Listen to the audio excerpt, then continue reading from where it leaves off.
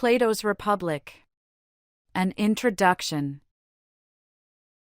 Sean McAleer. Introduction. Plato's Republic is one of those books that most people have probably heard of, even if they have not actually read it.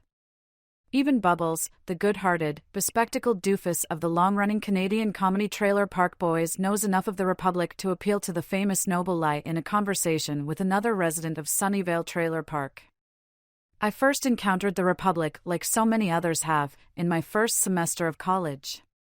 This was many years ago, but my memory of the experience was one of feeling lost much of the time. I had a fine high school education, but philosophy was new to me, with its focus on big, abstract questions and especially on rigorous, rational arguments as the means to answering them. I did reasonably well in the course, but the Republic was tricky terrain, and I did not really know my way about. My aim in this book is to help readers traverse Plato's philosophical masterpiece with fewer falls and less befuddled wandering than I experienced.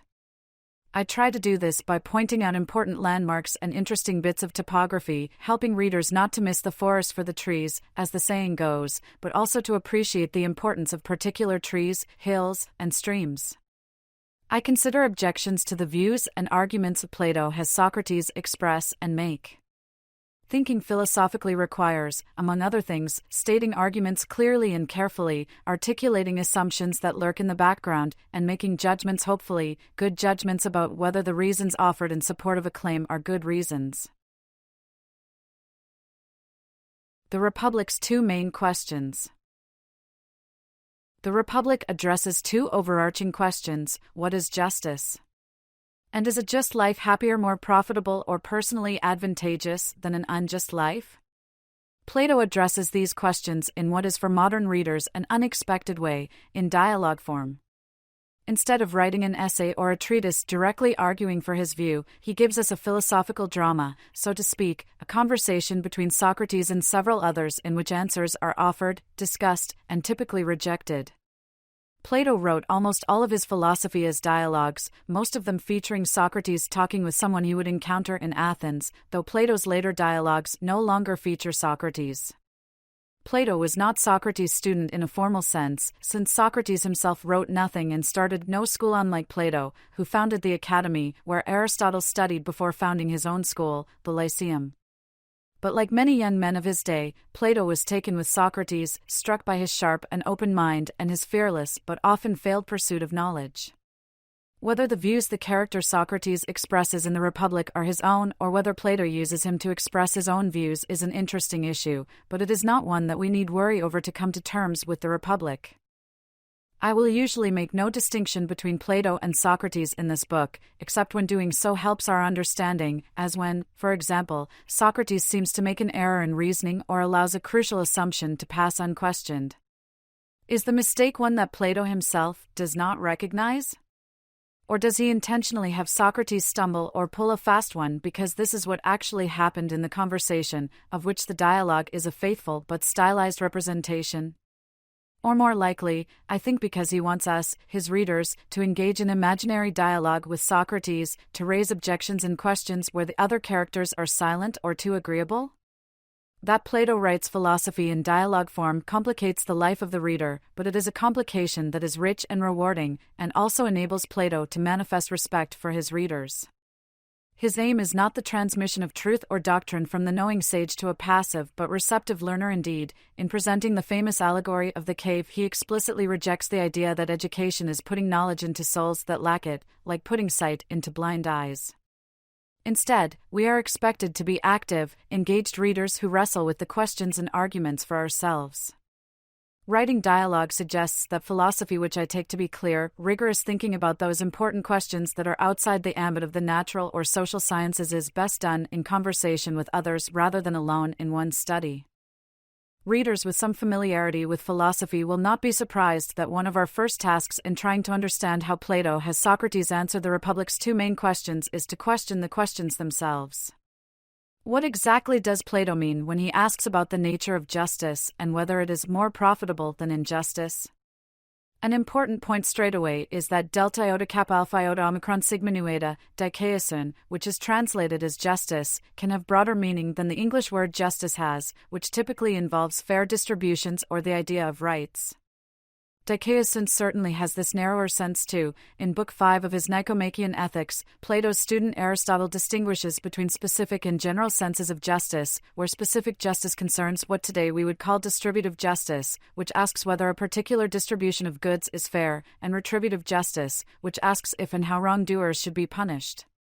The broader sense that Plato has in mind connotes moral goodness more generally, a virtue of doing the right thing, but we will ultimately see that for Plato justice is primarily about being a certain sort of person rather than doing certain kinds of things.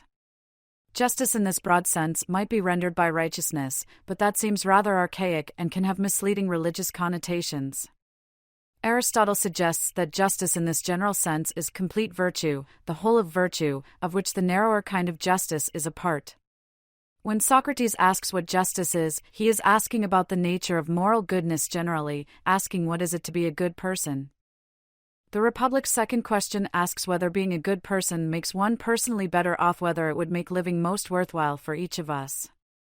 There is no question of whether a just life is morally better than an unjust life. The issue the second question raises, by contrast, is whether a just life is prudentially better, as philosophers often put it, whether it is in one's interest to be just and act justly. This question has great practical importance, given the overwhelmingly plausible assumption that each of us wants to be happy. As Socrates puts it, the argument concerns no ordinary topic but the way we ought to live. In ordinary English, there is a subtle distinction between leading a good life and having a good life. At the funeral of a friend who is devoted to the well-being of others, we expect the eulogy to focus on the former. They led a good life, helping others without thought of self and often to their own detriment. At the funeral of a friend devoted to the pleasures of the table and the bedroom, we are likelier to hear that they had a good life. So the Republic's second question inquires about the connection between leading a good life and having a good life. It is a comparative question, asking if the just person is happier than the unjust person. Socrates is not arguing that justice is sufficient for happiness, that being just alone makes for a happy life. Instead, he will argue that justice is necessary for happiness, that we cannot be happy without being just. Socrates thinks that justice alone will not guarantee happiness, since there may be external circumstances that make happiness impossible, even for the just person. But the just or morally good person will be as happy as it is possible to be in those circumstances and always be happier than the unjust person, since justice always makes one better off than injustice, he thinks.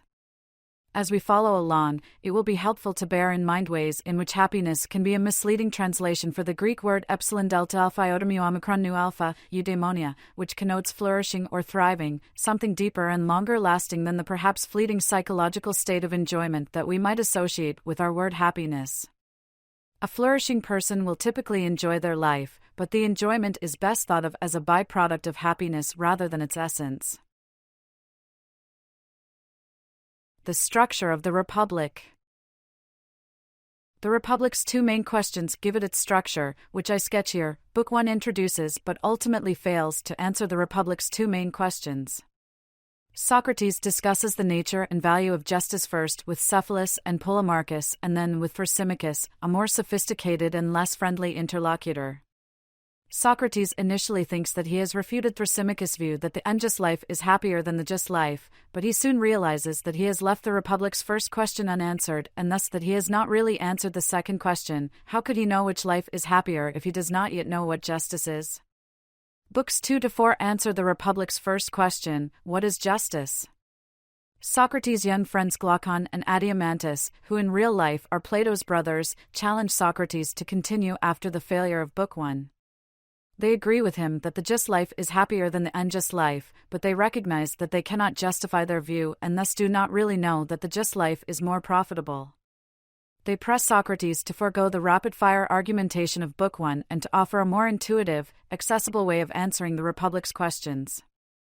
Although these questions concern justice as a virtue of persons, which we'll call personal justice, Socrates suggests that, since a polis, a Greek city-state, is just like a person, only bigger, the best way to figure out the nature of personal justice is to investigate justice in the polis, political justice, since it will be easier to find justice in the larger thing. Thus they set out to theoretically construct an ideal polis, which is completed by the end of Book 3. And by the end of Book 4, Socrates thinks he has answered the first question and starts on the second.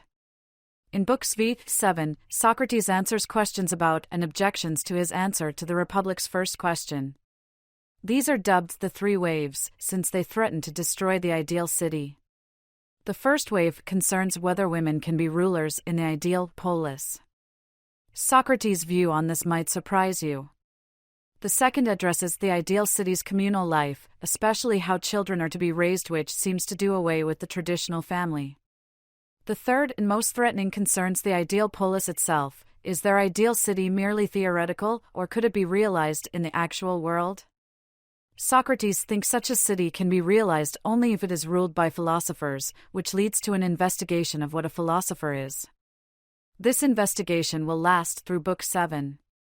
In addressing the third wave, Plato has Socrates introduce the famous theory of the forms and offer one of the Republic's central arguments, the powers argument. In defense of this view, he presents the analogies of the sun and the divided line in Book 6, and the famous allegory of the cave in Book 7, among other things. Having addressed the three waves to the company's satisfaction, in Books 8 to 9 Socrates turns to the Republic's second question: is the just life happier than the unjust life? Expanding on the psychology and political philosophy developed earlier, he distinguishes between 5 possible kinds of souls and city-states and argues that the just life is happier than the unjust life. Having answered the Republic's 2 questions, in Book 10 Socrates returns to the status of poetry, which featured prominently in the educational program sketched in Books 2 and 3. Despite his love for poetry, especially the works of Homer, he argues that most poetry should not be allowed in the ideal city because of its power to corrupt us. He concludes with the intriguing myth of air, about the importance of choice in a happy, well-lived life. Readers will often find it helpful to keep the Republic's overall structure in mind while making their way through the text, since what a character is talking about often makes more sense when we understand why they are talking about it. So it can be helpful, when feeling a little lost, to orient oneself by asking which question of the Republic's 2 main questions is being addressed, although it might take a bit of intellectual sleuthing to determine that. For example, the details of the educational program Socrates develops in Books 2 and 3 are interesting in their own right, but it is easy to lose sight of why he devotes so much time and intellectual energy to this topic. If we keep the Republic's overall structure in mind, we can see that Socrates discusses education and culture because he is exploring what an ideal polis is like, which requires an understanding of how the polis's rulers will be educated. And of course, he wants to create this ideal polis because the plan is to define political justice in order to define personal justice. And while the Republic's first question about the nature of personal justice is interesting in its own right, Socrates wants to answer it because, as he realizes at the end of Book 1, we cannot satisfactorily answer the Republic's second question about whether the just life is happier until we know what justice is. As orienting oneself by overall structure is an aid to understanding, I will try to offer signposts and reminders as we proceed through the Republic. Shortly, I will offer more detail about what individual chapters of this book will contain, but before doing that I want to draw the reader's attention to one more big-picture topic. Arguing about justice. Thrasymachus, Socrates' main antagonist in the second half of Book 1, thinks that justice and happiness are at odds with each other, that being just and acting justly leave one worse off. Socrates disagrees, and it is instructive to see what he does and does not do in the face of this disagreement. First, what he does not do: he does not insult Thrasymachus or impugn his intelligence or his motives. Sadly, the same cannot be said for Thrasymachus, who responds to Socrates' arguments in a rather nasty way. Nor does Socrates shrug and say things like, "Everyone's got a right to their opinion, I guess," or "who's to say," or "that's just your opinion, man," like a Lebowski of classical antiquity who has traded his bathrobe for a chiton. The ancient Greeks did not wear togas, that was a Roman thing. Socrates does not think that reason merely sheds light on the Republic's main questions, he thinks it can answer them. Some readers will be less confident in the power of rational argument and conceptual clarity. They may be more comfortable than Socrates and Plato are with there being more than one correct answer to these questions or with there being none. But even though Socrates himself is not a moral pluralist, it is important to see that the method he employs in arguing against Thrasymachus is consistent with there being a plurality of answers to moral questions of the sort that the Republic devotes itself to. For while Socrates' method of question and answer, formally called elenchus, a kind of cross-examination, is impersonal in the sense of focusing on principles rather than personalities, it is in another sense profoundly personal, for its focus is what the person he is engaging with thinks. The best way to investigate the nature of justice, he thinks, is to critically examine the views of someone who claims to know what justice is, to see if such a view can survive rigorous cross-examination and coherently hang together. So he proceeds from premises that his interlocutors endorse. Although Socrates thinks that there is an Archimedean point from which one can definitively settle moral questions, the Socratic method of question and answer does not presuppose this exalted view of reason. Its aim is more modest, to discover whether one's philosophical and moral beliefs are internally consistent. While this method is no respecter of persons in that it does not defer to someone based upon their social class, etc., it is, I think, profoundly respectful of persons, since it takes seriously a person's moral and philosophical views. Even though these views are usually found wanting, a willingness to examine a person's views about the nature of justice or courage or knowledge or whatever is certainly a way of taking those views, and that person, seriously. What to expect in this book? This book is not a line-by-line commentary of the Republic, but it hews closely to the main contours of the Republic. I intend it as an aid to reading the Republic rather than as a substitute for doing so. In the chapters to come, I try to guide readers, especially those new to the Republic or returning to it after a long absence, to a clear understanding of the Republic's main themes and distinctive arguments. But we will also pause to linger over details that are interesting in themselves and which contribute to a nuanced understanding of Plato's philosophical thought and literary artistry.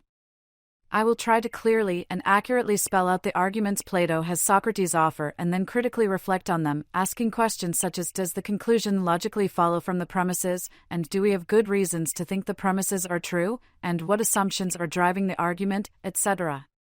We will see that Socrates' interlocutors often accept arguments that they have good reason to doubt. This is something most of us do, especially when we think the conclusion is true, but setting aside one's belief in a conclusion and querying the quality of the reasons offered in support of it is the hallmark of good critical thinking. I will try to model that in the pages to come and hopefully help readers sharpen their own philosophical skills.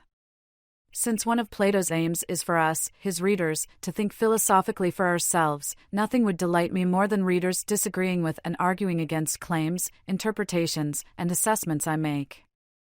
Needless to say, there is a lot I will leave out as we proceed through the Republic, but by the end readers should have a good sense of the main themes and arguments of the Republic and of some of the philosophical problems with them.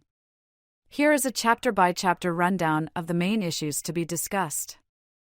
Chapter 1, Fathers and Sons, covers the first half of Book 1 of the Republic, where Socrates raises the Republic's first question about the nature of justice at the home of Cephalus, a wealthy merchant who lives in a suburb of Athens. Cephalus suggests that justice is paying one's debts and telling the truth, but Socrates thinks this cannot be the essence of justice, since there are times when one should not return what one has borrowed. This alerts us to an important fact about what Socrates is looking for in an account of justice. The account should be unconditionally correct, with no ifs, ands, or buts. Cephalus' son Polemarchus jumps into the conversation and offers a revision of his father's definition, suggesting that justice-right conduct generally is benefiting one's friends and harming one's enemies. Socrates finds this account has implications that Polemarchus himself cannot accept, so the chapter explores Socrates' reasoning, especially the assumption that justice, a virtue of character, is a craft or skill.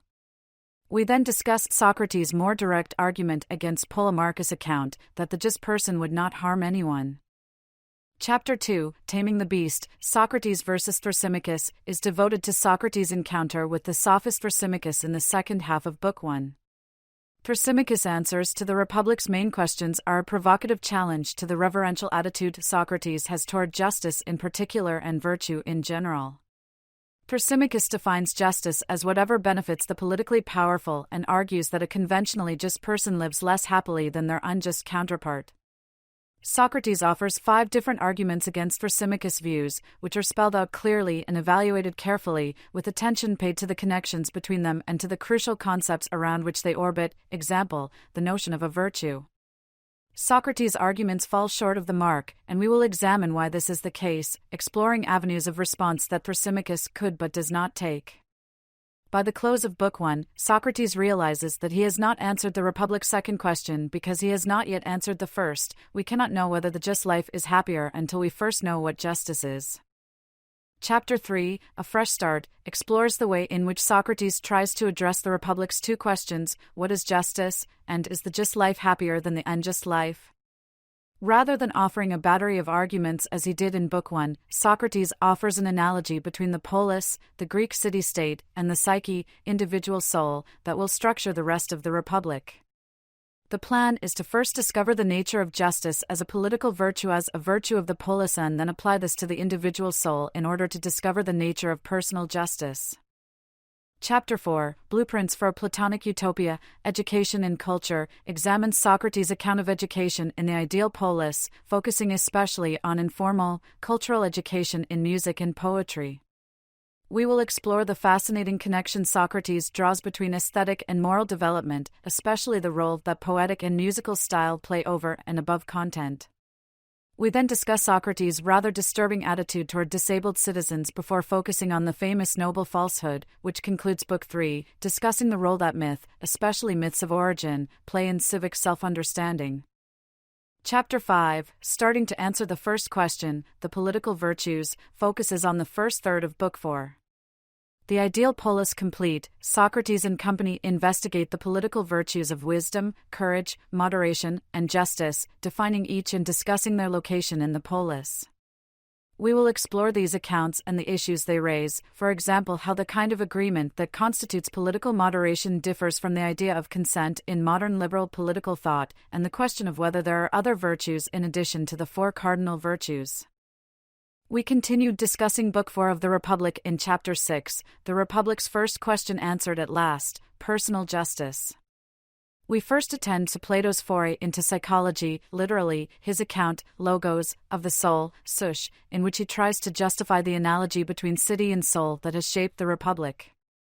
By appealing to the idea that the same thing cannot simultaneously undergo or perform opposite states or activities, dubbed the opposition principle, Socrates argues that the soul has a 3-part structure, just as the city does: a rational part, which corresponds to the guardian rulers in the polis, a spirited part, the seat of anger and pride, which corresponds to the soldierly auxiliaries of the polis, and an appetitive part, which corresponds to the craftspeople.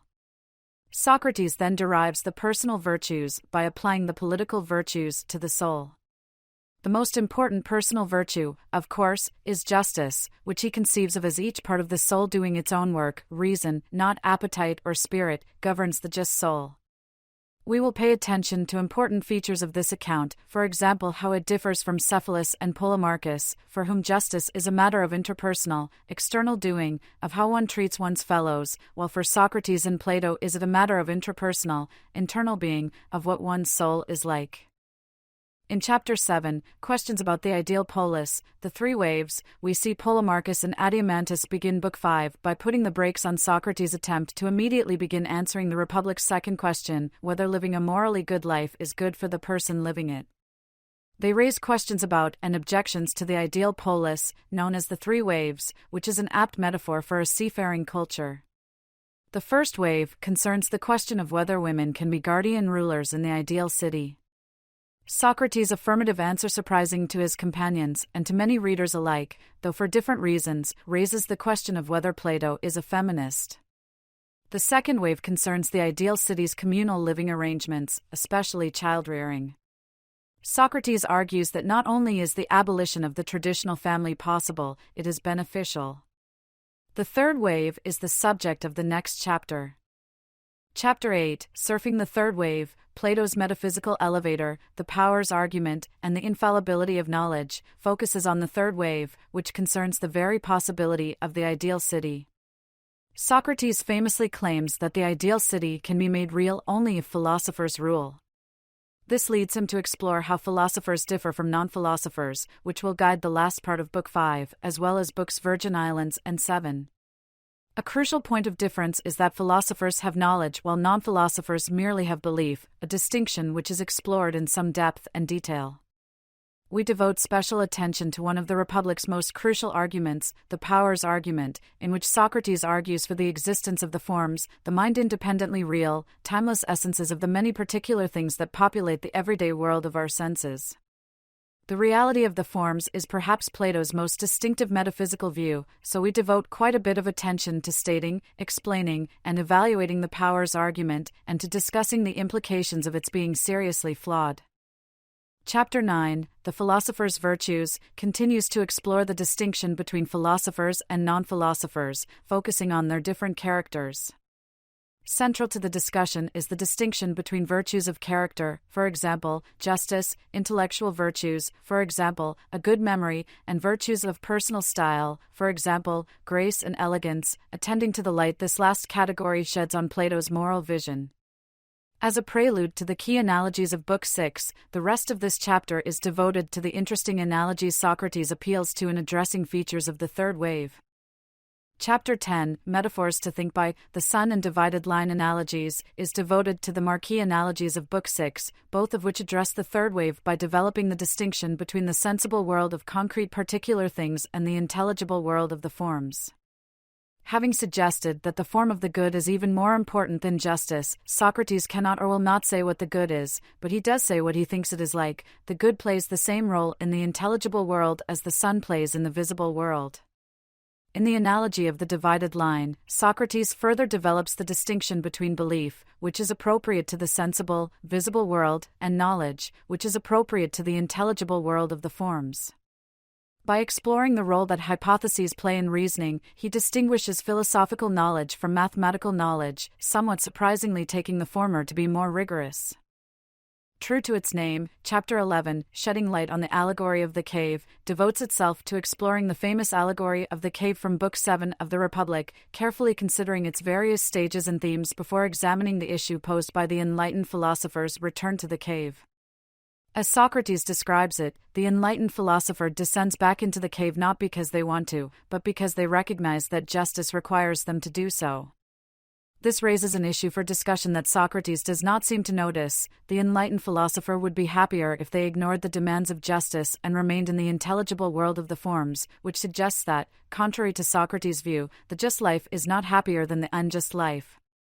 In Chapter 12, The Decline and Fall of the Ideal City Soul, we begin exploring Socrates' answer to the Republic's second question.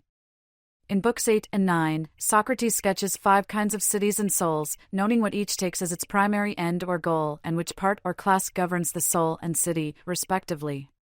We trace the decay from the best city soul to the worst, attending to the role that changes to education play and to interesting features of each stage, and discuss at some length Plato's distinction between necessary and unnecessary desires. Chapter 13, The Republic's Second Question Answered, 3.5 Arguments that the Just Life is Happier, explores the argument Socrates gives in Book 9 that the just life is happier indeed, 729 times happier than the unjust life. There are fascinating features of the first 2 arguments, for example that the tyrannical person is incapable of friendship and that each part of the soul has a distinctive kind of pleasure. The third argument, the metaphysics of pleasure argument, argues that since what is more filling is more pleasant and what is more real is more filling, the forms, being the most real things, ground the most pleasant pleasures. We discuss this argument at some length, noting its dependence on the powers argument but also exploring ways in which Socrates seems to anticipate and preemptively respond to objections. In the last argument, which Socrates does not identify as such, hence the half, is a metaphorical argument which, despite its being less philosophically rigorous than the metaphysics of pleasure argument, is more intuitively persuasive and in no way relies on the problematic powers argument. This chapter concludes with a discussion of Plato's paternalism, his view that most of us, being incapable of the philosophical wisdom that consists of knowledge of the good, are incapable of good self-governance, so we are all better off being governed by someone else's, i.e., a philosopher king's or queen's, reason. Chapter 14, Are we there yet? Tying Up Loose Ends in Book 1 Foot explores the three topics of the Republic's final book, Book 10. The first is the status of poetry, which Socrates wants to revisit since he now has a psychology, the three-part soul, that he lacked when poetry was first discussed. He concludes, quite reluctantly, that very little poetry will be allowed in the ideal city, mainly because of its power to corrupt us. We give ourselves over to emotion and thus dethrone reason from its rightful place. After exploring his arguments for this view, we turn to his argument for the immortality of the soul, which Socrates offers in the context of showing the external advantages of living a just life, namely, having a reputation for justice, which were set aside to answer Glaucon's and Adiamantus' challenge of showing that justice was intrinsically good, that all by itself it made its possessor better off. Lastly, we attend to the myth of Air, with which the Republic ends. Air's story is an allegory about the importance of careful choice in living justly and thus happily. It is a fascinating way to end the Republic. In terms of both content and style, we briefly explore what philosophical points Plato might be making by ending a work of philosophy this way. Needless to say, I have not mentioned everything we will discuss, but this should give readers a good sense of the main contours of the Republic and a decent idea of what is to come. Now, on to the Republic.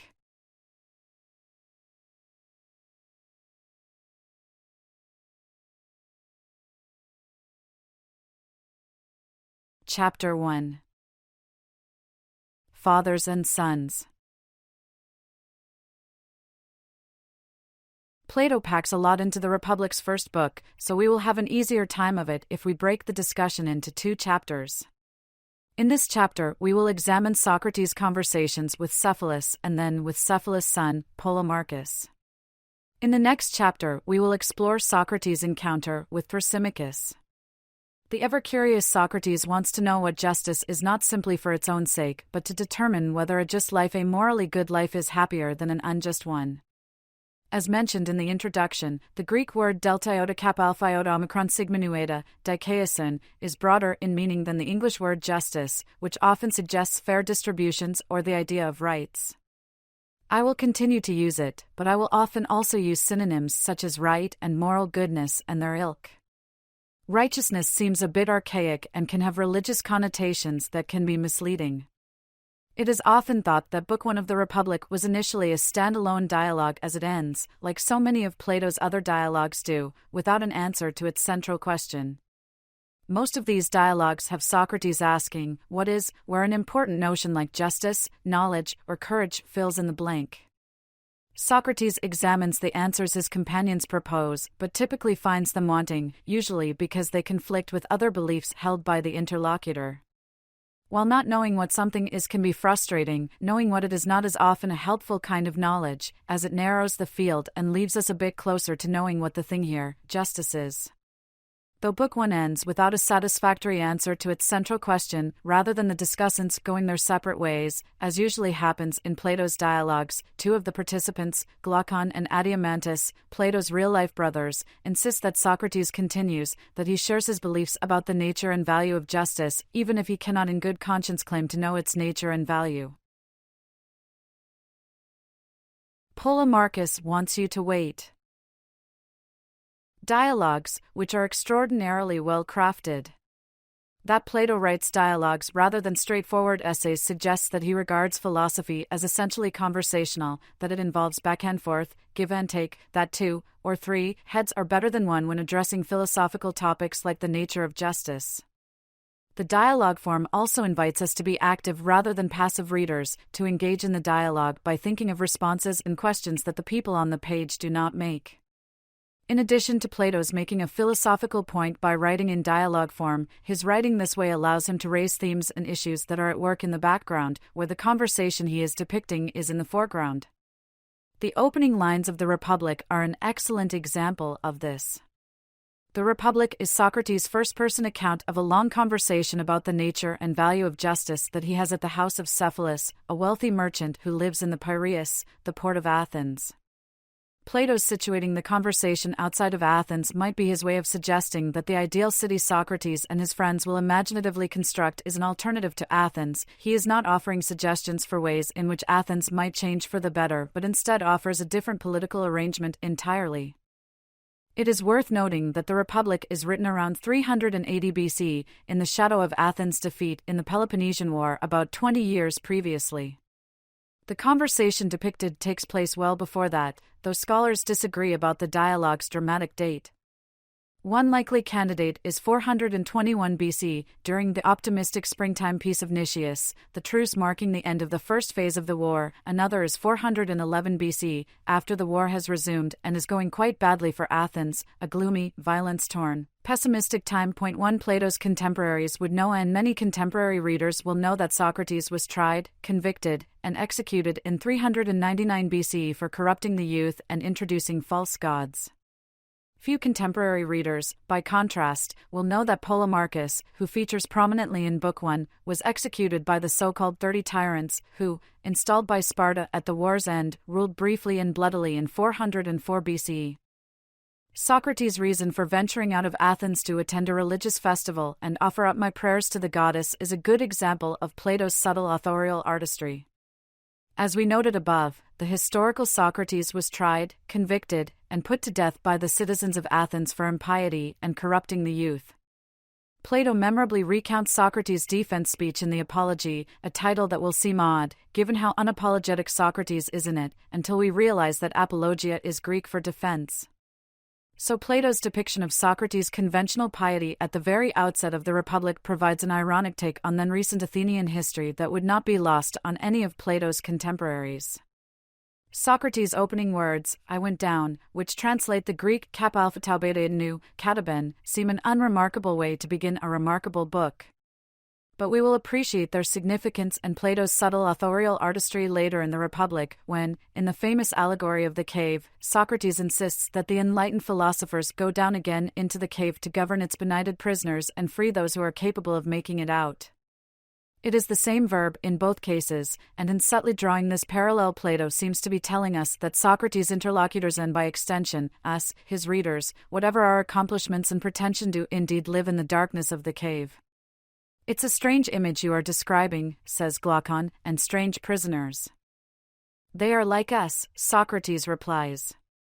Socrates tells his unnamed audience that Polemarchus' slave tugged on his cloak and asked him to wait. The casual invocation of slavery may bring many contemporary readers up short. Slavery was a fact of life in the Greek world, and lovers of Plato and other great classical authors such as Aeschylus, Aristophanes, and Aristotle, to name just three near the beginning of the alphabet, should at the very least pause at the possibility that the cultural achievement of classical Athens was possible only because it was a slave society. Although the claim is not uncontroversial, the consensus of contemporary scholars is that there is slavery in Plato's ideal polis. We may have occasion to investigate this later, but for now we might just note the fact that Polemarchus' slave is the first person that Socrates quotes in the Republic. Although Athenian slavery might partially frame the Republic for modern readers, Plato does not seem to raise it as a background issue worthy of philosophical attention, and there is no explicit discussion of its nature or moral status. Plato seems to accept it as something natural. Later, he suggests that an individual might be by nature suited to be a slave, an idea Aristotle develops in the first book of his Politics, but subject to moral constraint. For example, we are told that Greeks should not enslave other Greeks, and that rather than being harsh with his slaves, a good and properly educated person will merely look down on them. When Polemarchus finally catches up to Socrates, he tells him, "You must either prove stronger than we are, or you will have to stay here." This sounds ominous, but it is just an innocent pun on Socrates' name, the central element of which is kaparotau omicron, kratos, meaning strength or power. One suspects this is not the first time Socrates has endured this rather lame pun, but he replies graciously and without groaning, asking if there is not another alternative, that we persuade you to let us go. This little exchange is Plato's way of raising an important theme of the Republic, the opposition between force and persuasion, between the irrational and the rational. The conflict sometimes comes to the surface, for example, in the cave allegory mentioned above. Education, as Plato conceives of it, involves quite a bit of force. The freed prisoner is compelled to stand up, turn his head, and look up toward the light, and is dragged, from there by force, up the rough, steep path, and then dragged, into the sunlight. Though the enlightened philosophers would rather remain above, they return to the cave not because they are physically or psychologically compelled to do so, but because they are persuaded to. In response to Socrates' appeal to persuasion, Polemarchus jokingly plays a trump card, but could you persuade us, if we won't listen? Here Plato is recognizing a practical limit to the power of most of us have probably encountered people who seem impervious to evidence and argument. More chillingly, the psychologists Brendan Nyhan and Jason Reifler have identified what they call the backfire effect. Some of us are psychologically constituted so as to not merely remain unpersuaded by evidence and reasons that should lead us to give up certain beliefs, but actually tend to hold such beliefs even more strongly in the face of such evidence, so attempts to persuade the other by appeals to good evidence are likely to backfire. Plato is reminding us that genuine discussion and dialogue, as opposed to dueling monologues, cannot occur when we refuse to entertain reasons and evidence that go against our views. He is raising an important theme that will be at work in the background of the Republic, and raising it in the subtle way skilled literary artists do. There is more we could say about the subtleties of the Republic's opening, however the goal was not an exhaustive and exhausting catalogue and discussion of them, but rather to help the reader begin to appreciate the literary quality of the Republic and how inseparable its literary and philosophical aspects are for Plato. Cephalus. Justice is paying your debts and telling the truth. The entire conversation that is the Republic takes place at the suburban home of Cephalus, a wealthy merchant, whose son, Polemarchus, has a keen interest in philosophy. Cephalus likes Socrates, and Socrates clearly likes him. Nowadays, telling someone that you enjoy talking to them because you enjoy talking with the very old is unlikely to be well received, but Cephalus does not mind, in part because of the association of age and wisdom. Since Cephalus is farther along the road of life, he might have some insight about whether that road is rough and difficult or smooth and easy. The metaphor of the road or path is one we will see elsewhere in the Republic. Cephalus is a fine spokesperson for moral common sense. His idea of a good life is not a life of sex, drinking parties, and feasts, but rather one of moderation. Being wealthy does not hurt, he admits, but all by itself material comfort is not sufficient for living well. A good person would not easily bear old age if he were poor, he remarks, but a bad one would not be at peace with himself, even if he were wealthy.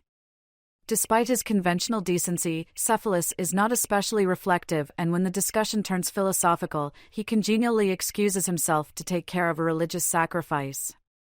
Cephalus exhibits an attractive kind of humility, as he is sufficiently self-aware to recognize that external factors play an important role in his being morally decent, and thus that he himself is not the sole cause of his goodness.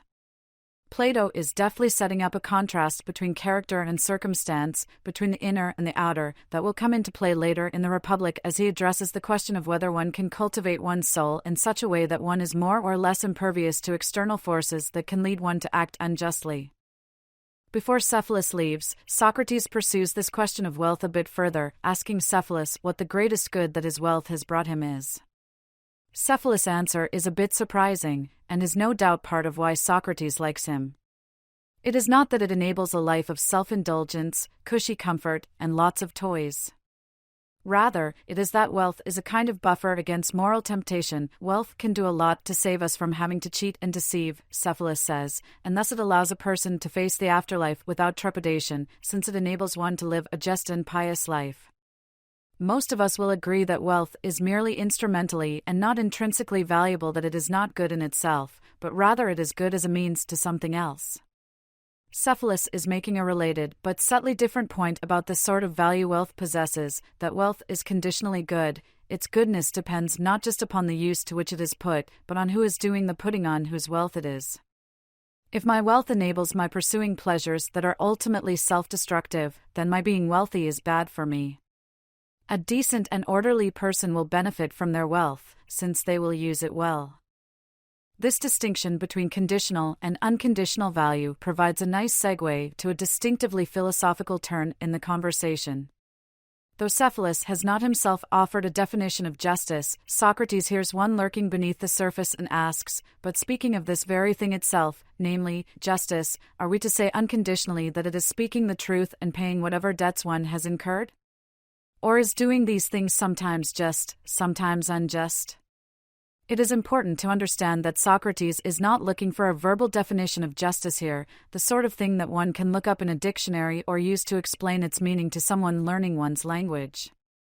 He is looking for the real definition of justice, for an account of the thing itself. Here real does not contrast with fake or imaginary but with verbal. Etymologically real derives from the Latin word res, which means thing or matter. There is no question about the verbal definition of dikaiosin, the word we are translating justice. It means morally right conduct generally. But exactly what morally right conduct is what Socrates wants to know. Trying to get clear about everyday concepts like justice, courage, knowledge, etc., by making explicit what is usually left implicit is one of philosophy's main tasks, for Plato. Plato's dialogues typically consist of Socrates encountering someone who claims to know the real definition of a virtue like justice or courage or temperance. But after some Socratic question and answer, it becomes clear that the proposed definition will not work, usually because it is inconsistent with other things his interlocutor believes, and that is what happens here. Most of the dialogues end without a definition being arrived at. They end in what scholars call pi omicron rho alpha, aporia, difficulty, perplexity.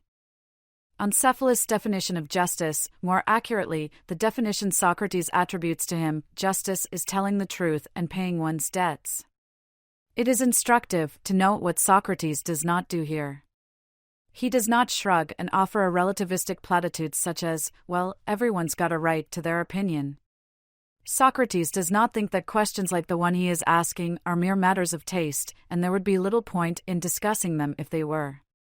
If you think broccoli is delicious and I cannot stand it, an argument about who is right is pointless, since there is no fact of the matter about whether broccoli is delicious. Hence the maxim de gustibus non est disputandum, there is no disputing about matters of taste.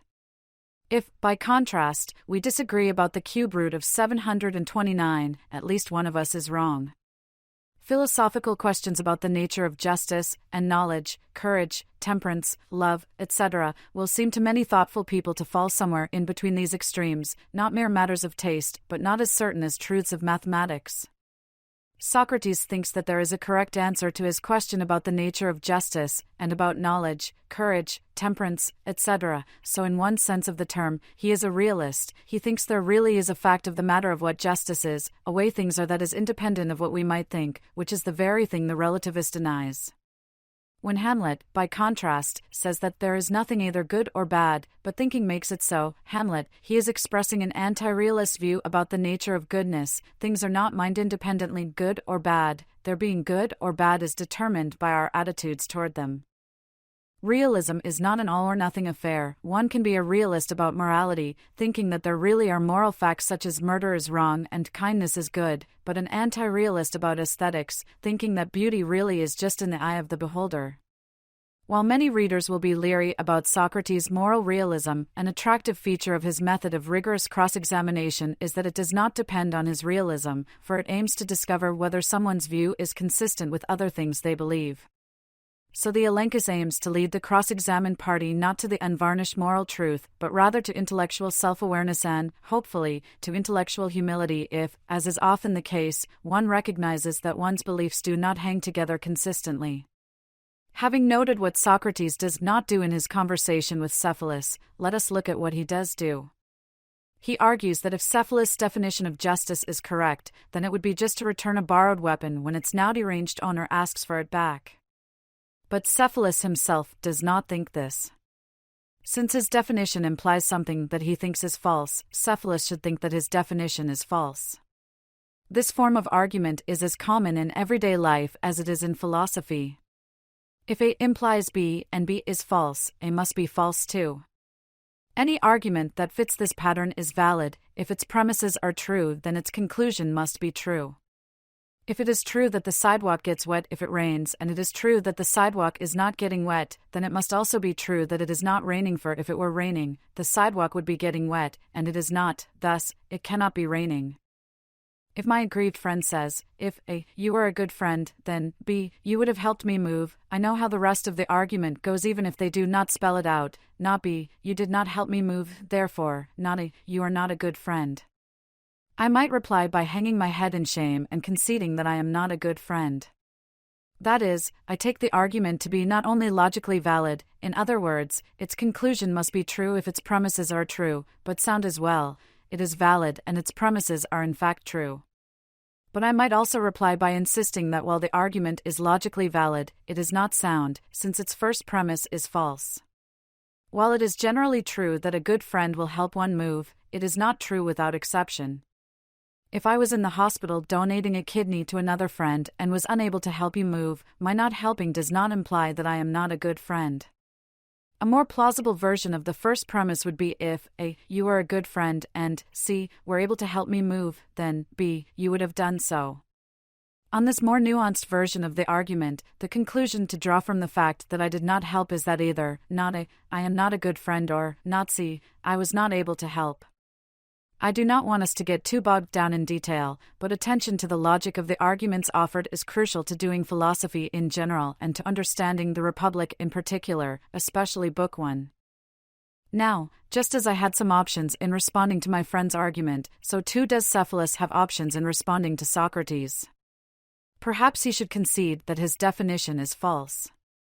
But he could also change his mind about whether it would be wrong to return the weapon. This seems less plausible. Most of us are surer of particular moral judgments we make than we are about more general moral principles. But if Cephalus is very confident in the truth of his definition, we might be willing to bite the bullet, as philosophers say, and accept an initially unpalatable claim.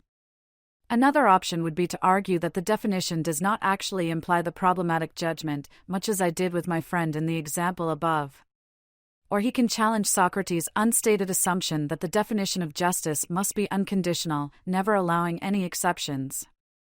Note that this is not a challenge to Socrates' definitional realism. Cephalus can still think that there is a uniquely correct definition while at the same time thinking that the correct definition is the sort of thing that holds only for the most part. In his imposingly titled Groundwork of the Metaphysics of Morals, the great modern philosopher Immanuel Kant insisted that moral principles must hold universally and not merely generally. 3. While Plato's student Aristotle, by contrast, thought that moral truths hold only for the most part, and that we must not demand more rigor than a subject affords. Plato is closer to Kant on this score than he is to Aristotle.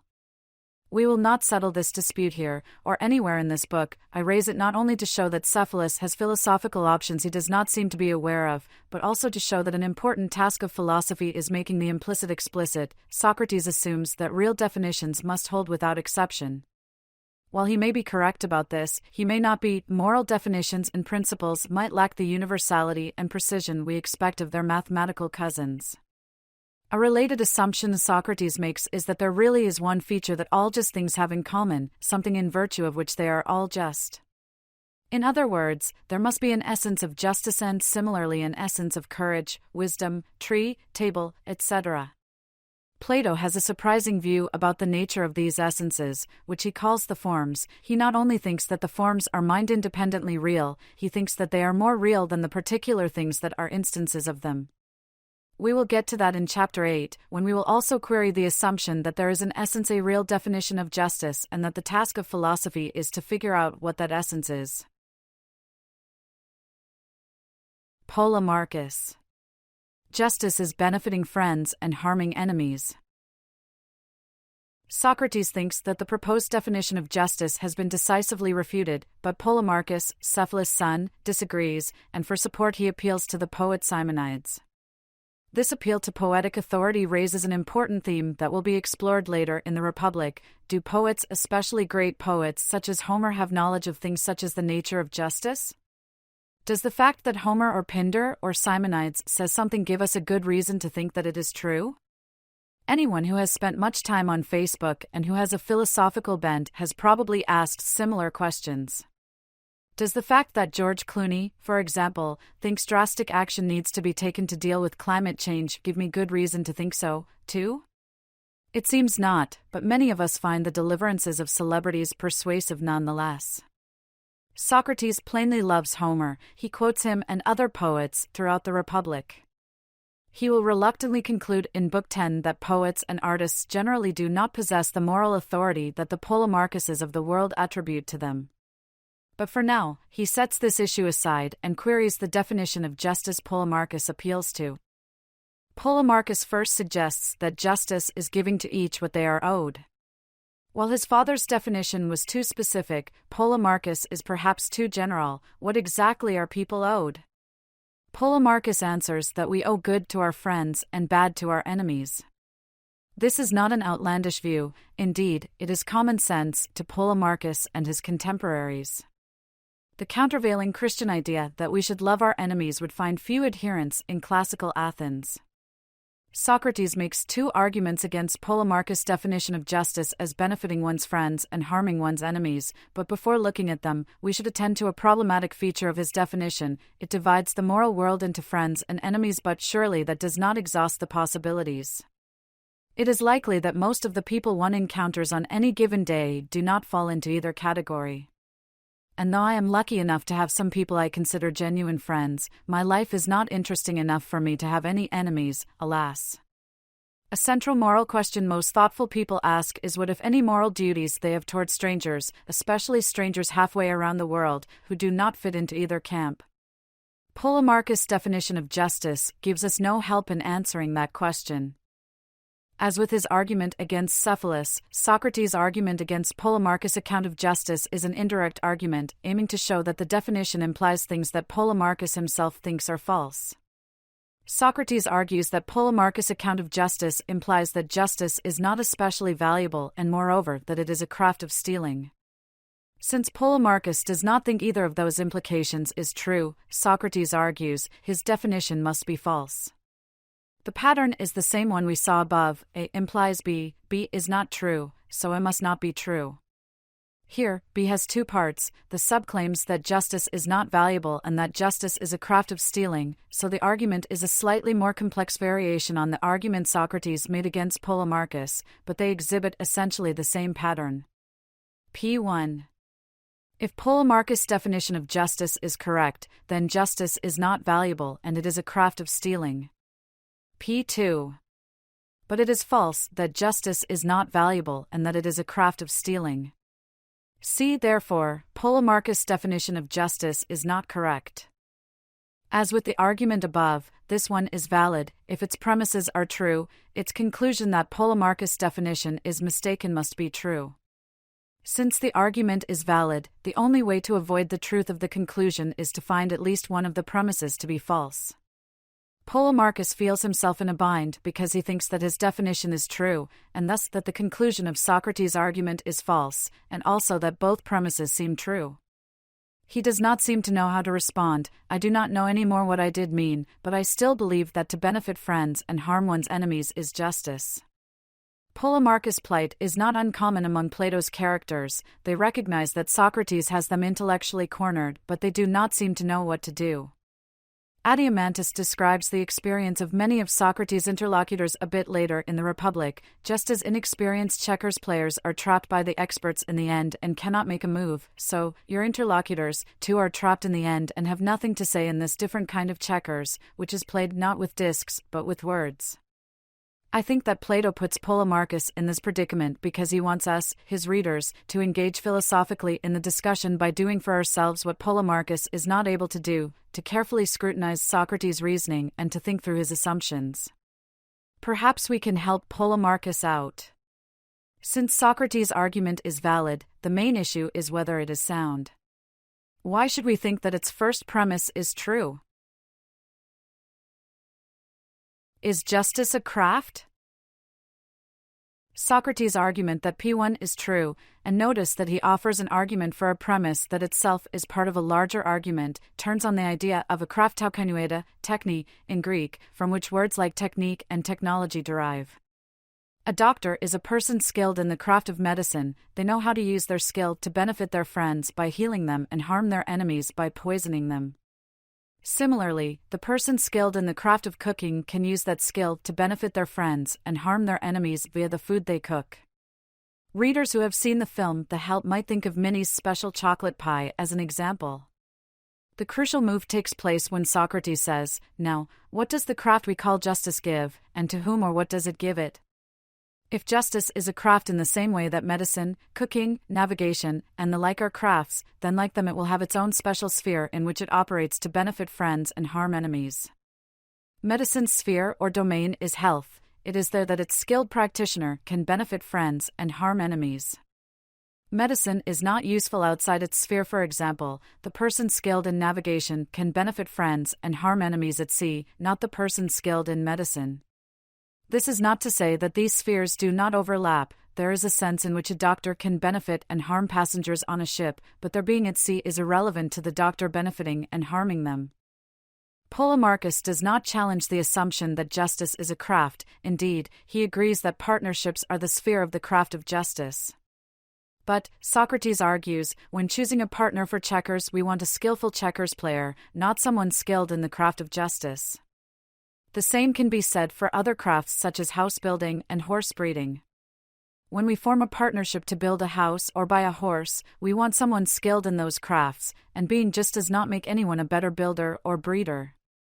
It is when we are not using something and want to safeguard it, Socrates argues, that we choose the person skilled in justice, who will not steal our money or our horse or our prized violin. So, Socrates concludes, justice is not worth very much, since it is only useful for useless things. This conclusion is an embarrassing one for Polemarchus' view, but it is not fatal to it. The fatal blow comes next. The person most skilled at protecting a computer network, to use an anachronistic example, is the person most skilled at hacking into networks. Since they know where the weak spots are, they will know how to patch them. At the end of the film Catch Me If You Can, master forger Franca Bagnall goes to work for the FBI, teaching agents how to spot forgeries. Socrates' general point is this: whenever someone is a clever guardian, then he is also a clever thief. But since the person skilled in the craft of justice is the best guardian of an item, they will also be best able to steal it and presumably avoid detection. Thus the just person is a kind of thief, and justice, by being a craft of guarding what is valuable, turns out to be a craft of stealing. Polemarchus is flummoxed. He does not think that justice is useless or a craft of stealing, but he has been led to the view that justice is useless and a craft of stealing by a series of steps that he agreed to. I think that Polemarchus should, but does not, question the assumption driving the argument that justice is a craft. Certainly, character virtues like justice are similar to crafts in interesting and important ways. For example, both are practical, involving know-how. Both are acquired by practice, by doing. Both are desirable to possess and objects of praise. But or at least a, crucial difference between them is that crafts are morally neutral, while character virtues moral virtues are not. As Socrates points out, the doctor, who possesses the craft of medicine, can use their craft for good or ill, to benefit and harm. If Polemarchus' definition of justice is correct, the doctor uses their craft to benefit their friends and harm their enemies and thereby exhibits justice. But a doctor who uses the craft of medicine to harm their friends is acting unjustly, on Polemarchus' view. Whether the doctor acts justly depends upon how they use their craft. Crafts are good, but they are conditionally good, good only if used appropriately. Their moral goodness is not intrinsic. Virtues, by contrast, seem to be unconditionally, intrinsically good. Possessing them makes their possessor morally better off, even if it makes them, say, financially worse off. Courage might seem to pose a problem for this claim, but we can set that worry aside for now. When Socrates asks, is someone a good and useful partner in a game of checkers because he is just or because he is a checkers player, he is treating the craft and the virtue as the same kind of thing. Instead of agreeing, Polemarchus should say, that is a false dilemma, Socrates. You are assuming that someone cannot be both just and a good checkers player because you are assuming that justice is a craft, and it is not. I want to play against someone who is good at checkers. The challenge makes the game more fun and someone who is not going to cheat. Being just does not make anyone a better builder or breeder or checkers player, but it does make someone a better partner to engage in those crafts with, since it makes her less likely to take unfair advantage or cheat. Perhaps Polemarchus has some implicit grasp of this point, which may be one reason why he remains unconvinced by Socrates' argument against his definition. It turns out that the first premise of Socrates' argument against Polemarchus' definition is more complex than it initially seemed. It is not. P1. If a Polemarchus' definition of justice is correct, then c. justice is not valuable and d. justice is a craft of stealing. But rather, P1 star. If A. Polemarchus' definition of justice is correct and B. Justice is a craft, then C. Justice is not valuable and D. Justice is a craft of stealing.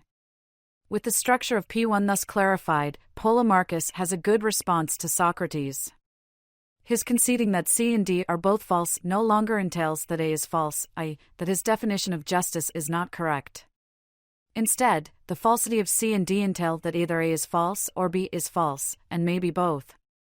And we have independent reasons for thinking B is false. Character virtues such as justice are like crafts in many ways, but they are not crafts, since crafts are morally neutral while character virtues and vices are morally loaded. Speaking of friends. The next argument has the same structure as the first. The definition implies something that is false, so it must be false, or at least Polemarchus ought to think it is false. In fact, Socrates seems to show that Polemarchus' definition implies that it is just to harm people who have done us no injustice, i.e., who are not our enemies. Then, according to your account, it is just to do bad things to those who do no injustice. Here the culprit is Polemarchus' mistaken account of who a friend is. Socrates distinguishes between subjective and objective accounts of friendship. On a subjective view, you are my friend if I think you are good and useful. What matters are my beliefs about you. On the objective view, you are my friend if in fact you are good and useful, regardless of whether I think so. Polemarchus opts for the first, subjective option, but Socrates points out that we are often mistaken about this sort of thing, which can lead to harming our friends and benefiting our enemies. Notice that here Polemarchus recognizes that his view is defective, since it implies something he knows to be false. My account, lambda gamma omicron, logos, must be a bad one, he says, proposing that they modify the subjective account of friendship, opting for a hybrid account that combines the objective and subjective accounts, someone who is both believed to be useful and as useful as a friend, someone who is believed to be useful but is not, is believed to be a friend but is not. This exchange shows Polemarchus in a better light than the first. He is much more active than in the first argument, where for the most part he limited himself to one-word replies to Socrates' somewhat leading questions. At the conclusion of the first argument he seemed helplessly befuddled, vaguely recognizing that there was some problem with his view but sticking to it nonetheless. I do not know any more what I did mean, but I still believe that to benefit one's friends and harm one's enemies is justice. In this exchange, he not only clearly recognizes the problem, his subjective account of friendship, but articulates the solution: let us change our definition of friendship. He is more rationally engaged in this exchange and provides a pretty good model for thinking philosophically, which, in the end, really just comes down to thinking clearly.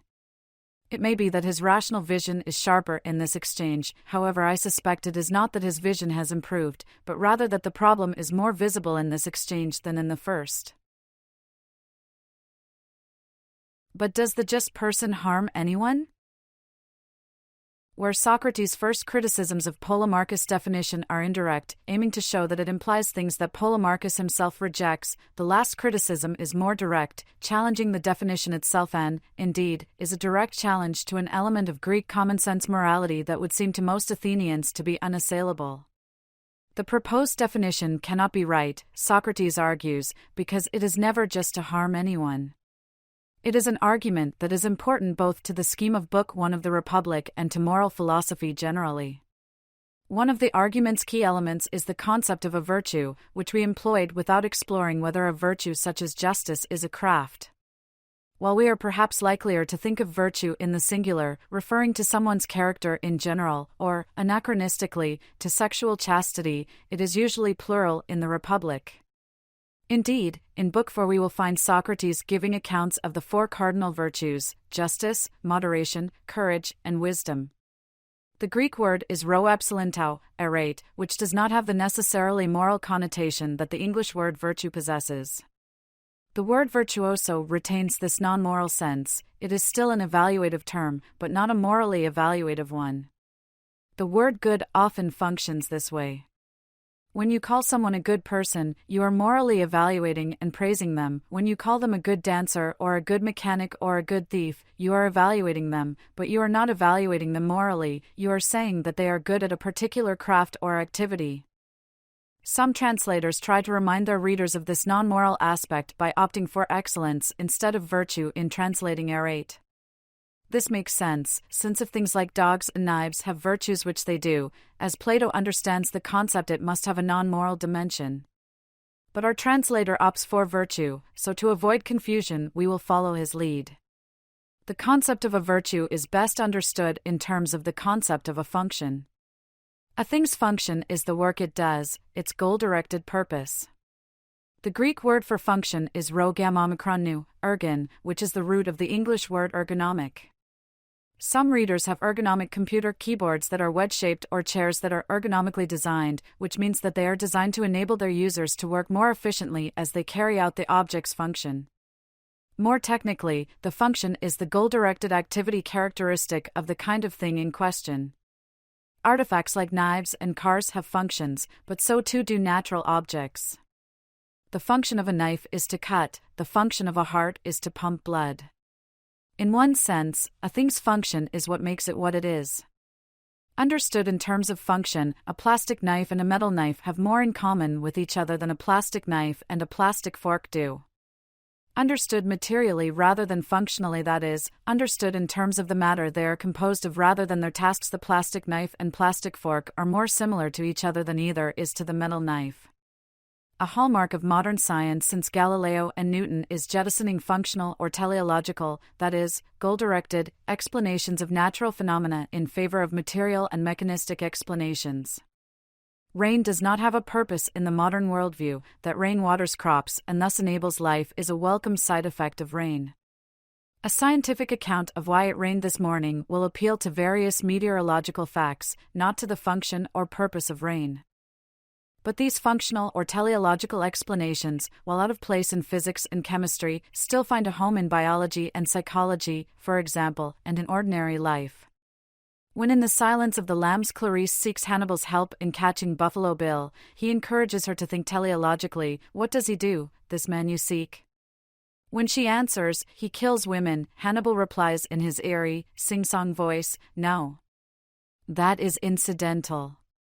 He is telling her that until she understands the goal around which he organizes his murderous activity, i.e., until she understands Bill's function, she will not be able to understand him, much less to catch him. Point 6. A virtue, then, is the state that enables the thing to perform its function well, and a vice, by contrast, is the state that prevents the thing from performing its function well. Sharpness is the virtue of a knife, since sharpness is what enables the knife to cut well, and dullness is a knife's vice, since it prevents the knife from cutting well. A dull knife still might cut, but it will not cut well. So a virtue is a good-making feature of thing. Sharpness makes for a good knife, since a sharp knife cuts well. If it sounds odd to talk of a knife's virtue, keep in mind that excellence is another way to translate arate.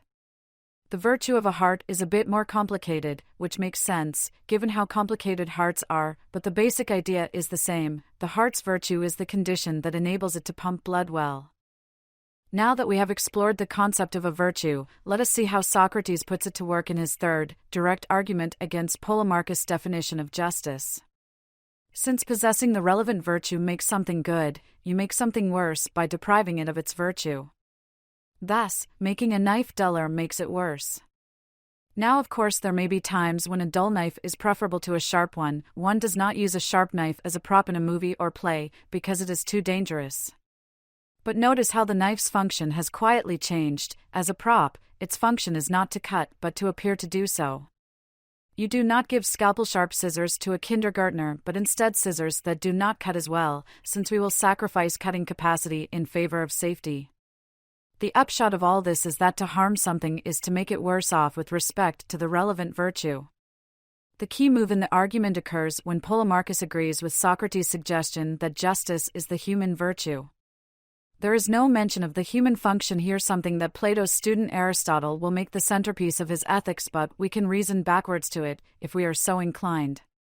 Perhaps our function is, at least in part, to live peacefully in communities. If so, then justice will be the trait, or surely among the traits, that will enable us to do so.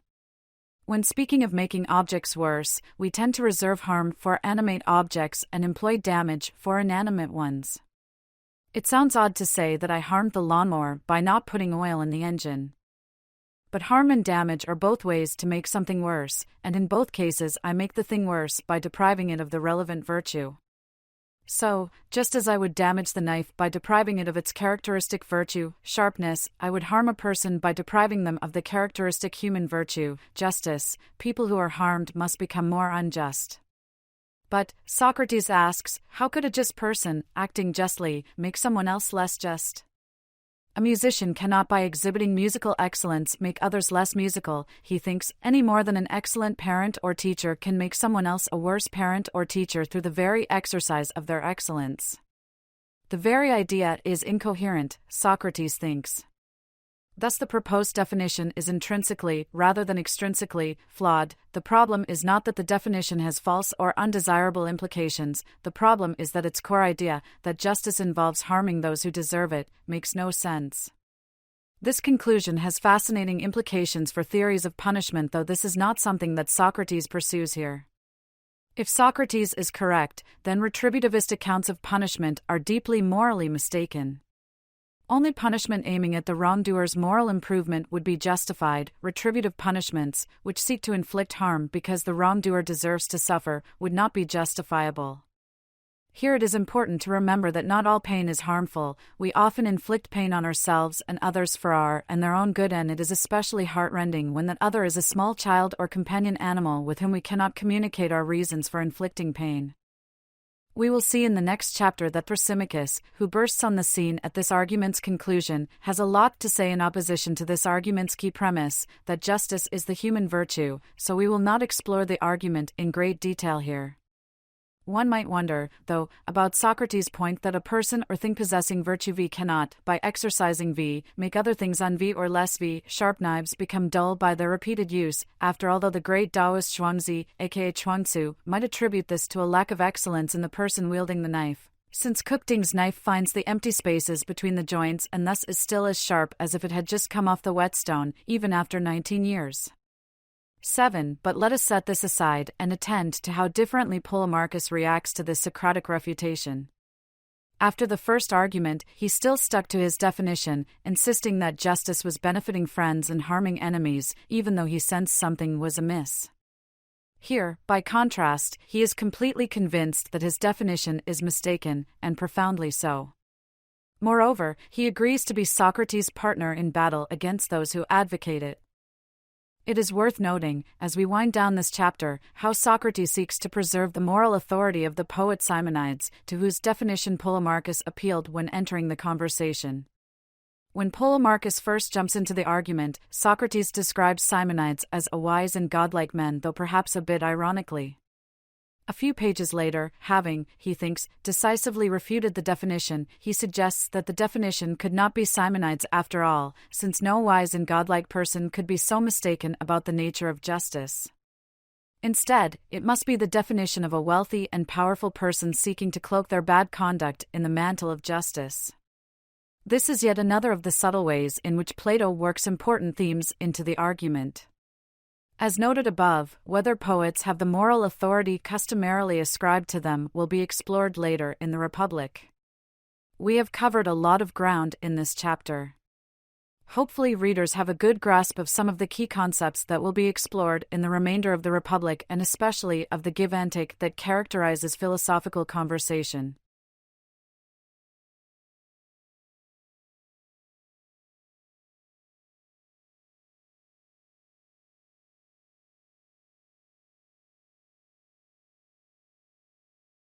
Chapter 2. Taming the Beast. The last half of Book 1 depicts Socrates' encounter with Thrasymachus. Like most characters in the Republic, Thrasymachus is a real person, and the views Plato attributes to him square with what is known of the historical Thrasymachus. Thrasymachus is a sophist, a professional, itinerant teacher of rhetoric, or the art of persuasion. Plato's worry about sophists is that their teaching is neither grounded in nor aimed at the truth, its only concern is persuasion. Enter Thrasymachus. Justice is whatever benefits the powerful. Thrasymachus bursts into the conversation like a wild beast, and Socrates twice remarks how frightening it was. His entrance might be merely an overly aggressive case of calling bullshit were it not for the antipathy he clearly has for Socrates. Socrates asks questions but never answers them. Thrasymachus complains and not. Thrasymachus thinks, because of any Socratic wisdom of knowing that he does not know the answers, but because of his love of honor. Thrasymachus thinks that Socrates just wants to win arguments. He responds to Socrates' assertions of the value of justice as a thing more valuable than even a large quantity of gold and of intellectual humility. We are incapable of finding it, with a loud, sarcastic laugh, dismissing them as just Socrates' usual irony. This last charge might sound strange to modern ears. Irony is often prized for its elegance. But here, irony, epsilon rho omega nu epsilon alpha, ironia, is seen as false modesty and thus a vice. In his Nicomachean Ethics, Aristotle rates irony, which he calls mock modesty, as one of the vices flanking the virtue of truthfulness, roughly, being a straight shooter, the other being boastfulness, and in his Rhetoric he notes that people often respond to irony with anger, since it can seem to show contempt. Perhaps that is what earns Thrasymachus' ire. In any case, Thrasymachus has an answer to Socrates' question about the nature of justice, one he is very proud of. Justice is nothing other than the advantage of the stronger. Two things to notice straight away about Thrasymachus' account are its political nature and its reductive, deflationary tone. By the stronger he means the politically powerful, who make laws to benefit themselves. Good people follow those rules, thinking it just to do so, which benefits the rulemakers. The definition's deflationary, reductive aspect is brought out in the nothing other than locution.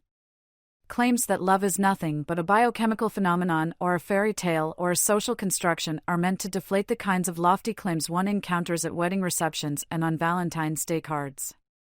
Thrasymachus offers his definition of justice in a similar vein. Though Socrates and Thrasymachus agree that justice is beneficial, they disagree about whom it benefits.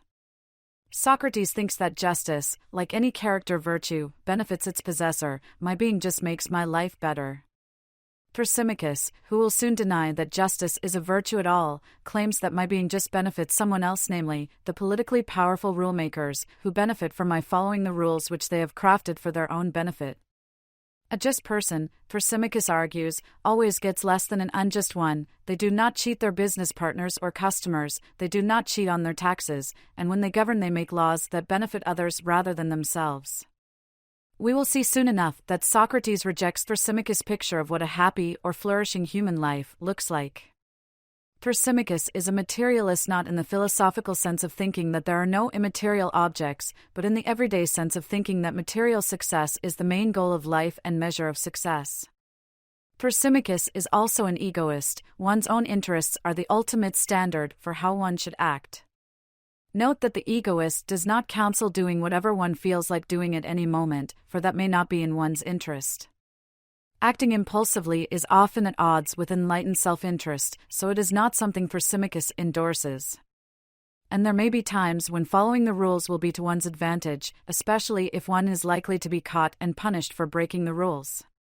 While it is almost always in one's interest to appear to be just, a point that Glaucon and Adeimantus will focus on in Book 2, it is rarely in one's interest to actually be just, Thrasymachus thinks. On his view, people who wish to be just are either naive simpletons who cluelessly enable their own exploitation, or they are savvy enough to recognize their own inability to act unjustly with impunity and so agree to the rules in order to protect themselves against those strong enough to do so. Justice is for the weak, he thinks. Those who reproach injustice do so because they are afraid not of doing it, but of suffering it. 5 arguments against Thrasymachus' definition of justice. There is more to say about Thrasymachus' definition of justice, but the best way to do that is to turn to the arguments Socrates gives against it. As with the conversations with Cephalus and Polemarchus, Socrates will argue from premises that Thrasymachus accepts to conclusions that are at odds with those premises. That is, he will try to show that Thrasymachus' view is at odds with itself, and thus that Thrasymachus himself has reason to discard or at least revise his view. Socrates makes 5 such arguments. The first 2 target Thrasymachus' answer to the Republic's first question about the nature of justice, that is, his claim that justice is whatever benefits the stronger. The last 3 target his answer to the Republic's second question about whether a just life is happier than an unjust one. We will take them each in turn. The error argument. I have dubbed the first argument the error argument because it turns on the possibility that rulers, being fallible, are prone to error in crafting laws. The argument is straightforward. Thrasymachus agrees that justice is or at least requires following laws laid down by the rulers. But rulers, being fallible, sometimes make mistakes and thus enact laws that are not in their own interests. So sometimes, at least justice is not what benefits the stronger. Since on Socrates' view an adequate definition of a thing's essence must not allow for exceptions, Thrasymachus' definition must be rejected or revised, since there are times when justice does not benefit the stronger. Reconstructed in premise-conclusion form, Socrates' error argument against Thrasymachus goes like this: P1 In a political system, the rulers are stronger than the ruled. P2 Justice is obedience to whatever the rulers command. P3 Rulers sometimes err and do not command what is to their advantage. So, justice is not, always, the advantage of the stronger. The argument seems deductively valid, that is, its conclusion must be true if its premises are true. Since Thrasymachus rejects the conclusion, rational consistency requires him to reject at least one of the premises. Hopefully this requirement makes sense. Since the argument is valid, if all its premises are true, its conclusion would have to be true. So if I think the conclusion of a valid argument is false, I cannot think that all the premises are in fact true, because if the premises were in fact true, the conclusion would be true, too. It is irrational to think that all the premises of a valid argument are in fact true and to think that the conclusion that follows from them is false.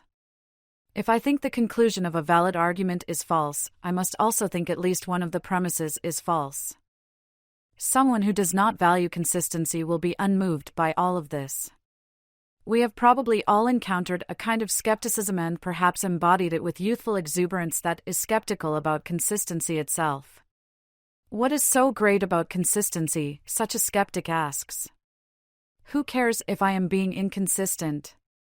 If the skeptic is bookish, they might even quote from Ralph Waldo Emerson's well-known essay, Self-Reliance: A Foolish Consistency is the Hobgoblin of Little Minds, adored by little statesmen and philosophers and divines. Or they might appeal to F. Scott Fitzgerald's assertion in The Crack-Up that the test of a first-rate intelligence is the ability to hold two opposed ideas in the mind at the same time, and still retain the ability to function. One way to respond to our skeptic is to point out that for Emerson the bogeyman wasn't consistency but rather foolish consistency. With consistency a great soul has simply nothing to do.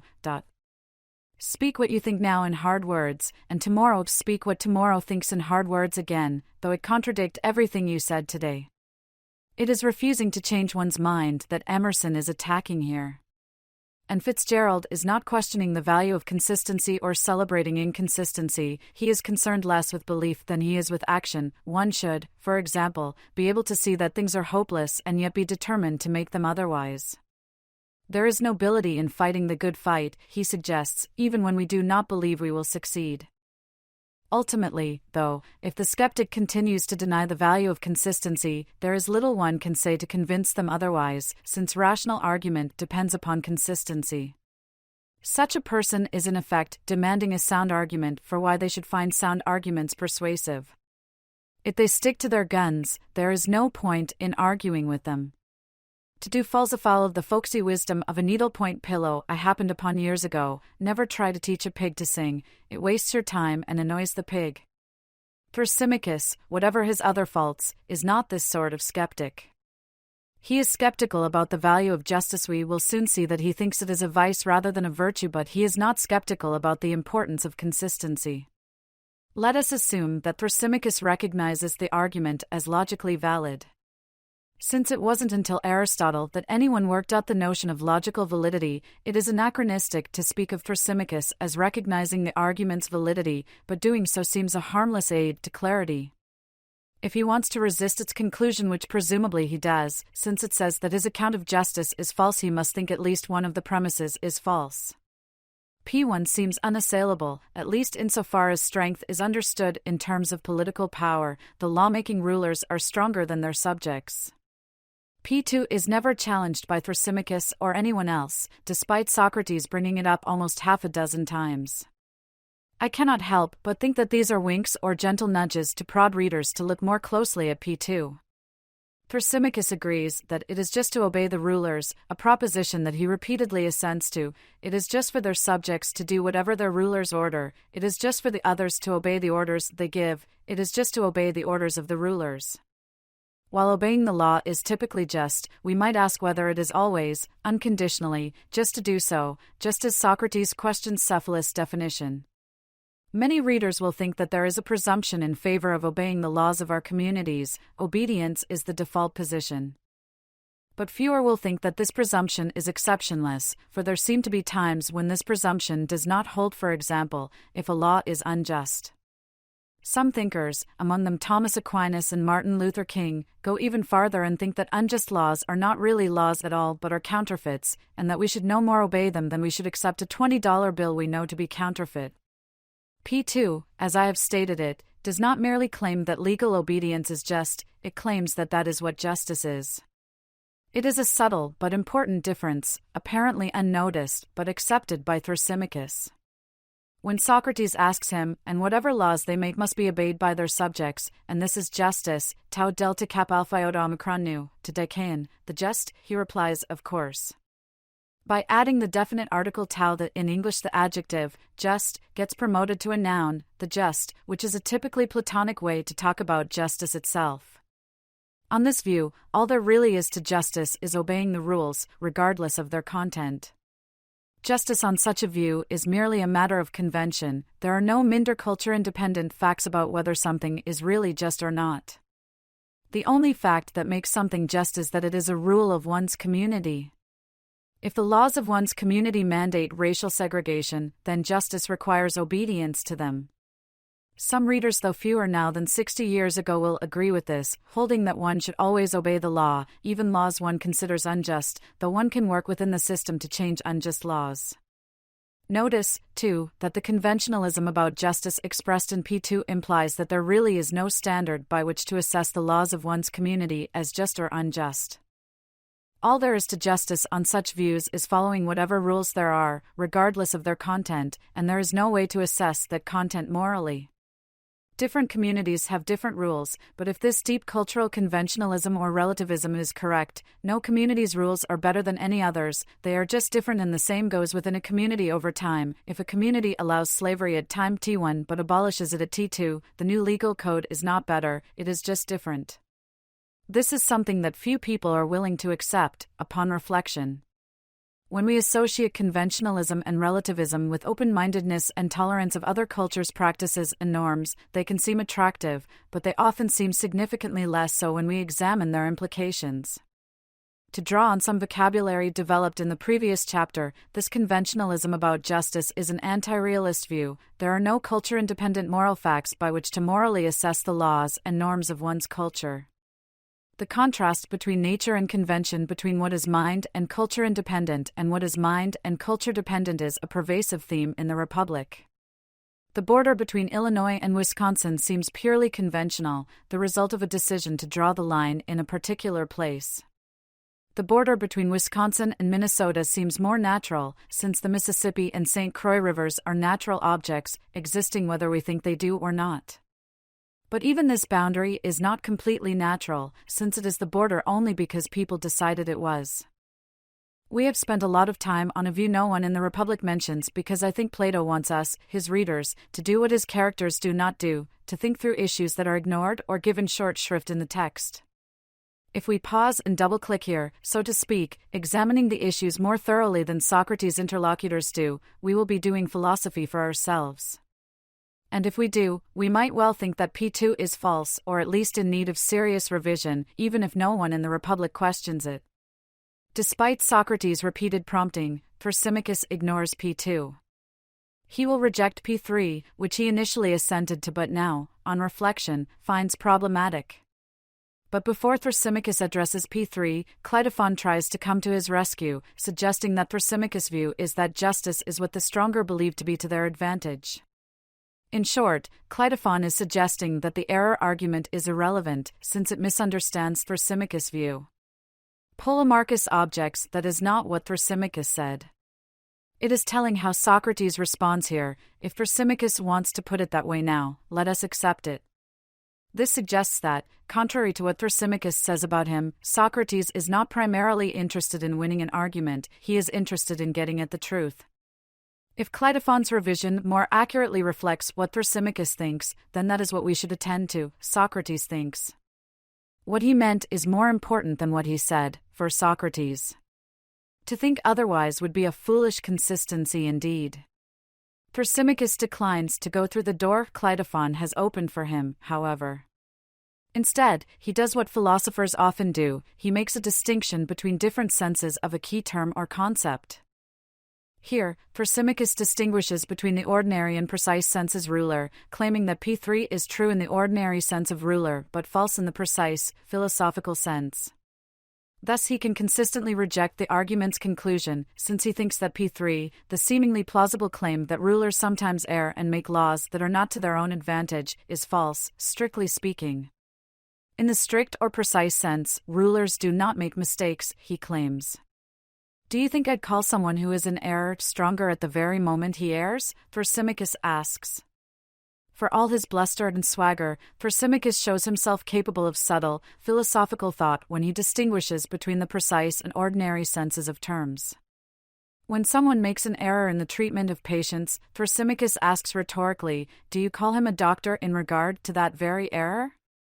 The same goes for accountants, grammarians, and any person said to possess a craft.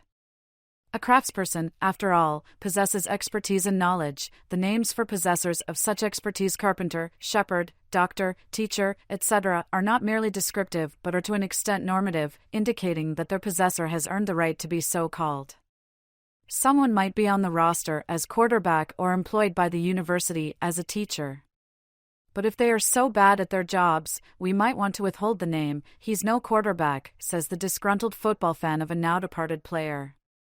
The fan is not saying that, say, Jay Cutler did not play that position. They would be likelier to say he is not a quarterback if the description is factually incorrect, if say the player were a linebacker and not a quarterback.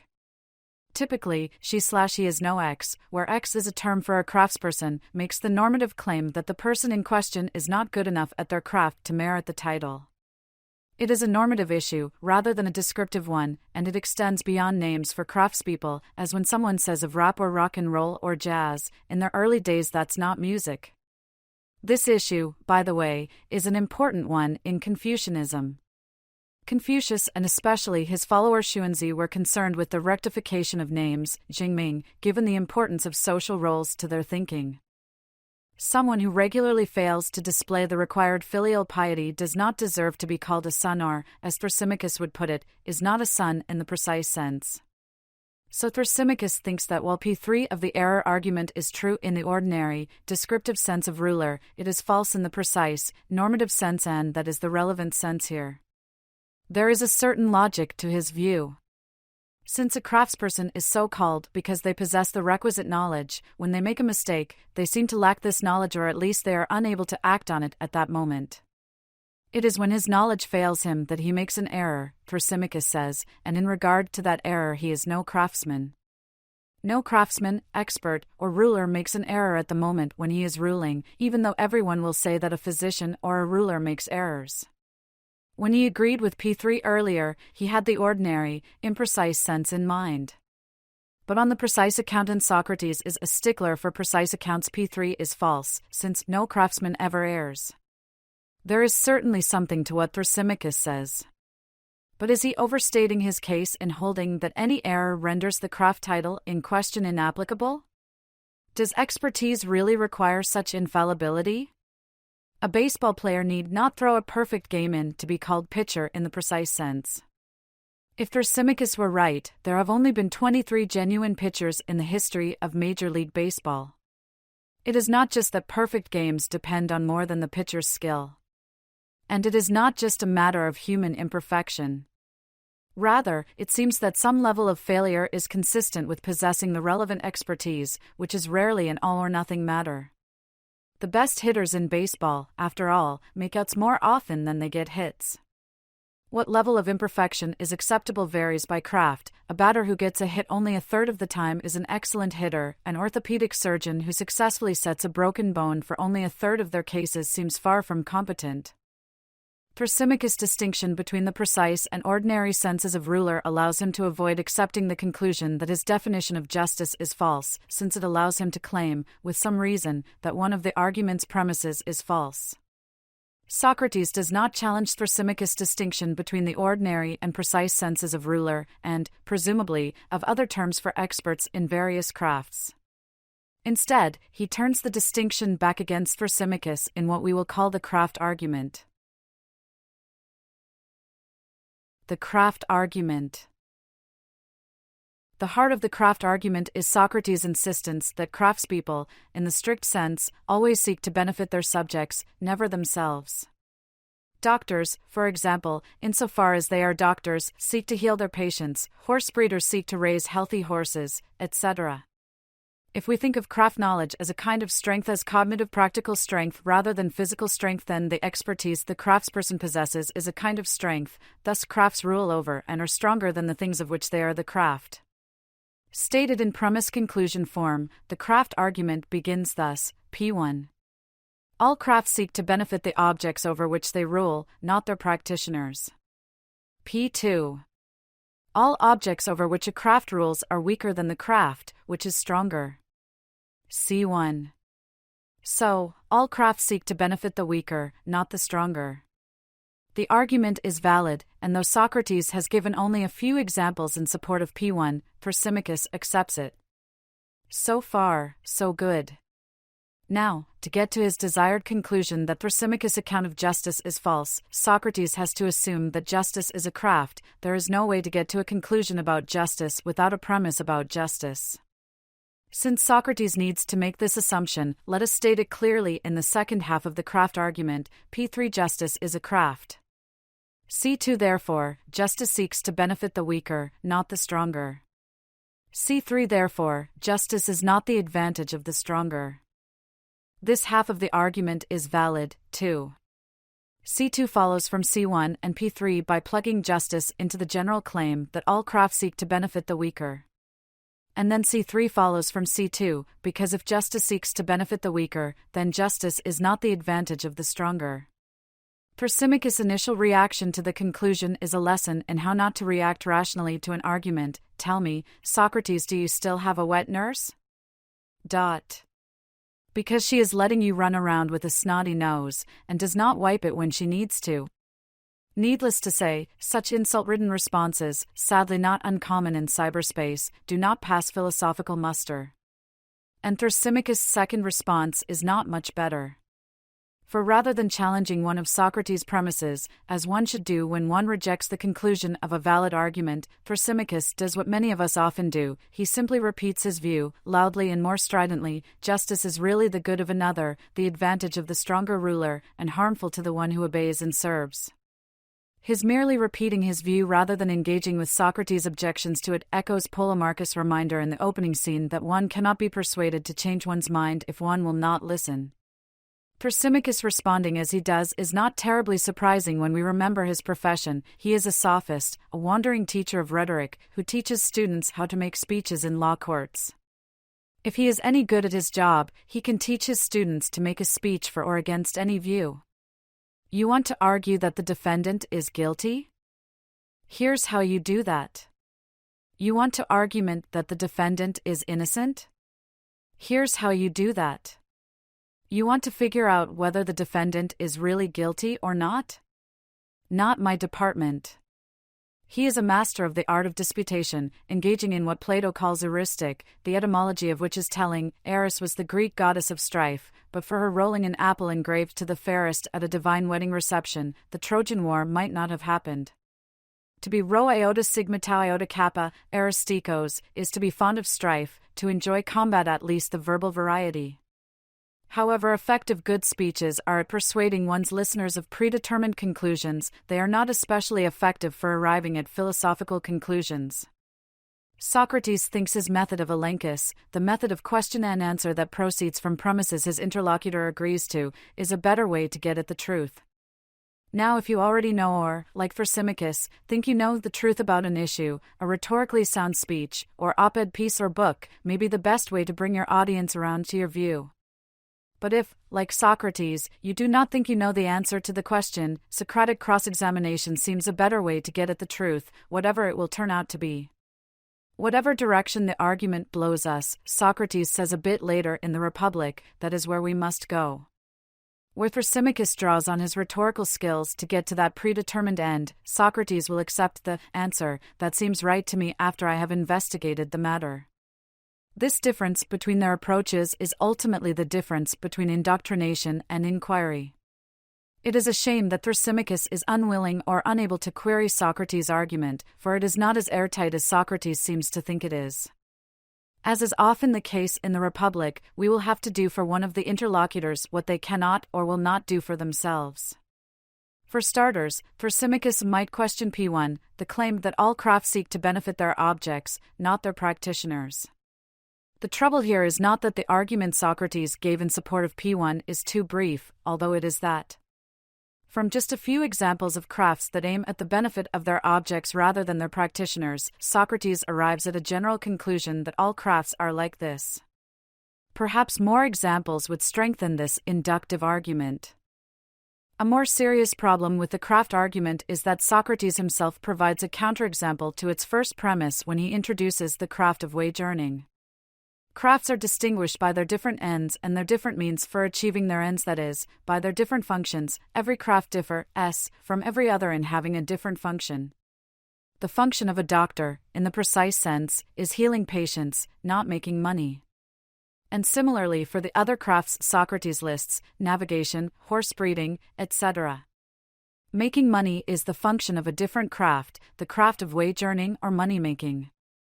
If doctors and horse breeders and ship captains and teachers benefit financially from practicing their crafts, it is because they possess another craft, the craft of wage earning. Many readers will be familiar with chefs and carpenters and doctors who are truly expert at their crafts, but who lack business sense. At the other end of the spectrum are those famous for being famous celebrities whose only discernible skill is money-making, an ability to monetize their otherwise devoid of accomplishment existences. By now the point is probably obvious: the craft of money-making is practiced for the benefit of the practitioner. While medicine and teaching are other-focused, wage earning is self-focused, it benefits the craftsperson. And it is true that you might practice this craft altruistically, as when you want to earn more money so you can better provide for your family or community, but the craft itself aims to benefit the craftsperson. So right off the bat, Thrasymachus has grounds to resist the conclusion that his definition is false. Of course, the conclusion of an unsound argument might still be true. Just as there is nothing inconsistent about a juror thinking the defendant actually committed the crime in question but voting to acquit because the state did not prove its case beyond a reasonable doubt, there is nothing inconsistent in believing that the conclusion of an unsound or invalid argument is true. If Thrasymachus were more fair-minded, he might concede that his definition of justice might be false, but insist that Socrates has not shown that it is. Another and perhaps better option for Thrasymachus is to cast doubt on P3, the claim that justice is a craft. As noted above, this is an implicit assumption of the argument, not an explicit claim, though Socrates did assert it earlier, in arguing against Polemarchus. What does the craft we call justice give, and to whom or what does it give it? This would be a good move for Thrasymachus to make, since we already have good reason to think that P3 is false. While crafts and character virtues are similar in many ways, crafts are morally neutral whereas character virtues are not. If justice is not a craft, then the general claim that crafts are other-focused would not apply to it. Now it looks like the argument is doubly unsound, since we have good reason to doubt both P1 and P3, so Thrasymachus is not rationally compelled to accept its conclusion. Socrates might reply that even if justice is not a craft, ruling is. But then the craft argument's conclusion needs to be changed as well, which stymies Socrates' attempt to make progress toward understanding what justice is by showing what it is not. The argument so modified would not be a refutation of Thrasymachus' definition of justice, but rather of the view that rulers, in the precise sense, seek not their own benefit but rather the benefit of those they rule. We might think this is true, at least of good rulers, but Thrasymachus could here raise the problems with P1, reminding Socrates that his own example of wage earning is a counterexample to the general claim that crafts are not practiced primarily for the benefit of the craftsperson. Why not think ruling is analogous to wage earning, Thrasymachus could ask, and aims at the benefit of the ruler? At the very least, Socrates has not given him compelling reasons to think that it is not. An important lesson here is how interlinked the arguments of the Republic are. Earlier I suggested that the important conclusion to draw from Socrates' attempted refutation of Polemarchus was not the one he explicitly drew, but rather that justice and other moral virtues are not crafts. Whether this was the lesson Plato hoped we'd learn is beside the point, at least to the extent that one goal in reading the Republic is to do philosophy ourselves, to engage in imaginary dialogue with Socrates as we try to get at or at least close to the truth of the matter. If the assumption that justice is a craft is false, its reappearing as a premise here undermines the craft argument. The outdoing argument. Even if the craft argument is unsound, it explicitly raises the Republic's second main question of whether the just life is happier than the unjust life.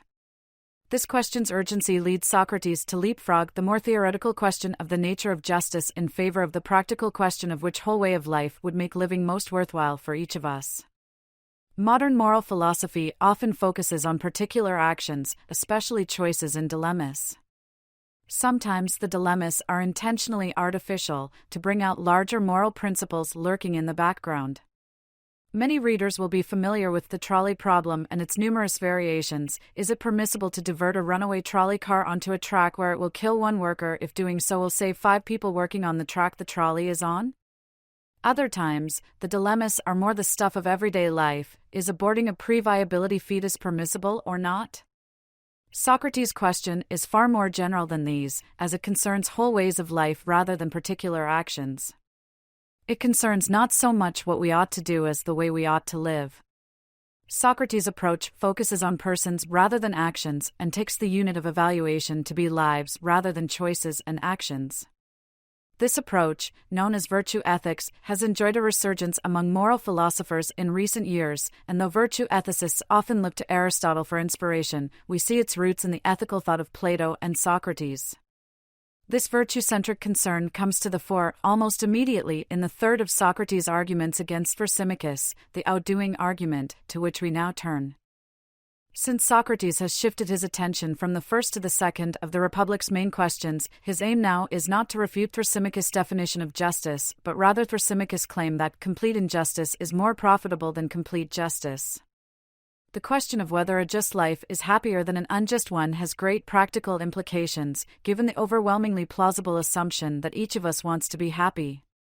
Few of us would dispute that the just life is morally better than the unjust life. The issue here is whether the just life is prudentially better, whether, as we put it in the introduction, having a good life requires leading a good life. Thrasymachus thinks not, since a just man always gets less than an unjust one. If Thrasymachus is right about which life is happier, then each of us has a strong reason to act unjustly. If a just or morally good life is always at odds with happiness, living a just life will inevitably frustrate a core desire each of us has. Socrates argues that, despite its apparent plausibility, Thrasymachus' view is profoundly mistaken, since morality and happiness are not fundamentally at odds with each other. Far from being an impediment to happiness, a just life is at least a necessary condition of a happy life, on Socrates' view, since we cannot be happy unless we are just.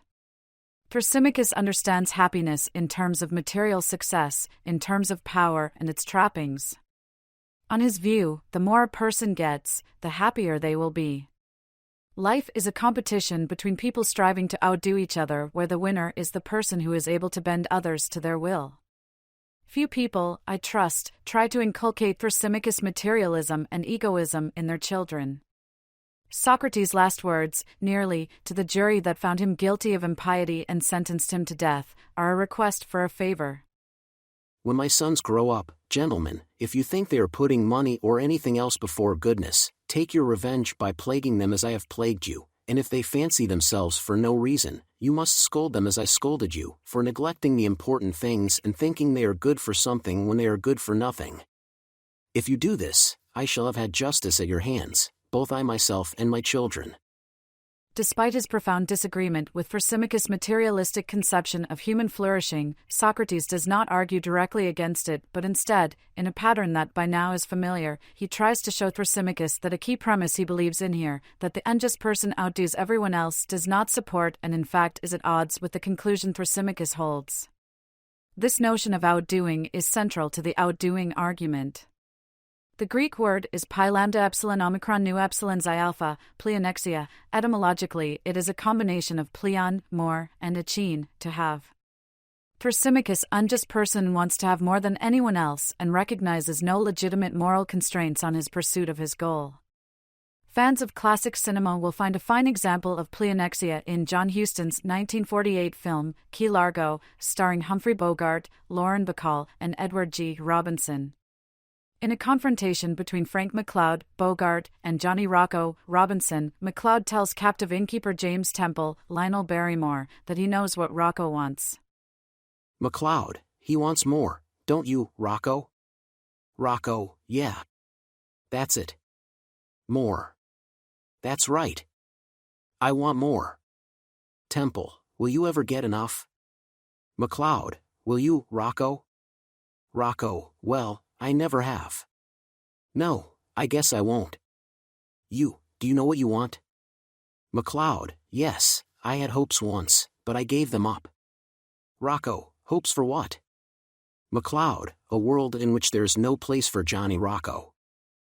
Rocco's insatiable desire for more is the heart of pleonexia. It is almost as though the object of this desire is secondary. Whatever people want, the pleonectic person wants more of it, wants to outdo everyone else. The rest of us, not strong enough to bend others to our wills to get what we want, live in fear of the Johnny Roccos of the world, those immoral creatures who are strong enough to bend us to their will to get what they want. Glaucon, playing devil's advocate, will soon articulate the Thrasymachus view that justice is a deal the weak make to protect themselves against the caprice of the stronger. Those who reproach injustice, Thrasymachus says, do so not because they are afraid of doing it, but of suffering it. If enough of us weak folk band together and gain political power, we can make laws that protect us against the Thrasymachuses and Roccos of the world. After all, that is all justice is. In the conventionalist view Thrasymachus articulated at the outset, the rules the politically powerful make to serve their own interests. We should note, though, that Thrasymachus shifts gears at the outset of the outdoing argument and articulates a view that does not square with his conventionalism. For he counts injustice not as a vice, but as a virtue. Socrates, do you call one of the two a virtue and the other a vice? Thrasymachus, of course.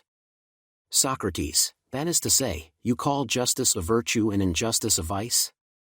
Thrasymachus, that is hardly likely, since I say that injustice is profitable and justice is not. Socrates, do you really include injustice with virtue and wisdom, and justice with their opposites? Thrasymachus, I certainly do.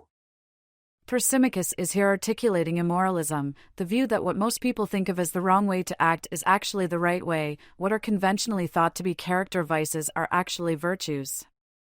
Unlike the conventionalism Thrasymachus expressed earlier, immoralism is a realist view. There are mind-independent moral facts that provide standards by which to evaluate a society's conventions and norms. Athenian culture takes justice to be a virtue and injustice to be a vice. Here, Thrasymachus is saying that Athenian culture get this backwards, since injustice is really the virtue and justice the vice. Thrasymachus' immoralism makes sense when we pair the last chapter's discussion of what a virtue is with his materialistic conception of human flourishing. A virtue is the condition that enables a thing to perform its function well. So a knife's virtue is sharpness, since that is what enables the knife to cut well. If our function is to outdo others, to get more stuff, then of course injustice is a virtue, injustice is a vice, since injustice enables and justice prevents our getting more than others. A just man always gets less than an unjust one, 1.343d. Socrates notices the challenge posed by Thrasymachus' shift to immoralism. It is not easy to know what to say, in light of Thrasymachus jettisoning the moral order that would usually serve as the background of a conversation like this. But he cannot simply presuppose the usual background without begging the question, that is, without assuming the truth of what he is trying to prove against Thrasymachus. He needs to argue against Thrasymachus' immoralism, not just assume it is wrong and that the traditional moral order, on which justice is a virtue and injustice a vice, is correct. Socrates' direct target in the outdoing argument is Thrasymachus' immoralist view that justice is the vice and injustice is the virtue. If he can show this, he will knock out the support for Thrasymachus' view that the unjust life is happier than the just life. Thrasymachus thinks that an unjust person tries to outdo everyone, and if they are sufficiently good at being bad, they will succeed. He thinks that the just person, by contrast, is a simpleton, easily duped by the more crafty and complicated unjust person. Socrates gets Thrasymachus to agree that the just person seeks to outdo only unjust people, but Thrasymachus is skeptical that the person will succeed at this, being so polite and innocent. Socrates once again appeals to the analogy between crafts and virtues. A craftsperson, he argues, tries to outperform the person lacking the craft in question, while the craft-lacking person tries to outdo everyone. Thrasymachus agrees to this, and also to Socrates' claim that a craftsperson is wise and good, which makes sense at least with respect to the craft in question. A skilled carpenter possesses a kind of technical wisdom, knowing how to build a wraparound deck or a roll-top desk, for example.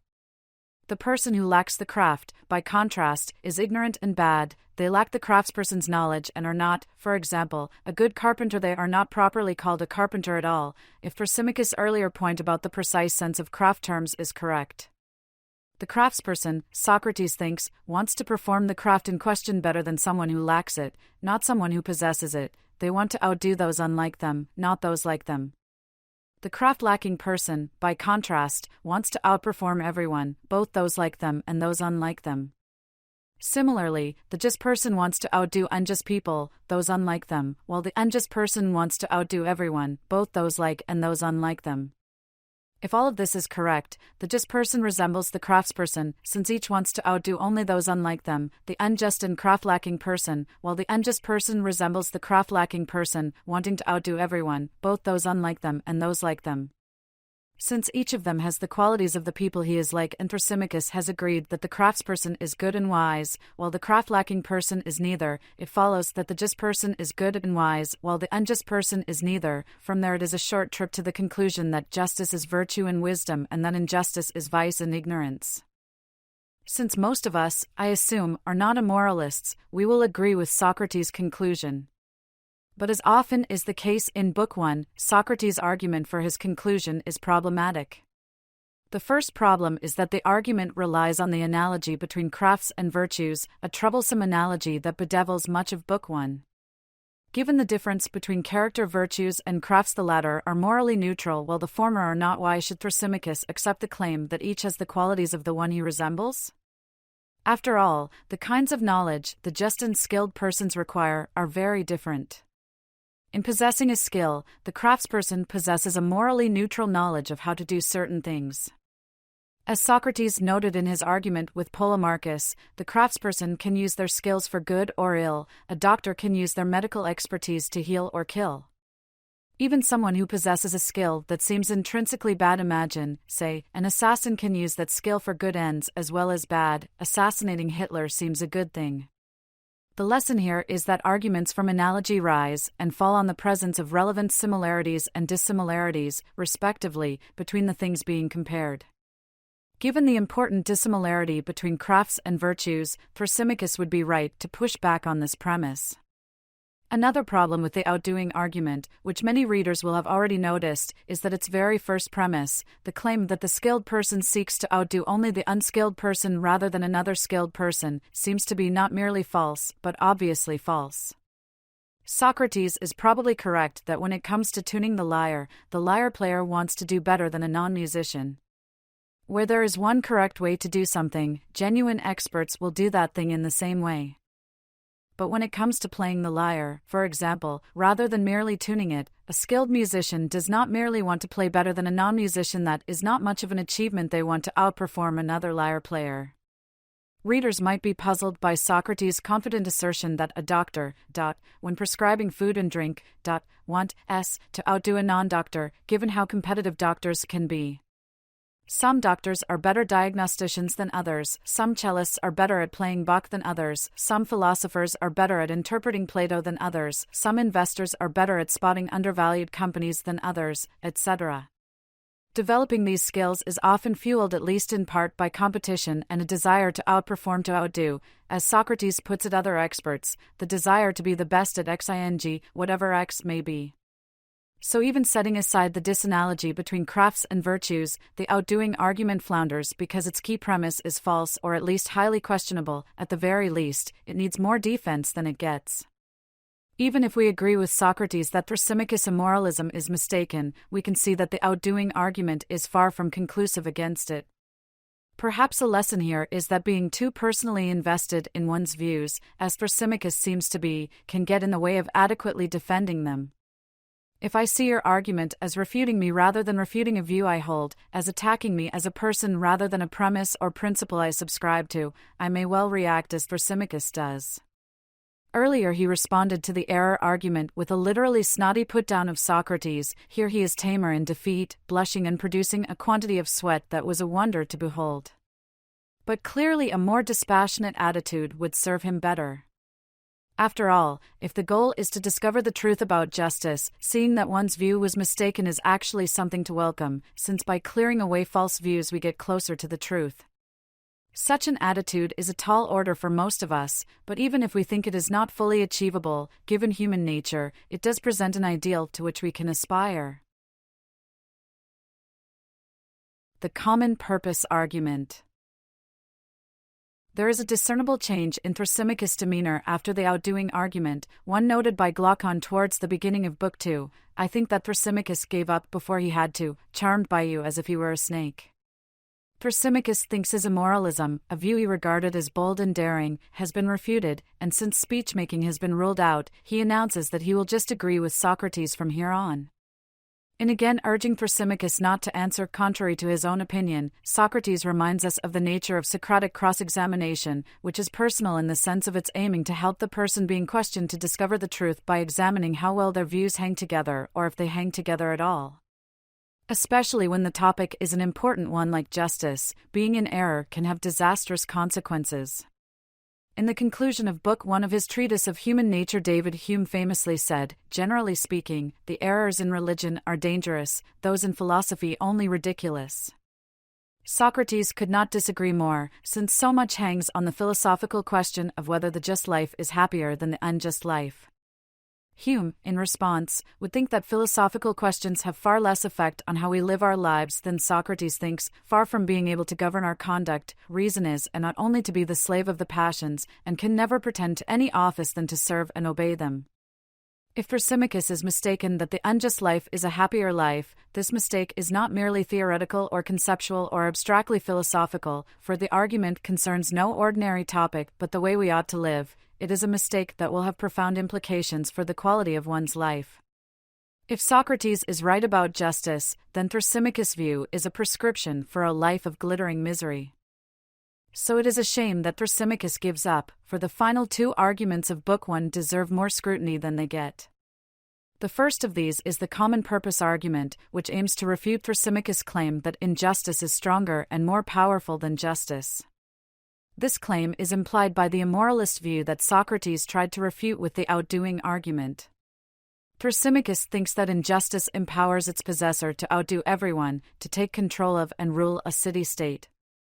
Socrates argues that Thrasymachus has woefully misidentified injustice as power. Injustice has the power, first, to make whatever it arises in, whether it is a city, a family, an army, or anything else incapable of achieving anything as a unit, because of the civil wars and differences it creates, and, second, it makes that unit an enemy to itself. Socrates' idea is that even a criminal gang cannot successfully achieve its goals unless some kind of justice regulates the gangsters' dealings with each other. Spelled out in premise-conclusion form, the common purpose argument goes something like this: P1. If X enables successful common action and Y prevents this, then X is stronger than Y. P2. Justice enables and injustice prevents successful common action.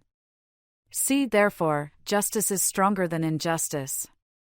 The argument is logically valid. Its conclusion must be true if its premises are true, and its premises seem in fact true, so it is sound, to boot.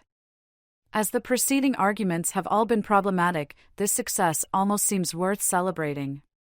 But before Socrates and company start with the ancient Athenian equivalent of high-fiving, they would do well to pause and note that even if the argument is sound, the conclusion it establishes seems too weak, for it shows that justice is merely instrumentally good, useful for any group to achieve its goals, be they just or unjust. Socrates thinks that justice, and especially a reputation for possessing it, is instrumentally good, but presumably he wants to show that justice is also intrinsically good, that its goodness is internal and not dependent merely on the external benefits it brings about, that all by itself it makes its possessor better off. If justice helps a criminal enterprise be more unjust, then it is hard to see how it is a moral virtue. Instead, it seems to be just another skill or craft and merely conditionally good. It is good when aimed at good ends and bad when aimed at bad ends. So even though the common purpose argument is sound, it does not seem to prove what it ought to prove. It is a shame that Thrasymachus' wounded pride prevents him from challenging the common purpose argument. If he had, Socrates might have given it up, or perhaps on reflection he might have regrouped and responded that the argument shows at least that Thrasymachus' immoralism is incorrect. After all, Thrasymachus thinks injustice is a virtue, injustice is a vice, because the former enables and the latter prevents its possessor from achieving happiness. Immoralism implies that injustice is stronger than justice. So in showing that the opposite is true, that justice is stronger than injustice, Socrates shows that immoralism is false. So even if the common purpose argument comes to the wrong conclusion about the nature of justice, it still packs a punch against Thrasymachus' immoralism. The function argument. The last argument in Book 1 reprises and repurposes some concepts employed earlier in Book 1 and discussed in the last chapter, especially the nature of a virtue. Socrates seems to regard it as a knockdown argument that the just life is happier than the unjust life, but we will see that even he is ultimately dissatisfied with it. The ideas of virtue and function came up earlier in Book 1, in one of Socrates' arguments against Polemarchus' view that justice is helping friends and harming enemies. A thing's function is its goal-directed purpose, the activity characteristic of things of its kind. So a knife's function is cutting, a heart's function is pumping blood, etc. Socrates defines the function of a horse or anything else as that which one can do only with it or best with it. So even though one can cut with a spoon or a fingernail, cutting is a knife's function since a knife cuts best. A virtue, we have seen, is what enables a thing to perform its function well. Anything that has a function performs it well by means of its own peculiar virtue and badly by means of its vice. Thus a knife's virtue is sharpness, because sharpness enables a knife to cut well. Since we make knives and other tools to perform certain tasks, it is easy to see an artifact's function and virtue. But natural objects like hearts, eyes, and kidneys have functions, too. And indeed, in the function argument, Socrates is concerned about the function and virtue of the soul, psyupsilon kai, sush, whence the word psyche. The upsilon is often transliterated as a y, so sush becomes psyche, for example. Though Socrates will later argue that the soul is immortal, it is best not to read any religious beliefs into soul here. Instead, think of a soul as a life force. All living things have souls on this view. Indeed, Aristotle will distinguish between vegetative souls, which enable metabolic processes, sentient souls, which enable feeling and locomotion, and rational souls, which enable thought. Humans, he thinks, have all three, and non-human animals have the first two. Thus Socrates asks, what of living? Is not that a function of a soul?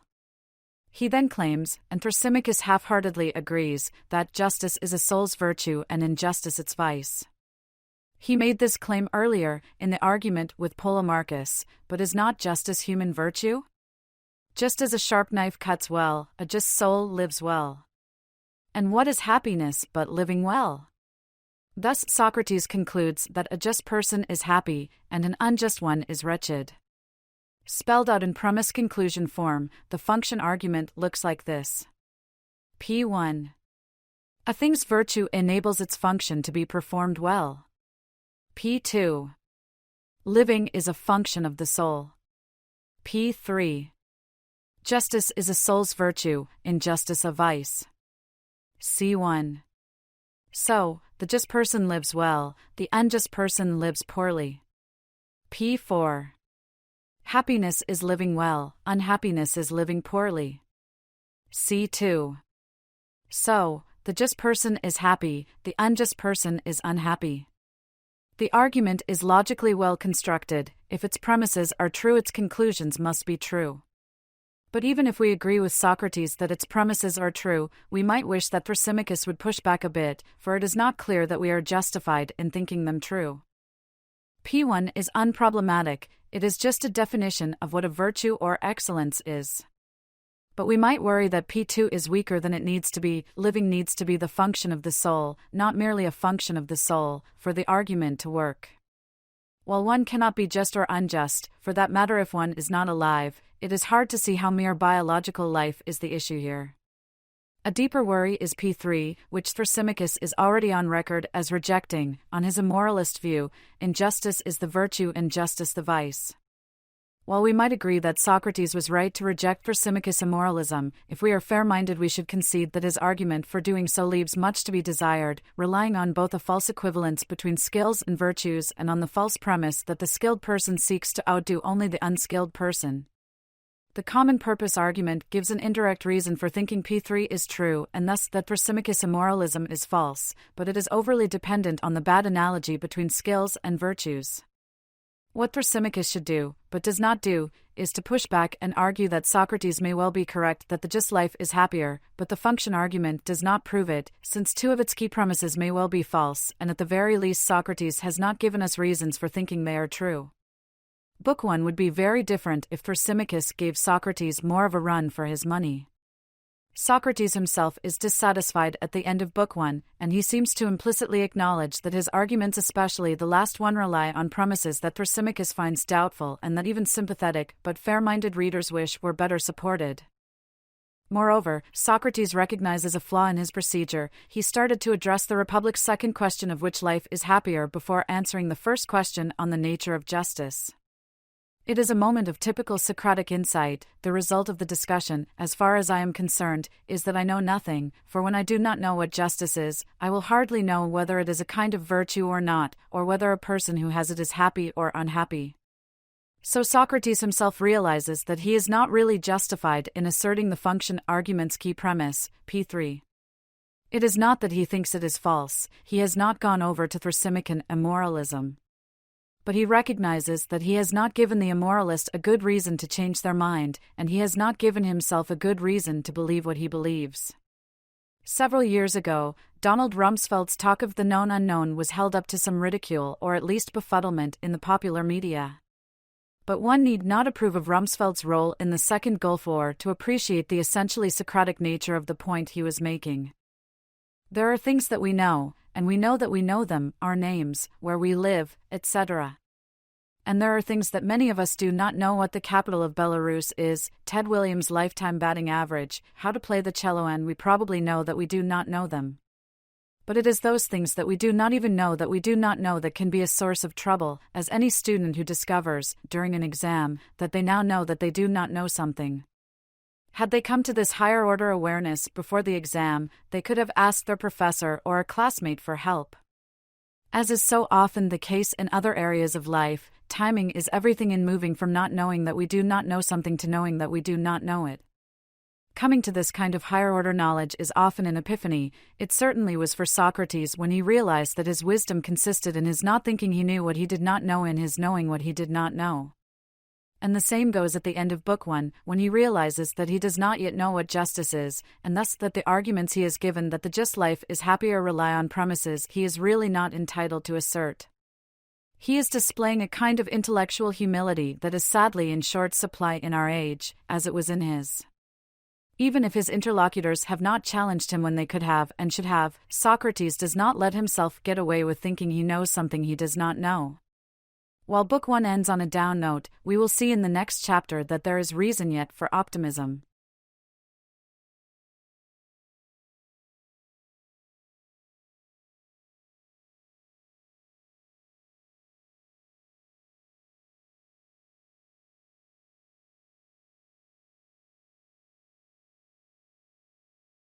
Chapter 3. A fresh start.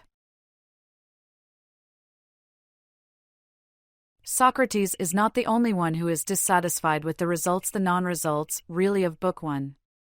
Glaucon and Adeimantus feel let down, too. It is not that they have been convinced by Thrasymachus. Quite the contrary. They agree with Socrates that the just life is happier than the unjust life, but they do not find Socrates' arguments persuasive, and thus they recognize that they cannot defend or justify that belief to themselves or others. We could put their predicament thus: they believe that the just life is happier, but they do not know that it is, and they know that they do not know this. When thinking about knowledge more precisely, about propositional or factual knowledge, the kind of knowledge involved in knowing that certain claims are true, in contrast to the knowing how to do certain things, the sort of knowledge that is distinctive of the skills and crafts discussed in earlier chapters, a good place to start is to think of knowledge as a matter of justified true belief.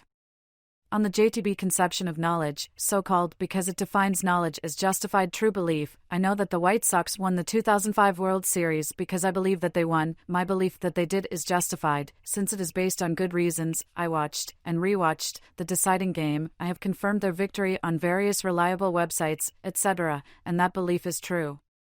We all have various beliefs that are true but unjustified, and beliefs that are false but justified. For example, looking at the usually reliable and accurate clock on my office wall, I form the belief that it is 8:30 and thus that I still have time for some last-minute preparation and perhaps another coffee before my 9 o'clock class. But unbeknownst to me, the clock is malfunctioning because of a power surge, and it is actually 9:15, and most of my students have given up on me. Even though my belief is false, it seems justified, since my evidence is a clock that has always been reliable. More on point, though, are cases in which my belief is true but unjustified. Suppose that I know that my clock is wildly inconsistent, speeding up and slowing down with no rhyme or reason. Even so, I come to believe that it is 8 o'clock after glancing at the clock. Even if it is 8 o'clock, I am inclined to think that I do not know that it is 8 o'clock, because my belief, while true, is not justified. It is based on evidence I myself regard as unreliable. Similarly, suppose I just have a feeling that the White Sox will win today, and suppose further that my gut feelings about the outcomes of baseball games are not especially reliable, being wrong at least as often as they are right. Even if the Sox win, you would be right to disagree when I say, I knew they would win today, since a crucial element in knowledge, namely justification, is missing. Even though the JTB conception of knowledge does not feature in the Republic, it has its roots in another of Plato's dialogues, the Theaetetus, where Socrates and Theaetetus consider, among other things, whether it is true judgment with an account, lambda logos, that is knowledge. They ultimately reject the JTB account because, ironically, they cannot come up with a satisfactory account of what an account or reason is. We will see in Chapter 8 that Socrates has a very different conception of knowledge in the Republic. But even though the JTB conception of knowledge lacks Platonic bona fides, not to mention contemporary philosophical disagreements about what justifies beliefs and indeed about whether knowledge is best thought of as JTB, it is helpful in understanding the dynamics of Books 2 and 3. Glaucon and Adeimantus, having been raised properly, have, let us assume, a true belief about the relation between justice and happiness. But they recognize that they lack a justification for this true belief, and they hope Socrates can help provide them with one. We saw in the previous chapter that Socrates' arguments in support of this belief leave a great deal to be desired, a fact of which Socrates as well as Glaucon and Adeimantus are painfully aware. Thrasymachus, for his part, would insist that Glaucon and Adeimantus do not know that the just life is happier, not because they lack a justification for their true belief, but because their belief is false. The just life is not happier than the unjust life, on his view. The most striking feature of their request for help is their asking Socrates not to proceed as he did in Book 1 and give us, yet another, theoretical argument that justice is stronger than injustice. Nor are they asking Socrates to become more like Thrasymachus and give long speeches. But they also do not want him to crank out argument after argument, as he did in Book 1. They are reasonably bright young men, but they are not philosophically sophisticated, and want something that is convincing without being too abstract. Glaucon's approach in seeking a justification for his belief that the just life is happier is twofold. First, he makes a distinction between three different kinds of goods, which will help them clarify the kind of good Socrates should show justice to be. Second, he articulates three claims or theses that he thinks capture the heart of Thrasymachus' position, adopting the role of devil's advocate. It is not, Glaucon assures Socrates, that he believes any of these Thrasymachine claims. But if Socrates can show him how to refute these theses, Glaucon's belief that the just life is happier will inch closer to being justified. Three kinds of goods. There is healthy scholarly disagreement about the details of Glaucon's division of goods, but we can get a good sense of the division without getting tripped up in a scholarly tangle. For the sake of clarity, I will depart slightly from Glaucon's ordering, switching the second and third categories. The first kind of good comprises intrinsic goods, which we welcome not because we desire what comes from it, but, for its own sake joy, for example, and all the harmless pleasures that have no results beyond the joy of having them. The idea is that we value certain things, experiences, and activities in and for themselves, and not for their consequences. This way of putting it is not quite right, though. Possessing these goods makes our lives go better, and having one's life go better because one possesses X seems to be a consequence of possessing X. We can get clearer about what Glaucon means if we think of the relation between such goods and a good life as a part-whole relation rather than a means-end relation. Enjoying a sunset is not a means to having a good life, it is part of a good life.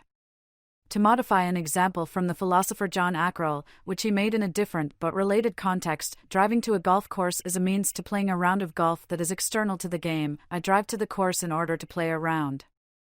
I drive the ball off the tee and putt in order to play a round of golf, but these activities are not external means to playing golf, as driving to the course is. They are constituent elements or internal parts of playing a round of golf.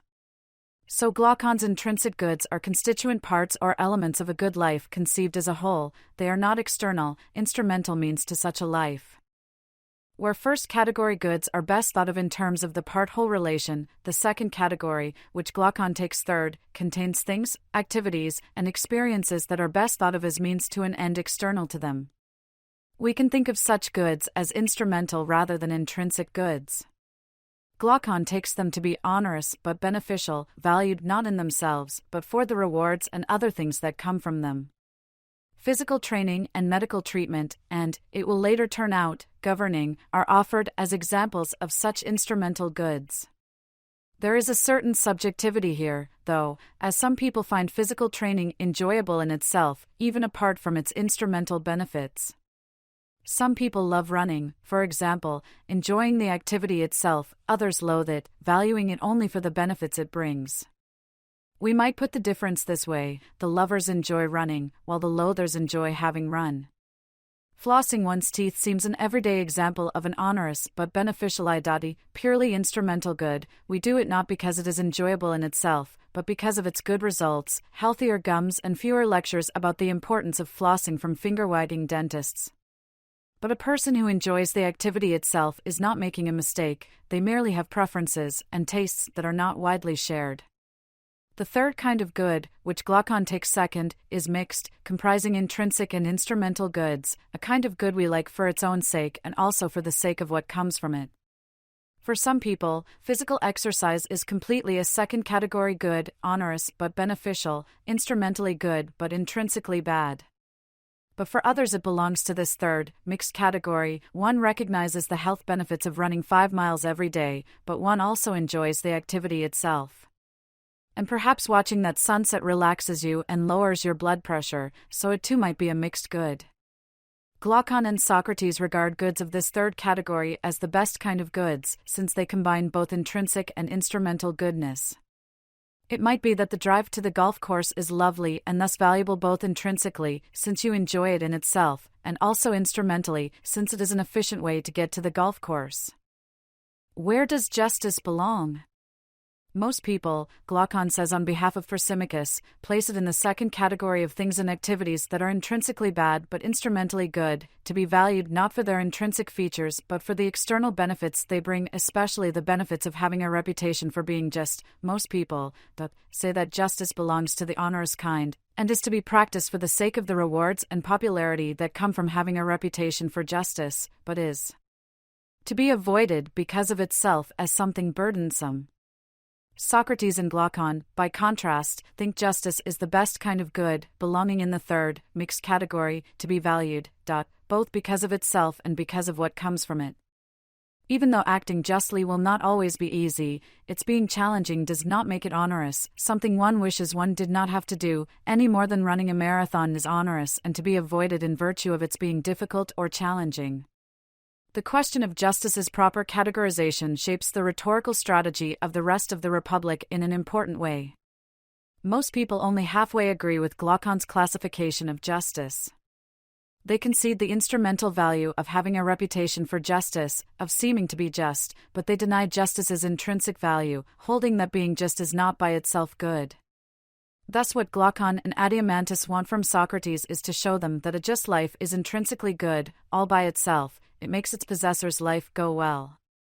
There is no need to try to show that a reputation for it is instrumentally good, since that is conceded on all sides. Even Thrasymachus could agree with this. To show that justice is intrinsically good, they need to find a way to bracket off and ignore its instrumental value. If they do not do this, they cannot be sure that justice is being valued intrinsically, in and for itself, rather than for its extrinsic benefits. Thus it will not be enough to compare the just and unjust persons. To ignore the instrumental benefits a reputation for justice brings, Socrates must draw on the distinction between being and seeming and saddle the just person with a reputation for injustice. If he can show that the person who is just but seems unjust is happier than the person who is unjust but seems just, he will have shown that justice is intrinsically good, that all by itself it makes its possessor's life better. Glaucon's 3 Thrasymachine theses. Let us now turn to the second prong of Glaucon's challenge, his devil's advocacy of Thrasymachus' view. We should pause to appreciate what good intellectual practice Glaucon models here. To understand an opponent's view well enough to be able to state it clearly and forcefully and fairly is not easy, but it is a hallmark of intellectual fairness. Most of us are more familiar with someone's arguing against a view by presenting and then rejecting a caricature of the view in question. To argue this way is to commit what is known as the strawman fallacy, so-called because strawmen and women are so easy to knock over. To take an obvious contemporary example, consider arguments about the morality of abortion. Most of us have probably heard arguments like these: of course abortion is immoral, those who think it is not seem to think it is okay to murder babies, and of course abortion is permissible, those who think it is not seem to think a woman should have no right at all to decide what happens to her body. Both of these arguments commit the strawman fallacy. It is a safe bet that no defender of the moral permissibility of abortion takes pleasure at the thought of murdering babies, nor does the typical opponent relish the opportunity to interfere with a woman's bodily autonomy. Indeed, the phrase "they seem to think that" is a fairly reliable indicator that a strawman fallacy is coming your way. Now it may be that strawman characterizations are rhetorically effective, they are no doubt good ways to energize the base. But they are intellectually debased ways of providing reasons in support of one's view, whatever that view may be. There is nothing wrong with arguing for one's view by arguing against an opponent's view, but intellectual integrity requires that we characterize the opponent's position fairly and charitably, such that they will recognize it as theirs, and that it appears to be a view that a reasonable person might hold, rather than as seems sadly typical a view that only a morally corrupt, irrational person would find compelling. Thrasymachine thesis number 1. Justice is conventional, not natural. The distinction between nature, phi sigma iota, physis, whence the word physics, and convention, pneumo-omicron, nomos, whence words like economics, is common in the Republic. In one sense, what is natural is what is real or true independently of what anyone thinks or does, while what is conventional is true or real only in virtue of a decision one or one's culture makes. The difference between rivers and trees is a natural difference, not a conventional one, but borders between states are matters of convention, even when the border is a natural object such as a river. In a different but related sense, a thing's nature is what makes it the kind of thing it is: a knife rather than a fork, a plant rather than an animal, etc. In his Physics, Aristotle said that a thing's nature is its internal principle of change and stability, and what is natural to the thing is to follow this internal principle. Although most acorns will not become oak trees, becoming an oak tree is natural to an acorn in this sense. In claiming on behalf of Thrasymachus that justice is not natural but a matter of convention, Glaucon is suggesting that injustice is what comes naturally to us. Left to our own devices, we strive to outdo our fellows without regard to the propriety of doing so.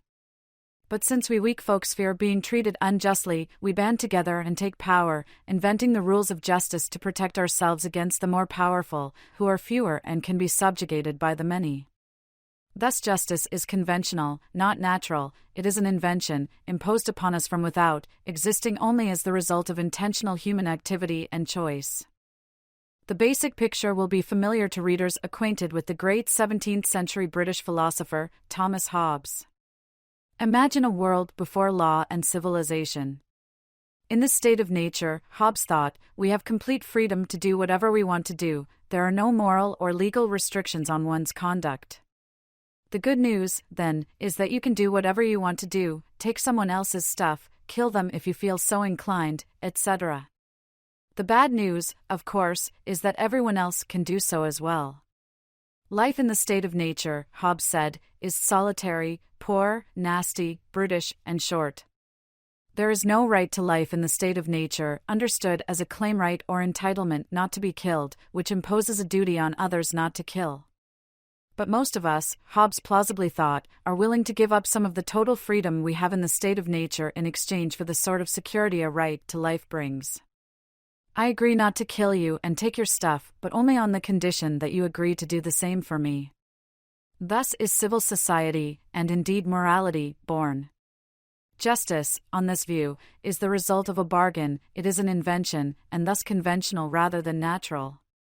Only a fool, Thrasymachus and Hobbes think, would altruistically refrain from killing and taking from others, without getting a corresponding guarantee in return.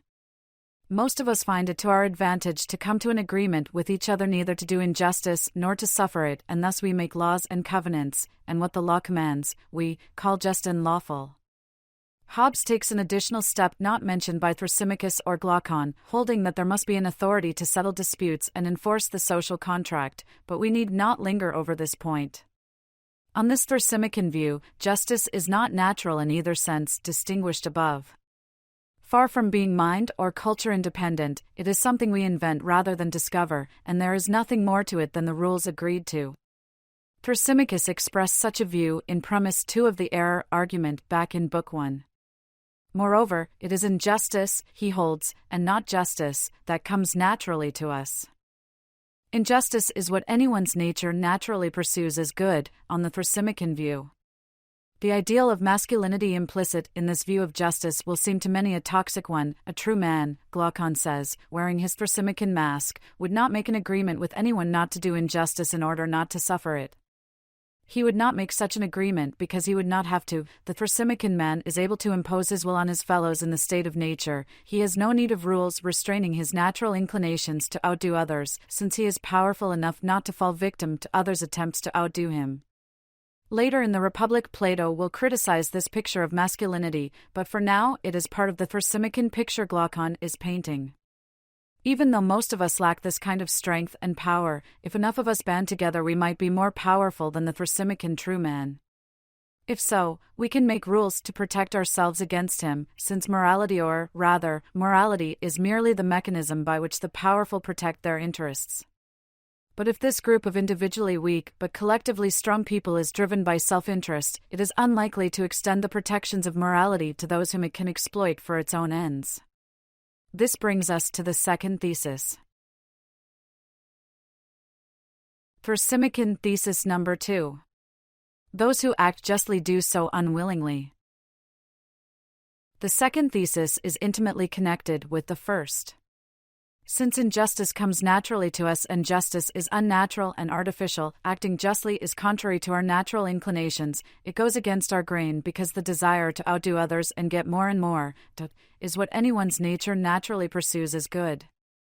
On this view, people who act justly do so unwillingly. If they could get away with acting unjustly, they would. And in fact, the artifice of justice does not merely go against our nature, it distorts it. Nature is forced by law into the perversion of treating fairness with respect. This is a pretty bleak view of human nature and of the nature of morality, but it has an undeniable plausibility. But Glaucon does not rely merely on forceful language to garner agreement. He gives a famous argument for it, the Ring of Gyges argument, important both for its content but also for the kind of argument it is. The ring in question belongs not to Gyges, but to an ancestor of his, so the argument is misnamed, but that does not really matter to the point at hand, which is Thrasymachon thesis number 2. Gyges' ancestor happens upon a ring with magical powers. When he turns it in a certain direction, he becomes invisible. What does he do with his newfound power of invisibility? He seduces the queen, kills the king, and takes over the kingdom. The key move in the argument happens next. Imagine, says Glaucon, that there is another such ring. What do you think its wearer would do? Would they be so thoroughly, incorruptibly moral that they would not take advantage of the situation to enrich themselves at the expense of others? If you think the wearer would act unjustly because they can do so with impunity, you should agree that the second thesis is true. We act justly only because we think we have to, Thrasymachus thinks, not because we want to. If we could act immorally and get away with it, we would do just what Gyges' ancestor did. Glaucon has offered a thought experiment, which is a very common way of doing philosophy. Here is a fanciful scenario. What do you think about it? What is the right thing to do? Philosophical inquiry is rife with thought experiments. Would you throw the switch to divert a runaway trolley car from a track on which it will kill 5 workers to a track on which it will kill only 1? If you were kidnapped by the Society of Music Lovers and awoke with your kidneys connected to those of a famous violinist who will die if you disconnect yourself, are you morally permitted to disconnect yourself, resulting in the violinist's death? Etc. There is certainly a place for thought experiments in philosophical thinking, and their artificiality is no objection to them. They are not intended as realistic situations we encounter in our everyday lives, but rather bear certain similarities to situations we do encounter in ordinary life. If you think disconnecting yourself from the violinist is permissible, should not you also think that it is permissible for a woman to terminate an involuntary pregnancy? Thought experiments are common in philosophy and in theoretical physics, too. Just ask Schrödinger's cat. But when fundamental claims about human nature are at issue, perhaps thought experiments should yield to fields like evolutionary biology and psychology. That the Thrasymachon takes it to be obvious that most people think they would act as Gyges did if they had the chance might tell us a lot about the culture these Thrasymachons inhabit, even if it does not establish any transcultural truths about human nature. But that is probably all it is intended to do here. Thrasymachon thesis number 2 articulates a widely held view of human nature, one that Glaucon thinks is false, and that he wants Socrates to refute. Thrasymachon thesis number 3. The unjust person is happier than the just person. This, of course, is Thrasymachus' answer to the second of the Republic's 2 main questions, whether the just or unjust life is happier, which Socrates realized that he tried to answer before answering the first one. What is most relevant here are the constraints Glaucon proposes for answering it. If the unjust person is really going to outdo everyone, they will find that having a reputation for justice will greatly help them use the rules of justice to exploit others. They will find that they are more effective at being unjust if they seem just. No one who thought that Bernard Madoff was a conman running a Ponzi scheme would have invested with him. His cheating his investors out of billions of dollars was made possible in no small part by his sterling reputation. The last third or so of the Republic is devoted to assessing this third Thrasymachon thesis. Glaucon is here stating it, not arguing for or against it, though we do know that he actually thinks it is false, devil's advocacy aside.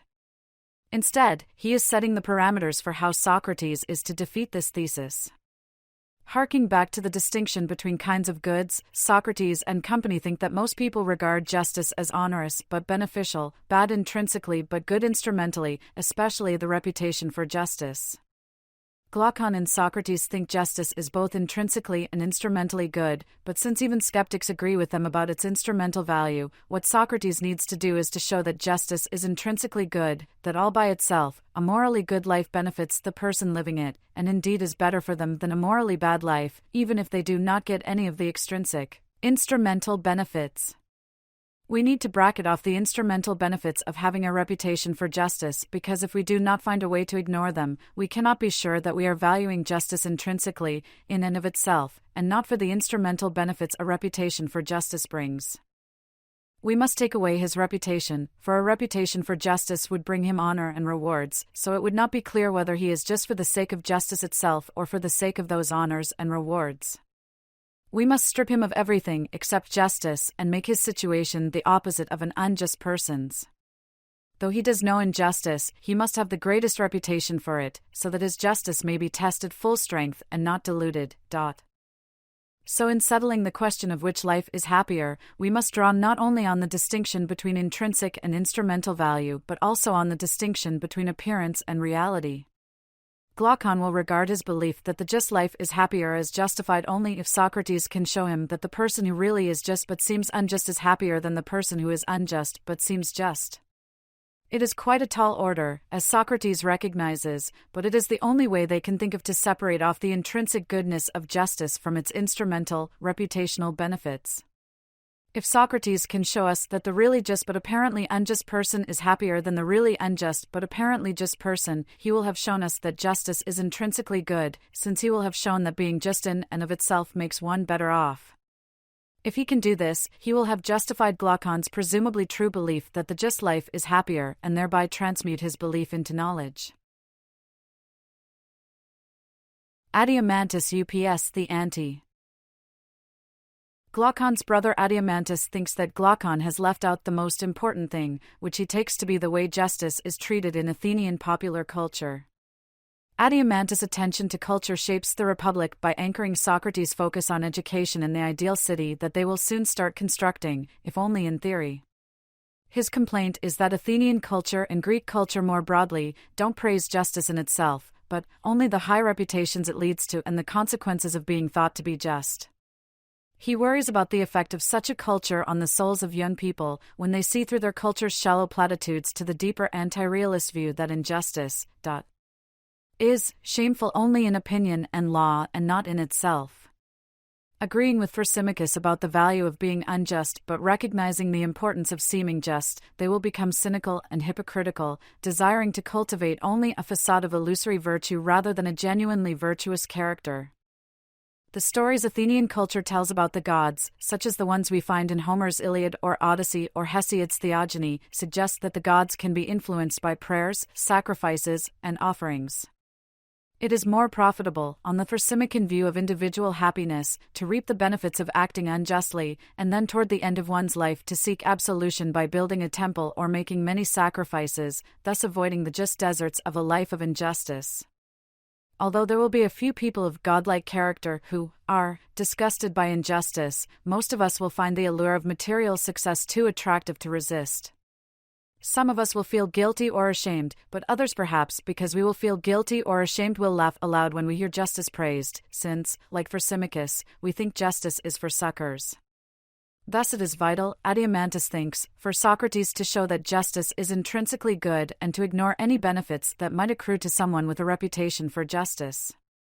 He wants Socrates to swim against the tide of Athenian culture and show them that injustice is the worst thing a soul can have in it and that justice is the greatest good. Only if Socrates does this will Glaucon and Adeimantus be justified in their belief that the just life is happier, only then will that belief become knowledge. Socrates' plan.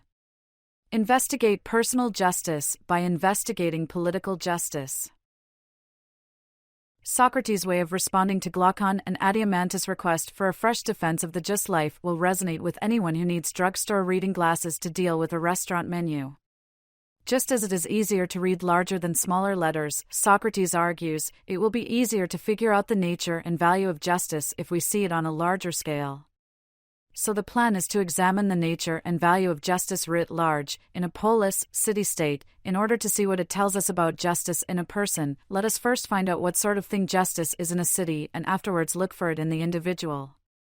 This method of investigation is apt to strike many readers as odd, since it assumes an analogy between persons and cities that will seem a stretch to many.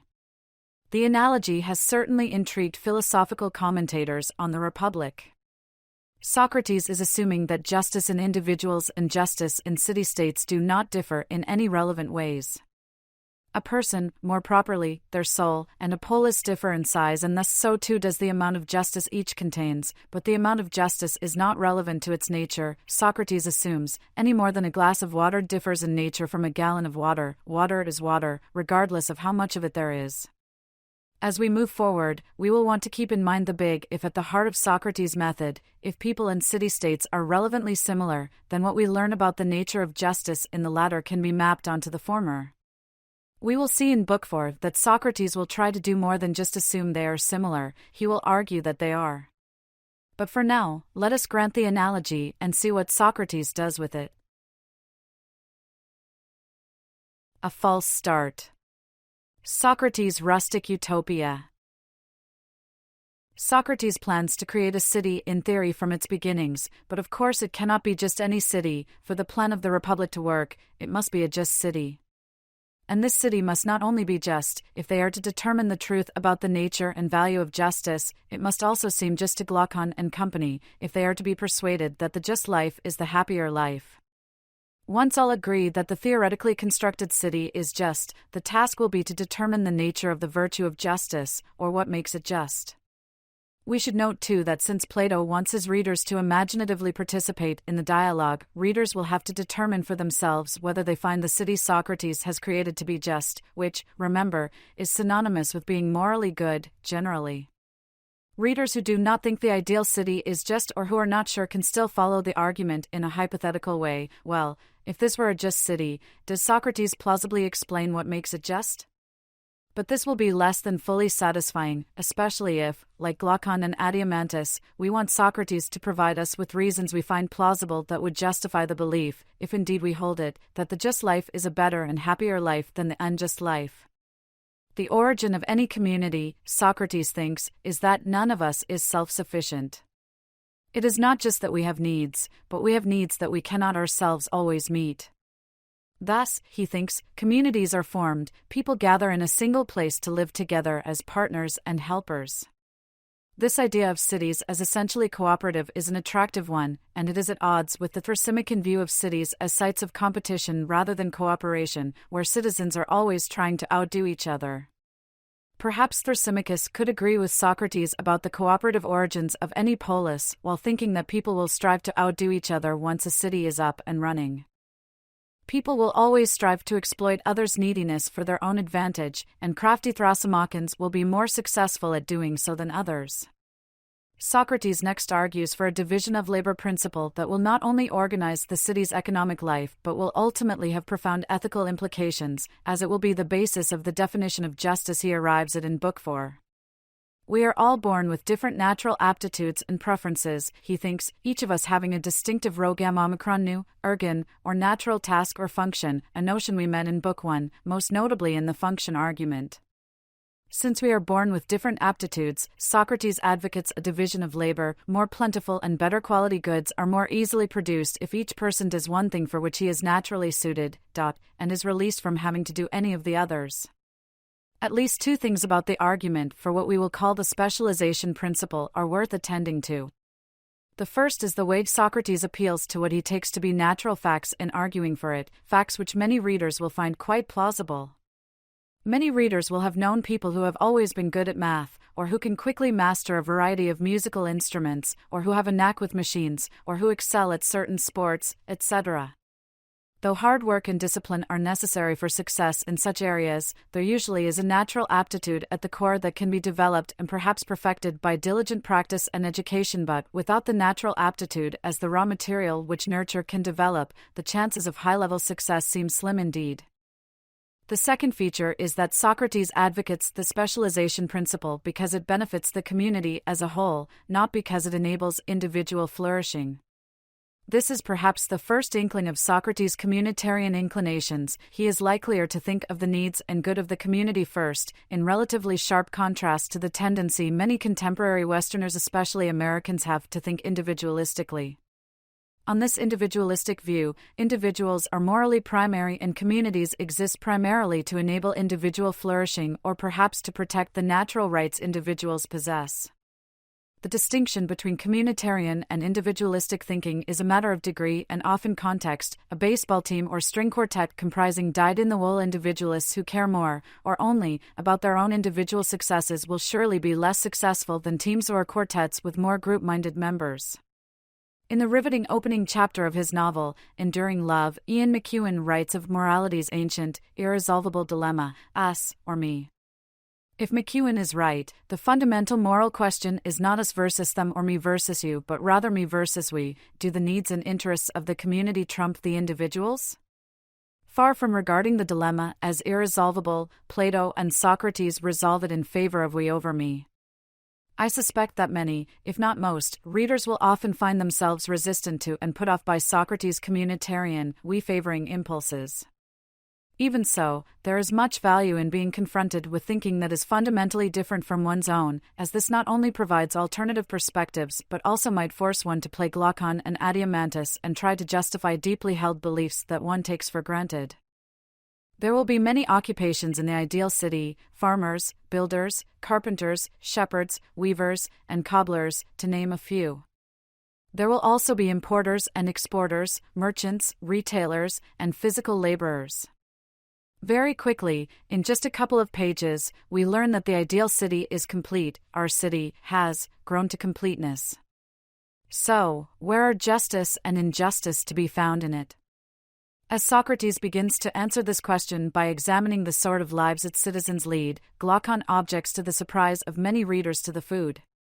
The food is of the sort they cook in the country, he complains, unsuitable for a young Athenian aristocrat, but perhaps suitable if you were founding a city for pigs. Most readers are apt to be misled by this charge, since to modern ears talk of pigs suggests gluttony and perhaps uncleanliness. But this is not the connotation for ancient Athenians, for whom, Miles Bunyatt points out, the pig was an emblem rather of ignorance. Any pig would know was the saying. What Glaucon means is, you describe the feasting of people who do not know how to live. It is uncivilized. 5 Socrates acquiesces and agrees to develop a luxurious city better suited to his young friend's expectations about what a good life involves. He does not agree with them, as he quickly makes clear, the true city, is the one we have described, the healthy one. But he goes along with them because the plan of the Republic demands it. Glaucon and Adiamantus, remember, want Socrates to provide them with good reasons for a belief they sincerely hold but recognize to be unjustified, the belief that the just life is the happier one. If this requires that they give up their conception of what a good life is, if justice requires that they live the simple, rustic life Socrates depicts, they are unlikely to be convinced by what he has to say. There is some interesting scholarly disagreement about whether and how seriously to take Socrates' praise of the first city. Its benign anarchy, there is no mention of any political structures or governmental offices, will appeal to many readers, as will its simplicity, its communal bonds, and its relative self-sustainability. But the ideal city they ultimately develop is structured by 3 natural classes, which suggests that the first city, which lacks them, is not natural after all. In any event, Socrates agrees to sketch a luxurious city, replete with the sorts of delicacies Glaucon and Adiamantus insist upon and, going well beyond the more basic necessities found in the first city, to include perfumes, prostitutes, and pastries. More striking, though, than what the luxurious city includes is what follows in its wake: war. Having overstepped the limit of their necessities, the citizens now require resources they do not possess, and now possess goods that other city-states might envy and seek for themselves. It is striking that Plato finds the origins of war not in an innately aggressive human nature. The explanation is social and economic rather than biological. Communities come into conflict with each other when they exceed a simple, natural life and grasp for luxury, and here pleonexia rears its ugly, Thrasymachon head. If the first, rustic city is a real possibility, then acquisitive, me-first pleonexia is not what comes naturally to human beings. Obviously, with warfare comes the need for soldiers, but Socrates eschews the idea of citizen soldiers in favor of a professional army. Warfare is a profession, he argues, and according to the specialization principle, only someone with a natural aptitude for warfare should become a soldier. But the ideal soldier must naturally be both gentle and high-spirited, tough with foes, but gentle with friends. Socrates initially despairs of finding such a combination, worrying that these traits are so at odds with each other that it seems impossible to combine them and thus that a good guardian cannot exist. His despair vanishes, though, when he thinks of dogs, whom he delightfully regards as truly philosophical, since their conduct is knowledge-based. Dogs treat people differently based on whether they know the person or not. Friends are proper objects of gentleness, while strangers or foes are not. Of course, not all dogs make good watchdogs. Some are too gentle and sweet by nature, others too aggressive, even with family members. Since gentleness and high-spiritedness are often at odds with each other, proper education will be crucial to the soldier guardian's proper development and thus to the flourishing of the city. So once we have found someone who seems to possess a natural aptitude for guarding the city, in the case of soldiers, or the home, in the case of dogs, the question is this: how are we to bring him up and educate him? This is the question to which we turn in the following chapter.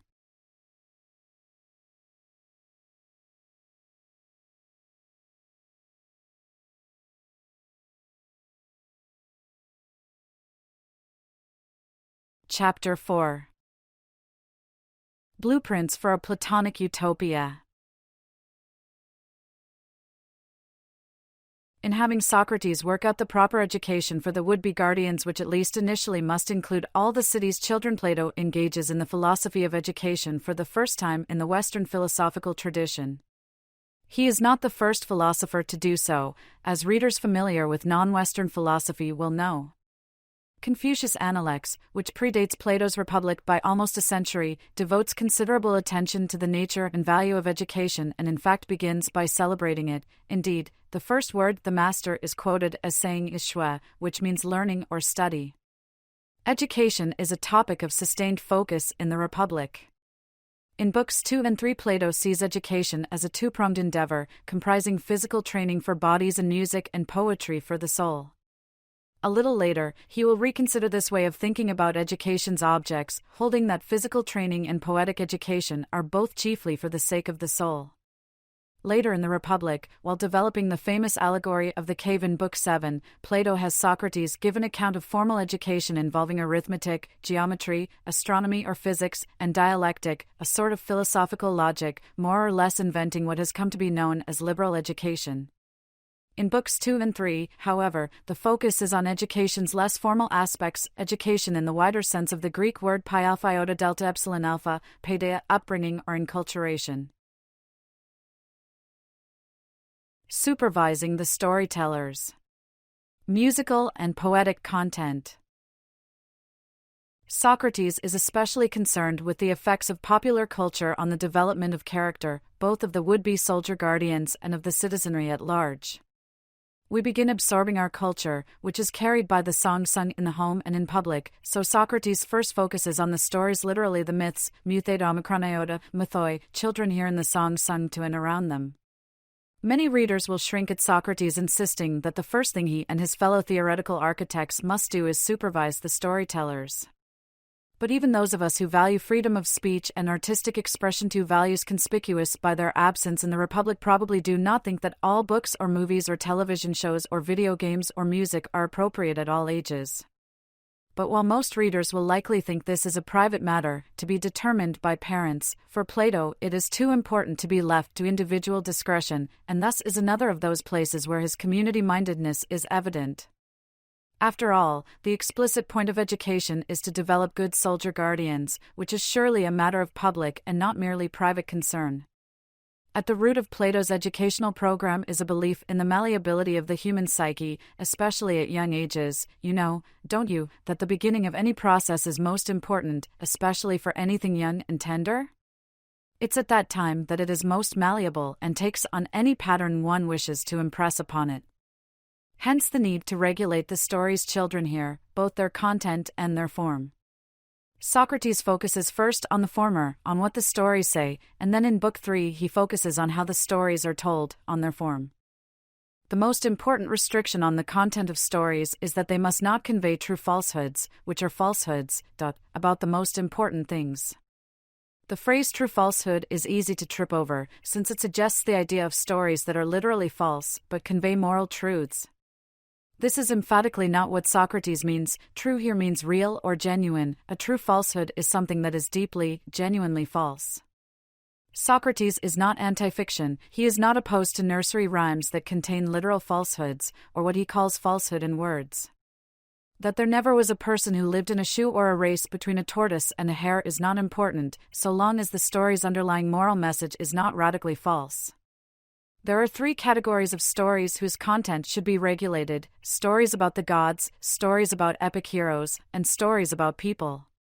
Socrates rightly avoids regulating the last kind of story at this stage of the Republic. Presumably, he regards Thrasymachus' claim that the unjust life is happier than a just life as a true falsehood. It is deeply, profoundly mistaken and soul-distorting, and it ruins anyone who steers their life by it. But to rule out such stories now, before the Republic's two questions have been satisfactorily answered, would beg the question that is, it would assume the truth of what he should be trying to prove. It would be intellectually unfair to adopt a regulation banning such stories in his ideal city, since he is not yet entitled to claim that Thrasymachus is mistaken. As the gods are among the most important things, we must be on guard against true falsehoods regarding the gods. There are two restrictions on stories about the gods. First, that the gods are not the cause of everything, but only of good things. Second, that the gods are not shapeshifters or deceivers who mislead us by falsehoods in words or deeds. Since a god is by nature good, and what is good cannot cause something harmful and bad, a god cannot be the cause of bad things. So any story saying otherwise is promoting a true falsehood and should be disallowed, even if Homer or Hesiod or any canonical Greek poet is its author. The same goes for stories depicting gods as deceivers. Since the best things are least liable to change and the gods are among the best things, they would not alter their appearances or have any need to speak falsely. We might question the chains of argument by which Socrates arrives at these conclusions. For example, he never considers the possibility that there are no gods, or the possibility that a god might lie for good reasons. But the real takeaways here are not the particular content of any rules he arrives at, but rather three key ideas. First, that one should not uncritically accept the norms and values of one's culture. Second, that reason provides a perspective from which cultural norms and values can be assessed. And third, that if there is a conflict between culture or tradition and reason, we should follow the dictates of reason. Although his community-first ethos is often associated with a kind of conservatism that prizes tradition and the wisdom embodied therein, Socrates is no conservative. Far from it. He is a radical rationalist, believing that rationality affords a perspective from which a tradition's practices and values can be assessed. Socrates loves Homer, but he thinks that his passion for poetry must give way to what reason tells him about it. Hence he goes through Homer and Hesiod with an editor's pen, striking passages that cannot stand up to rational scrutiny, much as someone might go through the Bible or Quran striking out passages they took to express true falsehoods. Thomas Jefferson seems to have been up to something similar in the life and morals of Jesus of Nazareth, in which he excised all mention of Jesus' divinity, his performing miracles, resurrection, etc. Much as censoring stories about the gods is designed to foster the virtue of piety, censoring stories about epic heroes is meant to foster the secular virtues of courage and moderation. If would-be guardians are to acquire the courage-grounding belief that there are things that are worse than death, slavery, and dishonor, to name two, they must not be exposed to stories about the horrors of Hades or of heroes lamenting the loss of loved ones. The same goes for moderation, also known as temperance. If young people are to become temperate, they must have exemplars to imitate, which they will not have if they are exposed to stories showing heroes overindulging in food, drink, and sex, or desiring money or acting arrogantly or being overcome by anger or even laughter. Socrates' point here is that one's culture provides models of appropriate behavior, models that we internalize from a very young age. Although the reasoning is not conscious, the process seems to go something like this. We hear stories of gods acting dishonestly or heroes wailing about death and infer that these are appropriate ways for us to behave. Everyone will be ready to excuse himself when he is bad, Socrates argues, if he is persuaded that similar things have been done in the past by close descendants of the gods. Hence, it is vitally important that one be exposed to good models right from the start, where good models does a double duty, good models of good people. That Athenian culture fails in this regard, that its stories traffic in models of clever people acting unjustly and getting away with it, is Adeimantus' complaint. supervising the storyteller's musical and poetic style. One of the fascinating features of Socrates' account of education broadly construed is that it attends not merely to the content of stories and songs, as we might expect, but to their form or style, as well. The main idea is that a song's musical mode not exactly equivalent to our notion of key but close enough for our purposes and its meter or rhythm affect us independently of its words. This issue is connected to a long-standing debate in the philosophy of music about whether music contains emotions or merely excites them, whether, for example, the second movement of Schubert's Sonata in A major is sad in itself, or whether the sadness is merely evoked in us by the music, which is itself emotionally unladen. How music could encode emotions is a fascinating question, but it is one we need not address here, since what Plato has Socrates say does not require, though it is consistent with the view that music contains and encodes emotion rather than merely evoking it in listeners. While Greek musical modes are not identical to keys in Western music, thinking about keys can help us get a sense of how different modes have different emotional tones. The internet can be a great help here, since YouTube is rife with songs in which the key has been shifted from major to minor or minor to major. Consider the Beatles' classic, Hey Jude, originally written in F major. Transposed to F minor, it is a very different song, sad, pensive, almost dour. Upbeat pop songs like Cyndi Lauper's Girls Just Want to Have Fun or Cheap Trick's I Want You to Want Me sound sad and ironic when transposed from their original major to the corresponding minor key. Regardless of whether one stands or kneels for the Star-Spangled Banner before a professional football game, it seems like a different song when sung in a minor key. It works the other way, too. REM's Losing My Religion sounds happy and optimistic when modulated into a major, as does the theme from The Godfather. The lesson here is that the key or, for Plato, mode in which a song is sung matters. So in addition to wanting to delete the lamentations and pitiful speeches of famous men, since they cultivate cowardice and indulgence rather than courage and temperance, Socrates also wants to do away with the lamenting modes in his ideal city, since even without lamenting lyrics, these modes will convey or cultivate these vices, too. The soft modes suitable for drinking parties are out, too. What remains are the mode that would suitably imitate the tone and rhythm of a courageous person who is active in battle, and another mode, that of someone engaged in a peaceful, unforced voluntary action, acting with moderation and self-control, since these modes will cultivate the emotions and thus virtues proper to the would-be guardians. Socrates pays similar attention to rhythm and meter, aiming to cultivate grace and avoid gracelessness. It is important to see that the restrictions on form and style are not afterthoughts, secondary to the restrictions on content. They are in fact more basic, since we are exposed to music well before we can understand the words of the songs our families and fellow citizens sing to and around us. Rhythm and harmony, Socrates says, permeate the inner part of the soul more than anything else. Before we can understand the words of songs, we are shaped by their modes and rhythms, and indeed the shaping done by rhythm and harmony is even more important, Socrates thinks, since it begins to work on us at once. The point of proper aesthetic education here is not to come to have knowledge about the beautiful, but rather to come to know it directly, to recognize it when we hear and later see it. The aesthetically beautiful and the morally beautiful. At least 3 other features of Plato's account of aesthetic development are worthy of our attention. The first is that our aesthetic education is in fact the beginning of our moral education. Plato does not draw a sharp line, as we moderns tend to, between the beautiful and the morally good. While other approaches to ethics focus on duty and action, for example, the ethics embodied in the Ten Commandments, replete as it is with shalts and shalt nots, and in the modern era Kant's duty-based deontology, Plato's ethics takes virtue to be central.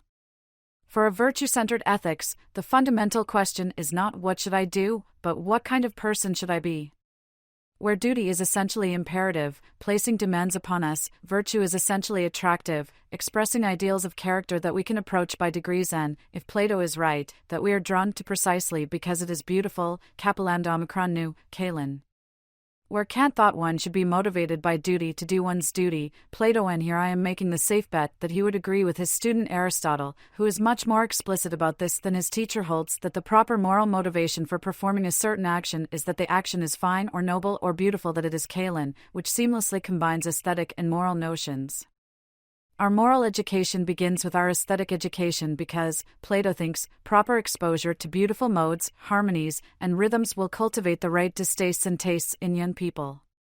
This is not so they will become cultured aesthetes devoted to the aesthetically beautiful, but rather so they will be able to recognize and become devoted to the morally beautiful. In learning to recognize ugly sounds as ugly, we come to learn to recognize shameful actions as shameful.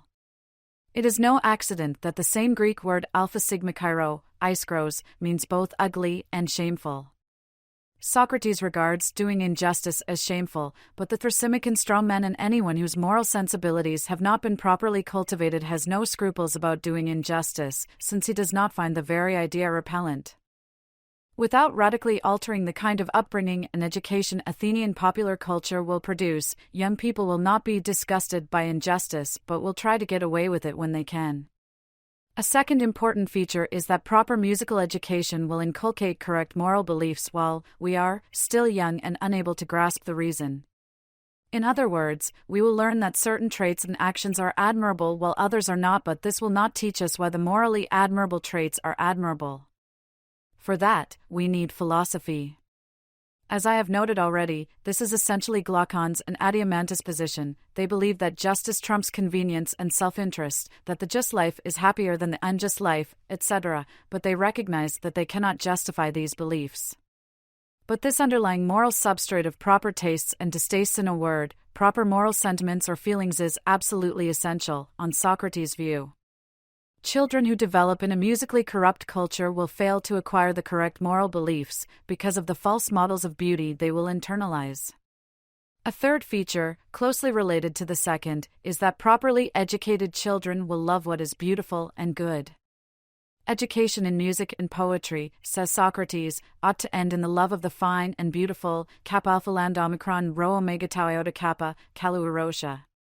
It is well worth noting that the love there is erotic love. They are in love with what is noble and fine, with what is morally beautiful. So, underlying any cognitive, philosophical grasp of justice is a pre-rational, emotional attachment to it. This comes to the fore later in Book 3 when Socrates, in addressing the question of who should rule, separates off the guardians from the auxiliaries. We will say more about this in a bit, but it is worth bringing out the connection between love and governing.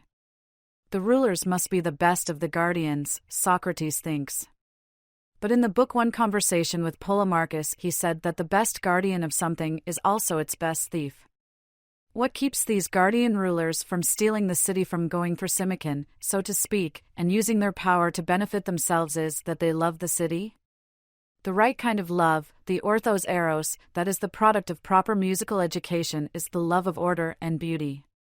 In loving the city, the guardians identify its good with theirs. Someone loves something most of all when he believes that the same things are advantageous to it as to himself and supposes that if it does well, he will do well, and that if it does badly, then he will do badly too. Love certainly has an affective or phenomenological dimension. It feels a certain way. The variety of poems and pop songs devoted to what love feels like attests to the difficulty of describing the feeling in a non-metaphorical way. Love is like a heat wave, love is a flame, etc. But in stressing the belief at the core of love, Plato plays down its affective dimension and plays up its cognitive dimension. We should note an asymmetry to the belief at the heart of Socratic love. In loving you, I identify my well-being with yours. I take what is good for you to be good for me. Taking what is good for me to be good for you is another way of creating an identity between your well-being and mine, but it is a defective form of love if it is a form of love at all. Many readers know, sadly, some know through first-hand experience, parents who force or at least voice their well-being and conceptions of what a good life is onto their children, insisting that the child act for the sake of the parent. In addition to this asymmetry in belief, we should note that love requires something more than this belief and a feeling of fondness. In addition to love's cognitive and affective dimensions, there is also what we might call, for lack of a better word, its conative dimension, for loving another involves commitment to the other's well-being and thus taking actions to promote it, often actions that seem to go against the lover's interests. If I merely believe that your good is thereby also my good, but I do nothing to promote your good when I am able to do so, it is hard to take seriously my claim that I love you. The upshot and real point of proper musical education, then, is that the guardians love the city. Where for Thrasymachus there is a clear gap between what is good for me as a ruler and what is good for the city, Socratic love for the city closes this gap. That a certain course of action might benefit me as a ruler at the expense of the city gets no traction if I have been properly educated. There just is not any space for such considerations to have any pull. The properly educated ruler would be baffled at the thought that they could gain from selling out the city, since the city's good is their good, just as no amount of money would induce a good parent to sell their child into sex slavery. As we will see momentarily, the city's founders must find ways to test the would-be guardians to discover which of them cannot be induced to give up their love of the city. They must make sure that neither compulsion nor magic spells will get them to discard or forget their belief that they must do what is best for the city. Physical education and food. Plato says significantly less about physical education, the other prong of the would-be guardian's education. Given that the Greek word here is gamma upsilon mu alpha sigma tau iota kappa, gymnastik, from which we get the English word gymnastics, we might expect a discussion of various kinds of exercises, but detailed supervision of the body is not really necessary. Socrates thinks, as a well-cared-for soul will be able to figure out what is appropriate for the body. He will return to the topic of physical education, especially as it concerns soldiering, in Book 5.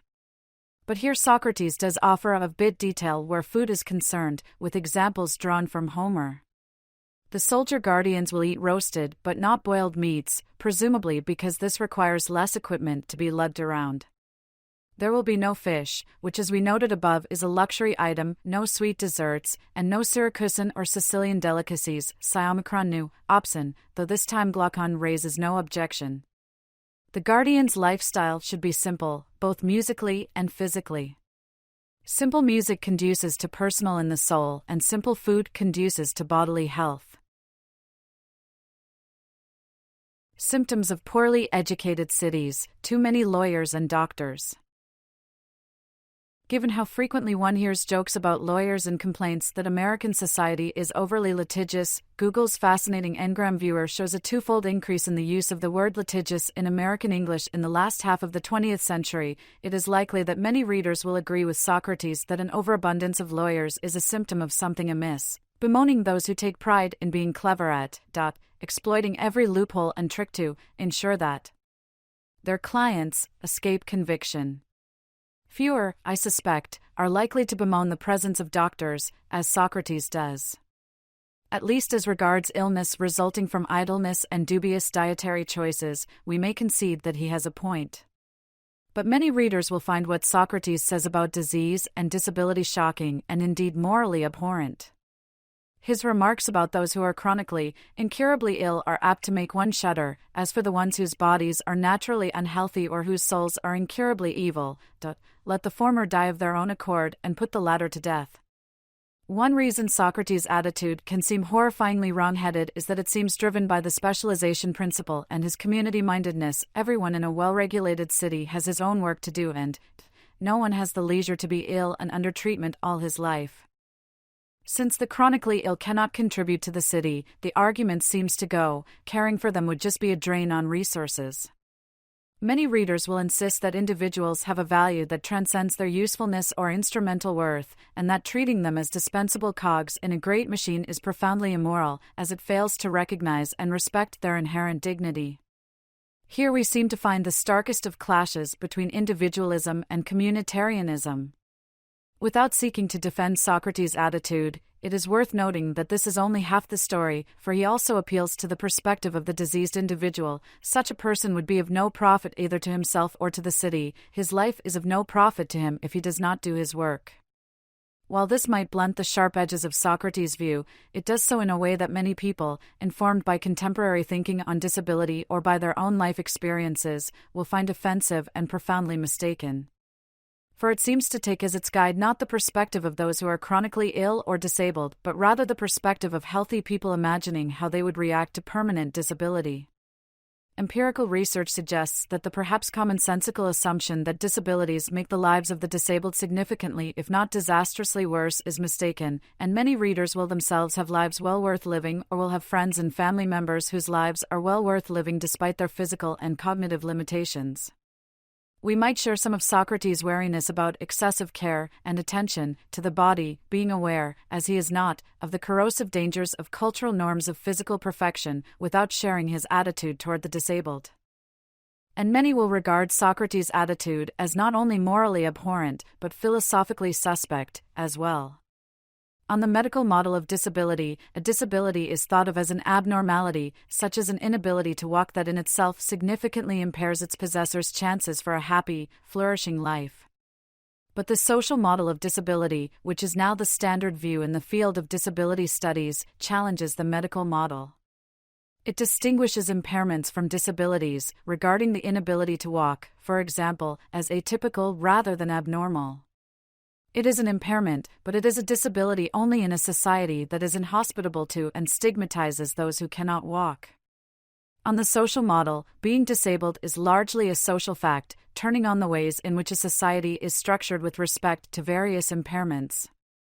While it might seem obvious that deafness, for example, is a disability, many regard it instead as a difference and treasure it as part of their identity.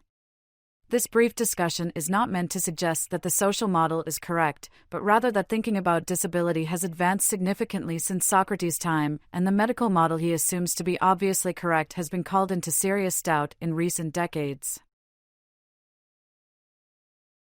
Harmony between musical and physical education.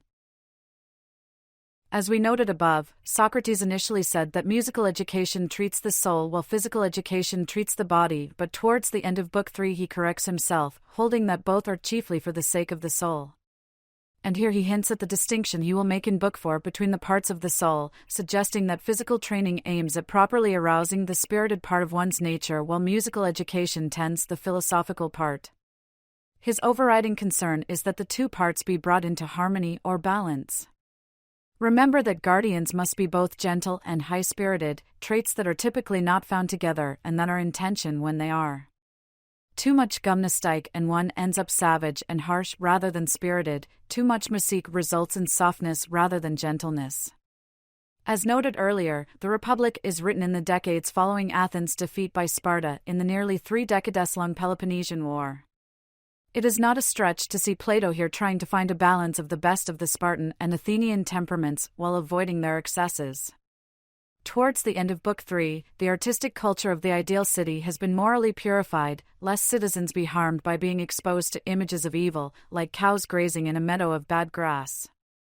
The potential guardians are subjected from youth onto a series of tests designed to see whether their belief, that they just do what is best for the city can survive the blandishments of pleasure, the pressures of compulsion, and the effects of time and rhetoric. Here and elsewhere in Book 3 Socrates is concerned with changes that escape notice. A potential guardian who can be persuaded by a sophist, such as Thrasymachus, will not pass muster, since clever rhetoric can take away their opinions without their realizing it. After describing the tests employed, Socrates distinguishes complete guardians from the auxiliaries, resulting in a city with 3 classes: guardians or rulers, auxiliaries, and craftspeople. As will become clear, these are not socioeconomic classes, but rather political classes, distinguished not by wealth, but by political authority. The rulers and their helpers, that is, the guardians and the auxiliaries, live a spare, communal lifestyle, owning no private property, and living together in military-style barracks, as befits warrior athletes. Though it might be tempting to think that those who pass these exacting tests are guardians while those who do not are merely auxiliaries, this clearly will not do. The auxiliaries must also be guardians of this conviction, that they must do what is best for the city. The difference is age and experience. The auxiliaries are young people, while presumably the guardians, like good judges, are older and have more experience. A good judge, Socrates thinks, has learned late in life what injustice is like and who has become aware of it not as something at home in his soul, but as something alien and present in others, someone who, after a long time, has recognized that injustice is bad by nature, not from his own experience of it, but through knowledge. We will soon see that a crucial difference between auxiliaries and guardians is that the auxiliaries have unshakable and true beliefs about what is best for the city. The guardians have something even firmer: they have knowledge of what is best for the city. The noble falsehood. The structure of the ideal city now set, Socrates offers a three-part foundational myth for the ideal city, which he calls the noble falsehood. He imagines telling the first-generation citizens of the now completed city that they are born from the earth, which is their mother. They literally are of the soil of this place. This presumably will make them eager to defend their city-state, as one would be eager to defend one's mother. The second part of the myth follows from the first. Since they are born of the same soil, they are all related, all brothers and sisters. Thinking of one's fellow citizens as family, he thinks, will bind the city together as one, making the citizens love each other as family members ideally do. For many of us, family bonds transcend reasons in an interesting and important way. Whether one's siblings merit one's love seems beside the point. The basis of family affection is the bare fact of being related. That someone is your brother or sister itself provides reasons for action. Some philosophers are suspicious of the kind of loyalty that is grounded in pure relations rather than reasons, since it can lead to immoral or illegal actions, as many a Law and Order episode will attest. While we might expect Socrates to explore and question such loyalty, instead he exploits it, finding unifying power in familial love. Readers will remember that among the restrictions on stories about the gods is that no stories about gods hating or fighting each other will be allowed, since we want the guardians of our city to think that it is shameful to be easily provoked into hating one another, which is impious. The last element of the noble falsehood is the famous myth of the metals, the god who made you mix some gold into those who are adequately equipped to rule. He puts silver in those who are auxiliaries and iron and bronze in the farmers and other craftsmen. So each class of the city is distinguished by the kind of metal that dominates the souls of its members. This is one of the most interesting as well as objectionable parts of the Republic. Its interest, I think, is its indicating Plato's awareness of the importance of myth in public life, especially myths of origin. Though humans are rational, we are not entirely rational. Earlier, Socrates appealed to the love the guardians have for the city as the glue binding them to it, although it is a love more cognitive than affective. And we just saw that the primary purpose of the second part of the noble falsehood is to cause the citizens to love each other.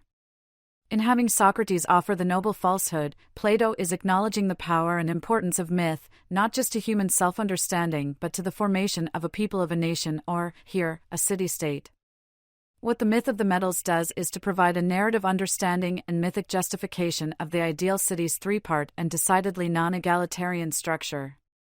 The guardian's most important task, Socrates says, is to guard against the mixture of metals in the souls of the next generation, for the city will be ruined if it ever has an iron or bronze guardian. Oddly, there is no claim that letting the silver-souled auxiliaries rule would have this destructive power. It is clear that Socrates must think of the noble falsehood as a merely verbal falsehood, one of those useful falsehoods mentioned at the end of Book 2, rather than a true or genuine falsehood, which is a falsehood about the most important things. Thrasymachus' belief that the unjust life is the happier life would be a true falsehood, on Socrates' view. It is not a true lie, since lying requires intentional deception, trying to get others to believe what you regard as false, and there is nothing to suggest that Thrasymachus does not sincerely hold the view he espouses. But, on Socrates' view, anyway, it is a true falsehood. It is not just factually false, but morally false and profoundly damaging to someone who believes it, since someone who lives their life by it cannot be happy, a claim he will try to prove in the last third of the Republic. Like the allowable stories about the gods and heroes, the noble falsehood is factually false. The citizens are not in fact born from the soil and are not actually distinguished by the kinds of metals in their souls. But its message, Socrates thinks, is deeply true. This is where the noble falsehood is apt to seem most objectionable, for the profound claim it expresses, cloaked in mythic garb, is that human beings are not created equal. The guardians are simply more valuable than the craftspeople, Socrates holds, in the same way that the sexist thinks that men are just more valuable than women and the racist thinks that white people are just more valuable, possess more intrinsic worth, than non-whites. Anyone who subscribes to the fundamental moral and political equality of human beings will have to regard Socrates' noble falsehood as not merely a verbal falsehood but rather a true falsehood, with profoundly harmful consequences to those who believe it.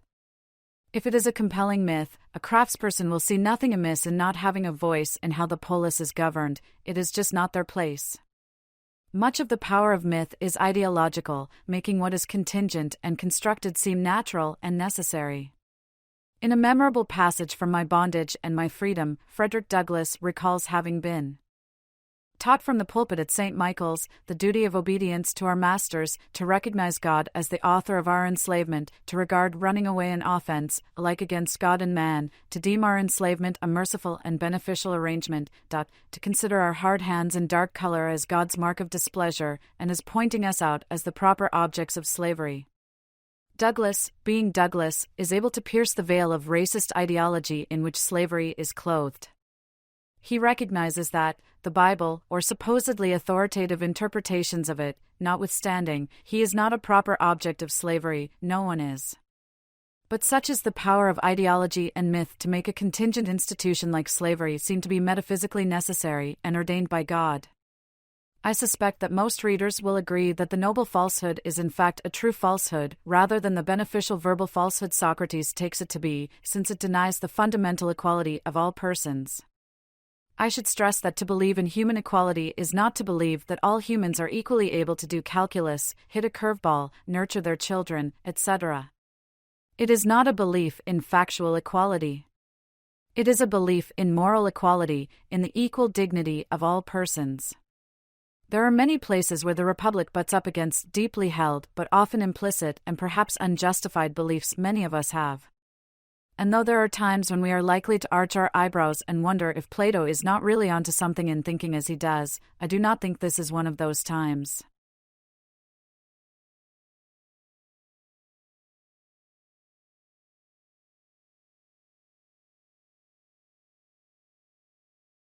Chapter 5. Starting to answer the first question. In Book 4, Socrates answers the Republic's first question, what is justice? Keeping to the plan devised in Book 2, he first tells us what political justice in the polis or city-state is, and then, arguing that the ideal polis and the human soul, sush, share the same three-part structure, he applies his definition of political justice to the psyche, arriving at his definition of personal justice. His definition is interesting in many ways, not least of which is its accounting for justice not as a matter of outward behavior, as Cephalus and Polemarchus' definitions did, but rather as an inward matter of psychic harmony. Happiness, parts and wholes, individuals and communities.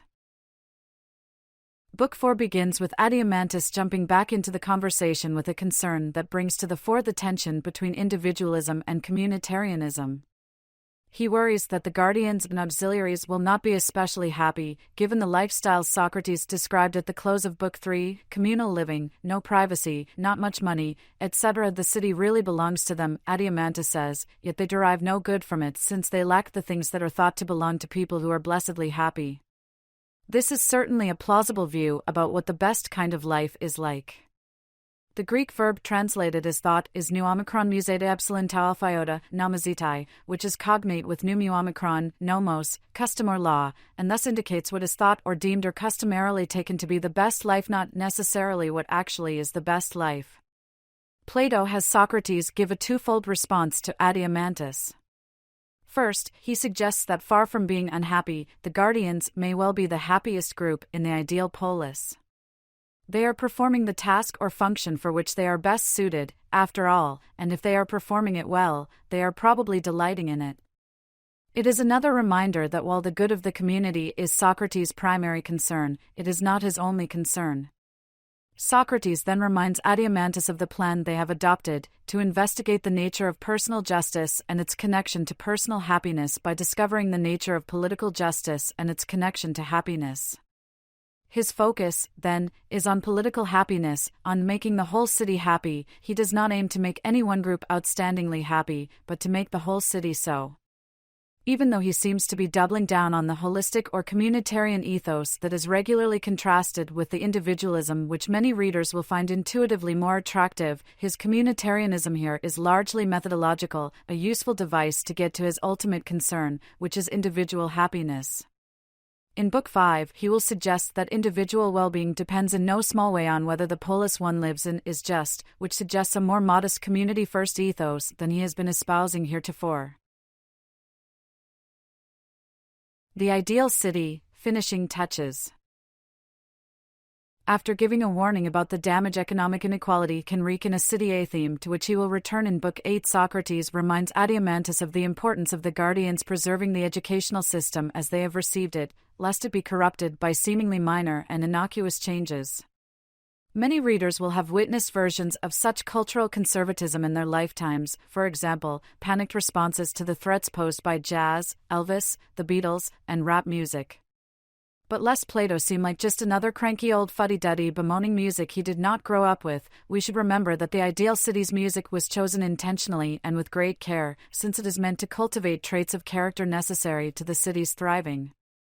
The worry is that lawlessness easily creeps in, unnoticed, so, given how malleable young people are, a fact of human nature that is highly relevant to the educational system developed in Books 2 and 3, it is important that music and culture generally provide sustenance to young souls. Children will absorb lawfulness or lawlessness. Plato mentions no neutral third option from the games they play and the songs they sing and hear, so it is vital that the healthy system be preserved. Changes of mode and meter can seem trivial and morally neutral, but they are not, on Plato's moral aesthetic conception of character development. Even if we do not share Plato's worry that changing to a new form of music threatens the whole system, keeping in mind his beliefs in the malleability of young minds and the inseparability of morality and aesthetics should render his worry at least less curmudgeonly. Though there are several other things worth discussing in this part of Book 4, I will mention just one, what we might call Plato's legislative minimalism. It is foolish, Socrates says, to think that legislation can overcome failures of education. Though some of his examples are trivial, regulating hairstyles and clothes, others are not, how the young treat the old and how they care for their parents, for example. This brief stretch of the Republic might seem little more than harumphing about kids today, but Plato is doing more than mere griping here. He might not agree with the details of Ed Tom's diagnosis in Cormac McCarthy's No Country for Old Men. It starts when you begin to overlook bad manners. Any time you quit hearin' sir and ma'am, the end is pretty much in sight. I told her, I said, it reaches into ever straighter one, but in principle they seem to be of one mind. Communities are held together by more than rules and laws, they are held together by shared values and affections. Education in Plato's broad sense is primarily character education, after all, and there is something to his point that legislation cannot repair defective character education. Still, we might worry that his view ignores the expressive function of law, the law's power to say something about the shared norms and values that bind a community together. If, in addition to governing behavior, the law can also shape attitudes and beliefs, then it may have a contribution to make to character education, if only an ancillary one. In my home state of Wisconsin, adultery is a crime, a felony, in fact. Prosecutions are extremely rare. There have been none in the last 30 years, but presumably that is not because there have been so few violations of Wisconsin statute. I know of no empirical studies of this law's efficacy in reducing adultery, but it seems unlikely that potential adulterers would be deterred by it, especially given its non-enforcement. But even if there is no direct causal link between criminalizing adultery and reducing extramarital adventuring, its criminalization may yet serve an important function, expressing the citizenry's collective disapproval of adultery. If the law plays this expressive role, striking the adultery statute from the books might seem to signal, if not the community's approval of adultery, at least its non-disapproval, and it is not implausible that this would have negative behavioral consequences by changing attitudes and feelings about the importance of marital fidelity, promise-keeping, etc. So there may be a dimension to the law that Plato is missing here. On the other hand, a law's remaining on the books because of its expressive function might cultivate the sort of cynicism and hypocrisy Adeimantus complains about in Book 2. Many citizens make a great show of the importance of the values just mentioned, because it is important to seem just, but in practice their conduct suggests a preference for being unjust. The political virtues. Now that the ideal city is complete, it is time to look for justice in it. But before we do that, I bring up a seemingly minor point that, as is so often the case with Plato, is surprisingly deep upon examination, carrying more philosophical weight than initial appearances suggest. In announcing the completion of the ideal city, which paves the way for the inquiry into the nature of justice, Socrates says to Adeimantus, "Your city might now be said to be established." This seems innocuous enough, but up to this point, Socrates' possessive pronoun of choice has been the first person plural. He speaks of our city and our citizens. At the corresponding point in Book 2, at the completion of the first city, Socrates says, "Well, Adeimantus, has our city grown to completeness, then? Why the shift here from our city to your city?" Perhaps it is merely stylistic variation on Plato's part. After all, within just a few lines Socrates shifts back to our city, and then it is soon back again to your city. I suspect that the shift in pronouns is Plato's way of reminding us that Socrates, despite being the chief theoretical architect of the just completed ideal city, still regards the first city, the rustic utopia rejected by Glaucon as a city for pigs, as the true city, the healthy one. Perhaps Plato hopes his readers will pick up on Socrates' ambivalence and reflect further on his allegiance to his rustic utopia. That city, which has been all but forgotten by this point in the Republic, was without guardians and auxiliaries and indeed without classes of any kind. The just completed city is not only structured by political classes but in fact, we will soon see, has the same structure as the human soul. This is a perfect place to remind attentive readers of the second-best nature of the ideal city, if only to make us think through how seriously to take Socrates' attitude toward it. So what seems a matter of mere style may turn out to be really a matter of substance, though we will not pursue so fine a point any further. Hopefully, though, this brief discussion reminds us of what a subtle work the Republic is and why it rewards repeated rereading. Cardinal virtues. If the city is well-founded, Socrates argues, it will be completely good and thus it will not be missing any of the moral virtues. For Socrates and Plato, there are 4 primary virtues: courage, moderation, wisdom, and justice. Aristotle had a much longer list, including friendliness, wit, generosity, and proper pride, among others. Philosophers often speak of Plato's 4 virtues as the cardinal virtues, which suggests at a minimum that the virtues are important or paramount. But in another, stronger sense, to call a virtue a cardinal virtue is to say that it is theoretically basic. There are no virtues more basic than it, and any non-cardinal virtue is somehow reducible to or a version of the cardinal virtue in question.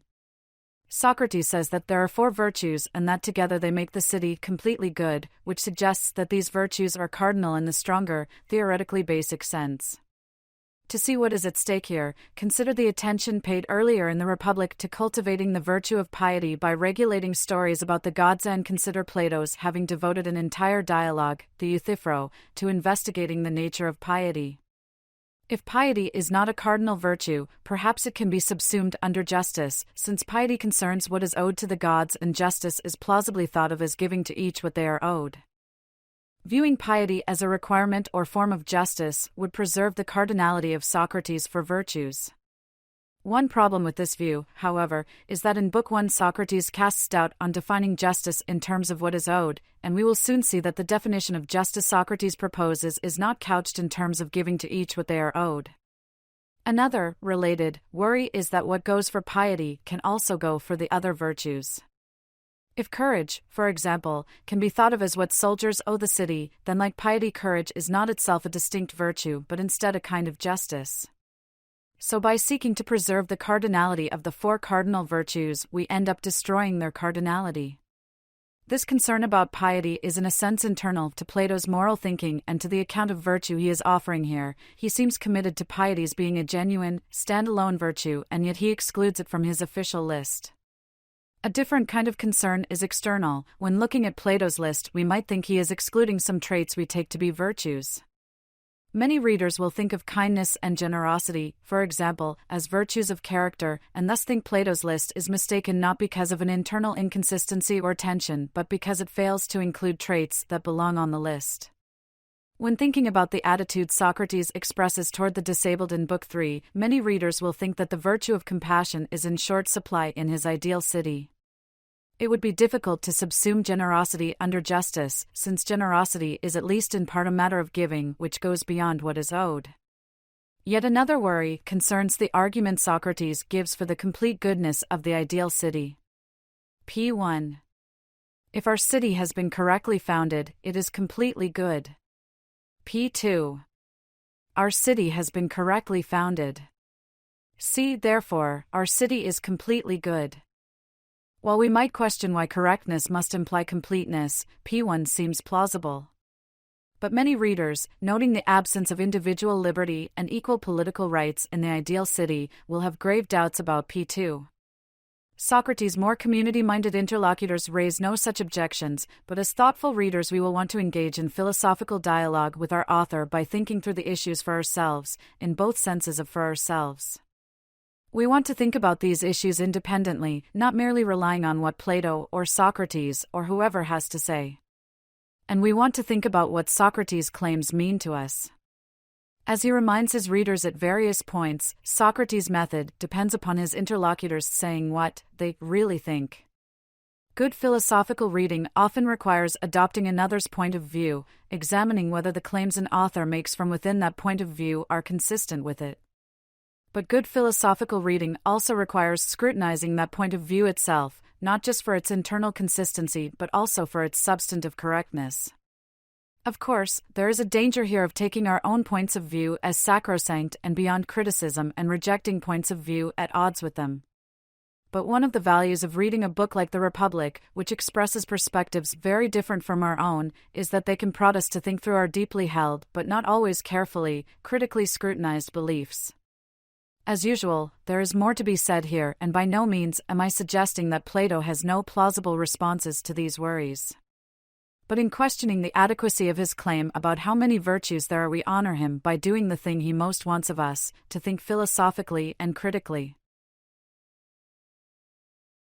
Wisdom.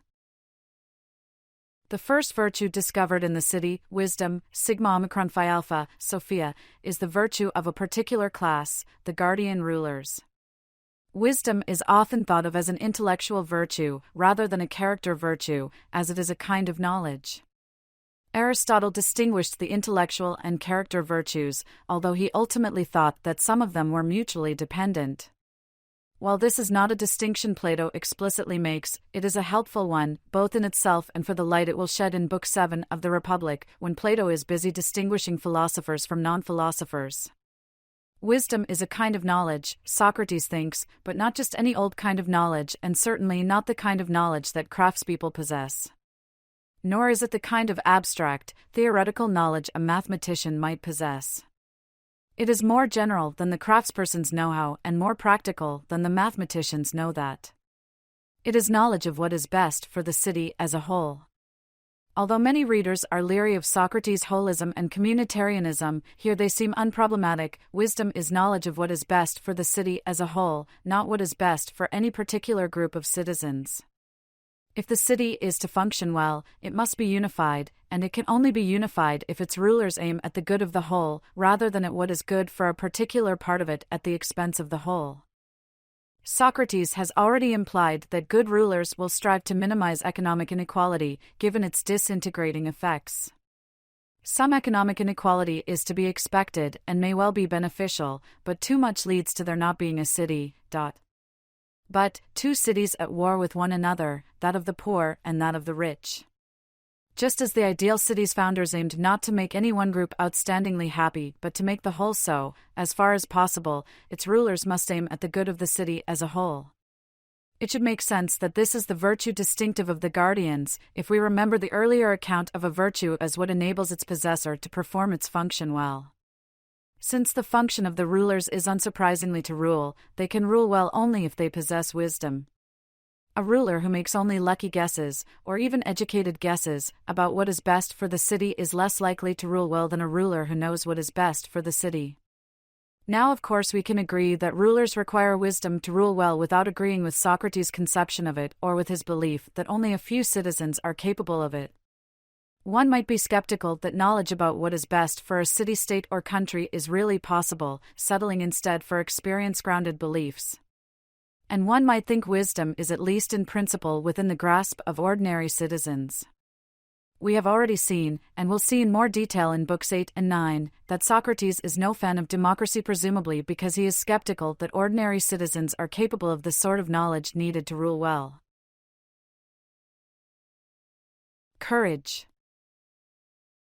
Courage, like wisdom, is also a virtue distinctive of a particular class, the soldiering auxiliaries. It becomes clear that the guardians, who emerge from the auxiliaries, will also possess courage, but their distinctive, rather than sole, virtue is wisdom, not courage. As above, their possessing courage makes sense when we remember that the auxiliaries' function is to protect the city, which they can do well only if they possess courage. A surprising way in which courage is similar to wisdom is that courage, at least as Socrates characterizes it, is at root a cognitive affair. It is power to preserve through everything the correct and law-inculcated belief about what is to be feared and what is not. Attentive readers will have noticed that the wisdom the guardians possess is a kind of knowledge, but the auxiliaries' courage is a matter of belief, not knowledge.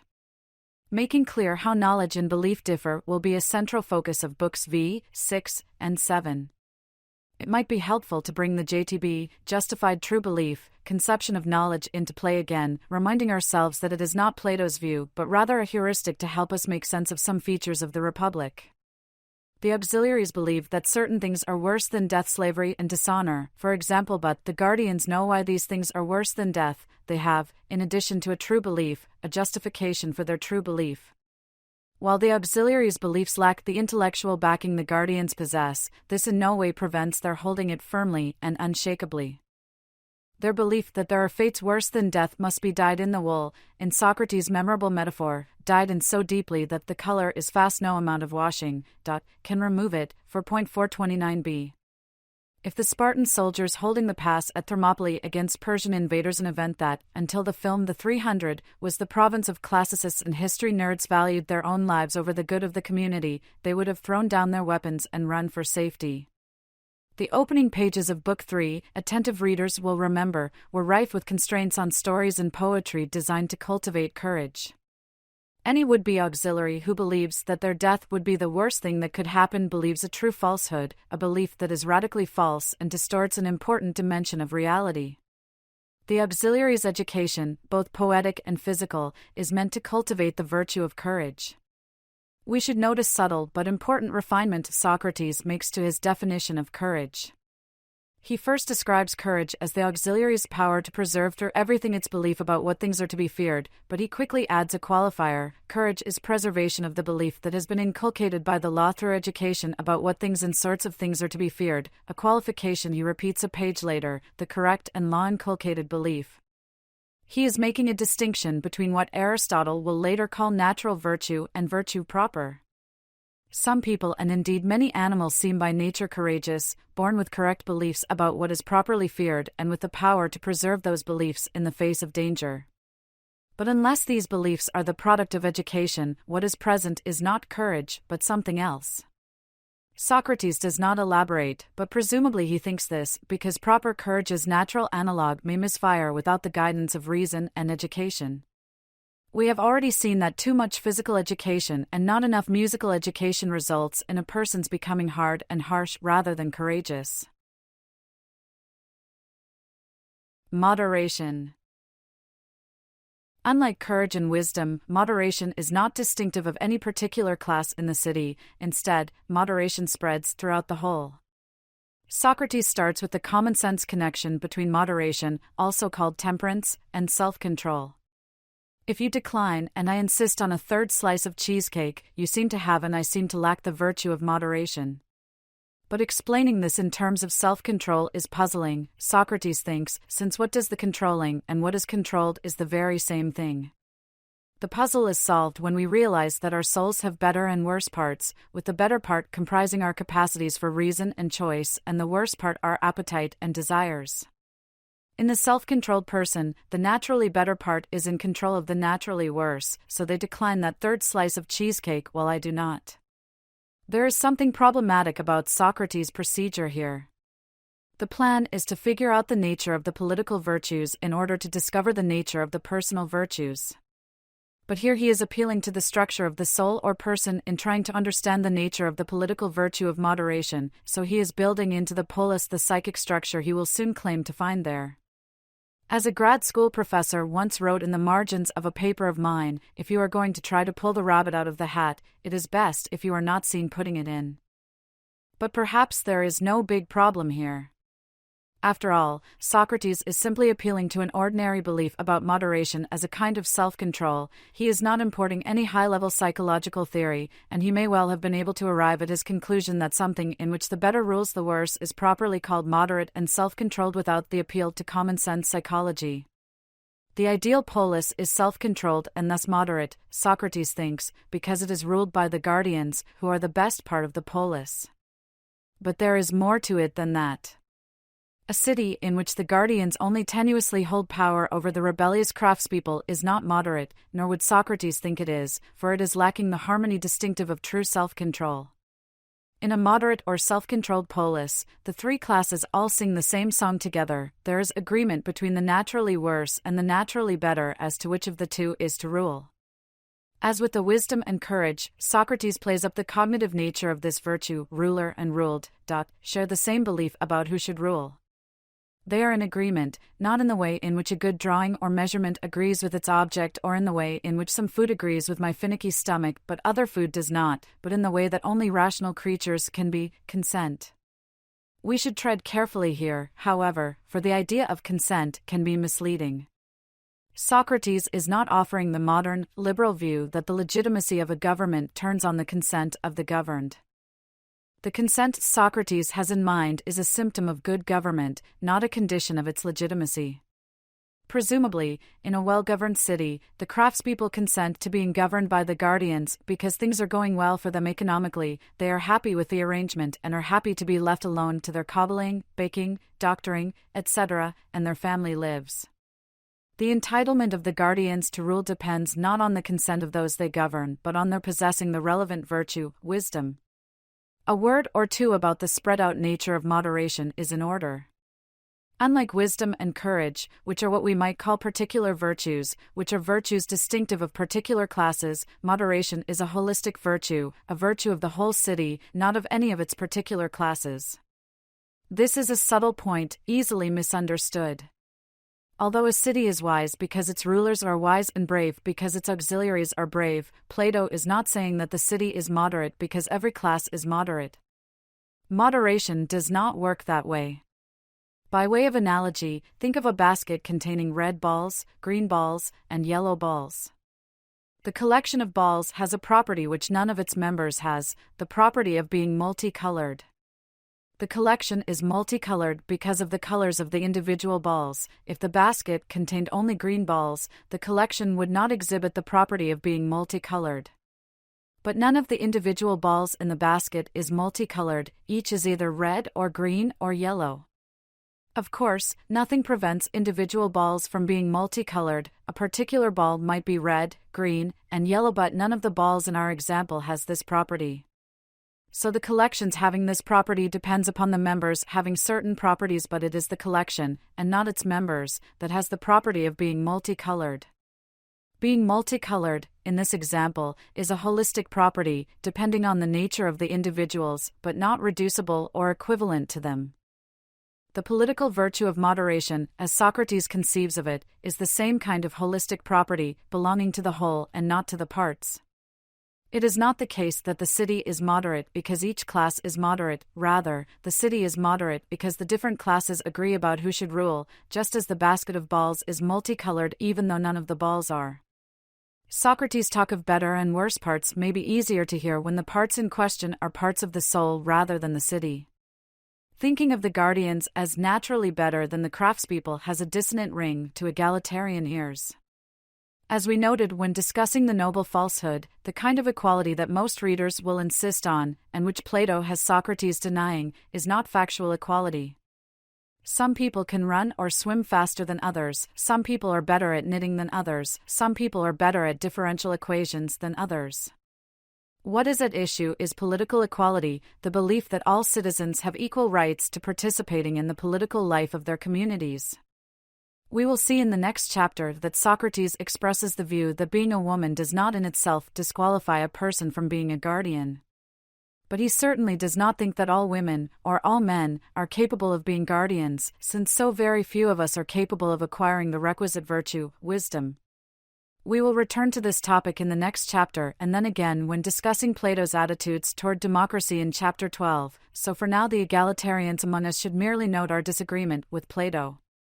But we should also be thinking of how we might go about trying to convince him, drawing on premises he himself would accept, that he is mistaken to reject political equality. It is not an easy task. But, as I have said before, one of the great benefits of carefully reading the Republic is that doing so can lead us to wrestle with difficult tasks like this, to question and defend propositions that seem self-evident to us but do not so appear to others. Justice. Since 3 of the 4 cardinal virtues have been identified, Socrates thinks that justice must be whatever is left. Justice, it's what is left over, does not exactly inspire confidence either as a bumper sticker or a philosophical methodology. But Socrates' point is that the answer to the Republic's first question is staring them in the face, so to speak. They have been talking about it without even knowing it, he thinks, because justice is based on, and indeed seems to be a moralized version of the specialization principle. Justice, he says, is doing one's own work, and not meddling with what is not one's own. Although it is initially stated in terms of individual behavior, justice as a virtue of the polis is really a matter of each class doing its work. The craftspeople produce and exchange goods, the auxiliaries protect the city, and the guardians govern it. If this is indeed what justice is, Socrates' earlier insistence that the guardian's most important task is to protect against the mixing of the metals grows in importance. If their task is to ensure justice and prevent its opposite, then they must prevent the craftspeople from ruling, since, the noble falsehood informed us, the city will be ruined if it ever has an iron or a bronze guardian. When cobblers bake and bakers cobble, the city will have suboptimal bread and sandals, and not enough of them, since this violates the specialization principle, which requires specialization as a way of producing more plentiful and better quality goods. But occupation switching is disastrous, and not merely suboptimal, when bakers and guardians switch roles. A baking guardian who lacks the baker's skill will produce bread that is not very good, but a ruling baker who lacks the guardian's wisdom will produce disaster, on Socrates' view. Justice as non-meddling has intriguing parallels in Confucius' Analects. When asked about good governing, Confucius replies, the ruler must rule, the minister minister, the father father, and the son son. Underlying Confucius' somewhat odd way of making his point is that roles are not merely descriptive but rather normative, providing rules and norms of conduct. This echoes the discussion of the precise sense of craft terms such as ruler back in Book 1. A widely heard complaint about contemporary American parenting is that too many parents seek to be their children's friend. Searching Google or Yahoo for "be a parent not a friend," for example, yields millions of hits. But even without investigating the complaint's merits, we see its point, which is both a Platonic and Confucian one. We each inhabit many roles: citizen, friend, neighbor, mother, cousin, customer, boss, etc., and it may not always be clear which role is appropriate in a given situation. To a great degree, practical wisdom is a matter of seeing which role is appropriate in the circumstances so one can then act accordingly. And of course it is not always clear what the role requires, even when one determines which role is called for. It may be that in interacting with a particular employee on a particular day, being a friend rather than a boss is what is called for. But it may be that a different situation calls for just the opposite. Although this idea of the normative status of roles is plausible and intriguing indeed, Confucianism is often thought of as a kind of role ethics. Many readers will be understandably uncomfortable with the political implications of Plato's role-based account of justice, rejecting the idea of assigning to a fellow citizen the rank appropriate to his nature, for it seems an easy, morally problematic slide from here to insisting that others know their place. Role ethics is a fascinating topic, but exploring it in more depth would take us too far afield. So instead, let us briefly explore 2 arguments Socrates makes in support of his definition of political justice. The first argument is explicitly marked in a way that should garner our attention. Look at it this way if you want to be convinced, Socrates says. The argument turns on the proper role of a judge, which is not surprising, given the focus on roles. The ideal city's rulers will also be judges, Socrates argues, and a judge's sole aim is that no citizen should have what belongs to another or be deprived of what is his own because this, intuitively, is just. Therefore, Socrates concludes, the having and doing of one's own would be accepted as justice. This seems plausible, and Glaucon finds it so. But a more critically disposed reader might question the sudden appearance of doing one's own in the conclusion, when the premises have concerned only having one's own. Socrates' argument is commonsensical and intuitive because it concerns property. Justice requires that I not be wrongfully deprived of my property. Is what one does properly thought of something one has? Are one's roles to be counted among one's property? Perhaps, but if being, doing, and having are distinct metaphysical categories, we should be leery of fusing them into each other. The second argument is also simple and straightforward. Since meddling and exchange between these three classes, that is, the mixing of the metals, is the greatest harm that can happen to the city, and injustice is the worst thing one can do to one's city, it follows, Socrates argues, that meddling is injustice. And if meddling is injustice, it must follow that its opposite, not meddling, is justice. A reader who suspects that this argument begs the question that it assumes the truth of what it is trying to prove seems to be on the mark. Only someone who already accepts the proposed definition of justice would accept the argument's first premise, that meddling is the worst evil that could befall the city.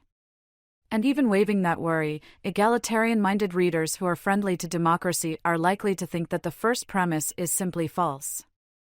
They are likelier to think that the hierarchical, elitist structure of Socrates' ideal city is among the worst evils that can befall a political community. And sharp-minded readers will wonder whether Socrates is confusing cause and effect, thinking that even by Socrates' lights the meddling itself is not the great evil but rather is the cause of the evil, which presumably is the disintegration of the city. Many such readers will be skeptical that meddling or metals mixing will cause the great harm Socrates claims for it. In addition to these external worries about Socrates' definition of justice, there is an internal worry about it, that is, a worry from within Socrates' point of view concerning the cardinality of the cardinal virtues. Piety, the reader will remember, is treated elsewhere in the Republic and elsewhere in Plato's dialogues as a distinct virtue in its own right. But Socrates does not count it as a cardinal virtue, or even mention it, in Book 4. Earlier I suggested that attempting to regard piety as a form of justice, and thus retaining Socrates' view that there are only 4 moral virtues, did not pan out. Here, the concern is that justice, as Socrates describes it, and moderation are so similar that it is difficult to count them as 2 virtues. A city is moderate when all 3 classes share the same belief about who should rule, and it is just when each class does its own work, but it is hard to see how those are really different, since each class doing its own work seems to be the embodiment of the agreement. Although making an agreement and acting on it are not the same thing as anyone who has had a contractual dispute, or, to choose a homier example, anyone who has experienced a child not being willing to go to bed at the agreed-upon time, can attest the difference here does not seem sufficient to justify viewing moderation and justice as distinct cardinal virtues. If we are tempted to insist that the difference between agreement and action is sufficient to justify claims of cardinality, we might find our position turned against us. After all, an opponent might argue, could not the same be said about courage? Surely a belief that X is an appropriate object of fear and acting on that belief are not the same thing, even if they are closely related. If so, there would need to be another virtue, related to but distinct from courage, and if that is the case, then Socrates is mistaken that there are 4 virtues. While Socrates does not wrestle with this problem directly, his view that justice is a sort of meta-virtue might implicitly solve his problem. The prefix meta- suggests a higher level or higher order aboutness. Metacognition is cognition about cognition, thinking about thinking. Though it is often more at home in psychological contexts, there is a sense in which we are engaged in metacognition here. We are thinking about Plato's thinking about justice. So to call justice a meta-virtue is to suggest that it is a virtue about the other virtues. Even so, there is a sense in which thinking of justice as a meta-virtue can be misleading. Cognition comes before metacognition. There is no thinking about thinking unless there is first some thinking to think about. But on Socrates' view, justice comes before the other virtues. It is the condition of their possibility, the power that makes it possible for them to grow in the city and that preserves them when they have grown for as long as it remains there itself. It is worth emphasizing the word power in this description. The Greek word is delta nu alpha mu iota, dunamis, from which the English word dynamic derives.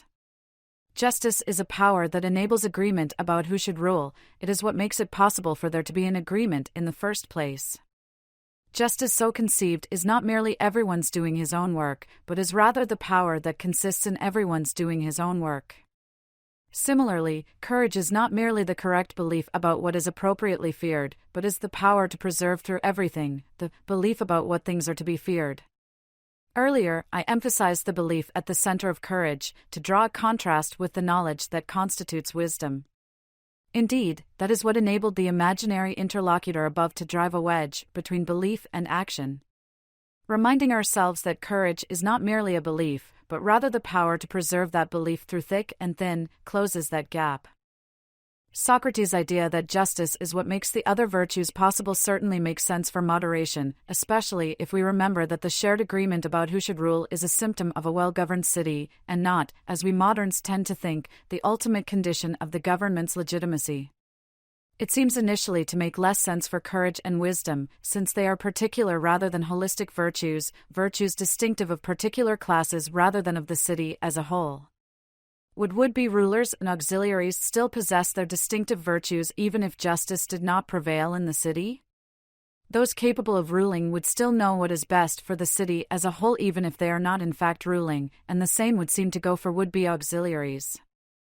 Indeed, just these sorts of situations arise as the ideal city begins to disintegrate, as described by Socrates in Books 8 and 9. Perhaps. But the time and attention Socrates has devoted to education in the ideal city suggests that while wisdom and courage can be defined and understood independently of justice, they cannot be manifested or made real in its absence. Much of the program of education Socrates spells out in Books 2 and 3 is devoted to educating the auxiliaries. He will return to education in Book 7, but there his focus will be on educating the guardians, sketching out a program that will ultimately enable them to grasp the nature of goodness itself, which they will need if they are to know what is best for the city as a whole and not merely have correct beliefs about this. So even if we can understand what courage and wisdom are independently of justice, we can imagine Socrates saying, those virtues will never come to be without the rigorous educational program of Books 2, 3, and 7, which is why it is so crucial for the guardians to defend it and resist all attempts to change it even slightly.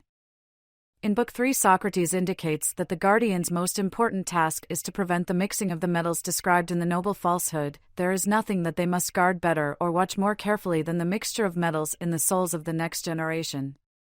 What he says in Book 4 initially seems to conflict with this, since there he suggests that their most important task is to guard the one great thing, education and upbringing, that those in charge must cling to education, guarding it against everything.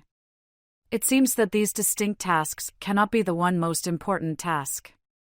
But indeed, they really are one and the same task, since the only way to prevent the mixing of the metals is to preserve the educational system. Indeed, as we will see when Socrates describes the disintegration of the ideal city in Books 8 and 9, the decay begins when they have less consideration for music and poetry than they ought. And then they will neglect physical training. These changes to education are quickly followed by intermixing of iron with silver and bronze with gold. So while justice is conceptually distinct from the other cardinal virtues, they depend upon it for their coming into being in the city. Justice and the other virtues, while conceptually distinct, are not really or existentially distinct. Justice is the condition of their coming into existence. Thus it is a tad misleading to call it a meta-virtue, since it is about the other virtues in a distinct way. It is the condition of their reality. It is their basis, their rocae, archi, or foundation.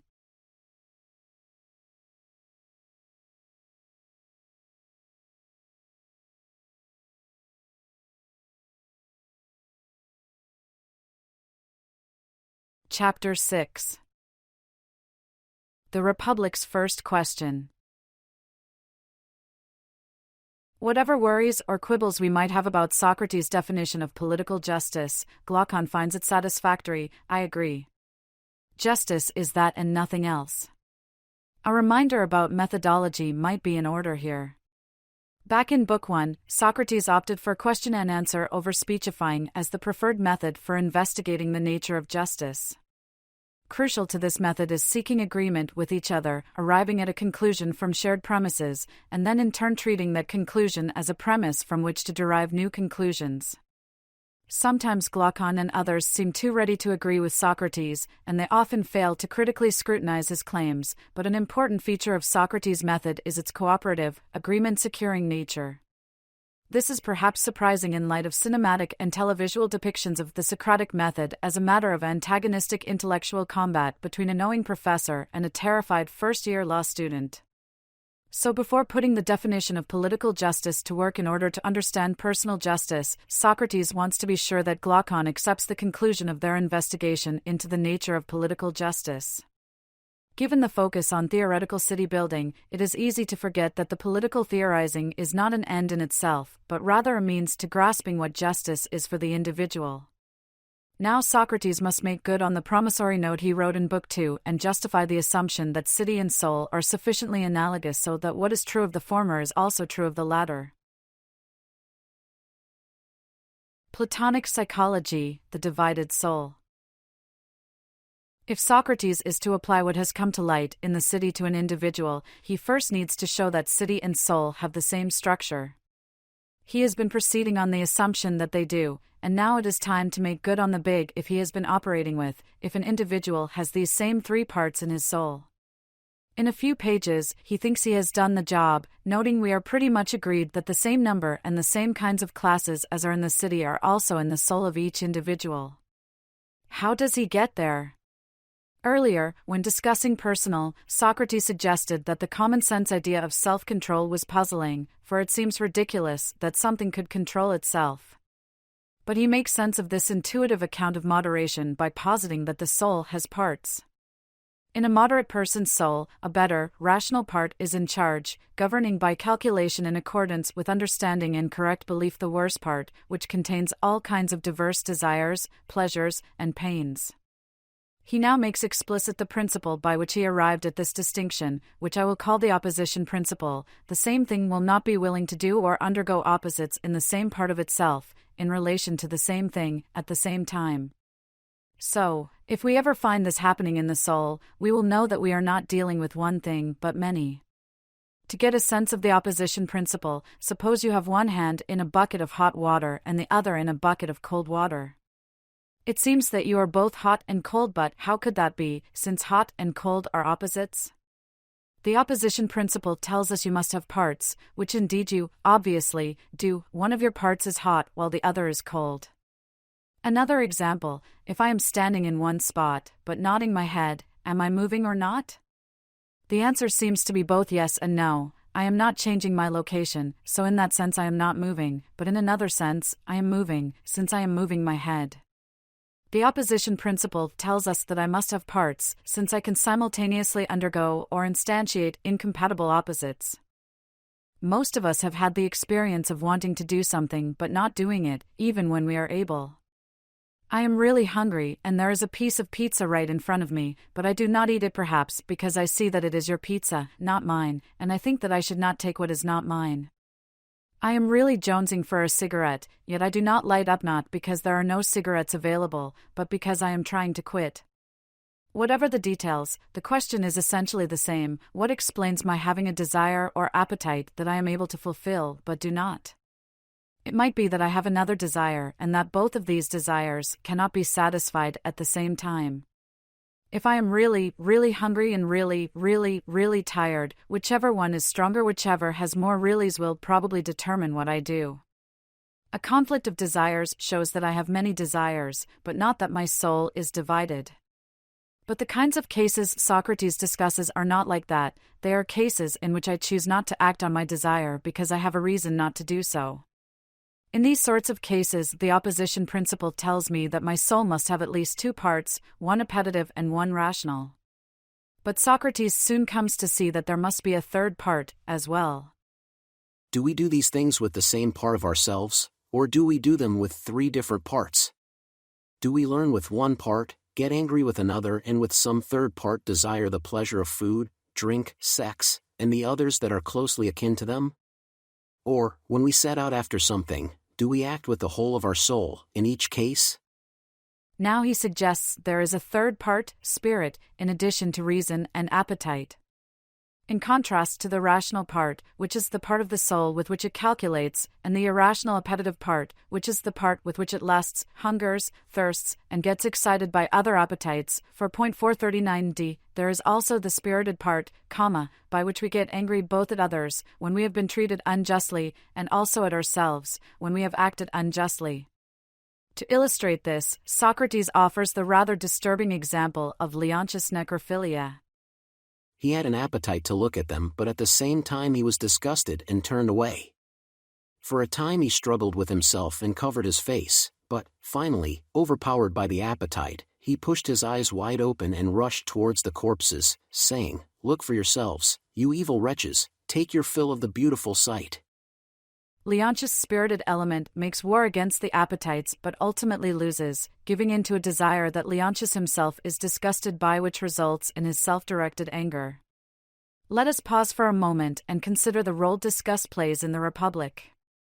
Socrates has praised the person of godlike character who is disgusted by injustice, in contrast to the unjust person who has no scruples about, is not disgusted by, doing injustice.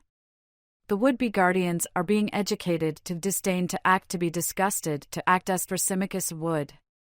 We have already remarked upon the moral point of their aesthetic education, the point of which is to acquire the right distastes. It is the same Greek word in all these passages, delta upsilon sigma chi epsilon rho alpha nu omega, dusterteno, to be unable to endure, to be disgusted with. Disgust at rotting meat seems to be a universal human reaction, one we come to naturally, without learning. But moral disgust is a product of education and upbringing. Someone raised on the Thrasymachus plan will fail to be appropriately disgusted at wrongdoing and other modes of moral ugliness. And unlike its physiological counterpart, moral disgust is conceptual. It is not the thought of rotting meat that disgusts us, it is the smell of the rotting meat itself, although physical revulsion may well arise if I imagine rotting meat robustly enough. I should be morally disgusted at witnessing an outrageous act of injustice, but if I have been properly raised I should also feel moral disgust at the thought of injustice and be angry about it.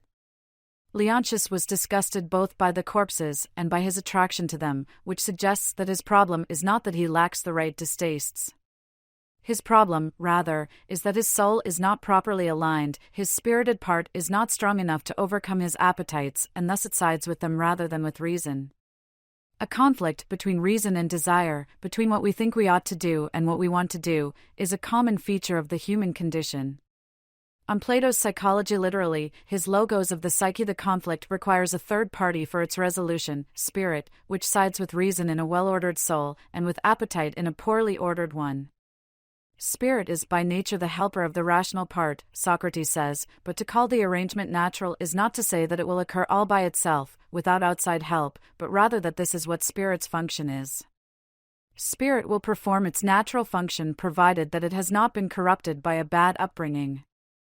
It is telling that spirit is defined as the part of the soul we get angry with, for anger of a particularly moral type, resentment or indignation can be the appropriate emotional response to injustice suffered or witnessed, respectively, just as shame, a kind of moral self-disgust, is the proper emotional response to having acted unjustly. Spirit, like reason but unlike appetite, is evaluative, but its evaluative scope is narrower than reason's.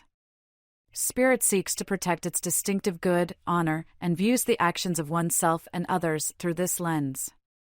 Many philosophers agree with Geoffrey Murphy's view that wrongdoing can communicate the demeaning message that it is permissible for the wrongdoer to treat the victim as they do, and that the victim's anger, which often involves a desire to retaliate, can be seen as a way of denying the wrongdoer's demeaning message. 1 While spirit is able to see what is good and bad for it and to defend its own turf, it is not able to see what is good, all things considered. That is reason's task.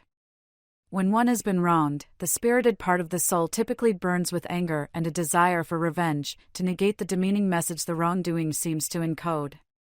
It would be good to harm him in return, it seems to say. But spirit is the part that is angry without calculation. Where spirit is passionate and hot, reason is detached and cool, seeking what is advantageous for each part and for the whole soul rather than for any particular part. Reason might offer an alternative interpretation of the event that has angered passion, suggesting perhaps that the wrongdoer did not mean it that way or that it was an accident, etc., and thus that spirit's anger is unjustified, so retaliation is inappropriate in this case. Or reason might reject retaliation altogether since it is never just to harm anyone, as Socrates argued in Book 1. The upshot of all this is that spirit is distinct from appetite and reason, though it shares affinities with each. In a well-ordered soul, spirit can be called to heel by the reason within, like a dog by a shepherd. Of course, this order must be cultivated from an early age, by the proper balance of musical and physical training. Overdoing physical training results in someone who is under-responsive to the demands of reason and who, like a rogue soldier, is unable or unwilling to obey orders. Underdoing physical education results in someone unable to subdue the appetites and passions. Readers familiar with Freud's psychology will see an intriguing parallel between the roles reason, appetite, and spirit play in Plato's psychology and the roles ego, id, and superego play in Freud's. The personal virtues. Having secured agreement that the soul has the same three-part structure as the ideal city, Socrates has justified to his companion's satisfaction the dangling if at the heart of their method of investigating personal justice. If the assumption that city and soul are isomorphic, that they have the same three-part structure, were false, then we would have no reason to think that anything we have discovered about the nature of the political virtues tells us anything about the nature of the personal virtues. But having justified the hypothesis that underlies their method at least to the satisfaction of Glaucon and Adeimantus, they can now apply what has come to light in the city to an individual. Socrates makes quick work of the first three personal virtues, each of which is parallel to the corresponding political virtue. Just as political courage involves preserving law-inculcated beliefs about what are appropriate objects of fear, personal courage is not the preservation of innate or natural or accidentally acquired beliefs about what is to be feared, but rather the declarations of reason about what is to be feared and what is not. In a well-ordered soul, the rational part is the part making these declarations, since it is the part capable of knowledge of what is advantageous for each part and for the whole soul, which is wisdom. As with political wisdom, personal wisdom requires the capacity to see the big picture. We encounter a problem when we try to map political moderation onto the individual soul. Like political moderation, personal moderation involves harmony. The Greek word is sigma upsilon mu phi omega nu alpha, symphonia, whence the English word symphony between the rational and appetitive parts of the soul. With political moderation, this agreement is not merely practical, as when we say things like, cabin life really agrees with him, or when subject and verb agree in a grammatically coherent sentence. It is also cognitive. The ruler and the ruled believe in common that the rational part should rule. But in the soul, the irrational appetites are parties to the agreement, and it is hard to see how mere appetites like hunger and thirst can agree with anything in the cognitive sense. One implication of the otherwise puzzling claim that each appetite itself is only for its natural object is that the appetites are non-cognitive, non-evaluative drives incapable of belief, judgment, and agreement. There is no corresponding head-scratching about the craftspeople agreeing with the guardians that the latter should govern the polis, since the craftspeople are people and thus capable of agreeing and disagreeing with claims or propositions. Personifying the parts of the soul helps us to make sense of Socrates' account of moderation as a personal virtue, but in addition to the weirdness of thinking of appetites as being like persons, capable of forming beliefs and of making agreements, personifying the parts of the soul puts us on the road to an infinite regress. A person's soul comprises three parts, each of which is itself a miniature person or is like one, but then each of these miniature subpersons would comprise even more miniature sub-subpersons, and on and on. Like the poet Walt Whitman, we contain multitudes, apparently.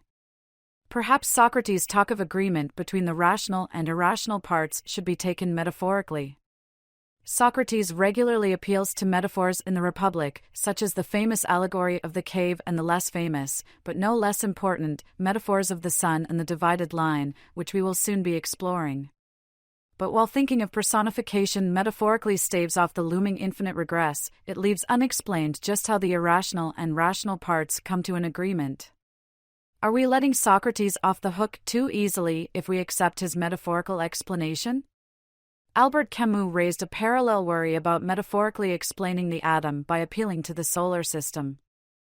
You tell me of an invisible planetary system in which electrons gravitate around a nucleus. You explain this world to me with an image. I realize that you have been reduced to poetry. So that science that was to teach me everything ends up in a hypothesis, that lucidity founders in metaphor, that uncertainty is resolved in a work of art. Though I understand his complaint, it seems that Camus fails to appreciate the cognitive power of metaphor, which is odd, given the centrality of the metaphor of Sisyphus to his account of the human condition. Are metaphorical explanations intrinsically problematic, as Camus seems to suggest? Metaphorical explanations are problematic when the metaphor that is offered to clarify the target concept is itself unclear or insufficiently understood. If the physics and nature of the solar system are well understood, why would appealing to the metaphor of the solar system be problematic? Perhaps Plato is here reminding us that we have agreed to forego the longer and fuller road that leads to precise answer S in favor of a less demanding path that leads to a vantage point from which we see the same truths as we would from the more demanding path, but we see them less clearly and distinctly from a distance. Walking the longer road of dialectic requires doing without hypotheses and metaphors, Socrates tells us later, but we will find them helpful while walking the less demanding trail we are on. Interestingly enough, Socrates does not exactly go in for personification of the soul's parts in a metaphor he explicitly endorses later in the Republic. In the image of the soul in words he offers in Book 9, the appetitive part is not a person but rather a multicolored beast with a ring of many heads that it can grow and change at will. While we might worry about the capacity of such a creature to form beliefs and agreements, remember that in distinguishing political courage from its natural analog, which resembles, but strictly speaking is not courage, Socrates notes that animals and slaves can possess correct belief about what is appropriately feared, however such beliefs are not the result of education, nor inculcated by law, and thus they cannot possess courage proper but only its natural facsimile.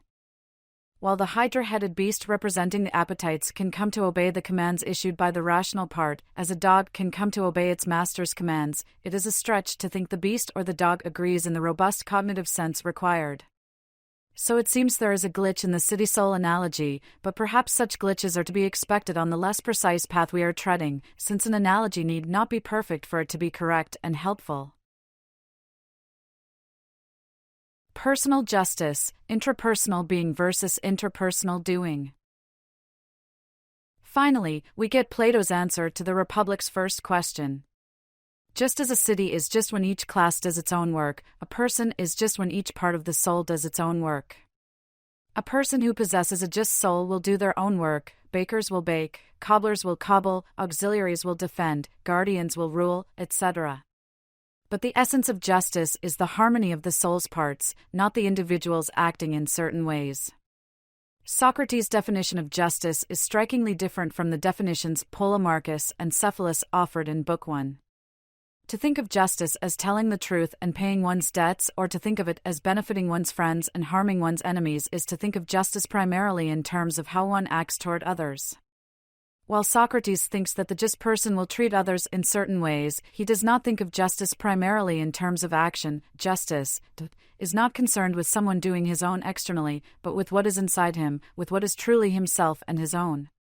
So were Cephalus and Polemarchus, both spokesmen for the common-sense morality of the day, think of justice as a matter of what one does, Socrates thinks of it as primarily a matter of how one is, of what one is like, internally. The essence of justice is not to be found in external, interpersonal doing, but rather in internal, intrapersonal being. That is quite a shift, so much so that some philosophers think that Socrates has changed the subject and indeed has committed the fallacy of irrelevance. Point 3. Although I understand the point of this objection, I cannot say that I find it compelling. Socrates has not really changed the subject so much as deepened it. Polemarchus is thinking of justice in terms of action, but Socrates argues that it is something more fundamental than that Polemarchus' thinking is literally too superficial. It is looking at the surface manifestations of justice without understanding its underlying essence, just as someone who thinks of water in terms of clarity and wetness is missing its molecular essence. It is not that Socrates is unconcerned with just actions, but rather than he thinks they are really merely expressions of the underlying virtue, to be explained in terms of inner character. The action is just and fine that preserves this inner harmony and helps achieve it. As we noted earlier, Plato is offering what is nowadays called a virtue ethics, which takes the virtues to be morally fundamental.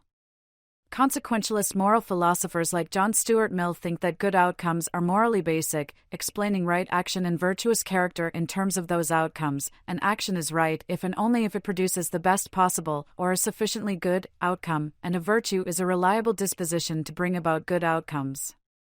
Deontological moral philosophers such as Immanuel Kant deny that right action is to be explained in terms of good consequences, thinking that certain kinds of action are right in themselves. For deontologists like Kant, virtues are dispositions to do one's duty.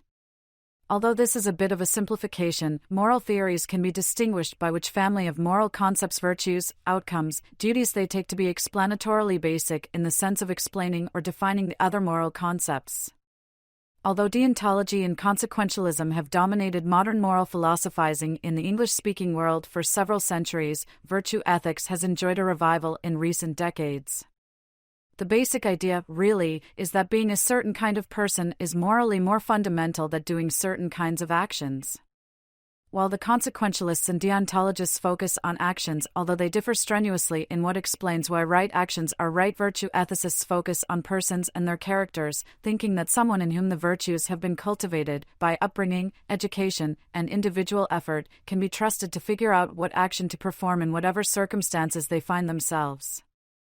So, for a virtue ethicist such as Plato, an action is just because it is the sort of action a just person would perform in the circumstances. Now, merely doing what the just person does is not enough to make one just. There is a distinction between doing a just act and being just. If I am doing what the just person would do, then I am acting justly, but I might not yet possess the virtue of justice. Plato's student Aristotle insisted that to act justly, I must do what the just person does, but to be just, to possess the virtue of justice, I must perform just acts as the just person performs them. I must be properly motivated, which requires at a minimum that I be motivated by what is fine or noble, what is Kalin, that crucial concept we encountered in books 2 and 3, rather than by self-interest, and that, with a few exceptions, we enjoy or at least are not internally resistant to performing the action. Socrates puts his definition to the test by asking Glaucon what kind of acts the just person, as they have defined her or him, will and will not perform.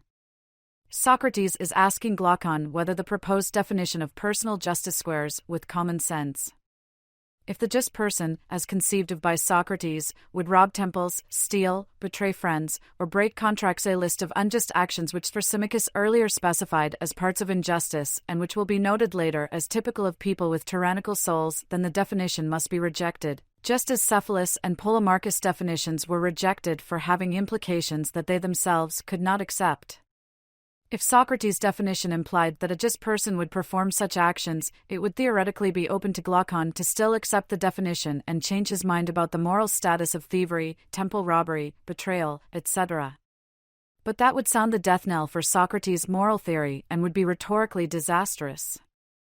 Glaucon agrees that the just person would not perform these kinds of actions, the kinds of actions we can expect of someone wearing Gyges' ring, of someone who thinks they can do injustice with impunity.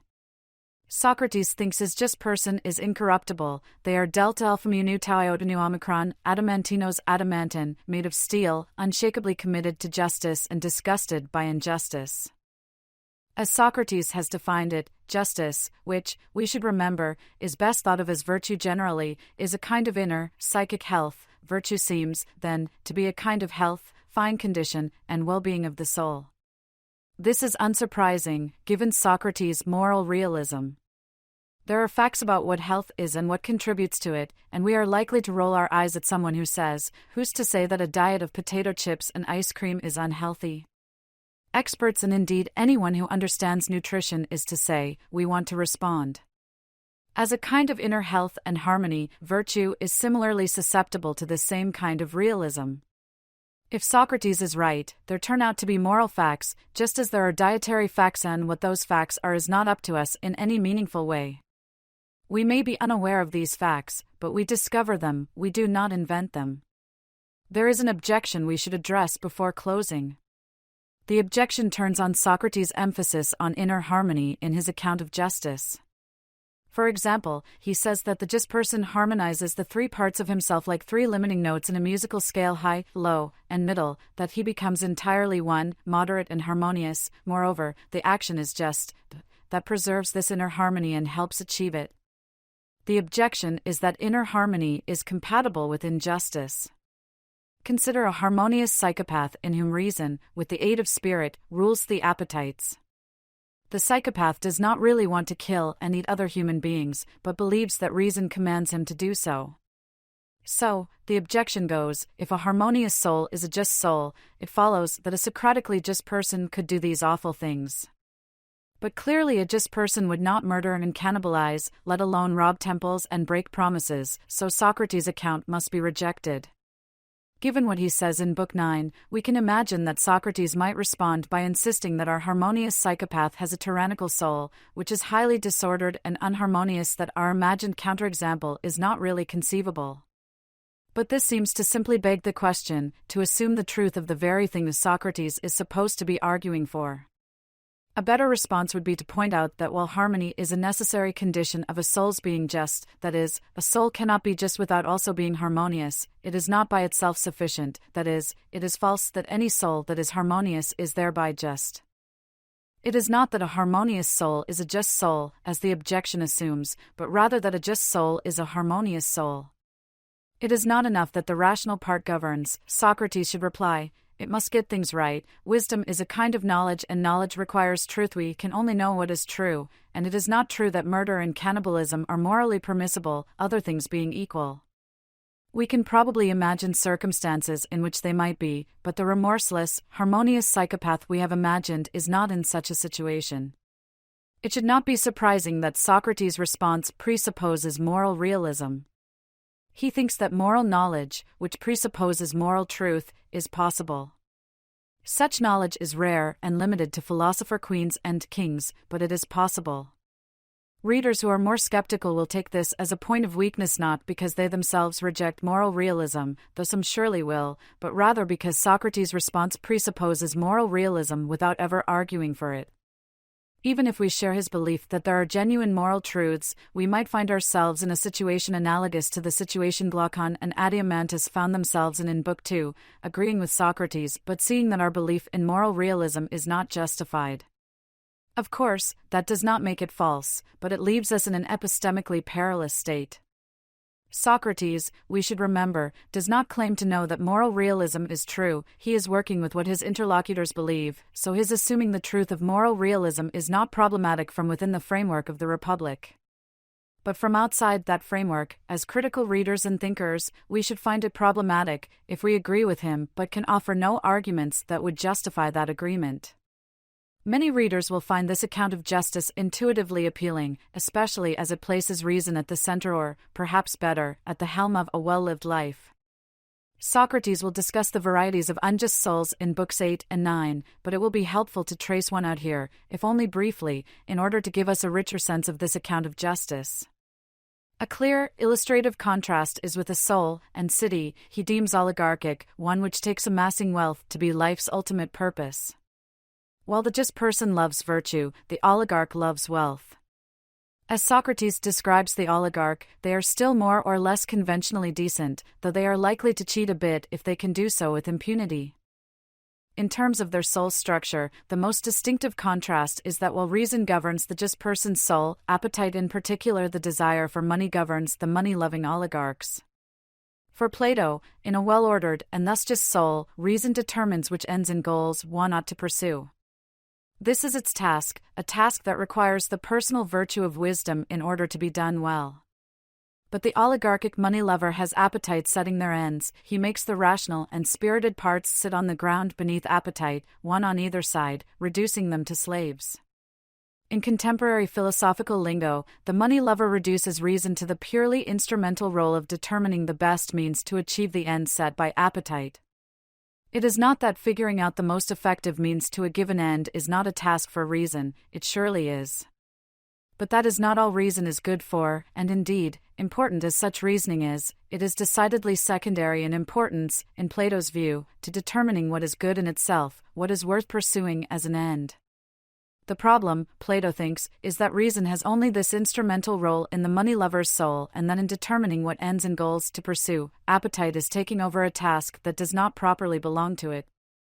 Appetite is meddling and not doing its own work, as the specialization principle and justice require. Reason, not appetite, is supposed to determine which things are good, so a soul in which appetite is doing reason's work is unjust. If we are reluctant to label as unjust souls whose possessors adhere to conventional morality despite being governed by appetite rather than reason, the example of Cephalus immediately comes to mind, we can at least regard them as non-just, reserving unjust for more obviously bad folk. Though many of us are no doubt inclined to agree with Plato about the centrality of reason to a well-lived life, we would do well to remember that great 18th-century Scottish philosopher David Hume disagrees strenuously with Plato about the role reason should, and indeed can, play in a well-lived life. Hume famously says, reason is not only to be the slave of the passions, but Hume is emphatically not suggesting that we should give ourselves over to a passion for money. Instead, he is making a point about human psychology that plays up the affective, emotional side of our nature and downplays the rational. We regularly mistake the calm passions such as benevolence, kindness to children, and the general appetite for good for reason, since they lack the force of violent passions such as anger and romantic love.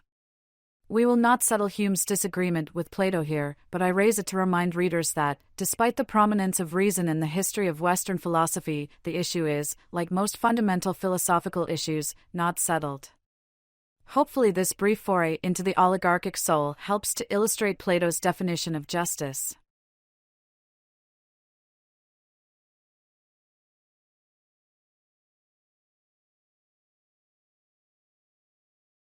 Chapter 7.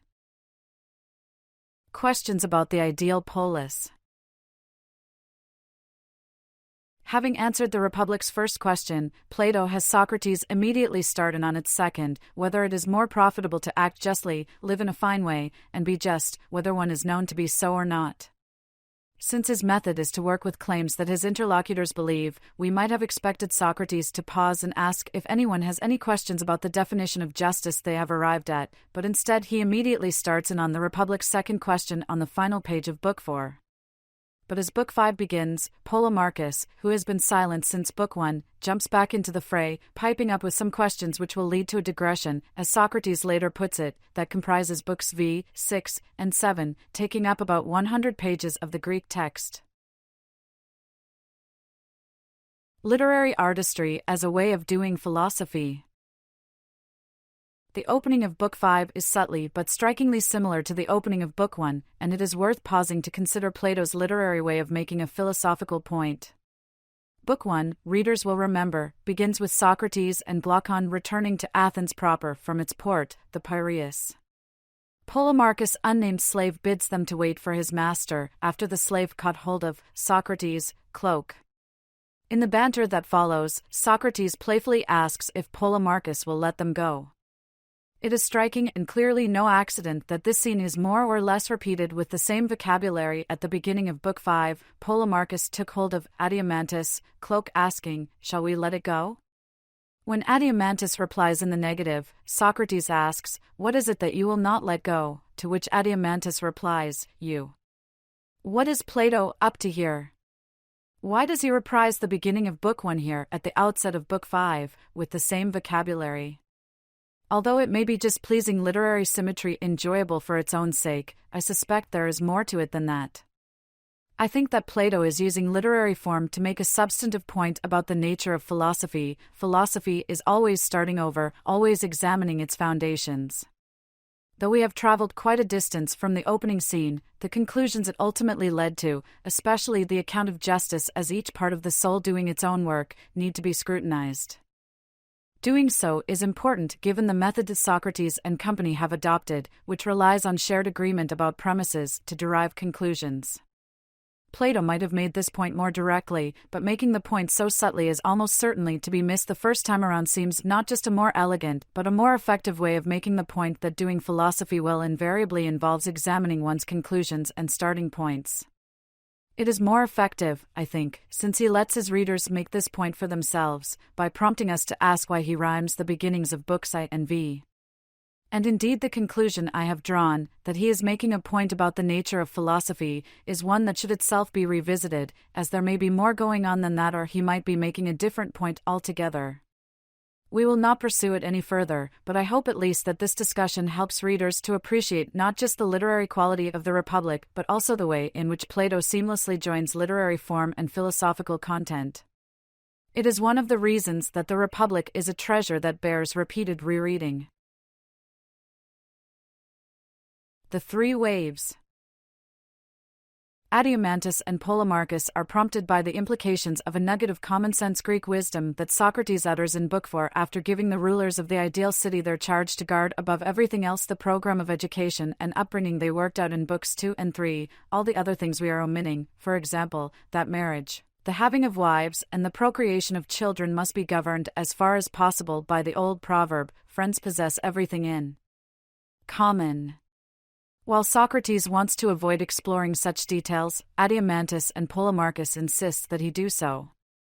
It is not that they disagree with the proverb Socrates has appealed to, but rather that it requires an explanation, landegam omicron, logos. They want its implications explained and justified, since they run so contrary to Athenian social arrangements and customs.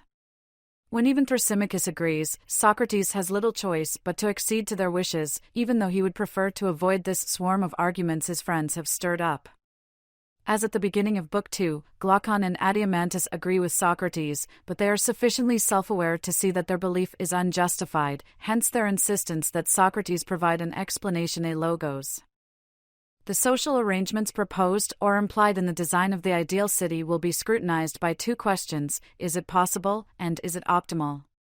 The kind of possibility in question here is not logical possibility, but rather something more along the lines of practicality. Could this arrangement be realized in an actual city? If the answer is yes, they turn to the second question, which asks whether this arrangement would be optimal or at least beneficial. In a nutshell, the questions can be collapsed into one: could we really live this way, and if so, would it be good for us if we did? In one of his not infrequent confessions of pessimism or trepidation, Socrates is leery of the line of inquiry Adeimantus and company are insisting on, since mistakes about what is the best way for humans to live, and here it is good to remember that their discussion concerns no ordinary topic, but the way we ought to live, can be disastrous. A mistake here will likely lead to a true falsehood, the very worst thing to believe. But Socrates fares forward, facing each of the three waves. The metaphor of the wave is a powerful one for the residents of a seafaring polis, especially as the discussion that constitutes the Republic takes place in the Piraeus, the port of Athens. The waves come in order of increasing severity. The first concerns whether women can be guardians, the second concerns the abolition or deprivatization of the traditional family, the third concerns the ideal city itself. We will look at the first two in this chapter and explore the third in the next, since Socrates takes the end of Book 5 and the whole of Books 6 and 7 to address it. The first wave. Can women be guardians?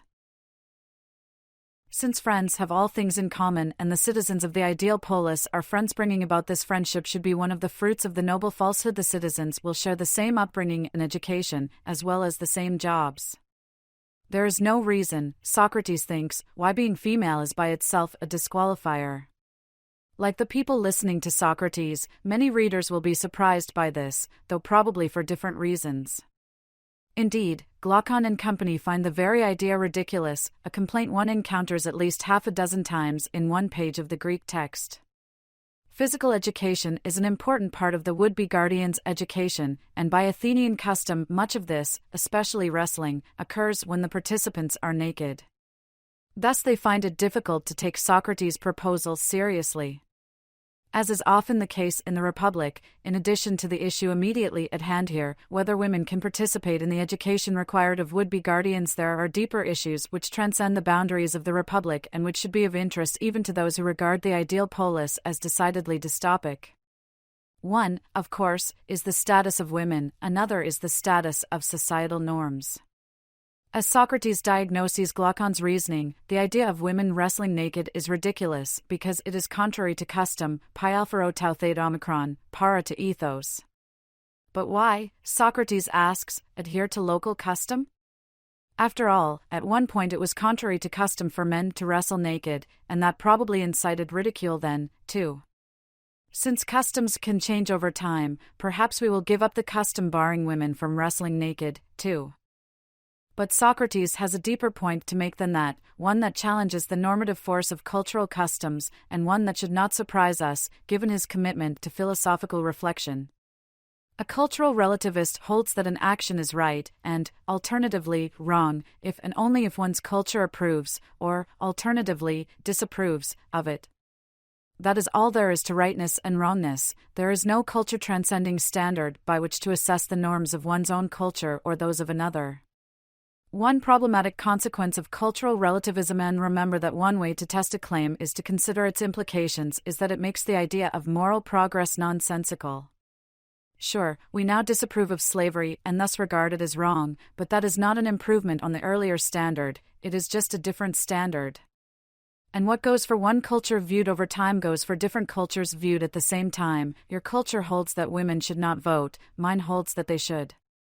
One is not better than another. On the relativist's view, they are different, not better or worse, because to hold that anti-slavery or pro-female suffrage norms are better than their opposites requires a higher, culture-transcending standard by which to assess those cultural standards, and these are the very things denied by the cultural relativist. The argument pattern here should be familiar. A implies B, and B is false, or, at least, the person we are talking with regards it as false, so A must also be false. Consider this argument. P1. If A, cultural relativism is true, then B, the idea of moral progress is incoherent. P2.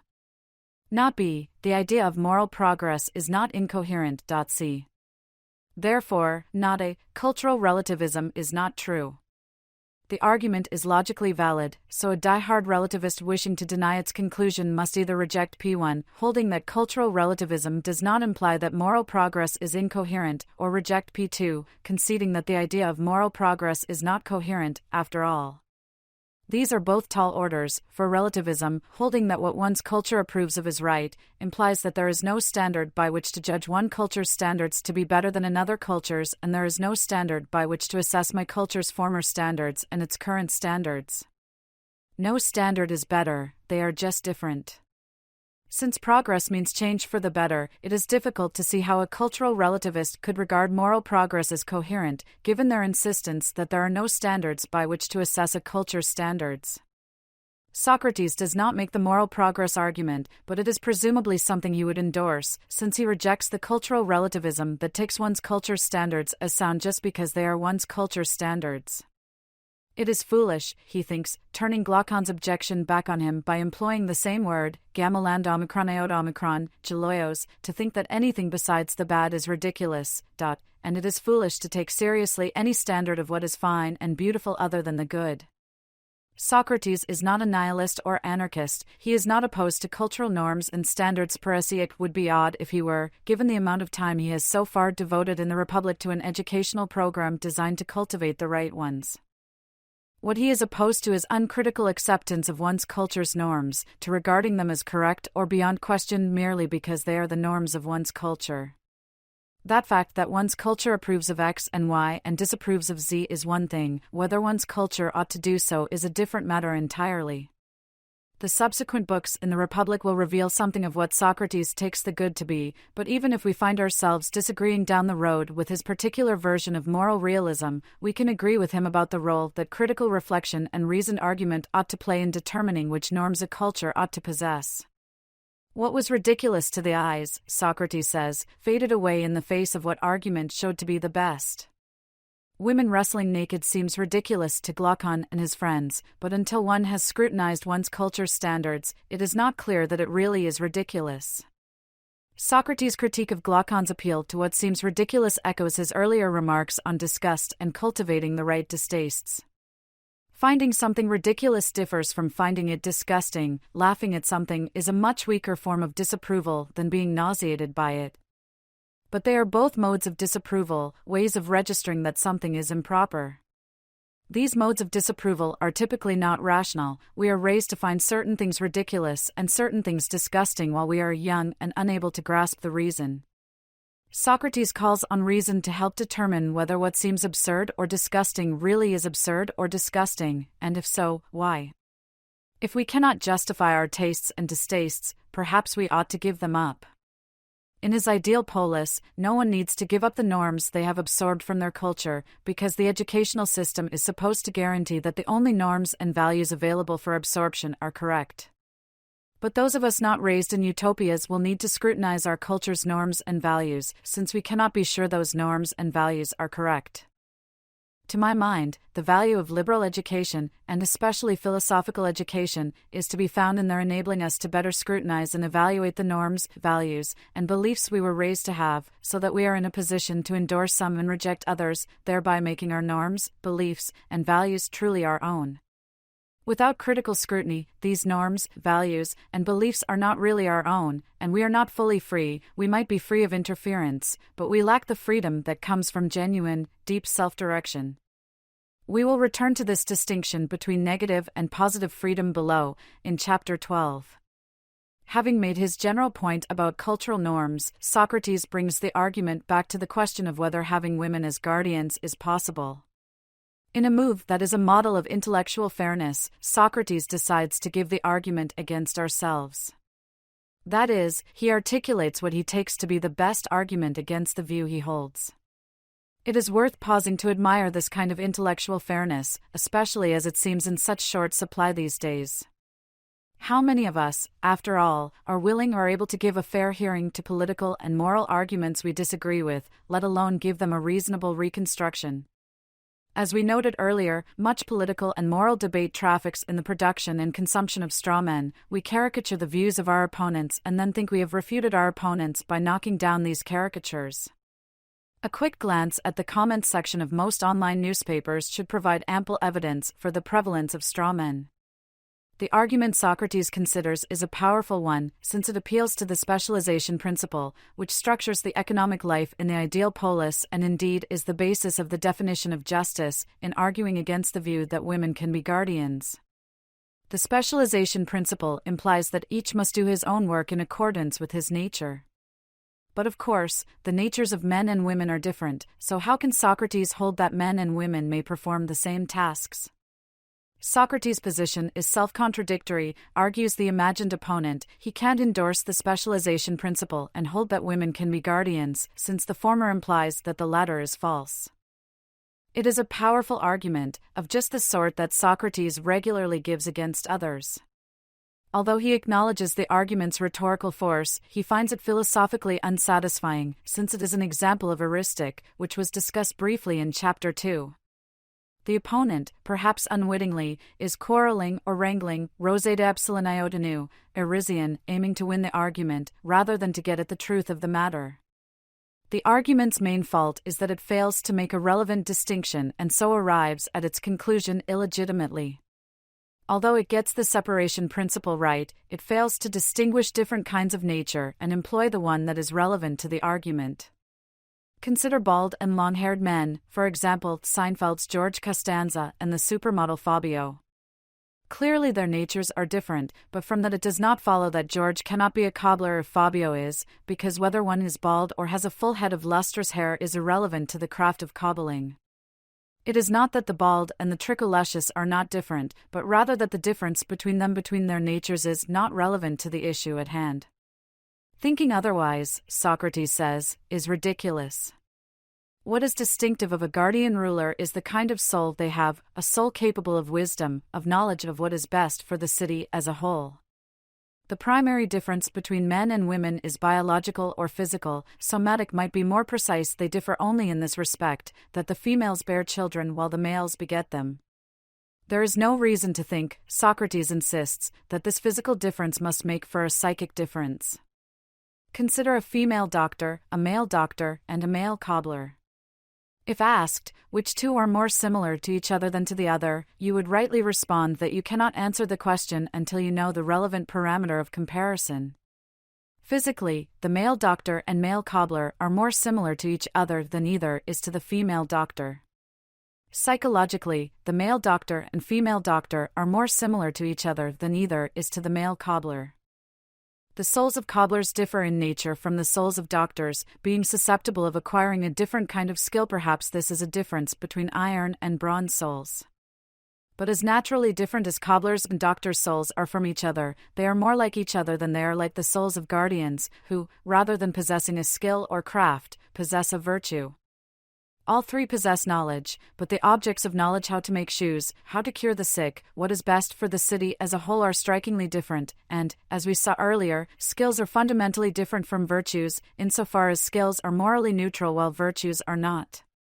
The upshot of all this is that men and women having all tasks in common, and especially the task of guardianship, is possible. It is not contrary to nature. While men may on average be physically stronger than women, this difference in physical strength is not relevant to ruling or soldiering, since it may well not hold in particular cases.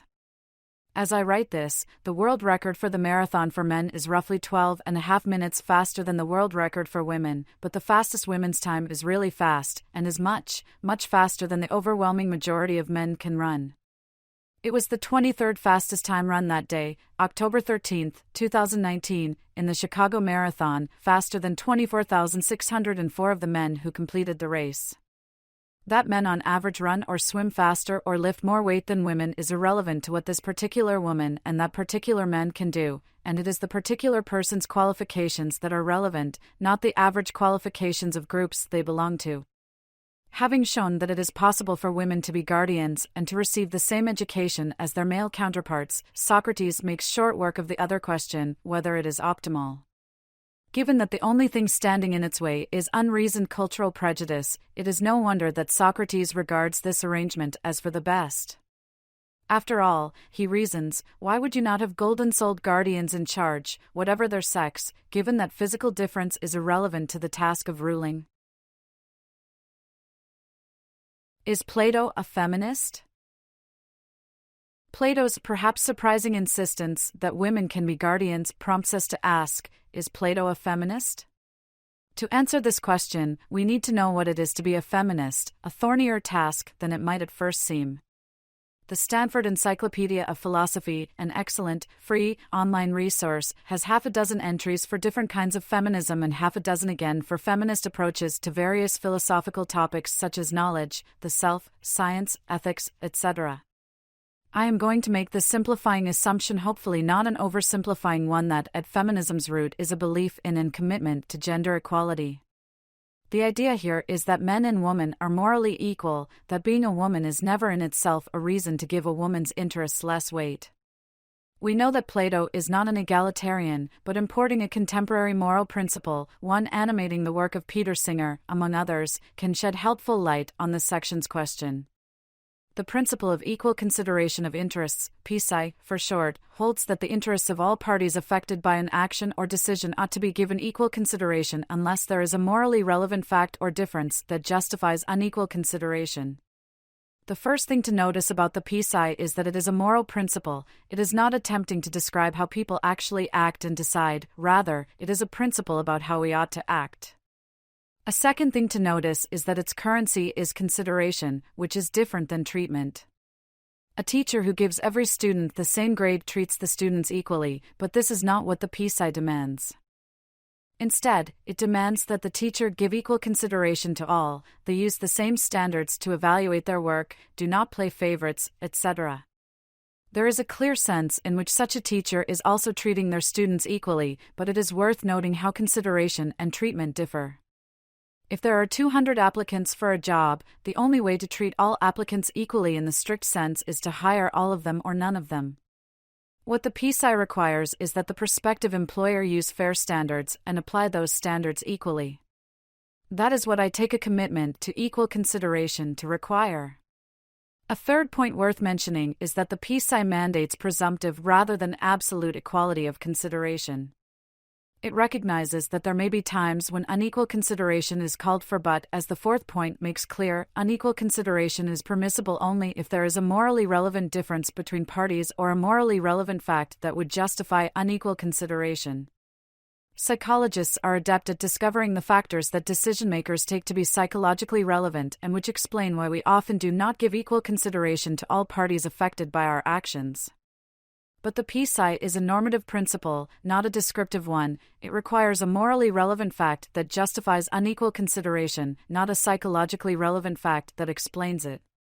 A racist violates the psi by taking racial difference to justify giving unequal consideration to the interests of those affected by their actions.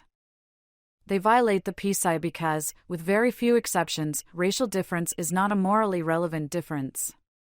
Racial difference is clearly and sadly psychologically relevant to racists, since it helps to explain why they act and think as they do. But it is rarely morally relevant. Other things being equal, it does not justify giving unequal consideration based on race. In parallel fashion, a sexist takes sex difference to be a morally relevant difference when it presumptively is not. This is not to say that race and sex differences are never relevant. If Brad Pitt complains to Variety that the director of an upcoming film about the life of Martin Luther King, Jr. is racist because they would not even consider him for the part, we might think he is joking, since in this instance racial identity seems quite morally relevant, not least because it would be offensive to have a white actor appear in blackface to play Dr. King. More seriously, this is not to say that race and sex-based affirmative action policies cannot be justified, but rather that they stand in need of justification. Since the presumption is that race and sex are not morally relevant, the burden of justification falls on the person or policy appealing to them. Although Plato is no egalitarian, there is a sense in which he accepts the psi. He takes the kind of soul one has gold, silver, bronze, iron to be relevant to whether one is eligible to participate in governing the polis and indeed whether one's thoughts about governing the city should be given any consideration. Readers who are egalitarian Democrats, and that is Democrat with a small d, implying not party affiliation but rather a view about who is entitled to have a say in how one's community is governed, will think that Plato is mistaken about this. Every competent adult should have equal rights to political participation. But that point aside, it is clear, I think, that Plato certainly accepts the psi with respect to sex difference. There is no way of life concerned with the management of the city that belongs to a woman because she is a woman or to a man because he is a man, but the various natures are distributed in the same way in both creatures. Women share by nature in every way of life, just as men do. In the lingo of the psi, for Plato sex difference is not a morally relevant difference that would justify giving unequal consideration to the interests of men and women. We should note that the attitude that Plato has Socrates express here is deeply at odds with Athenian attitudes of their day. Women played no role in governing Athens, and well-to-do women would never be seen by themselves outside the home. His attitude would have seemed less radical in Sparta, where women were sufficiently engaged in public life for Plutarch to be able to compile a volume entitled Sayings of Spartan Women. That certainly inclines us toward a yes answer to the question of whether Plato is a feminist. Affirmative support can also be found in the second wave, which we will get to shortly. Put briefly, Plato deprivatizes and indeed abolishes the traditional nuclear family, doing away with traditional marriage and child-rearing, and instead having children raised communally by people with a natural aptitude for it. To the extent that the traditional family can be a site of patriarchal oppression, limiting which roles and opportunities are available to women, Plato's doing away with it lends support to the judgment that he is a feminist. But this very same point also provides a reason to doubt that Plato is a feminist. In addition to its commitment to gender equality, feminism is plausibly characterized as committed to recognizing and overcoming gender-based oppression, where oppression is the systematic disadvantaging of one group for the benefit of another. Although Plato has Socrates argue that it is both possible and optimal for suitable women to be guardians in the ideal polis, there is no hint that he recognizes that his culture oppresses women, nor does he aim to liberate the women of the ideal polis from oppression. His motivation in advocating gender equality is that it benefits the polis, not that doing so is a matter of social justice or fairness. If women are liberated from oppression, it is accidental rather than intentional, which is a point in favor of a negative answer to the question of whether Plato is a feminist. Another second-wave issue that counts against Plato's being a feminist is what we can call the asymmetry of possession.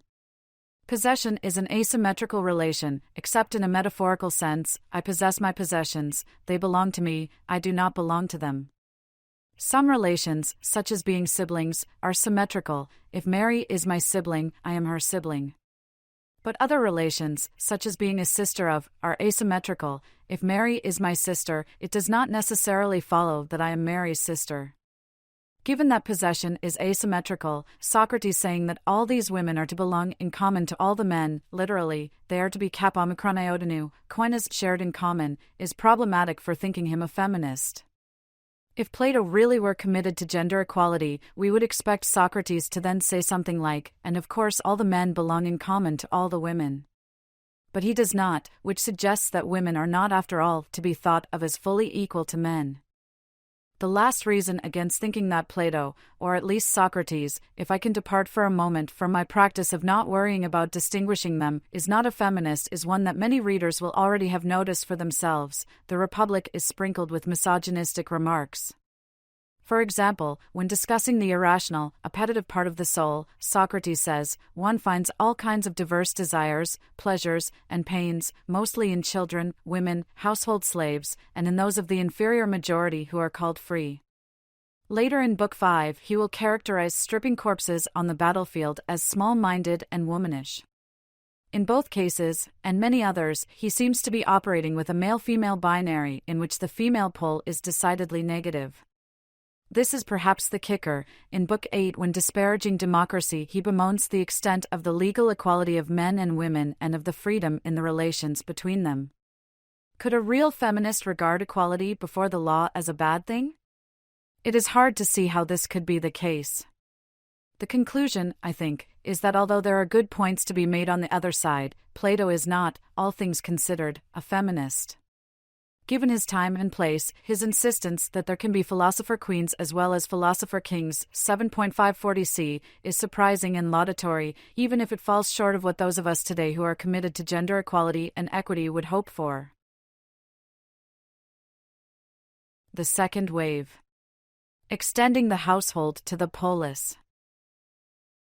When discussing whether Plato was a feminist, I described the second wave as the abolition of the family. This is not quite accurate, since the operative notion for Plato is the notion of the household, omicron cap alpha oikia, a wider notion than our notion of the family, though they are clearly related. Plato's plan is to obliterate the boundaries between households so that the polis becomes one large oikia or household. There is some scholarly controversy about whether the extension of the household applies to everyone in the polis or just the auxiliaries and guardians. Much of what Socrates says suggests the latter, but since bronze and iron parents can have gold or silver children, it is hard to see how deprivatizing the family could work unless the city is one large household. Similarly, the seriousness with which he takes the city-soul analogy, when coupled with his view that the best city is most like a single person, suggests the ideal of the polis as one big household. This is an interesting question, though perhaps of interest mainly to specialists, so, having raised it, I will set it to one side. We saw above that the women are to belong in common to all the men and, a related point which we did not mention above, none are to live privately with any man. We met this absence of privacy earlier, when toward the very end of Book 3 Socrates described what life is like for guardians and auxiliaries in the ideal polis. They live a barracks life, like soldiers in a camp, having no private property beyond what is wholly necessary, a qualification that allows a guardian to say things like, "Hey, that's my toothbrush," and no private dwellings. The end is nigh when guardians possess private land, houses, and currency, since this will distract their focus away from what is good for the community and toward what is good for them individually. The Greek phrase being translated as private is a form of delta iota omicron, idios, from which the English word idiot derives. But the implication is individuality in opposition to what is common or shared, cap omicron iotanu, koinos, or public, rather than some sort of mental thickness or incapacity, though even our word retains a bit of this when we think of an idiot as living in his own world.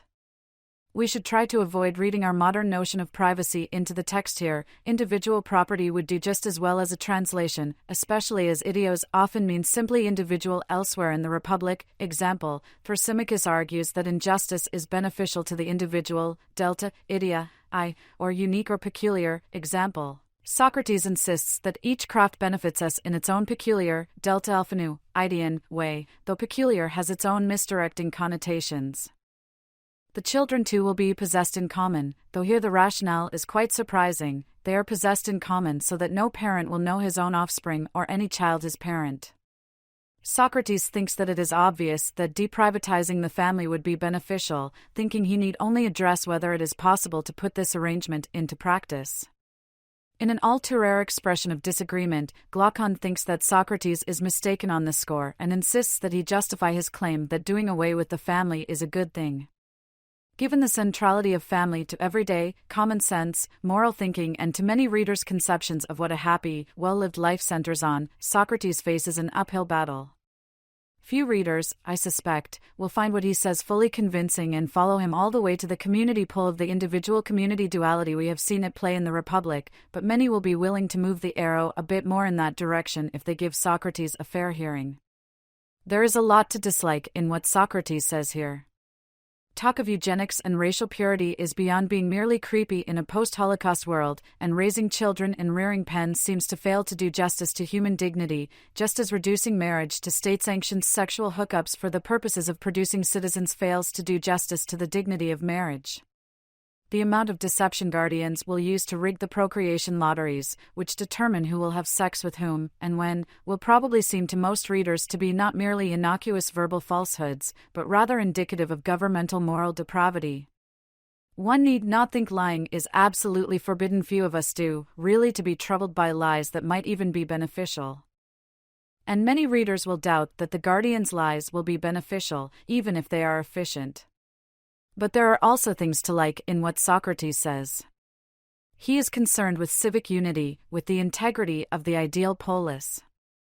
The worst thing that can happen to a city, he argues, is for it to be divided rather than united. Whatever divides and disintegrates a city is the greatest evil, he says at 5.462a, reprising and modifying a point he made when he defined political justice.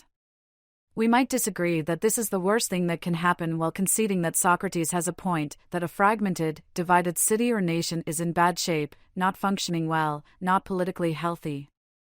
His concern with faction and internal strife was certainly shared by America's founders, as for example one finds in Federalist No. 10, by James Madison, though readers familiar with the history of the early United States know how strife and faction-ridden political life then was. A polis in which citizens say mine about the same things is a polis that is unified. If all the children are my children, I am unlikely to favor some over others. I will want all of the city's children to flourish and succeed, since I think of all of them as mine.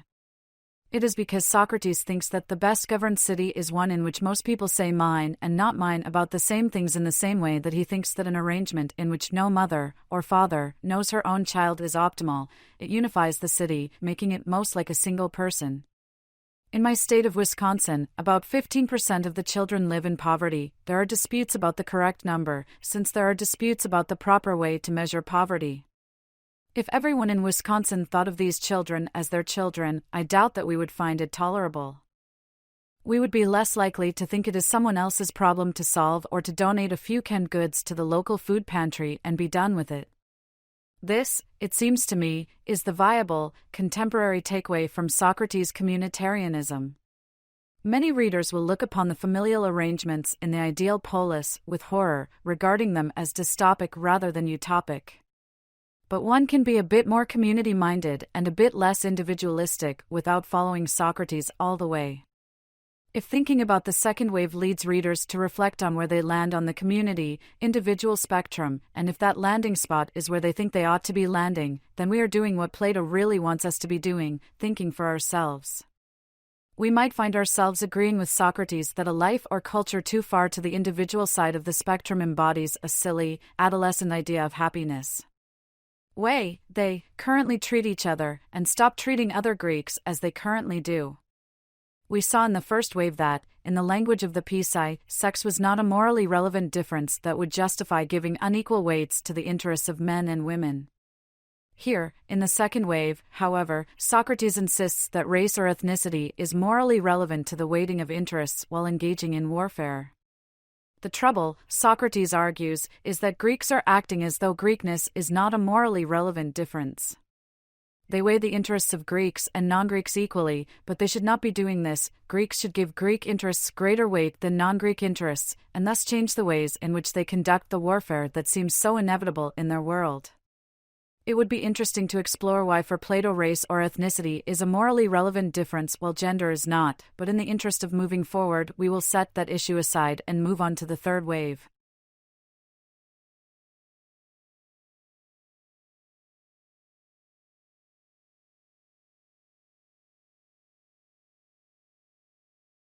Chapter 8. Surfing the Third Wave. Plato's metaphysical elevator, the powers argument, and the infallibility of knowledge. Socrates regards the last of the three waves, whether it is possible for this constitution to come into being, as the biggest and most difficult one. The constitution he refers to is not a written document as in the US or even a collection of documents as in the UK, it is the conceptual organization of the ideal city itself.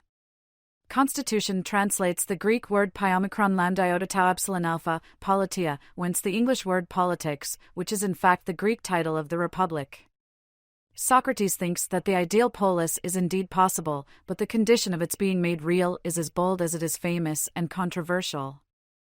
Until philosophers rule as kings or those who are now called kings and leading men genuinely and adequately philosophize, that is, until political power and philosophy entirely coincide, while the many natures who at present pursue either one exclusively are forcibly prevented from doing so, cities will have no rest from evils, Glaucon, nor, I think, will the human race. And, until this happens, the constitution we have been describing in theory will never be born to the fullest extent possible or see the light of the sun. It is because I saw how very paradoxical this statement would be that I hesitated to make it for so long, for it is hard to face up to the fact that there can be no happiness, either public or private, in any other city. Glaucon's reaction to Socrates' inspirational little speech might not be what Socrates was hoping for. He thinks people will think that Socrates is either crazy or dangerous. So Socrates has his work cut out for him. Philosopher kings and political animals. There is a lot going on in this famous paragraph. One crucial point is that political power and political wisdom are not merely separated in the non-ideal city that Socrates and company inhabit, but are in fact at odds with each other. If those with political power lack political wisdom, they will lack the virtue necessary to perform well their function, governing.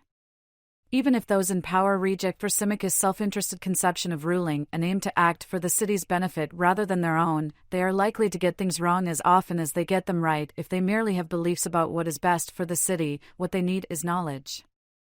And those who possess this knowledge, true philosophers, have little interest in getting their hands dirty in politics, preferring a life of intellectual inquiry over political activity. Socrates thinks that this division between political power and political wisdom must be overcome, perhaps even by force, if the ideal city is to be made real. But the force in question will turn out to be the force of rational persuasion rather than physical compulsion, thus reprising the force, persuasion theme raised in the Republic's opening scene. Socrates doubles down on the importance of marrying political power and philosophy. Not only is their union the necessary condition for realizing this theoretical model of a good city, but it is also required for human happiness itself. There can be no happiness, either public or private, in any other city. It is this claim, Glaucon thinks, that people will find ridiculous or worse. But Socrates' claim has more going for it than Glaucon first thinks. Socrates is suggesting that humans, being essentially social creatures, cannot fully flourish in defective cities or when living in Thoreau-like solitude. When Aristotle says early in his Politics that a human is by nature a political animal, when he is not saying that humans love to argue about politics or anything like that, but rather that we are the kind of animal that lives in a polis, a view that Socrates surely agrees with. And many readers who are uncomfortable with Plato's community-first ethos might find that their own conceptions of a good human life involve active engagement in a community, even if only one made up of their family and friends. Socrates will have something to say in Book 6 about how one can live reasonably happily in an unjust and thus unhappy city, but only in a just city can a person fully flourish and be as happy as it is possible for a human being to be. Socrates' solution to the third wave prompts the issue which will organize the remainder of Book 5, as well as Books Virgin Islands and 7. We need to define, who the philosophers are that we dare to say must rule. This project of distinguishing philosopher from non-philosopher will take us into the deep end of the philosophical pool, so to speak, since the distinction will be twofold, drawing on Plato's metaphysics, his account of the ultimate nature, structure, and constituents of reality, which will involve the famous theory of the forms, and epistemology, his theory of knowledge. Metaphysics and epistemology are intimately related in Plato's thought, as we will soon see when we examine the marquee argument of Book 5, the powers argument. It is fair to say that this is the most intellectually challenging part of the Republic, but also the most intellectually rewarding, I think. Philosophers and non-philosophers. The epistemological distinction between philosophers, who should govern, and non-philosophers, who should not, is that philosophers have knowledge of what is best for the city, while non-philosophers have belief or opinion, delta xi alpha, doxa, whence our word orthodoxy, correct belief. Indeed, at the end of Book 5, Socrates distinguishes between phi iota lambda sigma omicron phi omicron, philosophoi, lovers of wisdom, and phi iota lambda delta omicron xi omicron iota, philodoxai, lovers of belief. We met the distinction between knowledge and belief back in Book 4, where it was put to use in explaining the cardinal virtues of wisdom and courage. The distinctive virtue of the guardian rulers is wisdom, which is knowledge of what is best for the city as a whole. Courage, the distinctive virtue of the auxiliaries, is a matter not of knowledge but of belief, unshakably true belief about what is appropriately feared, but something falling short of knowledge. An auxiliary will believe without doubt that dishonor and enslavement are worse than death, but they need not know why this is the case in order to perform their function well, although they may have true beliefs about why. Plato will have more to say about how knowledge differs from belief in Books 6 and 7, especially in the analogies of the divided line and the cave. For now, it is enough to note that the distinction is at the heart of Socrates' response to the third wave: philosophers have knowledge while non-philosophers only have belief. The metaphysical distinction between philosopher and non-philosopher will turn out to be intimately related to this first, epistemological distinction, since it is a distinction between the objects of knowledge and belief. The word metaphysics often conjures up thoughts of crystals, incense, New Age healing, etc., but this is not the philosophical sense. Philosophically speaking, metaphysics concerns the ultimate nature, structure, and constituents of reality. Where natural scientists try to discover and explain causal connections between events, metaphysically minded philosophers want to understand what causation itself is. They want to know what kinds of things exist. Is everything that exists physical, or do non-physical things exist? For example, is the human mind something fully physical, reducible without remainder to the brain? Or is it something non-physical? If minds are non-physical, how do they interact with the body, which is decidedly physical? These are not the kinds of metaphysical questions that Plato asks. They assumed a central place in Western metaphysics with the thought of René Descartes, 1596 to 1650. But hopefully they give the reader a sense of what sorts of concerns are addressed by metaphysics. We have beliefs about the particular things that make up our everyday world, on Plato's view, but we have knowledge of the forms, the timeless essences of the particulars. Point 2. A brief jump ahead to the beginning of Book 10 will be helpful in getting clearer about what the forms are. There, Socrates reminds Glaucon that their usual procedure, is to hypothesize a single form in connection with each of the many things to which we apply the same name. There must be something, Plato thinks, that all just actions have in common, that all courageous actions have in common, that all red things have in common. Grasping this common feature, the essence or the form, the real definition, is the task of philosophy, for Plato. His example in Book 10 is rather mundane: beds. The form, he says, is our term for the being of a bed, where being means what the thing is, its essence, what it is to be a bed. So far, assuming a common feature seems like a reasonable, innocuous assumption. While there are many particular beds and many particular just actions, there is a single, unifying form or essence of bedness and one of justice. So where particulars are many, forms are one. Another crucial difference between forms and particulars is that particulars are ever-changing. Of all the many beautiful things, Socrates asks, is there one that will not also appear ugly? Or is there any one of those just things that will not also appear unjust? Or one of those pious things that will not also appear impious? Although Plato does not share the subjectivist view that beauty is in the eye of the beholder, the beauty example is a helpful one. The sky to the west is beautiful right now, but in an hour, after the sun has set, it no longer is. Nor is it beautiful to my colorblind friend. The bouquet of flowers on the dining room table will not evoke ooze and AHS in 2 weeks. Thus, beauty seems both temporal and perspectival. As we saw in Book 1, returning the weapon you have borrowed is usually just, but in a particular set of circumstances, say, its owner is deranged, it is not. Telling the truth is usually the right thing to do, but sometimes the demands of kindness trump the demands of honesty. That fox seems big when standing next to the squirrel, but small when standing next to the bear. And so on. Being ever-changing and unstable are hallmarks of concrete particulars. Bob Dylan captures something of Plato's point when he sings, "He not busy born is busy dying." I hope my non-existence is a long way off in the future, but every day I live I am one day closer to my death, hence, I seem to be both living and dying, just as every beautiful thing seems both beautiful and not beautiful. The forms are altogether different, on Plato's view. Unlike the many particular beautiful things, the form of beauty is permanent, stable, unchanging. The beautiful itself, Socrates says, remains always the same in all respects. It is the only thing that is always and everywhere beautiful. The same goes for the forms of justice, piety, redness, bigness, whatever. While the world of particulars is in constant flux, the world of the forms is stable and unchanging.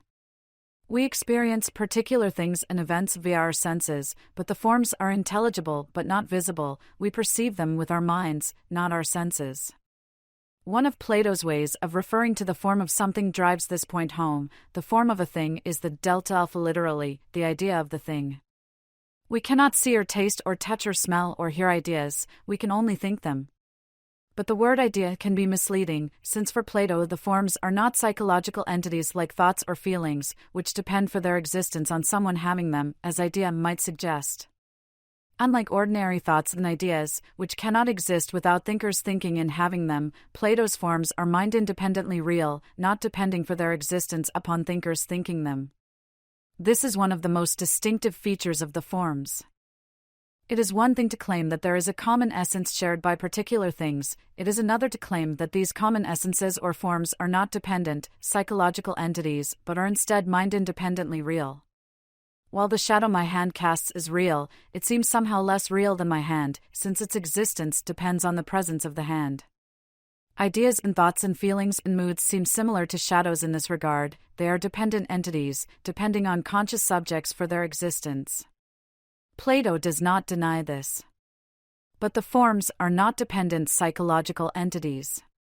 It turns out that the forms depend upon the form of the goodness itself, but they are decisively unlike our ordinary ideas and thoughts. If this all sounds a bit weird, thinking about numbers can be helpful.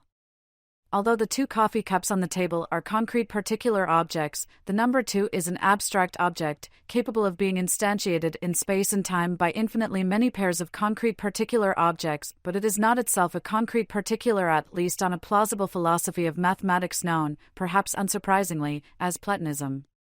One reason for thinking of mathematical objects as mind-independently real is that doing so helps us make sense of other beliefs many of us have about these objects. It will seem to many readers, for example, that the Pythagorean theorem is timelessly true and would still be true even if no person ever thought of it. We should resist the temptation to say that numbers and the forms have always existed, because always existed is a temporal notion, and the idea here is that such entities are outside of time. Plato's metaphysical elevator. We can think of Plato's metaphysics via the metaphor of an elevator, as in this diagram. At level 1, we find the everyday objects making up the world we experience through our 5 senses: trees, squirrels, rocks, picnic tables, etc. Most readers, I assume, think these objects are metaphysically real, existing independently of our minds and still there when we close our eyes or when we no longer exist. This is a plausible, common-sense philosophical view, though of course not all philosophers hold it.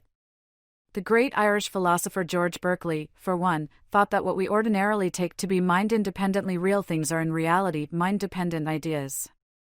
We are tempted to think of them as mind-independently real because they seem to persist in our absence, but, he thought, this is only because God continues to think them when we do not. Berkeley's motto was esse est percipi, to exist is to be perceived.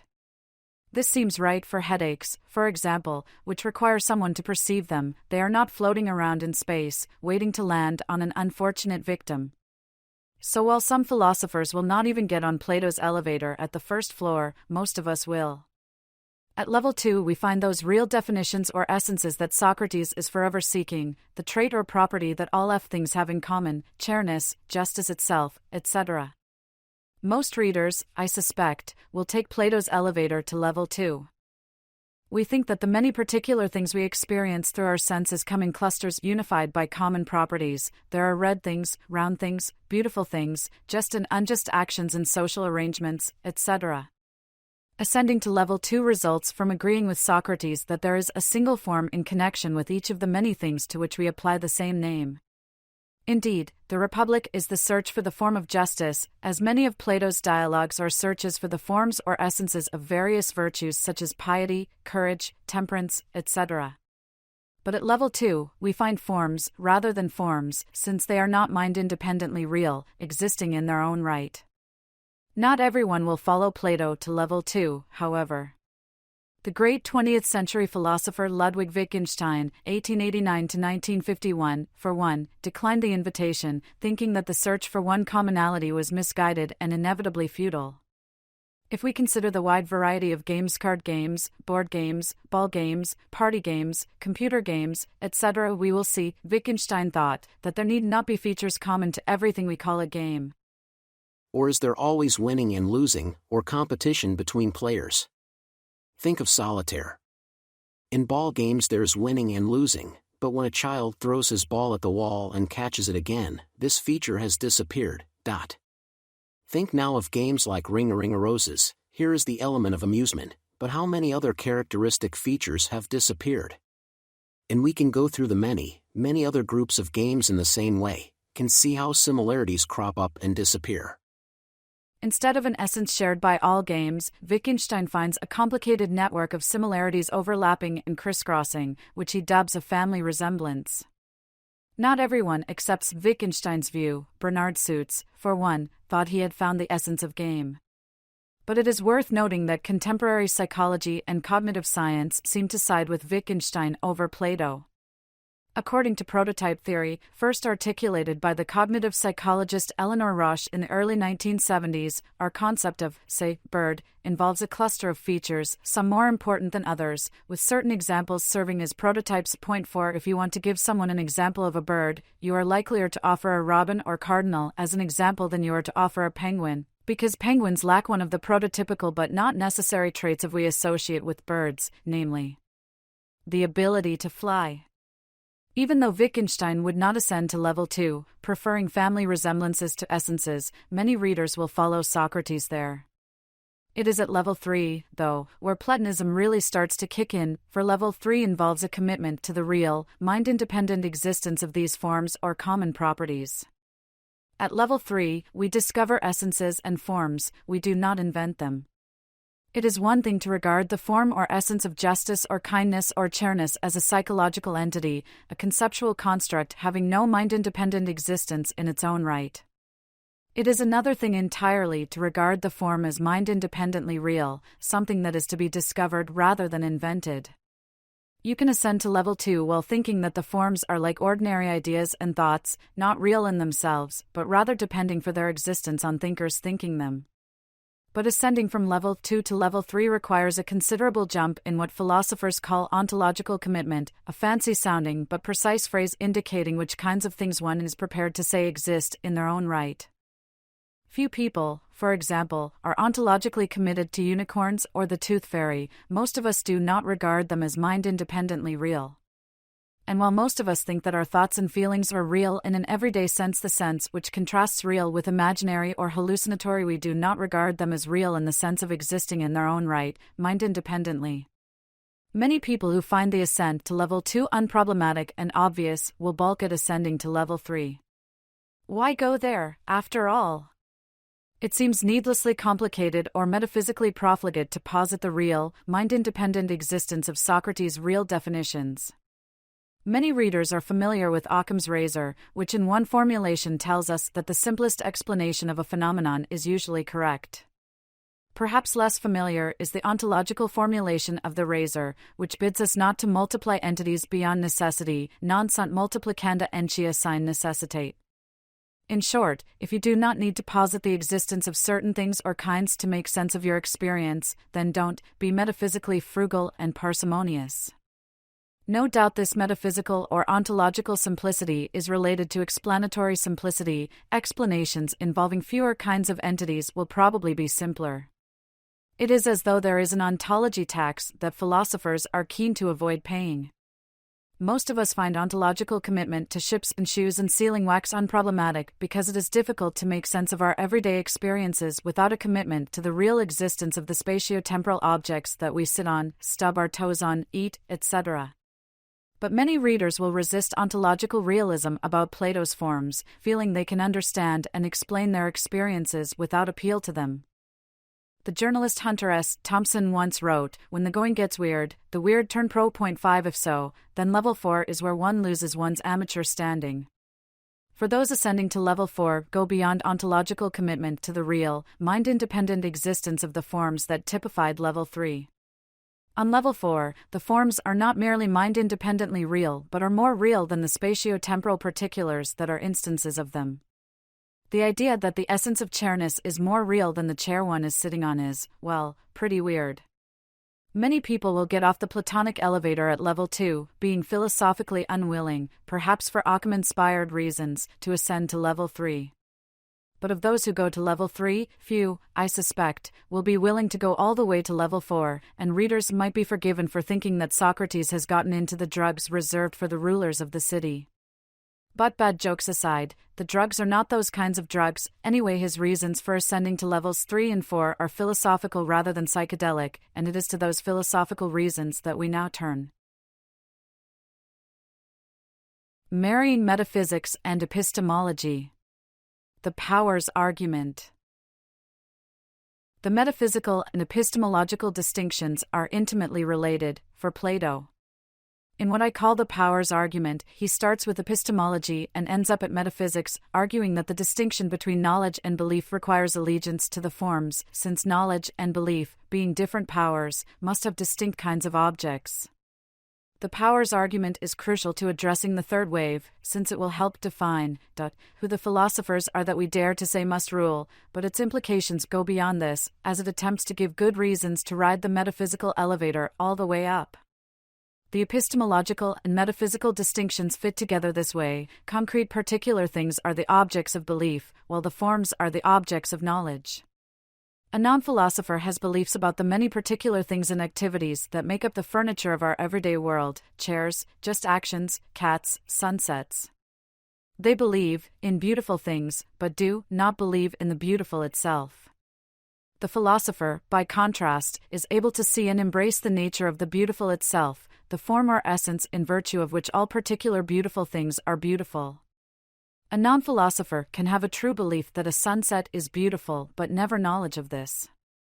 Indeed, there is no knowledge of such things, as the forms and not particulars are the proper objects of knowledge, on Plato's view. But perhaps something that falls short of knowledge, but is more than true belief knowledge with an asterisk is possible where particulars are concerned. If so, a philosopher might know asterisk that this particular sunset or that particular painting is beautiful by grasping the form of beauty and seeing that the painting or sunset is an instance of participates in, as Plato often puts it, the form, if only temporarily. Such a philosopher would know why the sunset is beautiful, which is beyond the cognitive capacities of a non-philosopher, who lacks access to the form of beauty and thus never ascends above true belief. The powers argument's crucial concept, which gives it its name, is the concept of a power, delta nu alpha mu iota, dunamis, whence the word dynamic. Sight, hearing, touch, taste, and smell are ordinary examples of powers, which we might also call capacities or faculties. Animals typically have the power of sight, rocks do not. Even though powers are what enable us to see, hear, touch, taste, and smell the world, powers themselves are not the kinds of things we can see, hear, touch, taste, and smell. We distinguish them, Socrates says, by what they do and what they are set over by their functions and their objects. What is set over the same things, and does the same I call the same power? What is set over something different, and does something different I call a different one? Talk of knowledge and belief as powers, analogous to sight and hearing, might make this first premise sound odd to modern ears, but this is how Socrates conceives of them. The second premise is the claim that knowledge and belief are different powers, which Glaucon regards as obviously true to a person with any understanding. From these two premises, Socrates concludes that knowledge and belief must have different objects. This conclusion seems innocuous enough, but we will soon see that it is anything but. Having established, he thinks, that knowledge and belief must have different objects, Socrates then tries to determine what these different objects are. Knowledge's object, Glaucon agrees, is what is. There is a trifold ambiguity here that we should be aware of. In the existential sense, what is means what exists, what is real. Someone who asks, "Is there a God?" is using "is" in the existential sense. In the epistemic sense, what is means what is true, what is the case. News anchor Walter Cronkite's signature sign-off, "and that's the way it is," employed is in the epistemic sense. In the predicative sense, is serves to link subject and predicate, "The sky is blue," Jonas Starker is a great cellist, etc. So what is means what is, where the dots are filled in with some predicate, what is red, what is beautiful, what is just, etc. Plato does not make explicit which sense of it is Glaucon has in mind when he says that knowledge's object is what is. To get a sense of the argument without becoming ensnared in scholarly controversy, I propose that we read what is in the existential sense, given the metaphysical implications of the argument. Taken this way, when Socrates says that knowledge is set over what is, he is saying that the objects of knowledge, what we know when we know something exist, they are real. And the forms exist, so they are objects of knowledge. Ignorance, by contrast, has as its object what is not, what does not exist. It is odd to think of ignorance as a power or capacity, since it does not enable its possessor to do anything, as powers usually do, but let us set aside this minor point. Since belief is in between knowledge and ignorance, darker than knowledge, but clearer than ignorance, its objects will be intermediate between what is and what is not. Thus the objects of belief participate in both being and not being, they straddle both existence and non-existence, not fully real but not unreal either. In short, the objects of belief are the particulars of everyday experience. To summarize, knowledge and belief, being different powers, must have different objects. Indeed, they have very different kinds of objects. Knowledge's objects are the timeless forms, while belief's objects are the spatio-temporal particulars that make up our everyday world. So there are two metaphysically different worlds, the world of the forms and the world of particulars. The world of the forms is the world of reality, while the world of particulars is the world of appearance but not, I hasten to add, a world of illusion. Plato is very careful with his language here, emphasizing that those things we think of as being beautiful really only appear beautiful, since they also appear ugly. Is there any one of those just things, Socrates asks, that will not also appear unjust? Or one of those pious things that will not also appear impious? Plato is not claiming that our everyday world is illusory in the sense of not being real. It is just not as real as the world of the forms. It is smack dab in the middle, metaphysically, more real than complete non-existence, but less real than complete existence. Problems with the powers argument. That is a lot to take in, so let us pause and restate the argument in premise-conclusion form, in order to grasp its structure more clearly, which should help us analyze it. P1. X and Y are the same power if and only if A, X and Y have the same objects and B, X and Y have the same function. P2. Knowledge and belief are different powers. C1. So, knowledge and belief have different objects and different functions. C2. So, knowledge and belief have different objects. P3. Knowledge's object is what is. 5.478 AC, P4. Belief is intermediate between knowledge and ignorance. P5. Ignorance's object is what is not. C3. So, belief's object is what is and what is not. A minor detail regarding C1, Group's translation does not quite square with the Greek text here, which is better captured by C2, which logically follows from C1. I do not think anything rides on Group's edition, but some readers, especially brave souls wrestling with the Greek text, will want to know this. Let us work backwards, starting with C3. We have already noted that for Plato particular things are bundles of opposites, simultaneously beautiful and not beautiful, just and not just, etc. Each of them always participates in both opposites.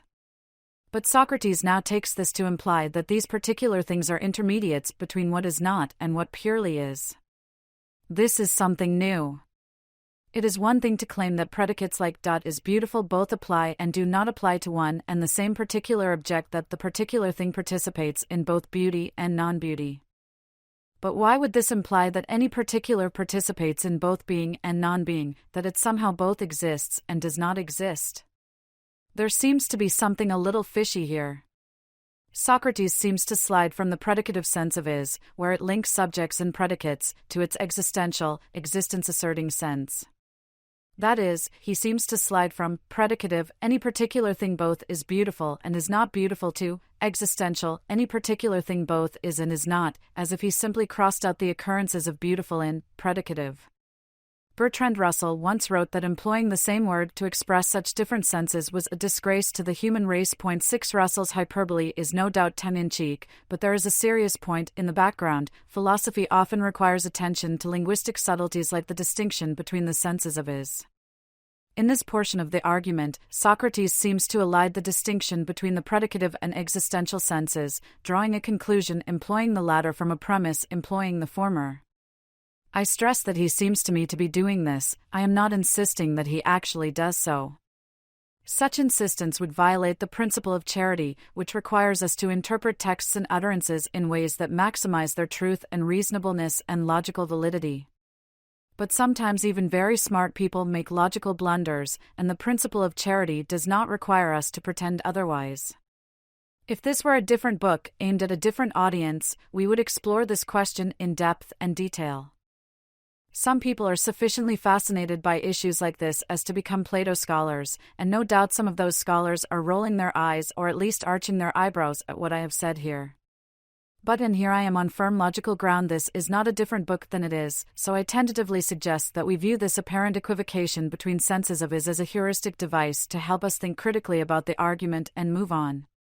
These concerns about whether Socrates makes this predicative to existential slide fade into the background when we see how problematic the first part of the argument is, the derivation of C1 from P1 and P2. Glaucon thinks that C1 necessarily follows from P1 and P2, but his confidence is misplaced, since the conclusion does not follow necessarily at all. Since the conclusion could still be false even if we assume that the premises are true, the argument is invalid. To see this, consider a parallel example. 2 constitutional conditions of eligibility to be President of the United States are a. That one be at least 35 years old and b. That one be a natural-born citizen. From the fact that my friend Jeff is not eligible to be president, it does not follow that he is not at least 35 and that he is not a natural-born citizen. What follows is that either Jeff is not at least 35 years old or Jeff is not a natural-born citizen. Both negative conclusions might follow, as they do in the case for my cat Frobisher, who, despite having been born here, is not a citizen of the U.S. and is well shy of 35. But all we and Socrates are entitled to is the or.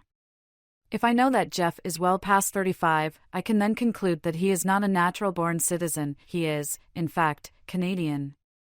But until I know that, I am jumping to a conclusion I am not entitled to draw. What Socrates should conclude from P1 and P2 is that either knowledge and belief have different objects or they have different tasks.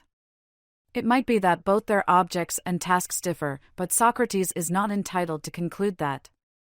To get to C2, the conclusion that knowledge and belief have different objects, from C1, which now functions as the premise that they either have different tasks or different objects, he has to show that knowledge and belief do not have different tasks.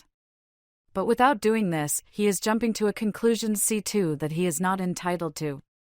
So Plato, in the person of Socrates, has committed one of the gravest of philosophical sins. He has given a logically invalid argument. But even if we could fix the logical invalidity, switching the and in C1 to an or, it is difficult to see how Socrates can get to C2. Powers differ more often by having different tasks or functions than by having different objects. Shepherds and butchers, for example, share a common object, sheep, but they have different tasks in relation to that object. Shepherds seek to nurture sheep, while butchers seek to turn them into lamb chops. On a common conception of education, the one we will see Plato calling into question in Book 7, teaching and learning have the same object, knowledge, but have different tasks or functions with respect to that object. Teaching seeks to impart or instill knowledge, while learning seeks to acquire it. And so on. Perhaps the trouble is thinking of knowledge and belief as powers or capacities. Plato thinks that each of the senses has a distinct object. Sight's object is color, hearing's is sound, etc. In the Theaetetus, a dialogue roughly contemporary with the Republic, Socrates says, "What you perceive through one power, you cannot perceive through another." Cases of synesthesia aside, this has the ring of truth, though it seems to have the odd implication that we cannot see and smell and taste the same object, when it seems clear that we can. I see the coffee, smell it, taste it, etc. But Socrates could respond that we see the coffee's color, smell its aroma, feel its heat, etc. These various sensations are synthesized or integrated into a unified sensory impression, but the various senses are modular, operating independently. We perceive the coffee by or through perceiving its sensible qualities. But, a critic might insist, it is not the case that these powers ultimately have different objects. Instead, they have a common object, the coffee. It is true that their intermediary objects are different properties or qualities of that object we see, color, smell, aroma, etc., but there is a common object that those various sensory qualities belong to. So we have reason to be skeptical of the first premise of the powers argument. And even if we give Socrates the benefit of the doubt and take him to be talking of the various intermediate objects of these powers, not the ultimate object, we might wonder what reason we have to think of knowledge and belief as analogous to powers in having unique objects. Most contemporary philosophers would agree with the spirit of P2, since they think that knowledge and belief are different cognitive or epistemic states, though they would be unlikely to think of them as powers. Few, though, would agree with Plato's conclusion that knowledge and belief have different kinds of objects. As discussed earlier, on the JTB, justified true belief, conception of knowledge, to know something is to have a belief that is not only true but is also justified, which, on a plausible account of what it is to be justified in believing something, requires good reasons for having the belief. Most contemporary philosophers would regard C2 as false, since knowledge and belief, though different, have the same objects, propositions. In the first sentence of the Gettysburg Address, Lincoln speaks of the founder's dedication to the proposition that all men are created equal. If he had said it in French, la proposition que tous les hommes sont créés égaux, he would have expressed the same proposition. Even though we express propositions in language, at heart propositions are conceptual entities rather than linguistic ones, and the same proposition can be expressed in different languages. Lincoln believed in the proposition of fundamental human equality, while Plato, we have seen, did not. Both Anna, who grew up in Wisconsin and has looked at her share of road maps and atlases, and Bryce, a coastie with a vague picture of the geography of North America who has trouble locating Wisconsin on a map, for him the Midwest is a vague blobject, believe the proposition that Wisconsin is east of the Mississippi River. On the JTB conception, Anna knows this, while Bryce does not. Though Bryce's belief is true, he does not have good reasons for it, since when pressed the only reason he offers is, I just think it is. Though Anna and Bryce are in different cognitive and epistemic states, their objects are the same, the proposition that Wisconsin is east of the Mississippi River. Or so say most contemporary epistemologists. That most contemporary philosophers think C2 is false does not make it false, of course, but in the next section we will see reason to think they are probably right about this. Plato's fallible conception of infallibility. So why does Plato have someone as smart as Socrates make such a logically flawed argument? It may be that the argument accurately reflects Socrates' reasoning, which Plato faithfully reproduces, though that seems unlikely. Perhaps this is one of those instances of Plato's intentionally having Socrates make a bad argument in hopes of engaging the reader in philosophical dialogue, since the yes-men Socrates is talking with do not seem up to the task. That is certainly possible, but here it does not ring true, at least to me. In those instances in Book 1 when the bad arguments seem intentional, e.g., in Socrates' first refutation of Polemarchus, there was a substantive philosophical point that Plato seemed to want his readers to work out for themselves, that virtues are not crafts or skills. But given how much is at stake here, reasons for believing in Plato's forms, for taking Plato's elevator to the third and fourth levels, it is an odd time for such a lesson. Perhaps Plato has independent reasons for believing C2, that knowledge and belief have different objects, and this makes him less attentive than he should be to the quality of the reasons he offers here in support of this belief. It is a common enough human failing, but it is surprising to see Plato falling victim to it here. Those independent reasons for thinking C2 is true can be found in the discussion the Socrates and Glaucon have about P2. Glaucon agrees, as we all should, that knowledge and belief are different. How could a person with any understanding, he asks, think that a fallible power is the same as an infallible one? The idea that belief is fallible should ring true. We regularly believe things that are not true. We think they are true, of course, and sometimes insist that they are. After all, we probably would not believe them if we knew they were false, since to believe something is, at least in part, to take it to be true. But while I can believe things that are false, I cannot know things that are false. I might believe that Orson Welles directed The Third Man or that Edward Albee wrote Desert Solitaire, but I cannot know these things, since they are false. On the JTB conception, remember, my beliefs count as knowledge only if they are true, though being true is not enough. Those true beliefs also have to be justified. For contemporary philosophers, that is the sense in which knowledge is infallible and belief is fallible. I can believe things that are false, but I cannot know things that are false. Plato seems to have a different understanding of the infallibility of knowledge, one that goes beyond the view that we cannot know things that are false and holds that we cannot know things that could be false. In other words, the objects of knowledge must not only be true, they must be necessarily true. While a contingent truth could be false, a necessary truth cannot possibly be false, it must be true. The candidates for such things are few, but the truths of mathematics offer the most intuitively plausible examples of necessary truths. Although it is not completely uncontroversial, I think that the Pythagorean theorem is necessarily true, that it was true even before anyone thought of it, and would be true even if no one ever thought of it, even if no creatures capable of understanding geometry had ever existed. That the square of the hypotenuse of a right triangle is equal to the sum of the squares of the other two sides is not merely a mind-independent truth, it is a mind-independent truth that could not be false. Given the nature of right triangles, there is no way the square of the hypotenuse could not equal the sum of the squares of the other two sides. If there are two mittens and one stocking cap on the table, it is mind-independently true there are three things on the table. It does not matter whether I am looking at them or not, there are three things on the table. But it is merely a contingent truth that there are three things on the table. I could have just as easily kept my stocking cap on, it is cold in here, in which case there would only be two items on the table. So while it is true that there are three items on the table, it is a contingent truth. But that 3 is the sum of 1 and 2 is a necessary truth, it cannot be otherwise. And here it is important not to confuse numbers with numerals, which are our names for numbers. We could use the word 2 to name the number 3 and the word 3 to name the number 2. Heck, we could call 2 Ethel and 3 Fred. The English sentence 2 plus 1 is 3 is only contingently true, since which words attach to which objects is a contingent fact of English. But the proposition it expresses, that the sum of 2 and 1 is 3, is necessarily true, regardless of which names or numerals we use to designate the numbers.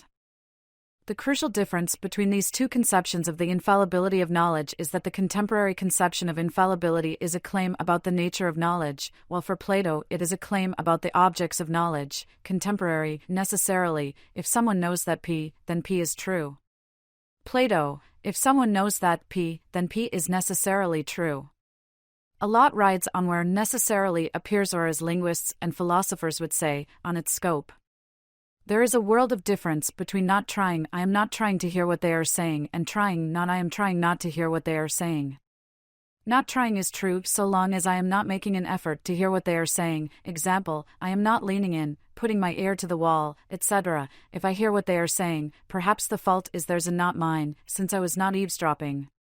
But trying not requires that I make an effort to not hear them. Example, I cover my ears, change locations, etc. If I hear what they are saying, I have failed in my attempt to not hear them. Perhaps I should have tried harder. Similarly, the difference between the contemporary and Platonic conceptions of the infallibility of knowledge is a difference in the scope of the adverb necessarily. On the contemporary account, what is necessarily true is a claim about the nature of knowledge, that if I know that P, then P is true, so I can have knowledge only of things that are true.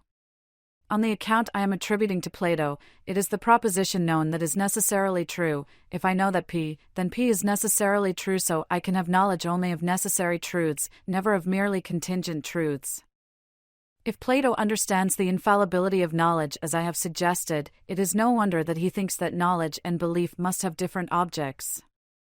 Only the forms, Plato thinks, have the necessity required of objects of knowledge, since only the form of beauty is completely beautiful. Particular beautiful things are too awash in contingency and opposition to make the grade.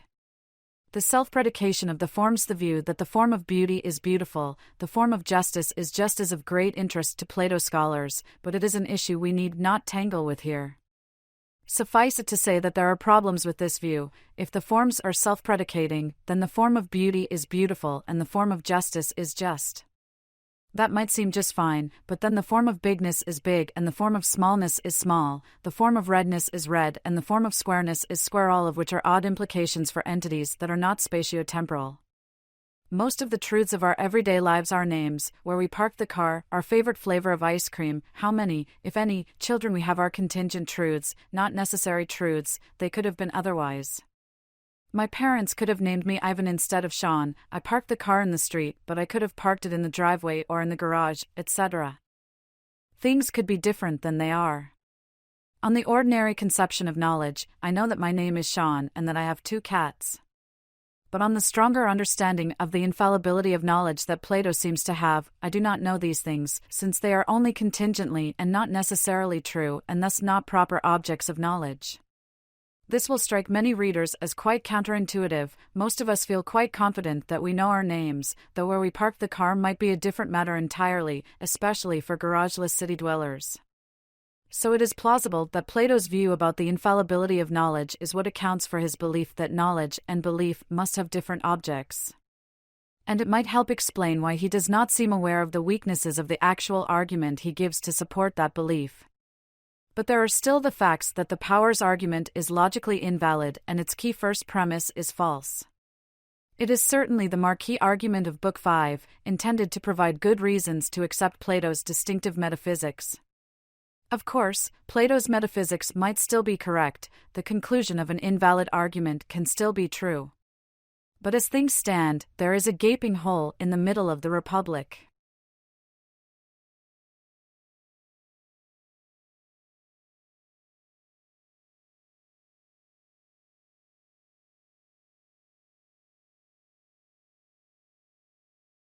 Chapter 9. The Philosopher's Virtues. Although there are serious problems with the powers argument, its invalidity and unsoundness do not entail that the ideal city will get washed away by the third wave.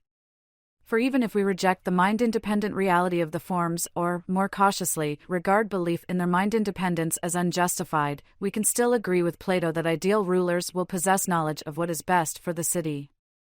Although the distinction between knowledge and belief is crucial to Plato's distinction between philosopher and non-philosopher, knowledge and belief can be different epistemic states even if they do not have different objects. So the distinction between knowledge and belief, and the distinction between philosopher and non-philosopher that it underlies, can survive the failures of the powers argument, since the distinction itself does not depend on Plato's particular way of making it. In this chapter, we will look at another way in which Plato tries to distinguish between a true philosopher and, a counterfeit one. He is especially keen to distinguish genuine philosophers from sophists, the professional teachers of rhetoric whom the public mistakenly takes to be philosophers. In doing so, Plato will not only shore up his response to the third wave by further defin, who the philosophers are that we dare to say must rule, but he will also exonerate Socrates, who, as many readers know, was tried and convicted of impiety in corrupting the youth of Athens and put to death for those alleged crimes in BC 399. Sophists, and not philosophers, Plato insists, are guilty of corrupting the youth. In a phrase that will recall his Book 1 exchange with Thrasymachus, Socrates wants to discover who the philosophers are in the most exact sense of the term. In asking whether a soul is philosophic or not, Plato indicates that being a philosopher is a matter of nature as well as nurture.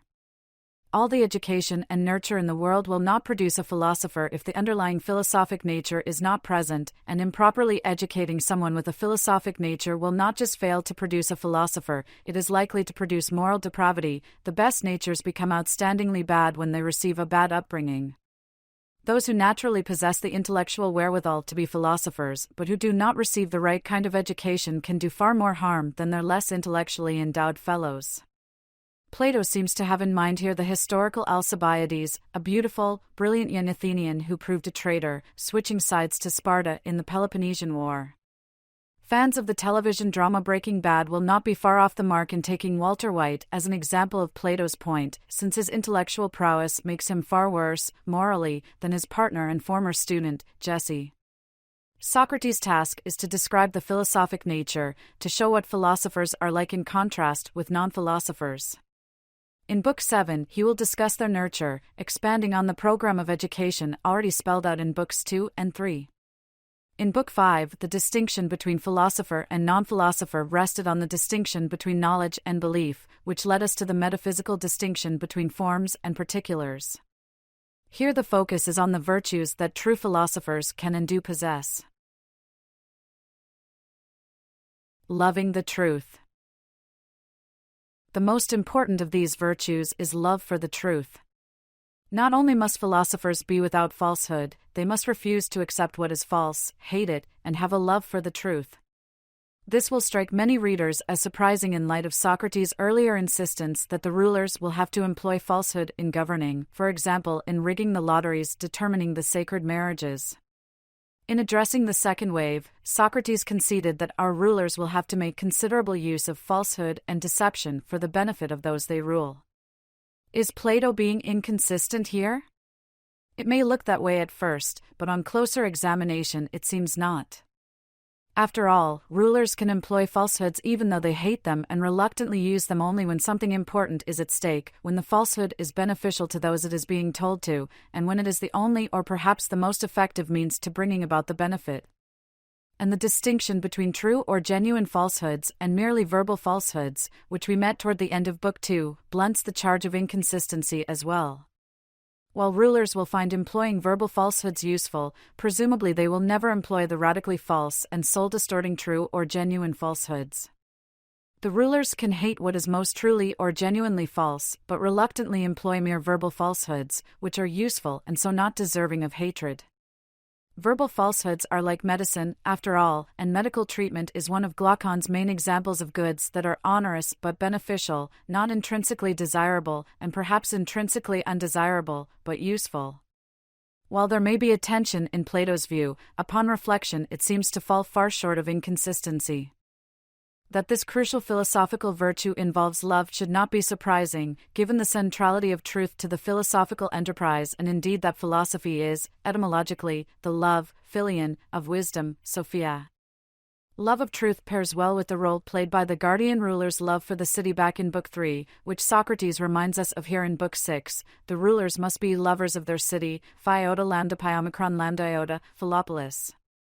We noted earlier Plato's playing up the cognitive dimension of love, focusing on the lover's belief that their beloved's flourishing is an essential part of their own flourishing. This is not to say that their love is merely cognitive, involving no feelings for the beloved or commitment to it. Perhaps Plato focuses on love's cognitive dimension because its affective dimension, how it feels, is so obvious and potent that it is likely to lead us to think of love as exclusively a matter of feeling.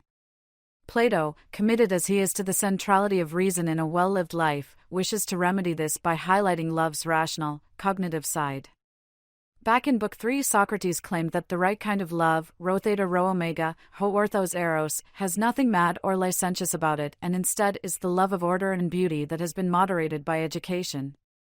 Although we tend to think of eros-erotic or romantic love in terms of sexual passion, Plato argues in the Symposium that its proper object is the form of or essence of beauty.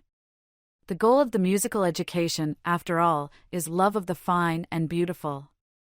The love philosophers have and feel for the truth is sigma tau gamma epsilon iota nu, sturgeon, rather than rho omega or phi iota lambda alpha, but perhaps we should not read too much into this, as Plato does not here draw hard and fast distinctions between kinds of love as later authors are wont to do, example, between philia, eros, and agape, friendly love, erotic or romantic love, and neighborly love. But it is telling that sturgeon typically refers to parental love, which clearly involves the parents identifying their child's well-being with their own, and which involves a distinctive kind of affection. Love of truth may well be the Socratic virtue par excellence, though when we first meet Thrasymachus, he insists that Socrates is phi iota lambda tau iota mu omicron, philotimos, a lover of honor and victory, rather than truth, who just wants to win arguments. This seems an ironic projection on Thrasymachus' part, since he aims to persuade his audience of a predetermined conclusion by the power of his rhetorical skill, rather than to investigate the matter and accept whatever conclusions reason leads us to. Knowing how to win arguments is the skill the sophist teaches, and it is the skill most at home in the law court. Philosophical investigation also requires skill, and we have attended to some places where logical skill is not as developed as it should be. But philosophy requires more than skill, Plato suggests. It requires the virtue of loving the truth, which in turn implies a respect for rigor well expressed by Socrates' dictum that whatever direction the argument blows us, that is where we must go. In addition to respect for rigor, another sub-virtue is open-mindedness, which we might think of as openness to rational persuasion. We noted earlier how the Republic's opening exchange raises the opposition between force and persuasion.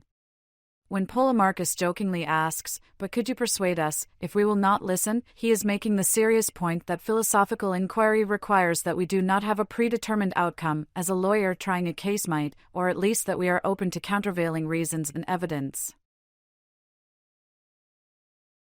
Intellectual virtues and character virtues. An interesting feature of this leading philosophical virtue is that loving the truth seems to straddle two distinct kinds of virtues, intellectual virtue and character virtue. Perhaps because he was by nature less taxonomically inclined than his student Aristotle, whose inclinations in this regard were no doubt shaped by his biological investigations, Plato does not explicitly distinguish between these kinds of virtue, as Aristotle does in his seminal work in moral philosophy, the Nicomachean Ethics. Readers will recall that a virtue is the state or condition that enables its possessor to perform its function well, where its function is its purpose or characteristic activity. A knife's function is to cut, so sharpness is its virtue, since a knife must be sharp if it is to cut well. Where character virtues such as moderation and courage enable morally correct behavior, intellectual virtues such as wisdom are traits that enable their possessors to gain knowledge. The function or goal they enable is knowledge. So genuine philosophers, Socrates tells us, must possess intellectual virtues such as quickness or ease in learning and a good memory. The absence of the latter trait allows Plato a few jokes along the way, Glaucon, in admitting that he has forgotten that they aim to make the city as a whole happy and just, thereby implicitly concedes that he lacks a philosophical nature, at least to some degree. Even Socrates himself admits that he cannot remember whose question prompted his articulating this principle. And clearly a good memory will be important to the agreement-based, question-and-answer method they have adopted to investigate the Republic's two main questions. Loving truth enables knowledge, since loving wealth or honor more than or instead of truth will hamper rather than enable learning. Thus love of truth seems, like being a quick learner or having a good memory, to be an intellectual virtue. But love of truth tells us not just about a person's intellect, but also about their character, since it tells us about what they value. Thus it seems as much a virtue of character as an intellectual virtue. The person who loves the truth can be counted on to act well and rightly when, for example, truth and self-interest conflict. Moreover, some intellectual virtues such as quickness and ease in learning are like skills insofar as they are morally neutral, depending for their moral status on the subjects learned and the end to which the knowledge gained is put. A quick learner with a good memory will master the mechanics of terrorism more quickly than a forgetful, slow learner will. Love of truth, by contrast, seems to lack this moral neutrality, as does wisdom, at least on Plato's conception of moral knowledge. If one really knows what is good, Plato has Socrates argue in the Protagoras, one would act on that knowledge if one were able to.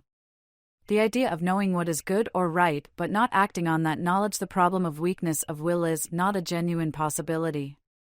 Exploring whether Plato was right about this will take us too far afield, and unsurprisingly there is much scholarly debate on the topic. But this melding of moral knowledge and moral conduct helps us see why love of truth has a foot on each side of the divide between intellectual and character virtues. Another philosophic virtue worthy of our attention is high-mindedness, mu epsilon gamma alpha lambda omicron pi rho pi epsilon iota alpha, megaloperpia, which is sometimes translated as magnificence.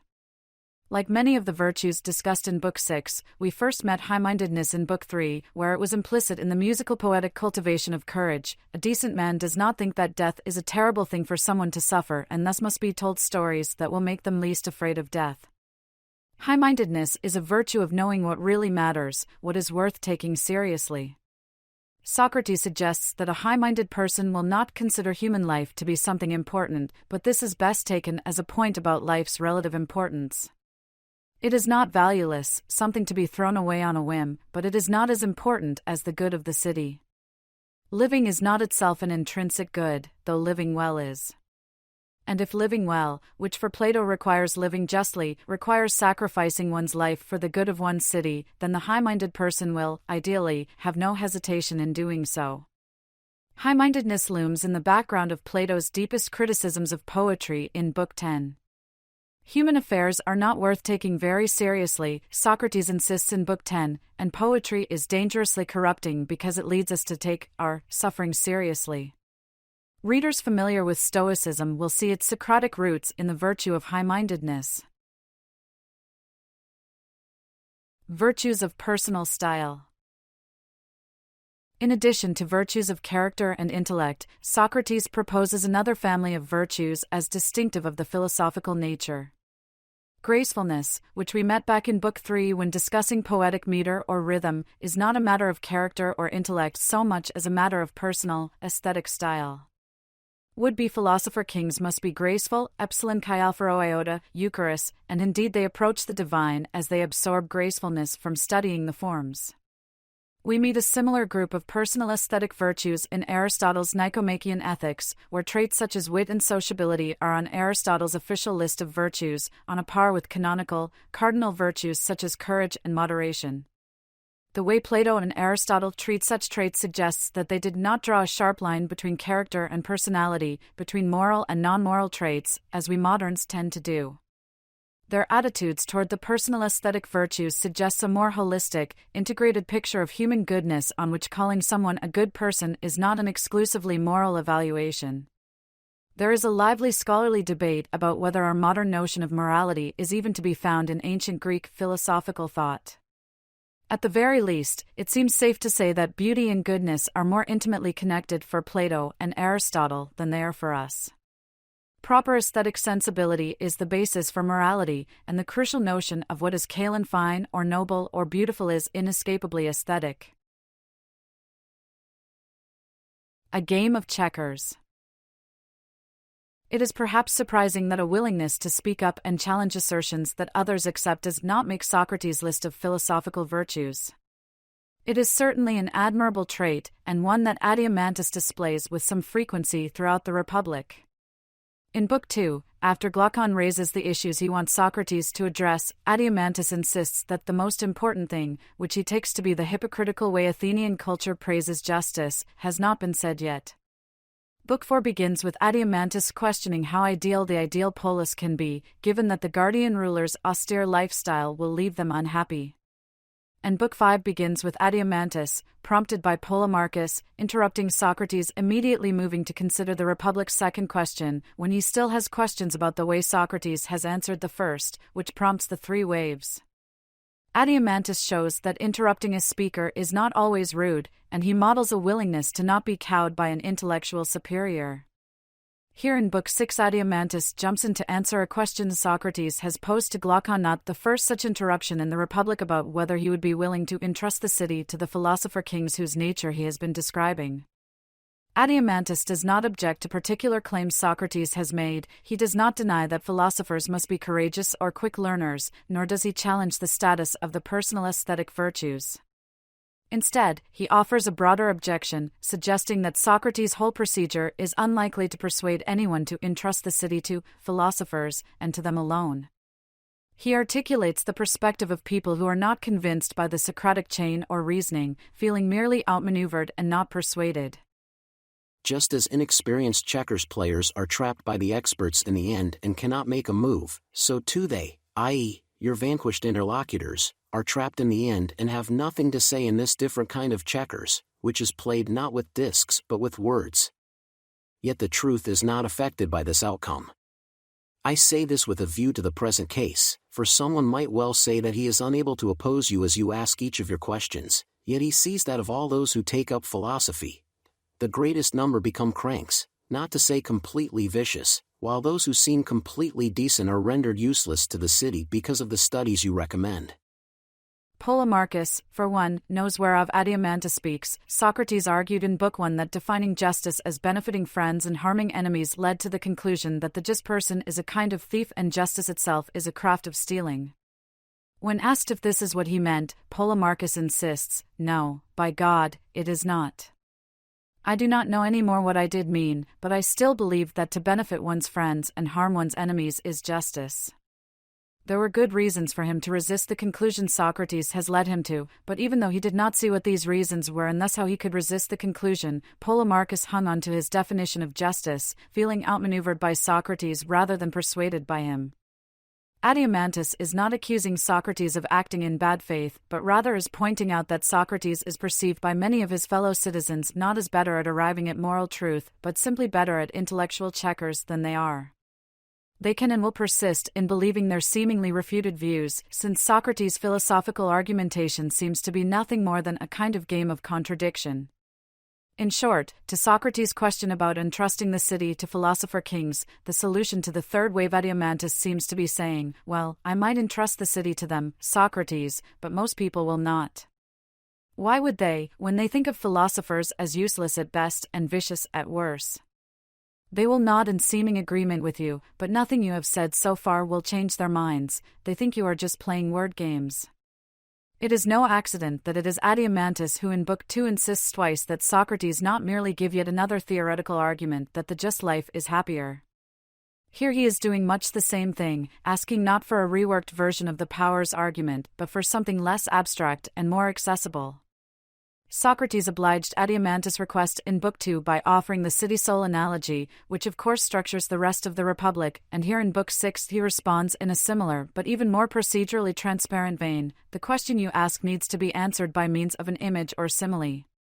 So Socrates will meet Adiamantus' checkers metaphor with one of his own, meant to show why his fellow citizens regard philosophers as useless. Analogical thinking is at the heart of the Republic.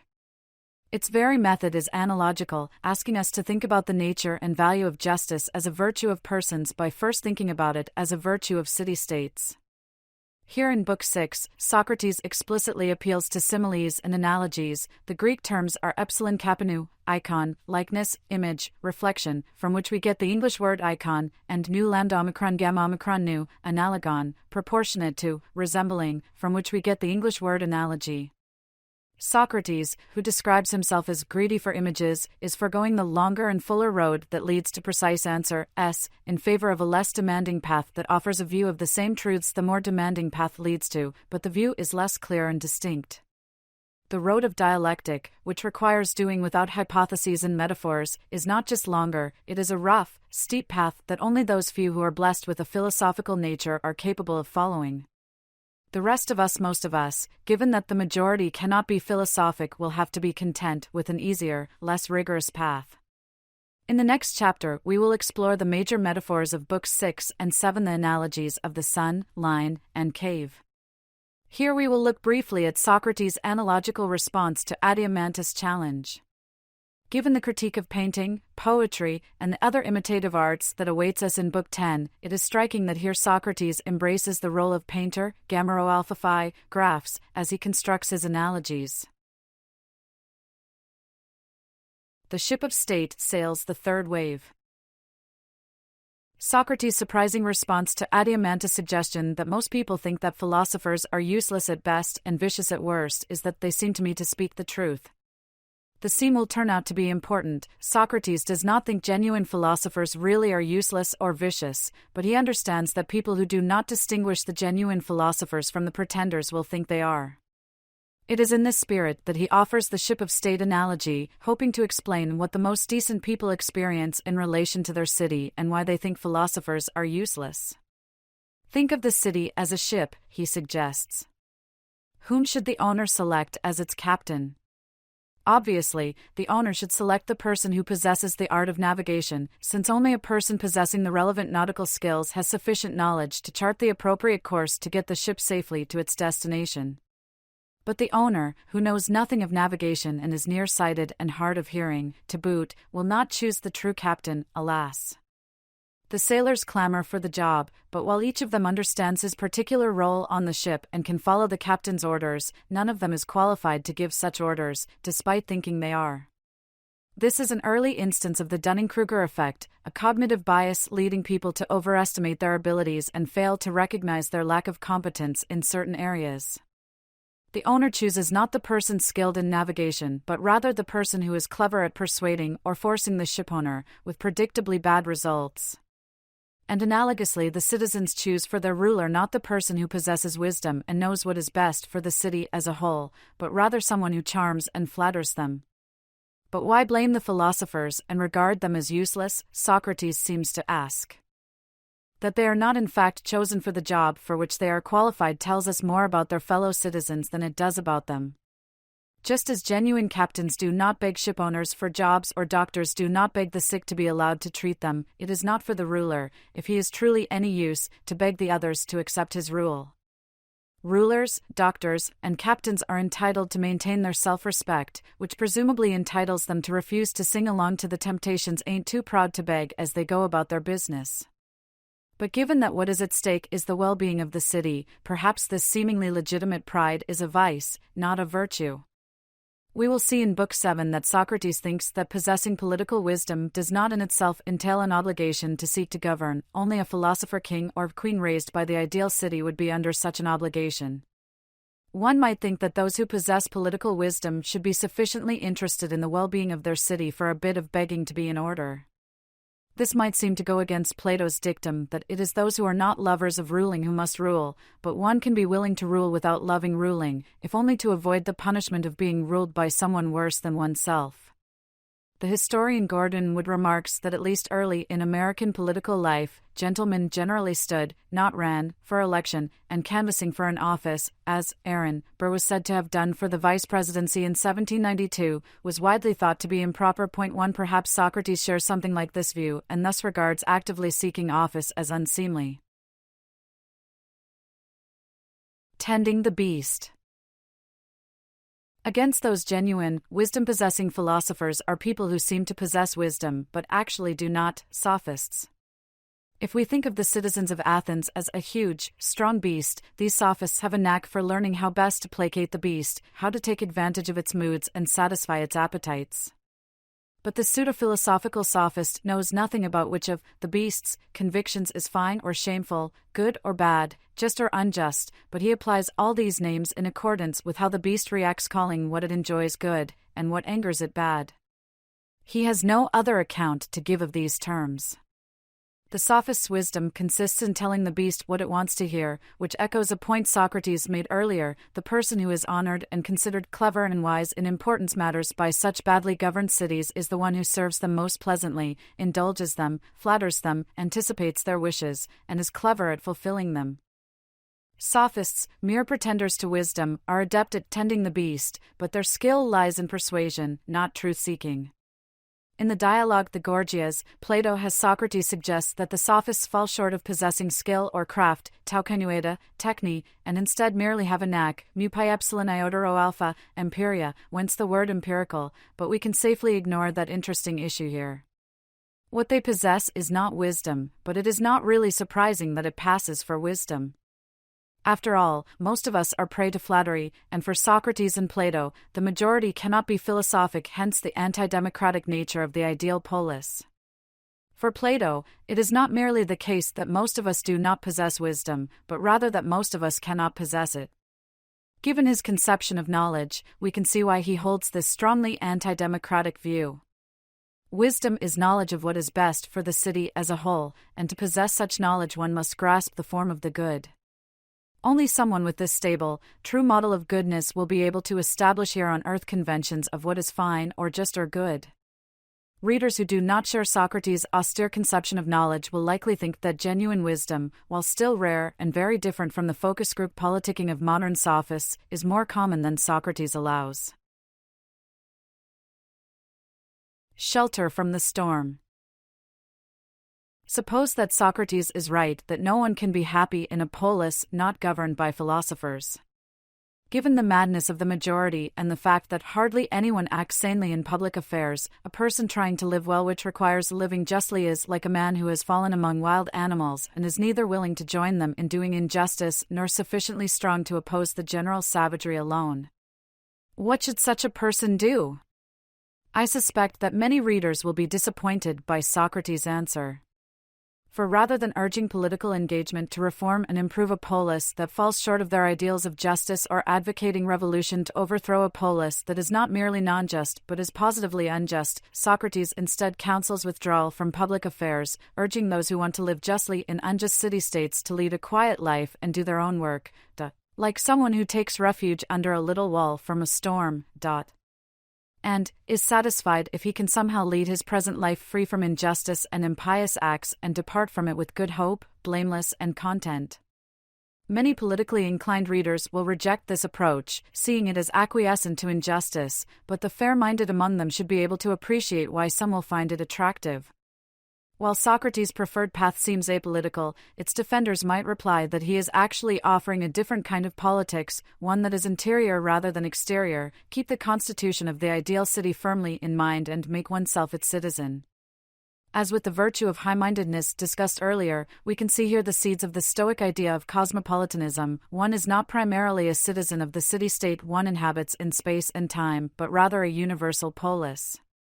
And surely high-mindedness is at work as one seeks shelter from the storm. If indeed human affairs are not worth taking very seriously, why not tend to one's inner polis rather than muck about in the outer one, especially since that outer polis will be genuinely habitable only by a remarkable stroke of luck or by divine intervention.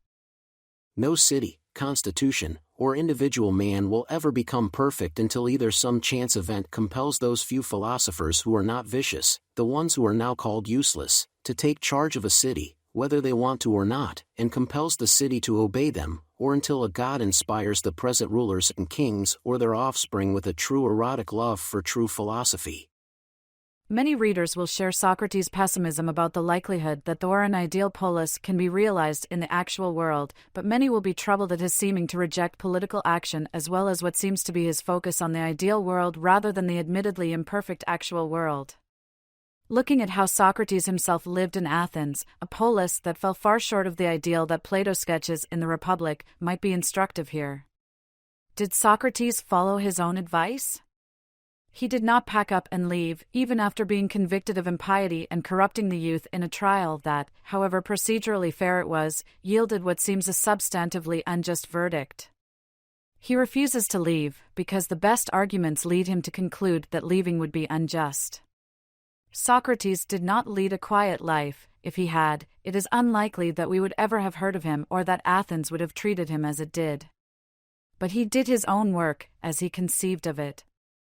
His God-given work, he tells us in the Apology, was to be a gadfly, questioning and exhorting Athenians to virtue. In his final words to the jurors, he asks them to do for his sons what he tried to do for them, to correct them if they seem to care about riches, or anything more than about virtue. So it seems that Socrates did not live the quiet life he counsels. But when the so-called 30 tyrants, installed by Sparta to govern Athens after the end of the Peloponnesian War, demanded that Socrates bring them Leon of Salamis for execution, he refused, regarding the act as unjust and impious. So his eschewing politics did not entail complicity in injustice or collaboration with the unjust. Alas, though, he did not try to prevent others from doing so, nor did he try to warn Leon. While the others went to Salamis to fetch Leon, Socrates went quietly home.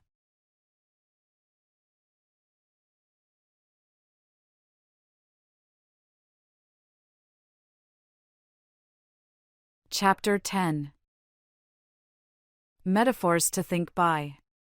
The sun and divided line analogies. The analogies we looked at in the last chapter are interesting, but they are merely appetizers to the metaphorical feast Socrates soon serves, which features the sun, line, and cave analogies, the last of which we will cover in the next chapter. It is philosophical fare of the highest order, since the topic is the most important subject, which is even more important than justice and the other virtues, the form of goodness itself. The form of the good is the most important thing to learn about, since it is by their relation to it that just things and the others become useful and beneficial. But we have no adequate knowledge of it. The Greek rendered by the form of the good is tau omicron gamma alpha theta omicron delta alpha, he tu aga tu idea, literally, the idea of the good. As noted earlier, for Plato in delta alpha is not an idea in our ordinary sense, but rather something that is not only mind-independently real but is actually more real than the many particular instances of it. The metaphysical elevator goes all the way up to level 4, though here Plato implies that there is yet another floor, where a very special form, the form of the good, resides. To get a sense of the importance of the form of the good, consider first the distinctive virtue of the philosopher rulers, political wisdom. Political wisdom is knowledge of what is best for the city, but one cannot know what is superlatively good for the city without understanding what goodness itself is. I do not suppose that just in fine things will have acquired much of a guardian in someone who does not even know in what way they are good. And I divine that no one will have adequate knowledge of them until he knows this. Although one can believe that something is good without grasping why it is, one cannot know that something is good without knowing why that thing is good, and one cannot know this, Socrates thinks, without knowing what goodness itself is. A ruler who does not understand what goodness itself is will at best have true beliefs about what is good for the city, but that falls far short of the knowledge required for genuine wisdom. So what is the form of the good, goodness itself? What the good is not. Socrates does not claim to know what the good is, but he does think he knows what it is not. Narrowing the field by excluding unworkable options is a kind of intellectual progress, and so he begins with two untenable accounts of the nature of the good.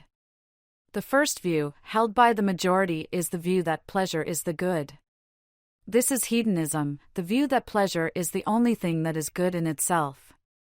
Any other thing that is good extrinsically, by being a means to the one intrinsically good thing, pleasure. Although they often run in the same harness, hedonism is distinct from egoism, the view that one's interests count for more than the interests of others, perhaps because others' interests do not count at all. Classical utilitarians such as Jeremy Bentham and John Stuart Mill were hedonists but not egoists. They regarded total net pleasure, the result of subtracting the pain an action produces from the pleasure it produces, as the standard of right action, where the interests of all parties affected by the action are given equal weight. Socrates immediately locates a problem for hedonism. There are bad pleasures, which even hedonism's advocates will concede. Although he does not give any examples, they are not hard to come by. Imagine a peeping Tom who is very careful not to be seen. He derives a great deal of pleasure from spying on his neighbors through his high-powered, and well-hidden, telescope, and they are none wiser, so there is no pain he is inflicting to offset the pleasure he produces for himself. But his action still seems wrong, and his pleasure is an evil pleasure, as almost anyone would think. Even though philosophical questions are not best settled by majority vote, anyone who concedes that the peeping Tom's pleasure is bad should reject hedonism, for how can pleasure be what is good in itself if there are pleasures that are bad in themselves? The second view Socrates considers has a bit more going for it than hedonism. If nothing else, it is held by more sophisticated folks. It is the view that the good, is knowledge, which we might awkwardly dub epistemicism, from the Greek word for knowledge, episteme. This seems like a view that Socrates would find attractive, given the centrality of knowledge to philosophy, but he quickly dismisses it not, as with hedonism, because there are instances of bad knowledge, though presumably there are, but because epistemicism leads to an infinite regress, or, more properly, an infinite progress. Knowledge always has an object, he reminds Glaucon. If I have knowledge of or about something, there is no such thing as mere, objectless knowledge.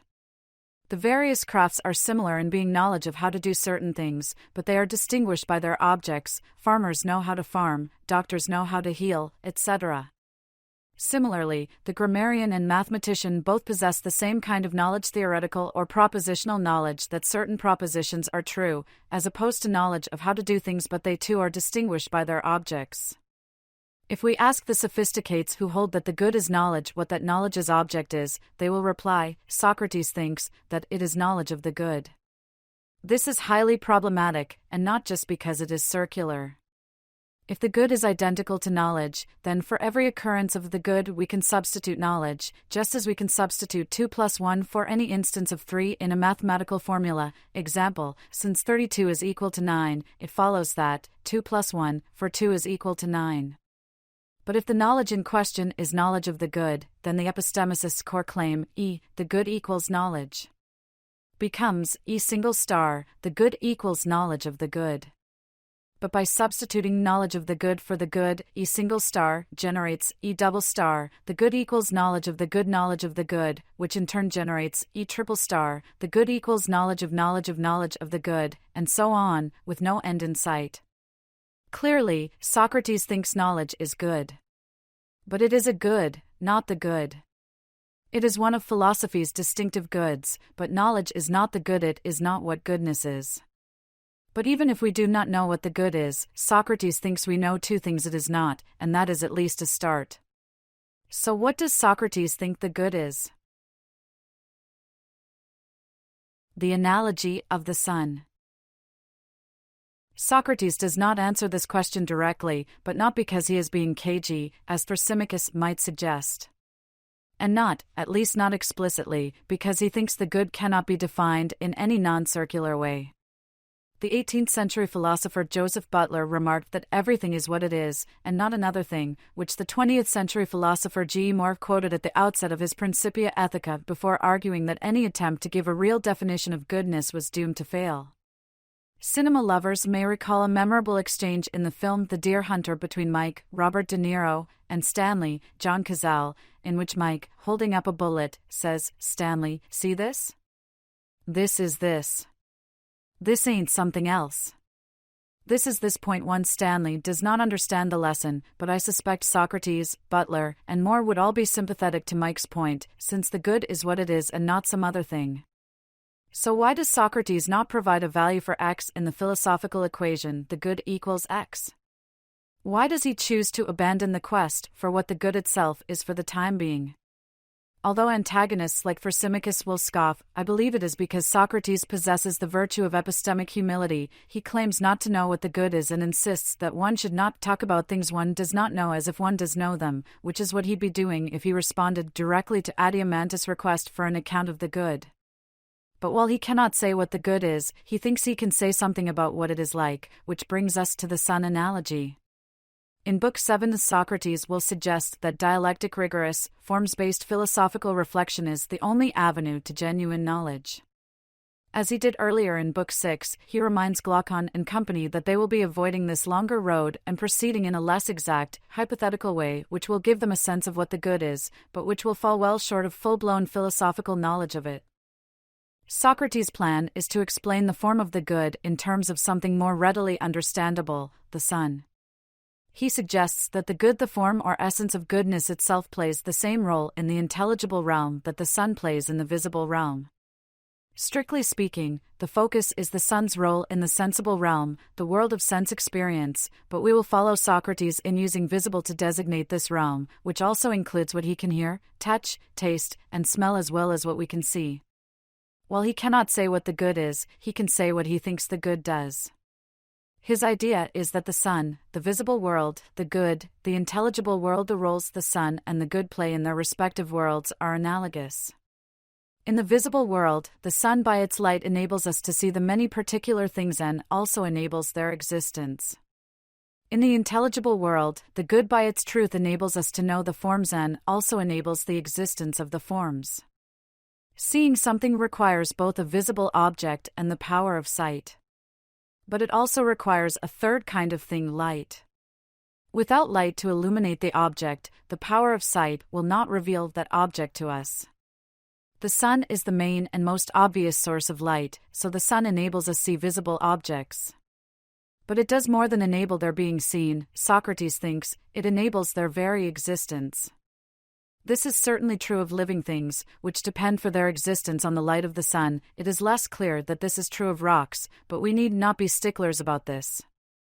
The same goes for the form of the good. What gives truth to the things known and the power to know to the knower is the form of the good. And though it is the cause of knowledge and truth, it is also an object of knowledge. Not only do the objects of knowledge owe their being known to the good, but their being is also due to it. So, just as the sun provides the light that enables us to see visible objects, the form of the good provides the truth that enables us to know intelligible objects, which of course are the forms. The many beautiful things in the rest are visible but not intelligible, while the forms are intelligible but not visible. Beautiful things owe not only their being seen but also their very existence to the sun. Similarly, the form of beauty depends for both its knowability and its very existence on the form of the good. Thus the form of the good plays a foundational role in Plato's epistemology, since it is the condition of all knowledge, and also in his metaphysics, since it is the condition of the existence of the other forms, and in turn the existence of concrete particular objects. Particular beautiful things are beautiful because they partake, if only temporarily, in the form of beauty. They are temporary, spatio-temporal images or copies of the form of beauty itself. Similarly, a particular just action or soul is just because it participates in the form of justice, and so on. And since beautiful things and just actions are good and useful, they must also participate in the form of the good. It is by their relation to the form of the good that just things and the others become useful and beneficial. Thus the form of the good subsumes the forms of justice, wisdom, courage, etc. Not only would they not be good without it, they would not exist without it. So goodness is at the core of Plato's conception of the universe, both epistemologically and metaphysically. The divided line. Socrates follows the sun analogy with a linear perspective on how the visible and intelligible worlds differ. His focus here is largely epistemological, though as we might expect metaphysics looms in the background. Having already said a bit about how knowledge and belief differ, here Plato goes into more detail, saying more about their distinct objects, thus drawing on the ill-fated powers argument, and also making distinctions between different kinds of knowledge and belief. We can think of the line as a sort of epistemological companion to the metaphysical elevator, in which one ascends epistemologically from belief to knowledge and metaphysically from concrete particular objects to the form of the good. Start a line segment and divide it unevenly, as below, into two subsegments. Let one segment represent the visible world and the other the intelligible world. Belief is the epistemic state, or, as Socrates would have it, the power that operates in the visible world, while knowledge governs the intelligible world. Since length corresponds to relative clarity and opacity, the line segment representing the intelligible realm will be longer than the segment representing the visible realm. This should make sense, given Plato's view that the forms, which are at home in the intelligible realm, are both more real than the particulars and are epistemically clearer. The forms are objects of knowledge, while the particulars are objects of belief. Belief, while clearer than ignorance, is darker and opaquer than knowledge, as Socrates claimed earlier. So, even though there are more objects in the visible world than in the intelligible world, since the relation between particulars and their forms is a relation of many to one, the segment representing the intelligible realm is longer than the segment representing the visible realm. Now here comes a slightly tricky part: divide each subsegment again by the same ratio as the entire line was divided. So now the visible world comprises subsegments A and B, and the intelligible world comprises C and D, and with the ratios of both A to B and C to D identical to the original ratio of visible to intelligible. An obvious consequence of this is that A, B, C, D. A less obvious consequence, which Socrates either does not notice or notices, but does not mention, is that B and C turn out to be the same length. Given that the line is arranged in terms of relative clarity and opacity, 6.509d, the equality of B and C suggests an epistemic and metaphysical parity between the hard-to-see Socrates endorsing such a view. This is at least a wrinkle in the divided line analogy, but let us assume that it is a wrinkle that can be ironed out and move on. Now we will see the parallel between metaphysics and epistemology. Plato further divides the main epistemic states or powers, belief and knowledge, which appear on the line's right side in Figure 3. The two bottom subsegments of the line, A and B, which together make up the visible realm, have different objects. The lowest level, A, has images, epsilon kappa nu epsilon, icons, for its objects, shadows and reflections, and, presumably, the analogies and metaphors of the sort that Socrates is so greedy for in Book 6, as well as the paintings, sculptures, and poems that he will criticize in Book 10. The second lowest level, B, comprises the original items of which those images are copies. The bed in which Van Gogh slept in his room at Arles, which served as the model for his famous paintings of it, would be an object appropriate to B, while the paintings of the bed, being copies of that spatio-temporal object, belong in A. In addition, we might think the second-hand opinions that many of us have, opinions we merely parrot from our favorite news source, belong here in A. Many readers active on Facebook or Twitter will be familiar with someone whose social media mission seems to be reposting or retweeting stories and memes that express the views they have gotten from others. When someone says, "I have thought about this a lot," one hopes they mean this literally, where thought is a verb, and they have scrutinized and analyzed and seen implications of the point in question. What we are often saying, alas, is "I have a thought about this, and I think that thought a lot," where thought is a noun, and thinking that thought does not require critical examination of the idea's merits and demerits, etc. In addition to their different objects, A and B also differ in terms of the epistemic or cognitive states operating in them. While Plato generally talks of belief, delta xi alpha, doxa, as operating in the visible realm, here he distinguishes between epsilon kappa alpha sigma alpha, ikasia, imagining, or merely imaging, and pi sigma tau iota, pistis, which is translatable as belief, but which suggests credence, trust, and sincerity as well. The intelligible realm is where the forms live. While the subsegments of visible had different kinds of objects, here the objects are the same, forms, although the form of the good operates in D, the highest level. Segments C and D thought, delta iota nu omicron iota alpha, dianoia, and understanding, nu eta sigma iota, noesis, respectively are distinguished by how knowers are related to the forms that populate the intelligible world. Hypotheses and first principles in the divided line. A crucial difference between thought, C, and understanding, D, is the role that hypothesis, pi theta epsilon sigma iota, hypothesis, literally, what is placed or set under something, plays.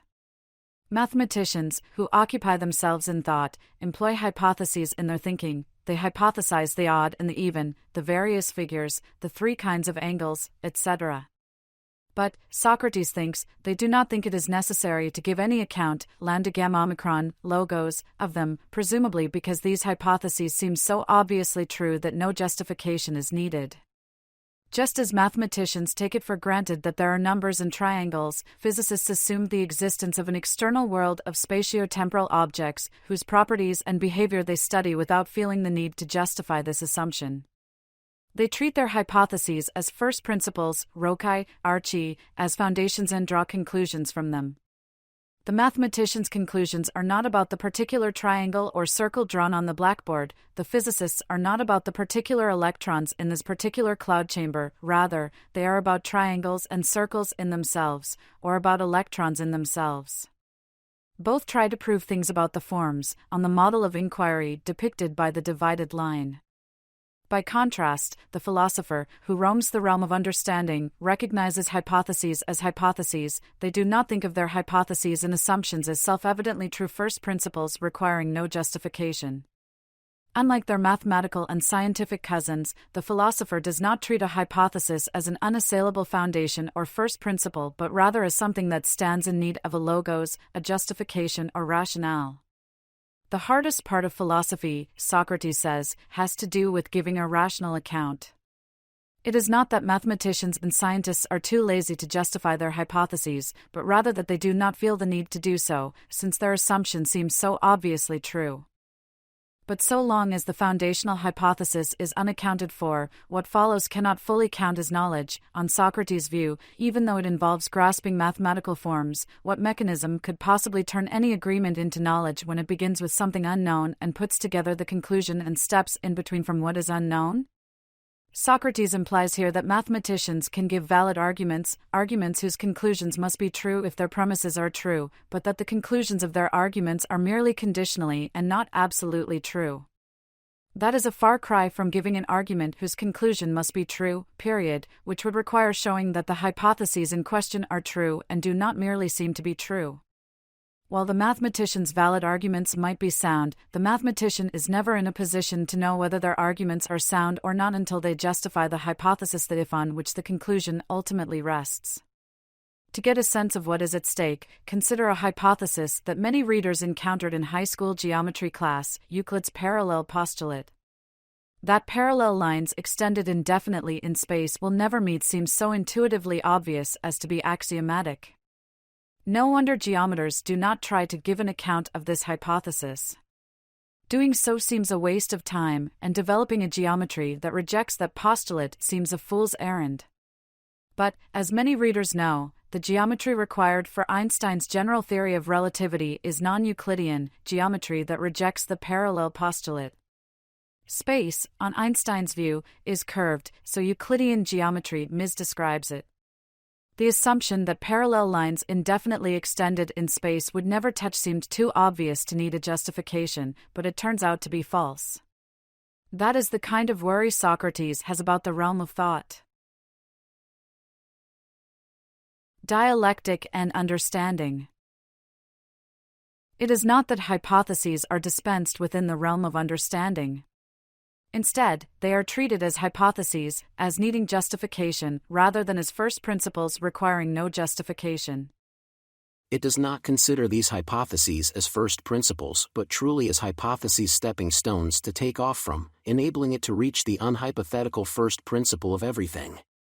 Having grasped this principle, it reverses itself, and, keeping hold of what follows from it, comes down to conclusion without making use of anything visible at all, but only of forms themselves, moving on from forms to forms, and ending in forms. Understanding is the result of what Socrates calls dialectic, that is what the initial it in the quotation just above refers to. Dialectic is the longer, harder road that Socrates chooses not to travel in the Republic, opting instead for a discussion relying on analogies and metaphors. Dialectic is like mathematical thinking in having the forms for its objects, but, as we just noted, dialectic treats hypotheses and assumptions differently than mathematical thinking.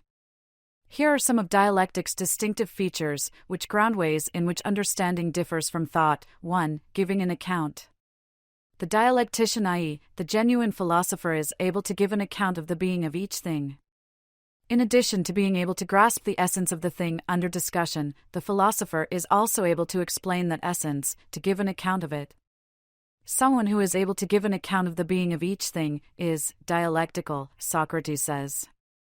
But insofar as he is unable to give an account of something, either to himself or to another, he has no understanding of it. Book 5's lovers of sights and sounds may have many true beliefs about which objects are beautiful, but being unable to grasp the form of beauty, they are unable to explain why a beautiful thing is beautiful, and thus lack knowledge. Similarly, the geometer who assumes that the parallel postulate is true but who is unable to justify that assumption lacks understanding. They think with concepts they do not fully understand. 2. Integrated knowledge. Presumably, the mathematician is able to give an account of the various mathematical objects she concerns herself with. But the dialectician is also able to see connections between the individual forms. She sees their association and relationship with one another and so achieves a unified intellectual vision. Anyone who can achieve a unified vision is dialectical, Socrates says, and anyone who cannot is not. A geometer is probably able to achieve a unified grasp of the various geometric forms. It is hard to imagine someone specializing in, say, rectangles who knows nothing about circles or spheres or trapezoids. But the philosopher, the dialectician, is able to unify different domains of study, understanding not just geometry and physics or game theory and biology in themselves, but grasping how these disciplines and the forms they study are interrelated. In short, the philosopher sees and makes connections between disparate domains. 3. Purely formal reasoning. Thought relies on visual aids. The geometer's object in trying to prove a theorem about the nature of triangles is the form of triangularity, but they draw particular triangles on particular chalkboards as an aid for grasping the triangle's essence. Those drawings are aids borrowed from the visible realm. Understanding, by contrast, proceeds without making use of anything visible at all, but only of forms themselves, moving on from forms to forms, and ending in forms. The dialectician is able to think with the forms alone. Her seeing is purely intellectual, and does not involve any objects from the visible realm at all, or the kinds of metaphors Socrates employs to make sense of the form of the good. Dialectic tries through argument and apart from all sense perceptions to find the being of things, and does not give up until he grasps the good itself with understanding itself. 4. The form of the good. Perhaps dialectic's most distinctive feature, and thus the most important difference between understanding and thought, is that dialectic involves seeing how the various forms are related to the form of the good. Thus dialectic requires the most complete kind of intellectual integration possible. This integration is both horizontal, so to speak, understanding how forms are related to each other, and also vertical, understanding how these forms are related to the form of the good, which, as the condition of both the knowability and existence of the forms, is at a level higher than level 5, so to speak, on Plato's metaphysical elevator. Plato's universe is fundamentally ordained toward the good. The form of the good is the unhypothetical first principle of everything, and one does not fully grasp a thing's essence until one grasps the end it aims at, as well. Dialectical understanding is thus a very tall order. 5. Foundationalism. The contemporary epistemological distinction between foundationalism and coherentism sheds light on the difference between thought and understanding. Even though Plato does not think of knowledge as justified true belief, his concern with giving an account implies that a discussion of justification is not completely out of order. A coherentist holds that a belief's being justified is a matter of its being properly related to other beliefs. One's beliefs hang together in a coherent way, with minimal inconsistency between beliefs. Presumably some inconsistency has to be allowed, otherwise no one's beliefs would be justified, since we all unknowingly have beliefs that are at odds with each other. The foundationalist, by contrast, thinks that at least one belief must be justified in a non-inferential way, not getting its justification from another belief. Such a belief is the foundation, the archie of the justification of all other beliefs. The realm of thought is coherentist. The mathematicians' conclusions are in full agreement with the hypotheses they treat as first principles. The realm of understanding, by contrast, is foundationalist. It rests ultimately on the form of the good, which is the source of the intelligibility, and indeed the existence, of the other forms. Ironically, the procedure for determining whether one grasps this foundation seems itself coherentist, unless someone can distinguish in an account the form of the good from everything else, can survive all refutation, as if in a battle, and can come through all of this with his account still intact. You'll say that he does not know the good itself. We have witnessed this procedure, Alencus, throughout the Republic, starting with Cephalus and Polemarchus and Thrasymachus' accounts of justice. We saw it most recently in the two accounts of the good that Socrates rejected earlier in Book 6. Socrates seems to suggest that what makes an account of X true is that it can survive the sort of cross-examination we have seen so far in the Republic. But his actual view, I think, is not that coherence constitutes the correctness of an account, but rather that coherence is the best criterion of correctness. An account is not made true by its having no internal inconsistencies and no false implications or entailments. Instead, its consistency and coherence are good evidence and perhaps the best evidence that it is true. Readers familiar with Plato's Euthyphro will find there a helpful example of this distinction between constitution and criterion. One of the Euthyphro's main questions is whether the gods love holiness because it is holy, or whether holiness is holy because the gods love it. That is, do the gods loving X make X holy or constitute X's holiness, so X's holiness is due to the external fact that the gods love it rather than some of its internal features? Or is the gods loving X simply good evidence that X is holy, their love for X being a criterion of X's being holy, but not what constitutes X's holiness? In short, is X loved because it is holy, or holy because it is loved? That an account of the good or any important concept is maximally coherent suggests that it is correct, but coherence is criterial rather than constitutive of its being true.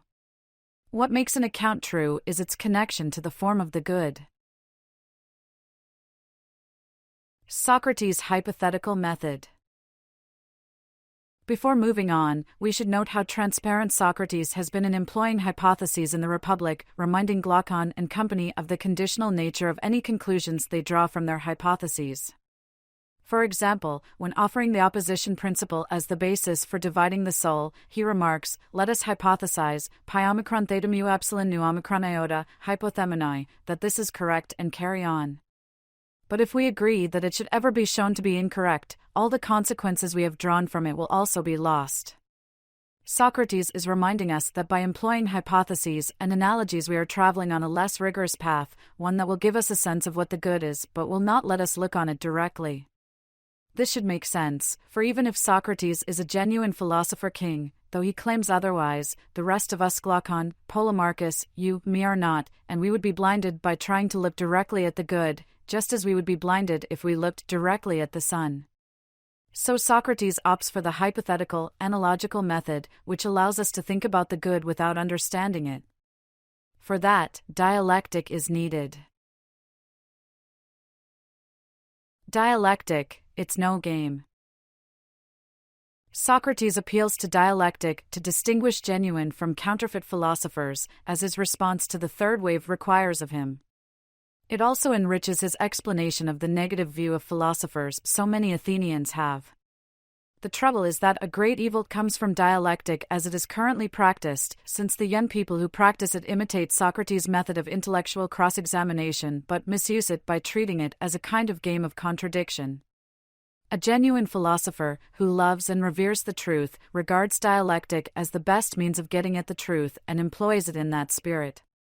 But without reverence for the truth, dialectic becomes merely a game aimed at humiliating the bloviating pretender to knowledge and thus showing how clever its practitioner is. It is no wonder, then, that his fellow citizens regard Socrates as a bad influence on the young people who flock to him. Unsurprisingly, Socrates employs yet another metaphor to address the dangers of dialectic when it is not practiced with the love of truth. Imagine a bright young person brought up surrounded by much wealth and many flatterers, who finds out, when he has become a man, that he is not the child of his professed parents and that he cannot discover his real ones. This turns the young person's world upside down. Core beliefs about who they are turn out to be false. They regard their adoptive parents as liars and no longer live as they were raised to do. This is what it is like to be a young person whose core moral beliefs are challenged. A person who is properly raised will, like Glaucon and Adeimantus, believe that the just life is happier, that they ought to be motivated by what is fine and noble rather than by narrow self-interest, but they do not know why the just life is happier or what the fine and noble really is. Dialectic as practiced by counterfeit philosophers shakes him from his convictions and makes him believe that the fine is no more fine than shameful, and the same with the just, the good, and the things he honored most. It induces a kind of intellectual and moral vertigo. Values and ways of life that seemed so certain now seem flimsy and evanescent. Improperly deployed, dialectic turns young people into relativists or nihilists who think of traditional moral virtues such as justice as shams in much the same way Thrasymachus did back in Book 1, as tools clever people use to dupe simpletons like the unknowing orphan until the scales fall from their eyes. That so many of Plato's dialogues end without discovering the nature of the virtue in question, that is, in aporia, difficulty or befuddlement, probably does not help either. Rather than thinking that eliminating wrong accounts is a kind of progress, the clever game player thinks he has shown that there is no answer. Socrates thinks that few young people are sufficiently orderly and steady by nature to practice dialectic properly. Instead of being willing to engage in discussion in order to look for the truth, the bright young person plays at contradiction for sport. They will imitate and thus internalize the wrong models, which echoes the concerns Socrates raised when discussing how and why the storytellers needed to be supervised. Thus, in the advanced education for would-be philosopher queens and kings that we will look at after discussing the cave analogy, students are not trained in dialectic until they reach the age of 30. So dialectic is no game. It is dangerous if practiced without a love of truth, capable of doing real damage to both its practitioner and its victims. But it also promises great cognitive benefit, as it is the genuine philosopher's tool par excellence, a tool enabling full understanding. This understanding goes far beyond the kind of understanding Socrates' analogies can yield, which Glaucon claims at the close of Book 6. He understands, mu alpha nu theta nu omega, understanding, nu eta sigma iota, but he does not understand it.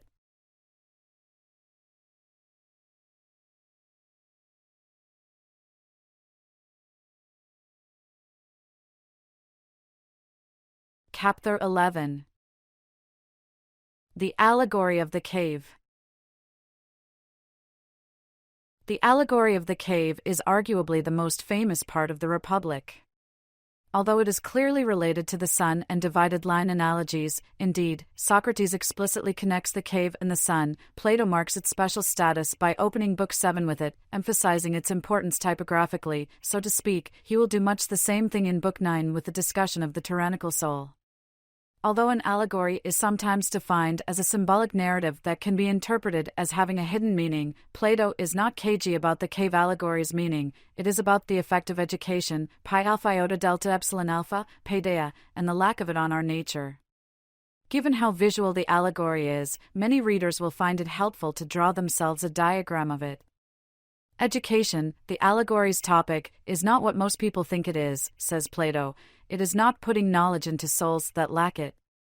Though education sometimes requires that kind of transmission of knowledge from teacher to student, this is not its essence, which instead is turning the whole soul, turning it around, ultimately toward the form of the good.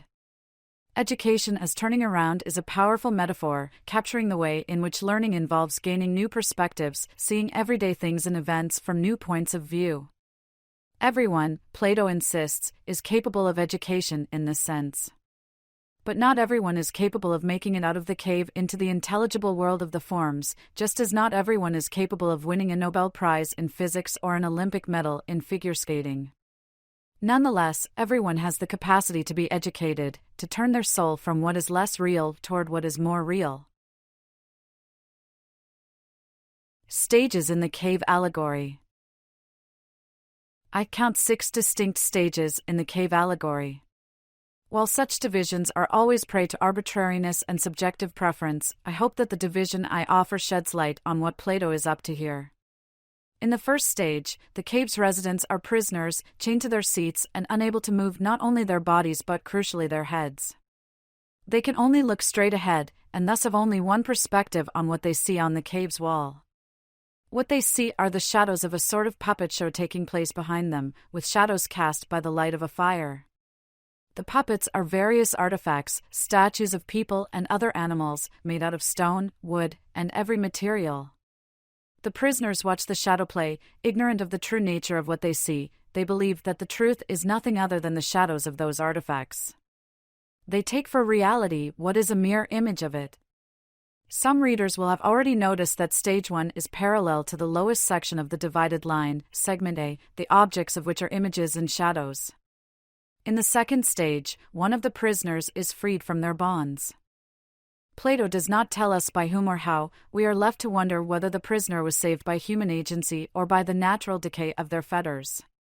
There is reason to think it is the former, since the freed prisoner is suddenly compelled to stand up, turn his head, walk, and look up toward the light, and somebody else seems to be doing the compelling. This is not the only time Plato connects education with compulsion, with being forced to turn one's head and gain a new perspective. Nor is it the only time when the head turning that constitutes education will be painful.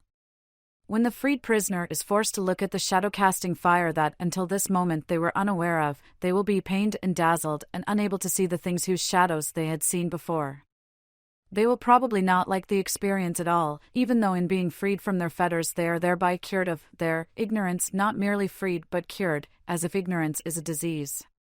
It is a comfortable disease, to borrow a phrase from E. Cummings, for it is a world the cave dweller is familiar with and comfortable in. Turned around and out of their comfort zone, they are unable to recognize the shadow-casting puppets, despite their skill at recognizing the shadows the puppets cast on the wall. Although the artifacts are, like any sensible particulars, not fully real, they are more real than the shadows they cast. Thus, in looking at the shadow-casting artifacts, the freed prisoner is a bit closer to the things that are and is turned towards things that are more. This is the existential sense of the verb to be that we distinguished earlier. The prisoner is closer to the things that are real that exist and, indeed, is coming closer to the things that are fully real, the forms. While not everyone is capable of making it out of the cave, Plato thinks that everyone is capable of being turned from the shadows to the shadow-casting artifacts, of moving from the lowest segment, segment A, of the divided line to the next highest, segment B, the realm of belief proper. Screens, television screens, phone screens, computer screens are the cave walls of today.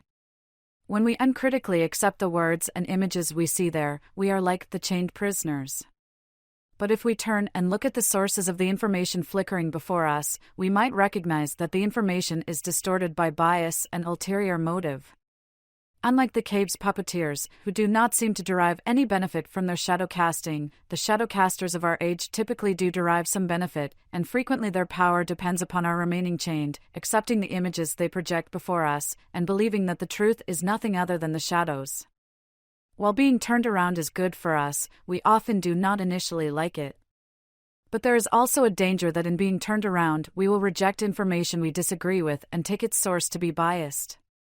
Clearly, many sources are biased, but if we reject every artifact that comes from a puppeteer we do not like, it is not clear that we are any better off than we were before we turned to look. In fact, we might be worse off if we fall prey to the belief that critical thinking involves merely rejecting, perhaps as fake news, anything emanating from sources we identify as liberal or conservative or whatever.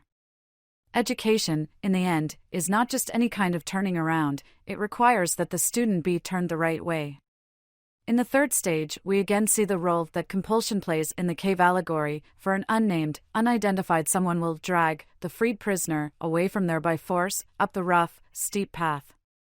Although Socrates devotes just one sentence to the third stage, what he says later in Book 7 indicates that this rough, steep path symbolizes the formal education that potential philosopher rulers receive.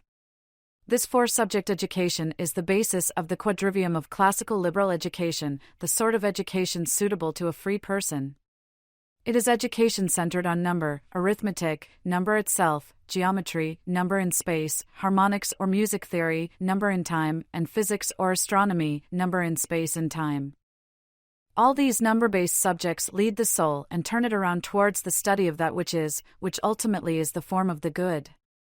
While there are certainly practical applications of these subjects, the would-be philosopher queens and kings study them not like tradesmen and retailers, but for ease in turning the soul around, away from becoming and towards truth and being.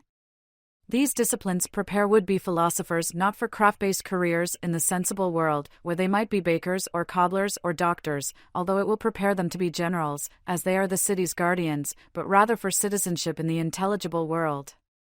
They will learn to think abstractly, grasping essences and integrating forms, which is presumably why studying geometry tends to make it easier to see the form of the good. As the way out of the cave, these subjects are merely preludes to the song that dialectic sings, and that is a tune that is sung only in the intellectual sunlight of the intelligible world outside of the cave. In Stage 4, the prisoner is not just freed from their fetters but has made it out of the cave into the intelligible world above, which corresponds to the top half of the divided line, segments C and D. Looking at the fire in the cave hurt their eyes, and they find emerging into the sunlight painful, just as a mid-afternoon moviegoer who leaves a dark theater is pained by the bright parking lot outside. At first, they will only be able to look at shadows of the objects in the world above, here cast by the light of the sun rather than the fire, or their reflections in water, or look at the objects at night. Just as the shadows on the cave wall were mere copies of the artifacts held before the fire, those artifacts are mere copies of the forms, which are the things themselves.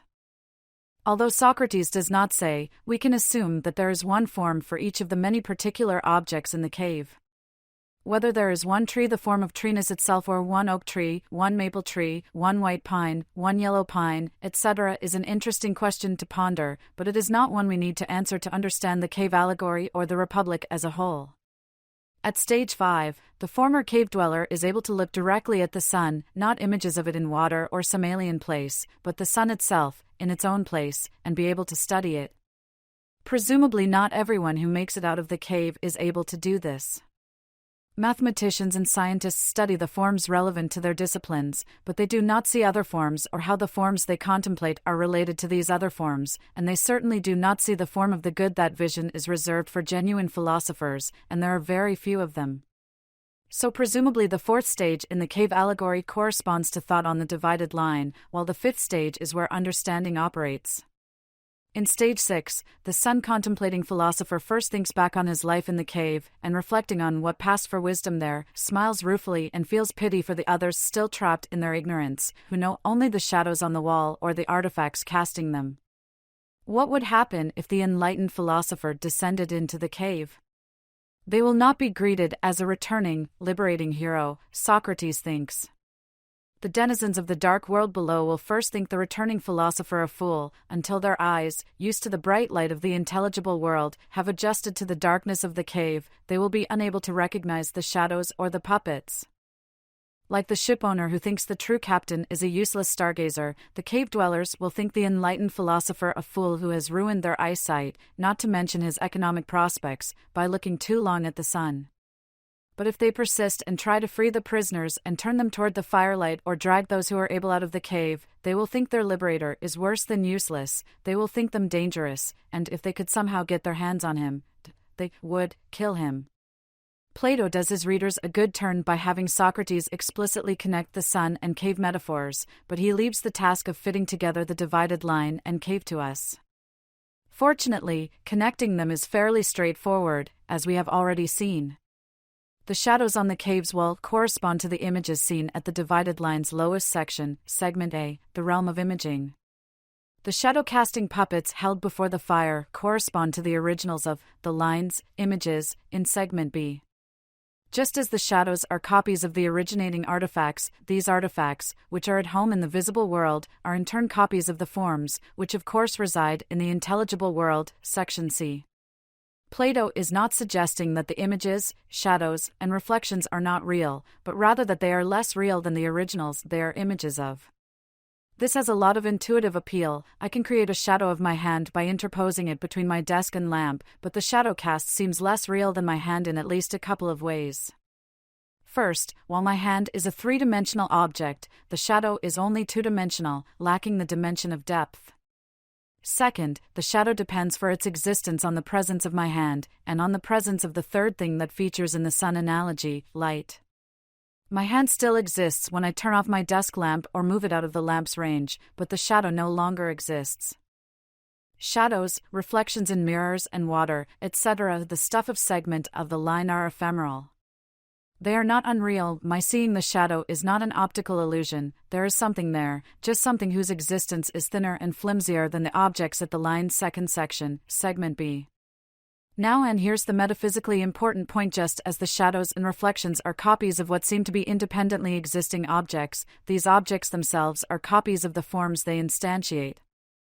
The bed the carpenter makes, Socrates argues in Book 10, is something which is like that which is.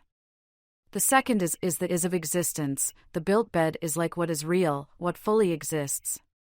Its resembling the form of bedness is what makes it a bed and not a table, but, just as Van Gogh's paintings of his bed at alls are copies of the bed he slept in, so too is that bed a copy of the form.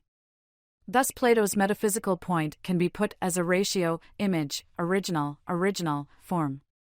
There is much that Plato leaves unsaid about the cave. Who first frees the prisoner? Who drags them up and out of the cave? Who are the puppeteers? What, if any, benefit do they derive from keeping the prisoners occupied with shadows? Glaucon says toward the outset that these are strange prisoners, to which Socrates replies, they are like us, so with a bit of imagination we can fill in some of these blank spots. Trouble in Paradise. The Powers argument casts a shadow on the cave allegory. There is a problem lurking in the background of the cave allegory that should be brought to the forefront and addressed. Indeed, all three of the key analogies, the sun, the divided line, and the cave, are analogical or metaphorical accounts of two distinct worlds or realms: the intelligible world, where the forms reside, and the visible world, home to spatio-temporal particulars. the powers argument was supposed to provide some reason for believing in Plato's two worlds metaphysics and indeed for taking the metaphysical elevator to the fourth floor, where the forms are not just real but are more real than the particulars that instantiate them. But we have seen that the powers argument is logically invalid, since its conclusions could be false even if its premises are true, and even if its logical problems could be fixed, it would still not provide a good reason to accept Plato's two worlds metaphysics, given the implausibility of belief and knowledge having distinct objects. Presumably what Socrates says about agreed to hypotheses that prove to be false goes for arguments, as well, that if it should ever be shown to be incorrect, all the consequences we have drawn from it will also be lost. Since the sun, divided line, and cave analogies all require the distinction between the visible and the intelligible worlds, they are infected, perhaps fatally, by the failure of the powers argument. Of course, Plato's two-world metaphysics could still be correct, since the conclusion of an unsound argument can still be true. But unsound arguments do not justify belief in their conclusions. What should we make of the major analogies of Books 6 and 7 in light of the failure of the powers argument? One option is to proceed in a hypothetical or conditional way. If these are the two worlds, then here is how they differ. Given the hypothetical nature of Socrates' procedure in the Republic, this is not a bad way to go. Another option is to interpret the two worlds non-literally but metaphorically, which fits well with the prevalence of metaphor in the Republic. On this view, the two worlds are ways of thinking about or conceptualizing reality rather than assertions about the nature of reality itself. And perhaps this is how the two worlds metaphysics should be interpreted even if the powers argument were sound. Think of the forms populating the intelligible realm, and that realm itself, as useful fictions. This metaphysically more cautious view would appeal to fans of Occam's razor. A problem with the metaphorical interpretation, however, is that Plato himself seems to take the two worlds literally. There are these two things, i.e., the form of the good and the sun, one sovereign of the intelligible kind and place, the other of the visible. Plato thinks of these as places, which suggests their reality. Although the word being translated as place, topaiomicron, topos, whence the English word topographical, could mean realm in a non-physical sense, it is difficult to think that Plato intends his talk of the forms and the intelligible realm to be taken only metaphorically. Still, for readers bothered by the failure of the powers argument, this may be the best interpretation, even if it is not Plato's. After all, we can still distinguish understanding from thought, the two kinds of cognition at work in the intelligible realm, without being realists about the forms. Even if we take Plato's metaphysical elevator only to the second floor, we can still distinguish people who grasp the essence of a perhaps narrow range of things from people who do not merely grasp more essences, but also see connections between them. Integrative thinking is one of the hallmarks of dialectic, and one can prize that capacity while at the same time denying that the forms existent mind independently. Even Socrates himself is agnostic in the literal sense of not knowing about the metaphysical status of the forms and the intelligible realm, whether it's true or not, only the God knows. He seems to believe that the forms are real, but perhaps this remark is Plato's way of indicating that he is aware of the powers argument's shortcomings. Socrates himself does not think he has proven the argument's conclusion. Early in Book 10 he recounts his usual procedure, which is to hypothesize a single form in connection with each of the many things to which we apply the same name. So he seems aware of the hypothetical, mathematician-like nature of his investigation. If Socrates can live with this sort of uncertainty, perhaps readers can as well. Food for thought. But it is now time to turn to another worry about the cave allegory. The enlightened philosophers return to the world below. Going back down into the cave. Having been fully liberated from the dark, smoky world of the cave, the enlightened philosophers are in no hurry to return. Readers will remember that the problem Socrates faces in responding to the third wave, and it is worth remembering that the sun, divided line, and cave analogies are all part of that response is that in the actual world, political power and philosophy are separated, with philosophers as uninterested in participating in the messy world of politics and government as those in power are in studying metaphysics and epistemology. The solution, both to the ideal city's real possibility and to individual and communal happiness, is that these philosophers and political leaders be forcibly prevented from pursuing their own interests exclusively. Somehow, political power and philosophy must be made to entirely coincide. The philosophers would prefer to remain in the sunlit world above, contemplating the forms. But possessing knowledge of the good, they, and they alone, are capable of governing. They have been compelled to ascend to the sunlit, intelligible world above. Is it fair to compel them to go back down to the dark, smoky cave, the visible world below? There is a substantive philosophical problem for Socrates' view that the just life is happier than the unjust life, an issue that Plato does not notice or at least does not remark upon. But before investigating that, we should attend briefly to one of the Republic's most gratifying literary delights. The issue before us is compelling the enlightened philosophers to go back down into the cave to govern it. The Greek word at issue is kappa alpha tau alpha beta alpha nu epsilon iota nu, katabanian, to go down. If you turn to the Republic's first page, you will see that Socrates' first words, the very first words of the Republic, are I went down. The Greek, there is kappa alpha tau beta eta nu, katen, the first-person singular form of kappa alpha tau alpha beta alpha nu epsilon iota nu in the aorist, past, tense. The implication is that we are all cave dwellers and that Socrates going down to the Piraeus is like the enlightened philosophers going back down into the cave, where we muck about in the dark as we look for justice. It is no wonder that, having discovered the other three political virtues, wisdom, courage, moderation, Socrates finds justice hard to locate at first. The place seems to be impenetrable and full of shadows, dark and hard to search. The conversation that is the Republic, then, takes place in the cave, where we contend about the shadows of justice or the statues of which they are the shadows. Although Plato could have had Socrates just say this simply and directly, it is more powerful and more aesthetically pleasing for readers to see this for themselves. Although some readers will yawn, others will be delighted at Plato's literary artistry, and perhaps will be able to understand more fully why some people devote their lives to understanding and appreciating his philosophical thought and literary craft and the way he integrates them. Now on to the substantive philosophical question of the enlightened philosophers' return to the cave. An important point to grasp is that the liberated philosopher is not on a mission of liberation, at least not complete liberation, since on Plato's view not everyone is capable of making it out of the cave. As we have noted several times already, he thinks that the majority cannot be philosophic.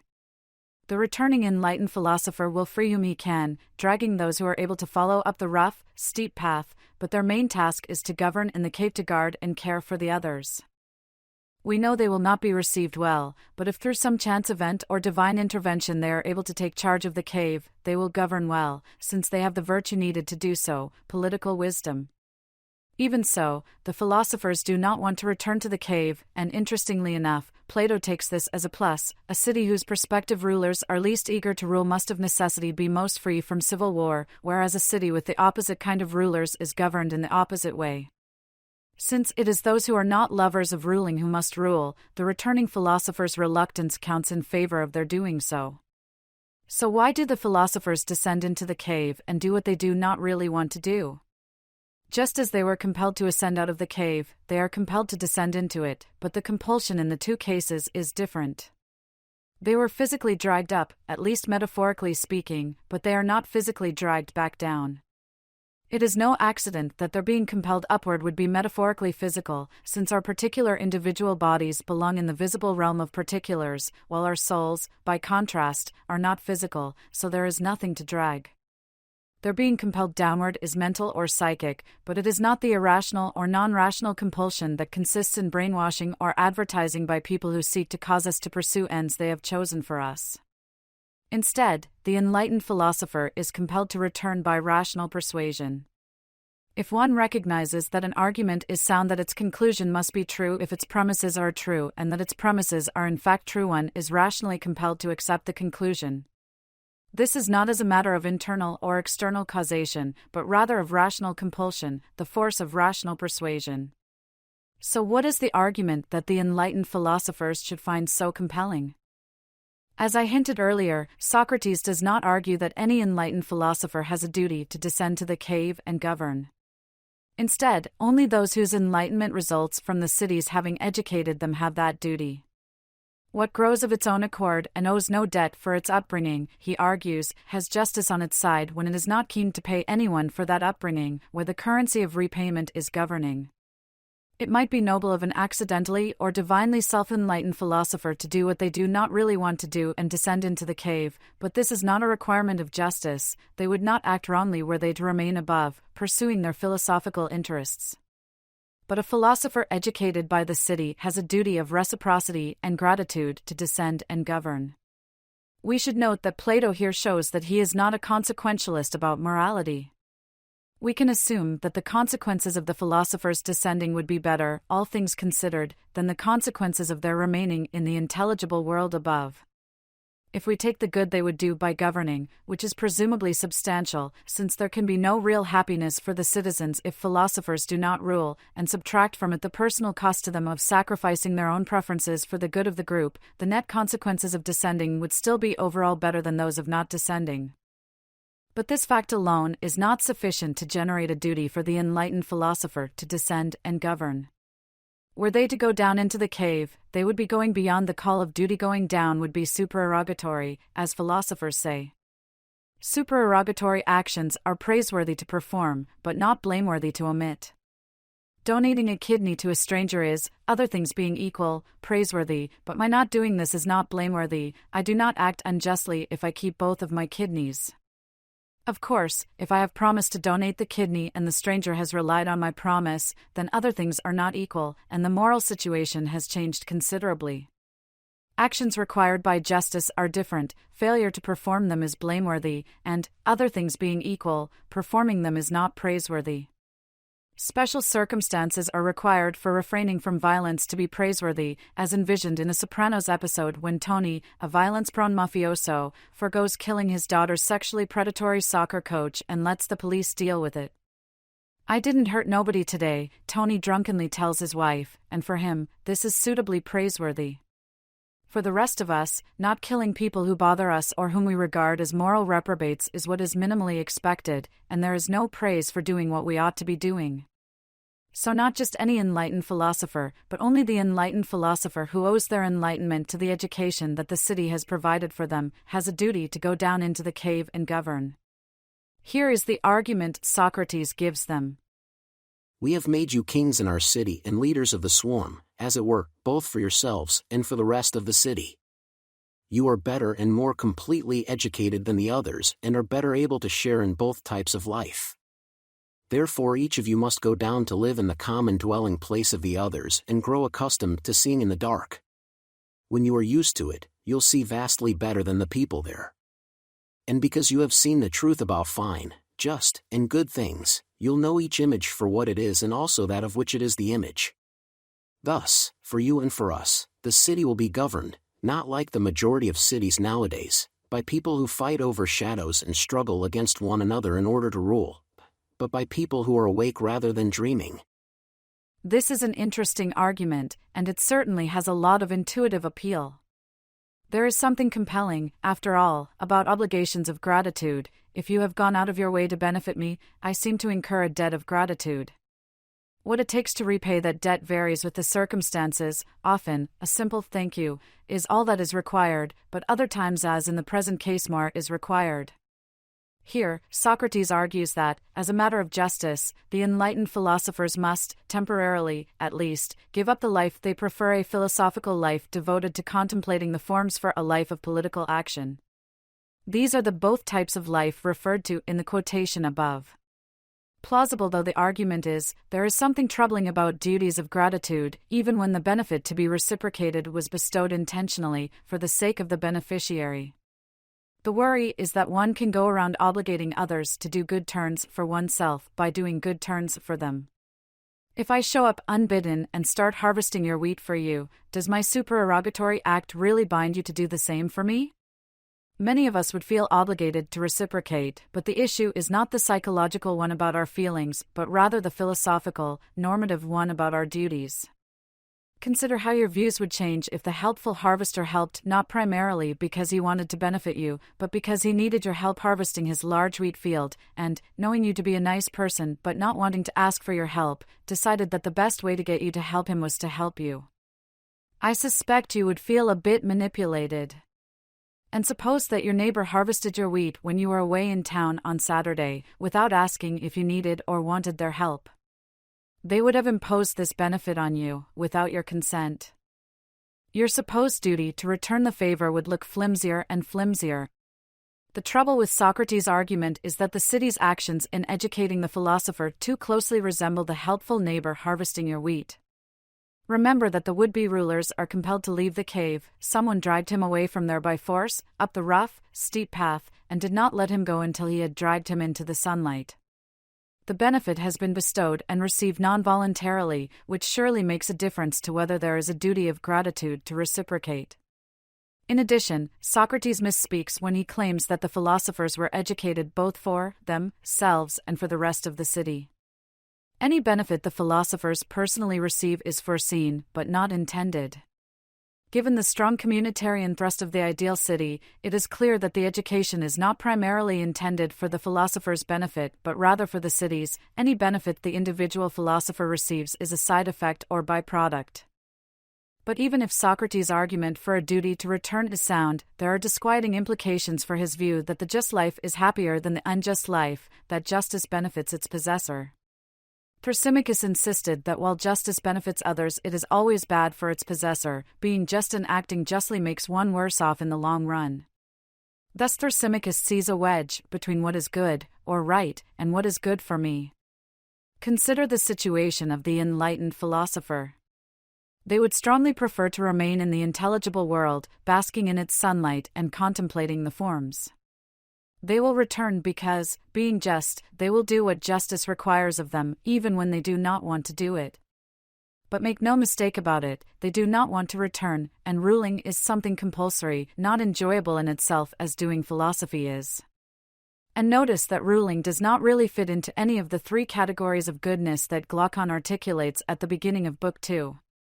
While ruling seems at first to belong to the category of goods that are onerous but beneficial, upon reflection we can see that it does not really fit there, since this mixed category contains goods that are onerous but beneficial to us. My emphasis. Few people enjoy flossing their teeth, but those who do this regularly derive a benefit and presumably decide that on the whole flossing is worth it, but its value is extrinsic and instrumental, not intrinsic. But imagine if flossing benefited not the flosser but someone else. This seems to be the position of the enlightened philosopher. They return to the cave to govern, but they would rather not, since they would be personally better off ignoring the demands of justice. When Glaucon worries that justice is making them live a worse life when they could live a better one, Socrates does not reply that they are better off acting justly. Instead, he reprises the response he made to Adeimantus at the beginning of Book 4. His concern is not to make any class, or particular citizens, in the city outstandingly happy but to contrive to spread happiness throughout the city, which concedes the assessment underlying Glaucon's question. The philosopher's return benefits the cave's residents, since there can be no happiness, either public or private, in any city not governed by a philosopher king or queen. But returning does not benefit them personally, and that is the real issue here. Socrates seems to be conceding that Thrasymachus is right after all. Justice benefits someone else, not its possessor. Even if the overall consequences of the philosopher's returning were better than the consequences of their remaining above, their return would not benefit them. So it looks like justice does not benefit its possessor. Leading a good life seems to come at the cost of having a good life. Thus it seems that the philosopher's situation is analogous to the far-fetched scenario in which flossing does not benefit the flosser but somehow benefits others. It would be a mistake to think that even in this scenario I would have no self-interested reasons for flossing. If there is a community norm that everyone should floss, my flossing would help sustain and promote this norm, and thus indirectly contribute to the benefit adherence to the norm produces, and encourage others to do so as well. If this is the case, then my flossing would benefit me indirectly. In doing my part to uphold norms that benefit the community, the burden of compliance might be counterbalanced by the benefit received. The same might be said for the returning philosopher, who lives a better life in a well-governed city than they do in the poorly governed city of the shelter from the storm analogy, which we considered in the last chapter. Although they would rather not descend, perhaps the philosopher's doing so really does benefit them when we look at the big picture. So perhaps Socrates does not give away the game to Thrasymachus after all. Even though the philosopher's return seems altruistic, they return to labor in politics and rule for the city's sake rather than their own, they might in fact benefit by their return. Though the city's good is the outcome they intend, they can perhaps foresee that they will benefit too.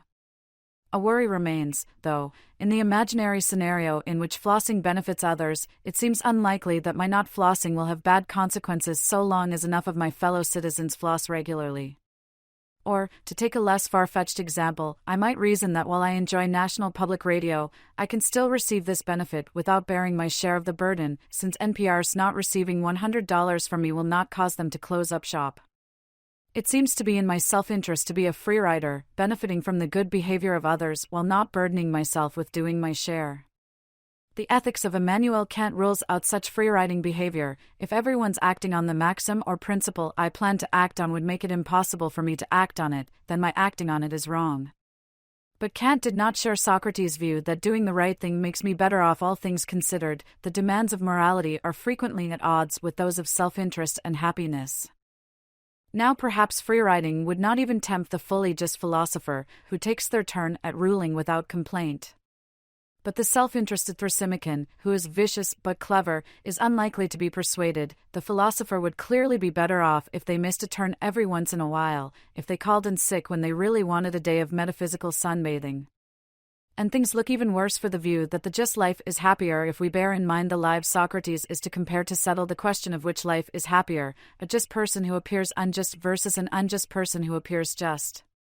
The philosopher who does not go back down to the cave would be unjust, but under the terms agreed to they would not appear to be so. Their free-riding would have to go unnoticed and thus would not undermine the norms governing the small community of philosophers, so their not going back down to the cave to rule benefits them without the negative effect on norms of justice.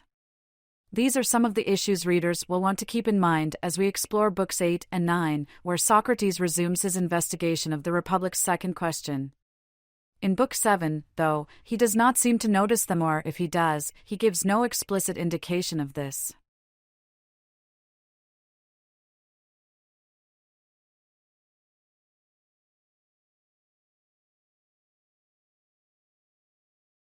Chapter 12. The Decline and Fall of the Ideal City Soul. Having addressed the three waves to the satisfaction of Glaucon and company, Socrates picks up where he left off at the end of Book 4, inquire, whether it is more profitable to act justly, live in a fine way, and be just, or to act unjustly and be unjust. To settle this question, he plans to trace the decay of the ideal, just city and soul, into their unjust opposites.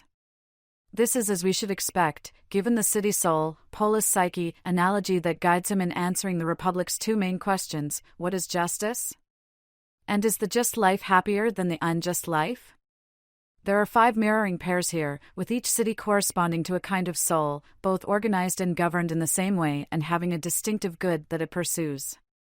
This is a story of decay, of psychic and political disease rather than mere change. Matters go from best to worst as the aristocratic soul and city so-called because the best, ariston, part of the city and the soul has power, kratos, gives way to the honor-loving timocracy, which in turn degenerates into the money-loving oligarchy, and this to freedom-loving democracy until the worst psychic and political arrangement is reached, tyranny. Ultimately, Socrates will compare the aristocratic and the tyrannical souls as he answers the Republic's second question. There is a lot going on here, so our discussion will be selective. Of course, we will want to attend to which part of the city or soul is in charge and what end or goal each pursues as good in itself. We will also attend to the transvaluation of values to the ways in which virtues become vices and vices virtues in this long, dark night of the soul and city, noting both the internal and external causes of decay. A common thread throughout the discussion is the role played by changes to the educational program developed earlier in Books 2 and 3. The aristocratic city and soul.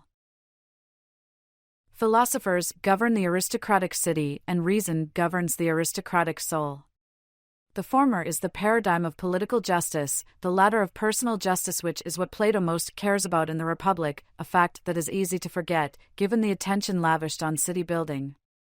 It is interesting that Socrates does not make explicit what the best and the worst cities and souls take the good to be. Here by the good he means not the form of the good, but rather the single goal at which all their actions, public and private, inevitably aim.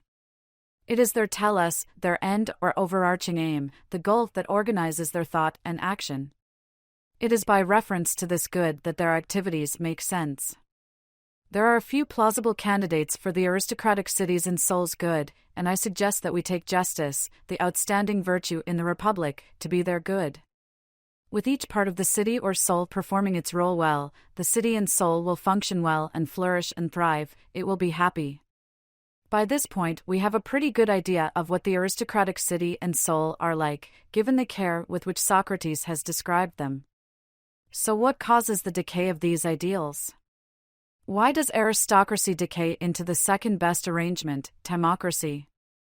Socrates' answer is a bit of a downer. It is not that aristocracy does decay, but rather that it must, everything that comes into being must decay. Perhaps this is a prescient nod to a moral analogue of the law of entropy. Depressing though it is, it should come as no surprise, for if the ideal, aristocratic polis were ever realized, it would be realized in the visible, sensible world. This is the world of coming to be and passing away, the world of becoming rather than the world of being, where the changeless forms reside. Decay is inescapable in the sensible world of concrete particulars, which are ceaselessly coming to be and passing away. The initial cause is somewhat surprising, though. The guardians, as wise and mathematically gifted as they are, miscalculate the perfect number that should govern the reproductive schedule of the guardians. It is not their fault, really. They are bringing calculation, lambda omicron gamma iota sigma mu, logismos, the heart of the first subject of advanced study for would-be rulers, to bear upon sense perception, and one of the abiding lessons of the third wave is that while we can have beliefs, even true beliefs, about the objects that populate the visible world, there is no knowledge of such things.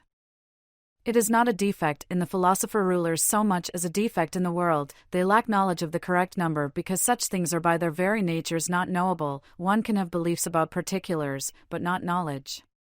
Even if the philosopher queens and kings get it right most of the time, which we can assume they will miss the mark often enough to make a difference. They will join brides and grooms at the wrong time. The children will be neither good-natured nor fortunate.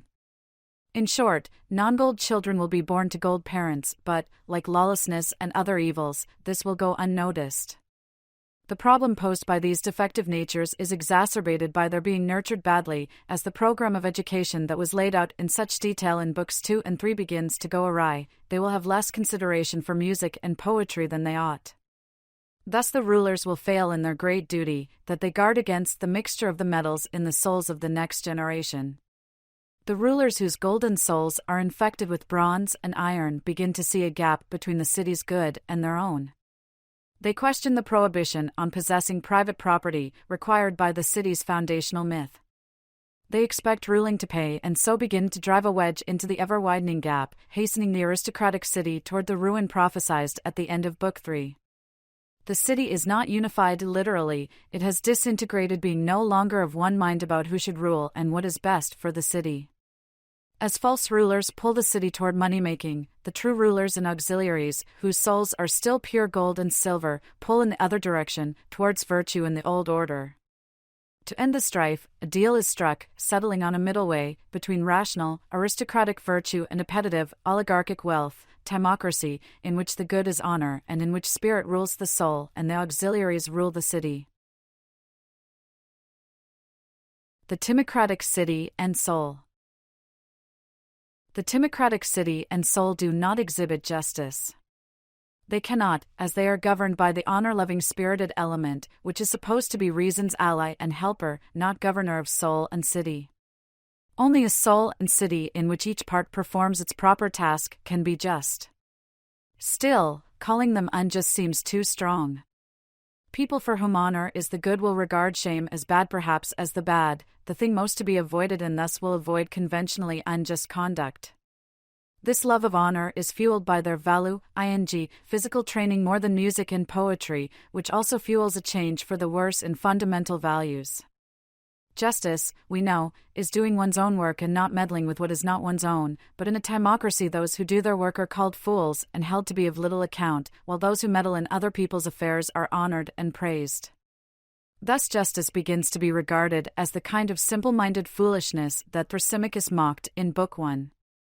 In accounting for the rise of the timocratic person, Socrates seems to give more evidence that he is not really a feminist, as he lays the blame for its rise at the feet of a carping, status-hungry wife who complains to her son about his father's shortcomings. The aristocratic father, who is reminiscent of book Six's shelter seeker who wants to lead a quiet life and do his own work, is not interested in ruling as his city degenerates, and this negatively affects his wife's status among the other wives. He is uninterested in money and does not fight back when he is insulted. In short, his wife complains to their son that his father is unmanly and too easygoing, since, presumably, he subscribes to Socrates' proto-Stoic view that human affairs are not worth taking very seriously and thus is among those who are unwilling to occupy themselves in human affairs. At his mother's urging, their son wants to be more of a man than his father. It's clear that Plato is criticizing a kind of masculinity that typifies and would be ascendant in an honor-driven, competitive culture. The timocratic son is not bad by nature, Socrates insists, but he is surrounded by people who value honor and victory more than virtue and truth, so it is no wonder, given how readily children absorb values from their culture, that he turns out as he does. Honor is a fine thing, as it can lead one to have a soul that is kaolin, fine and noble and beautiful, and thus worthy of being honored. Kant thought it a facsimile of virtue, as it provides a nobler motive than self-interest. Aristotle writes of a healthy competition in which people strive to emulate and even outdo each other in virtue. But honor as an internal good can easily give way to the external good of being honored, especially in a competitive, victory-loving culture. Being honored should be merely a foreseeable consequence of acting well, but it becomes instead the intended outcome, the goal aimed at. The oligarchic city and soul. Changes to education and changes in value are again part of the story as timocracy degenerates into oligarchy. The most momentous change is wealth's replacing honor as the overarching goal of city and soul, as the competition for honor that drove the timocratic person finds a new object. It is no accident that Plato twice appeals to the notion of emulation in explaining this transition. The Greek term is zeta-lambda-omicron, zealous, which is the root of the words zealous and jealous. Iron and bronze-styled rulers see their fellows stretching and then disregarding the rules against private property, they emulate and compete with each other, which ultimately leads them to formally establish wealth as a qualification for ruling. Wealth is the criterion by which they choose the captain of the ship of state, refusing to entrust the ship to a poor person even if he was a better captain. As wealthy craftspeople govern the oligarchic city, appetite in particular, the desire to make money, governs the soul. Thus appetite and the craftspeople operate in areas beyond their expertise, meddling in other people's affairs, the affairs of the guardians and auxiliaries. Plato's psychology of the oligarchic person is subtle and fascinating. The oligarchic person subordinates reason to appetite, reducing reason to the merely instrumental role of determining the best means to the end which appetite sets for him, and thus embodies the Humean picture on which reason is and not only be the slave of the passions, and can never pretend to any other office but then to serve and obey them. This is not to say that Hume endorses the oligarch's substantive goal. He does not think our primary aim is or should be the pursuit of wealth. Hume's point is structural, concerning the relation of reason and passion, not the substantive ends we pursue. Passion, not reason, provides us with our goals and ends. Reason's job is merely to determine the best means to achieve those ends. Although Plato regards wealth and virtue as polar opposites, he implies that there is something about the desire for wealth that gives the oligarch's life order and discipline. The oligarch is unwilling to indulge what Socrates calls his dronish appetites for sensual gratification, but instead is a thrifty worker who satisfies only his necessary appetites. Since reason does not govern his soul, he is not just, but he is not quite unjust, at least his conduct is not reliably unjust. His baser appetites are kept in check, not by reason, as they are in the just, aristocratic soul, nor by a healthy sense of shame, as they are in the spirit-governed timocratic soul, but instead by fear. The oligarch fears that indulging his other appetites will be financially too costly. The contest between force and persuasion, raised in the opening scene of the Republic, is decisively settled in favor of force by the time oligarchy arrives. The oligarch's dronish appetites are forcibly held in check by his carefulness, and thus his better desires are in control of his worse. Carefulness is a fine quality, indeed, it is a trait the guardians must possess, given the importance of their task to the city's well-being. Caution keeps the oligarchic person on the straight and narrow, more or less, but where they have ample opportunity to do justice with impunity, they will probably take it. After all, what is needed for success in business, they will reason, is a reputation for justice, not being just but merely seeming just. Despite the oligarch's devotion to financial gain, Socrates insists that the true virtue of a single-minded and harmonious soul far escapes him. This may seem an odd remark for Socrates to make, given the oligarch's focus on wealth, which certainly seems single-minded. But as is so often the case in the Republic, the way things seem is not the way they are. I take Socrates' point to be that while the oligarch's devotion to wealth is indeed single, it is not single-minded, it is not a product of rational reflection but rather of appetite. The tune his soul sings must be dissonant at times, since its parts are not playing their proper roles. Reason should govern, but here is subordinated to appetite, and the soul is ordered not by reason and persuasion but by force, and fear does not make for harmony. This lack of single-mindedness is also a feature of the timocratic city and soul, which, like the oligarchic city and soul, is in tension with itself. Toward the beginning of Book 4, Socrates worried about the corruptive and corrosive powers of wealth, fearing their slipping into the city unnoticed. The changes all seem minor and inconsequential. What harm, for example, could allowing flutes and the Lydian mode do? But it is precisely their seeming innocuousness that makes changes to education and relaxing the specialization principle so dangerous. We can imagine the processes of rationalization at work as values such as justice and nobility are replaced by the drive for wealth. The oligarch is not someone who pays any attention to education, at least not education in music and poetry. What a waste of time, we can imagine the oligarchs complaining. Education, especially if it is publicly funded, should be practical, teaching marketable skills to people regarded primarily as consumers and only secondarily, if at all, as citizens. If we listen closely, we can almost hear Dickens' Mr. Gradgrind weighing in, "Teach these boys and girls nothing but facts. Facts alone are wanted in life. Plant nothing else, and root out everything else." While the oligarch will perhaps embrace the pre-dialectic mathematical education spelled out in Book 7, they will repurpose it in an anti-Socratic way, insisting that number be studied by tradesmen and retailers, for the sake of buying and selling, that its aim be practical, never theoretical. The careful and hard-working oligarch has a good reputation and is thought to be just, but whatever his reputation, we know that his soul is not in fact just. He is the midpoint in the decay of the ideal city and soul. He is not good, but he is not thoroughly bad, either. He is someone like Cephalus, whom Socrates clearly respects. Cephalus is wealthy, and while he is fond of money, he is not too fond of it. He does not use his considerable wealth to indulge his sensuous appetites. Instead, it has given him a moral cushion of sorts, because he is, and was born, wealthy. He is not tempted to act unjustly in the pursuit of wealth. Cephalus has enough self-awareness to admit that his moral decency is not a consequence of unshakable inner virtue but owes a great deal to luck and external circumstance.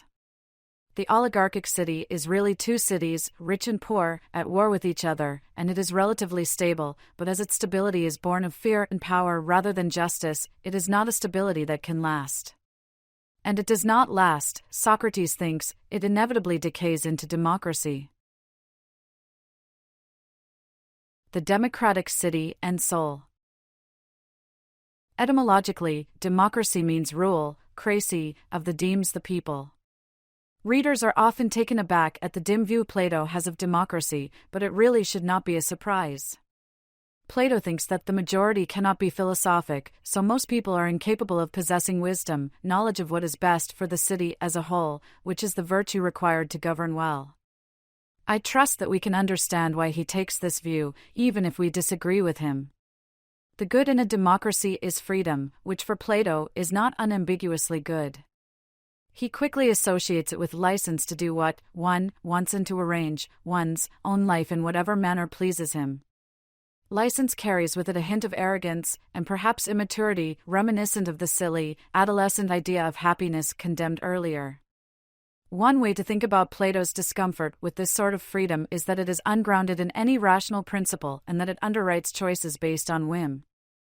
The specialization principle has long since given way to the impulse of the moment. There is neither order nor necessity in his life, Socrates says of the democratic person. He is unfocused, with the attention span of a golden retriever. Today he gives himself over to drinking and debauchery, next week he drinks only water and becomes an exercise addict, he tries business, he then dabbles in philosophy, etc. He lacks the discipline his oligarchic father had, and indeed his lifestyle is a reaction to parental frugality and austerity. Following the late Isaiah Berlin, philosophers often distinguish between positive and negative freedom. Freedom conceived negatively is the absence of constraint. The freedom of speech guaranteed in the First Amendment of the U.S. Constitution, for example, is a guarantee against state interference with expressing one's views. But conceived positively, freedom is genuine autonomy and self-direction. As Berlin puts it, I wish my life and decisions to depend on myself, not on external forces.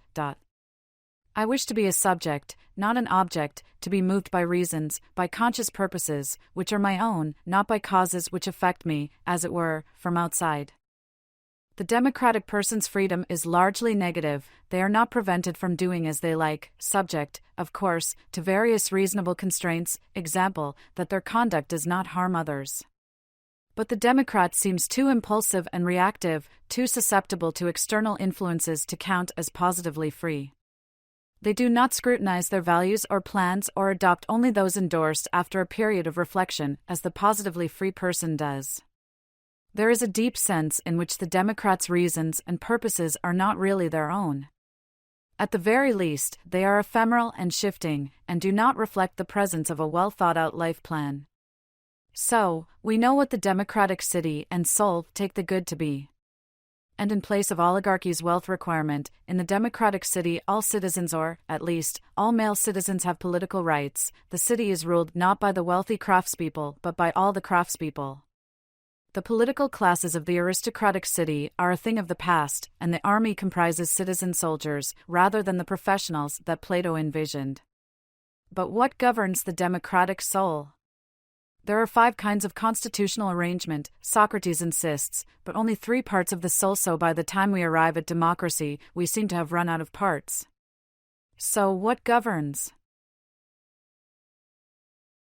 Interlude, necessary versus unnecessary appetites. Appetite governs the democratic soul, as it does in the oligarchic soul, but here Socrates makes a philosophically interesting distinction between kinds of appetites or desires. The democratic soul is governed by unnecessary desires, the sort the oligarchs steadfastly and cautiously refuse to indulge, while necessary desires govern the oligarchic soul. Socrates alluded to the distinction, without explaining it, when describing the oligarch, whom he called a thrifty worker who satisfies only his necessary appetites. And indeed, the distinction between necessary and unnecessary desires is implicit in the difference between the rustic and the luxurious ideal cities. The latter comes about because the citizens have overstepped the limit of their necessities, which suggests that in the rustic city, which Socrates regards as the true city, the healthy one, the citizens satisfy only their necessary appetites, whereas satisfying the unnecessary appetites fuels the luxurious city. So how do necessary and unnecessary desires differ?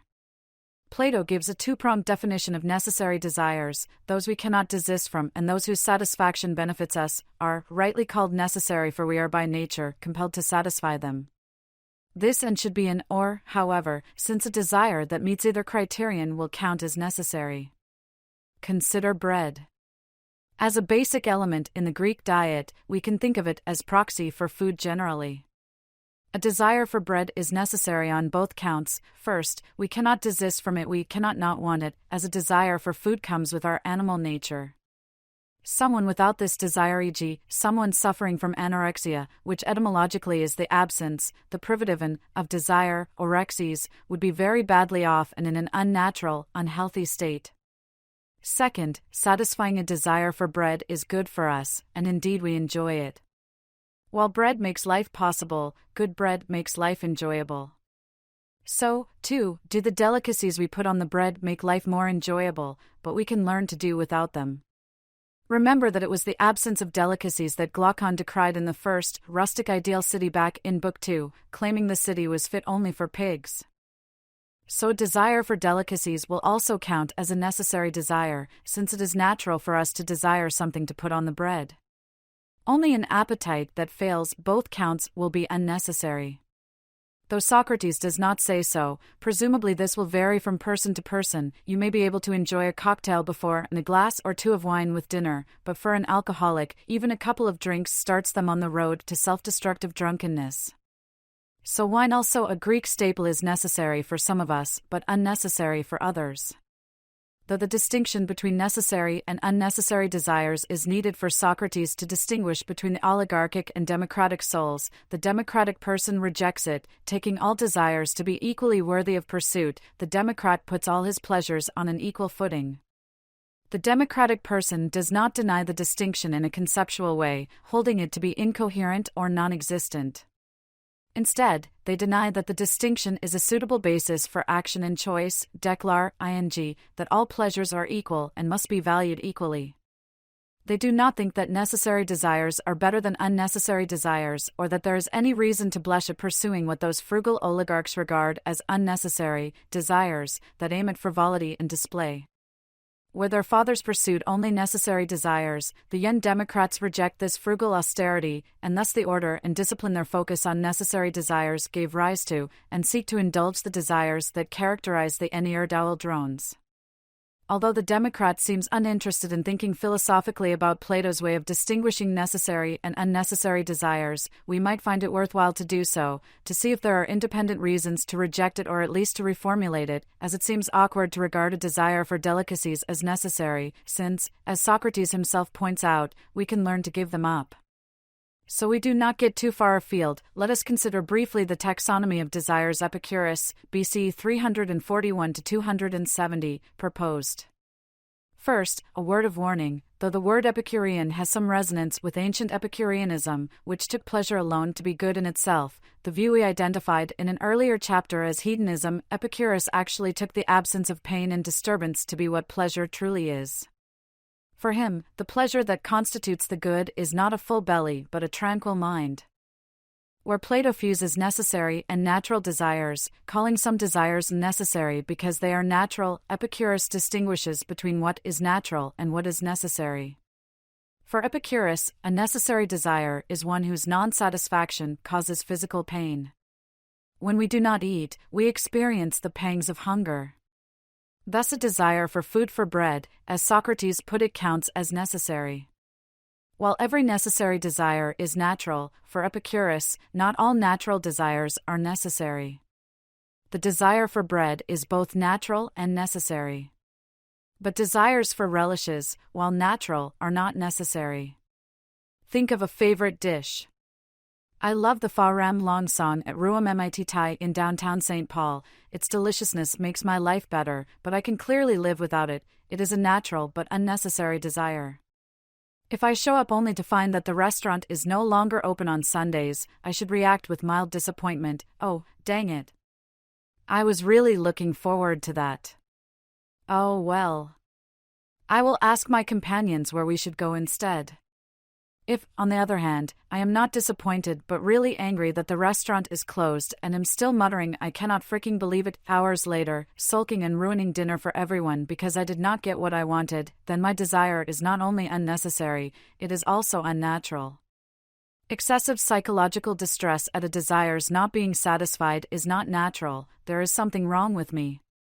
So the difference between natural but unnecessary desires and unnatural and unnecessary desires is not a difference in objects desired, but rather in the desirer themselves.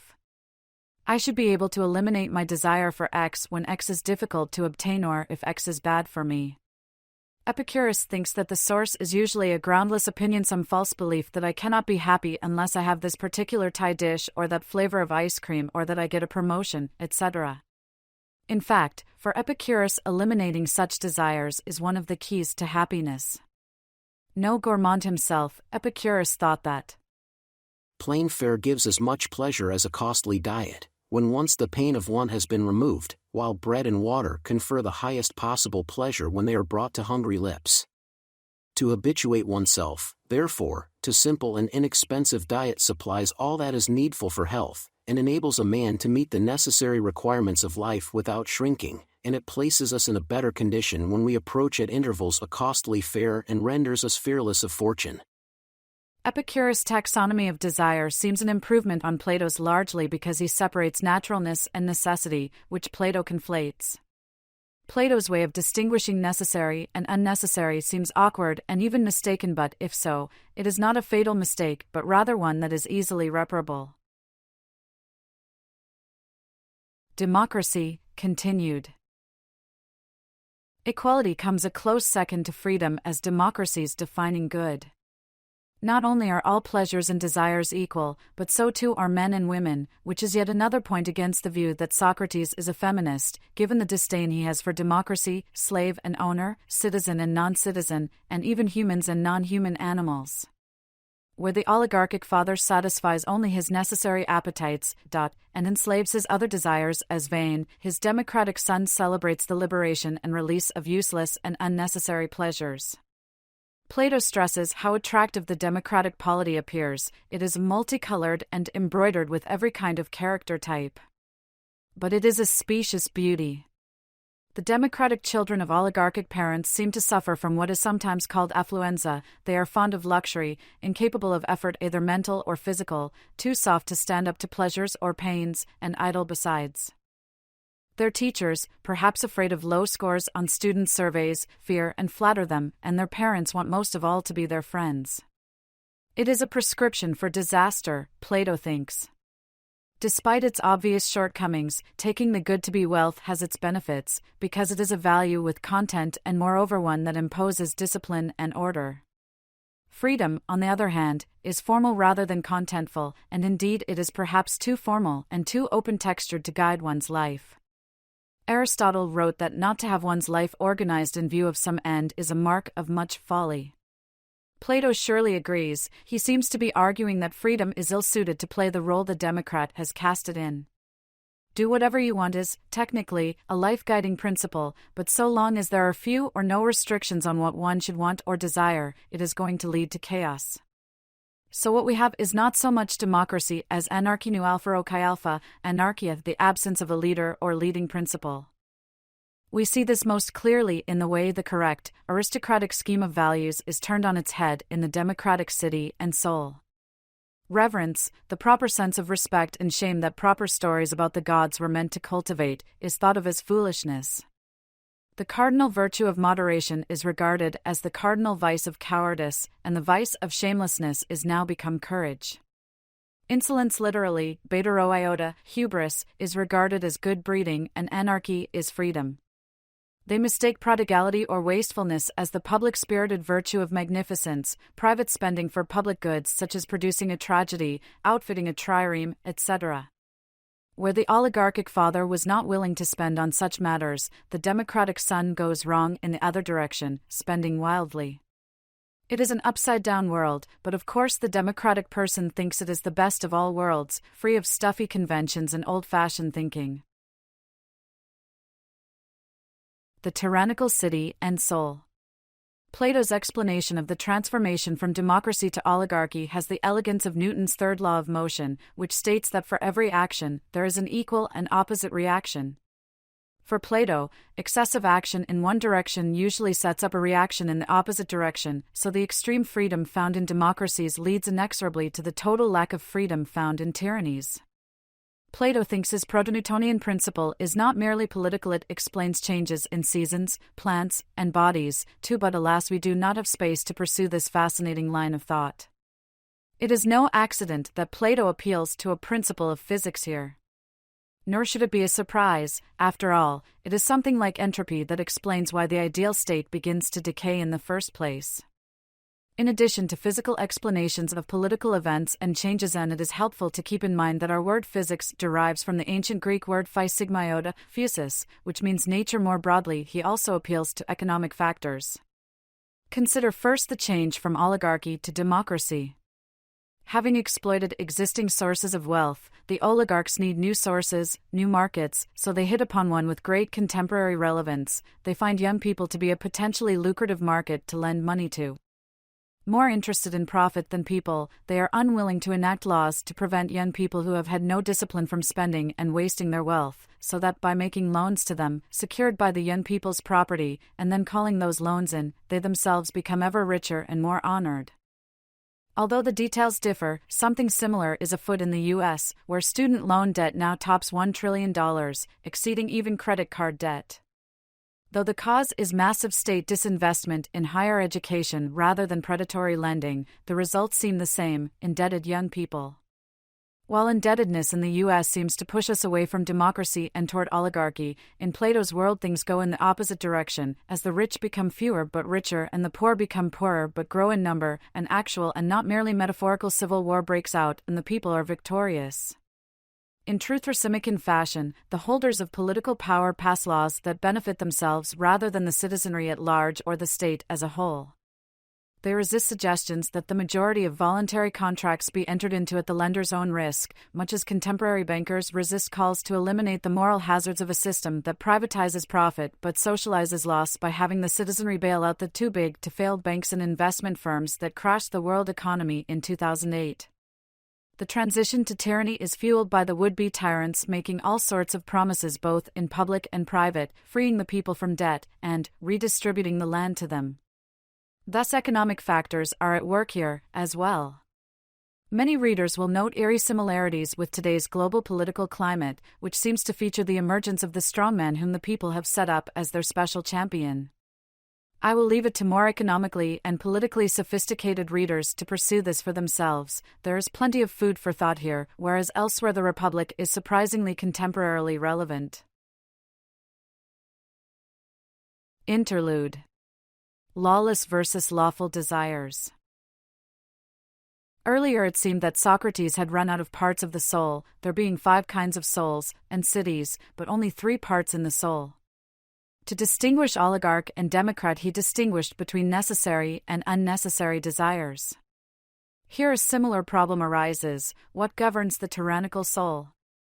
And so, at the beginning of Book 9 Socrates makes a distinction between kinds of unnecessary desires. Some are lawless, and some are law-abiding or at least law-amenable. In an account that rings some Freudian bells, Plato indicates that the lawless, unnecessary appetites are most apparent in our dreams, for it is there that our beastly and savage part emerges, as anyone who has had not just a weird but a genuinely creepy dream can attest. There is nothing that is off-limits for the lawless, unnecessary desires. In their grip, a person does not shrink from trying to have sex with a mother, or with anyone else at all, whether man, god, or beast. It will commit any foul murder, and there is no food it refuses to eat. Whom one has sex with, whom one kills, and what one eats form an unholy trinity indeed. The role played here and elsewhere in the Republic is intriguing. It was pivotal in the rejection of the first ideal city and in understanding the lawless unnecessary desires which define the tyrant. It may be helpful to note that the Greek word translated as lawless is pi alpha rho nu omicron, paranomos, which connotes not the absence of law so much as going beyond it. It is not that only the tyrant has lawless unnecessary appetites, they are present in almost everyone, Plato thinks, but they govern the tyrannical soul. In most of us they are kept at bay by constraints internal, reason; in the best of us, shame or fear; in the rest of us, or external, the law. Indeed, Plato's account of psychic and political degeneration is an account of how these constraints change. In the aristocratic, philosophical soul, it is reason, rational persuasion that keeps the beastly desires at bay. They are tamed by arguments and by the meditative practice Plato counsels undertaking before one goes to bed at night. The spirit-governed timocrat, more responsive to honor than to reason, is motivated by a healthy sense of shame, honor's opposite. Remember that much of the point of musical poetic education is cultivating the right distaste of being properly disgusted. The timocrat should be disgusted at the thought of ignoble or dishonorable thoughts and deeds, and presumably would not even be tempted to embezzle from or cheat a widow or orphan, though the oligarch probably is. For the oligarch's dronish, unnecessary desires are not held in check by reason or shame but rather by fear, and if the oligarch believes they can do injustice with impunity, they probably will, just as Gyges did back in Book 2. The democratic person wavers between fear and shame, being too unsettled to have a constant, characteristic motivation. Sometimes their disordered soul is ordered by a kind of shame, which overcomes some of their base appetites and expels others. But at other times they feel neither shame nor fear in front of their parents, thinking themselves their parents' equal and taking shamelessness to be a form of courage. The tyrannical soul is free of all control by shame or reason. As the tyrannical city long ago abandoned proper education in music and poetry, the main bulwark against lawlessness, this should come as no surprise. Tyranny, continued. Although Plato is less explicit about the tyrannical soul's good than he is with the defining goods of the timocratic, oligarchic, and democratic souls, it seems that the tyrant's good is erotic love and desire, rho omega, eros. But this is not really erotic love, as opposed to familial or friendly love. It is mad, addictive, erotic desire for everything. Plato told us back in Book 3 that the right kind of erotic love, rho theta rho omega, the orthos eros, is the love of order and beauty that has been moderated by education in music and poetry, which has nothing mad or licentious about it. The tyrant's erotic love, by contrast, is a kind of madness, mu alpha mania, that leads not merely to housebreaking, purse snatching, temple robbing and the like, a cluster of unjust acts that pop up elsewhere in the Republic, but to complete anarchy and lawlessness. It is outdoing pleonxia gone mad. Thus the tyrant when awake is what most of us are when we sleep and have dark dreams of fulfilling lawless unnecessary desires. The tyrant is the inversion of the philosopher, who, in contrast to lovers of opinion and the cave-dwellers, is awake. The tyrant's waking life is like the nightmare we described earlier. Their desires are not merely many but are insatiable, for they are like a vessel full of holes. No sooner has one appetite or lust been satisfied than another makes its demands. Always wanting more, nothing is ever enough. Epicurus seems to have diagnosed him exactly: nothing is enough for the man for whom enough is too little. The portrait of the tyrant is interesting, but some readers may feel that it misses the mark. It does not seem to fit tyrants most of us are familiar with, for example, Hitler and Stalin, neither of whom seem to be a bubbling cauldron of lust, unable to control himself.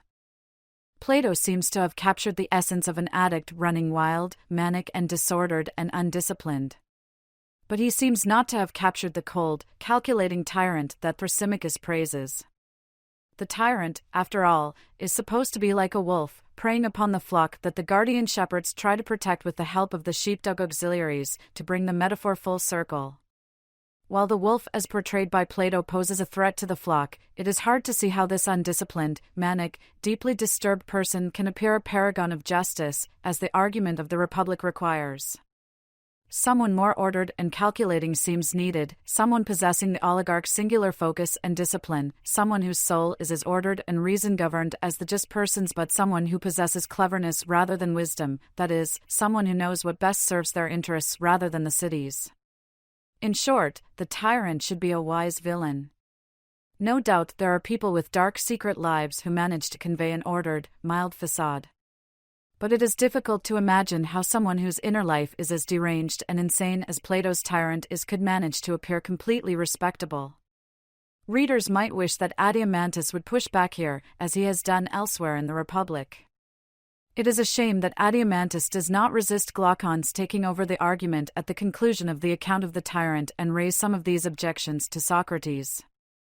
Because he does not, we will want to keep them in mind as we look at the arguments that the just life is happier than the unjust life, to which we now turn.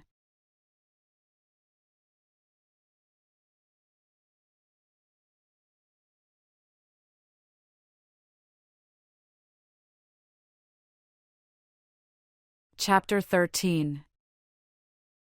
The Republic's second question answered. At long last, in Book 9 Socrates is ready to address the Republic's second question: is a just life happier than an unjust life? There is a lot at stake here, as the argument concerns no ordinary topic but the way we ought to live. It is important to bear in mind that the ought here is not necessarily a moral ought. Indeed, it seems trivially true that one morally ought to live a morally good life. Socrates is asking a question that does not presuppose a moral answer. He is asking what is the best sort of life for a human being. Is it a life of acting justly, or am I personally better off acting unjustly when it pays to do so, all things considered? If I cannot be happy without being just, then I have a good, self-regarding reason to live justly. Socrates initially thought that he had answered this question with Book One's function argument, but he quickly realized that he jumped the gun in concluding that the just life is happier before determining what justice itself is.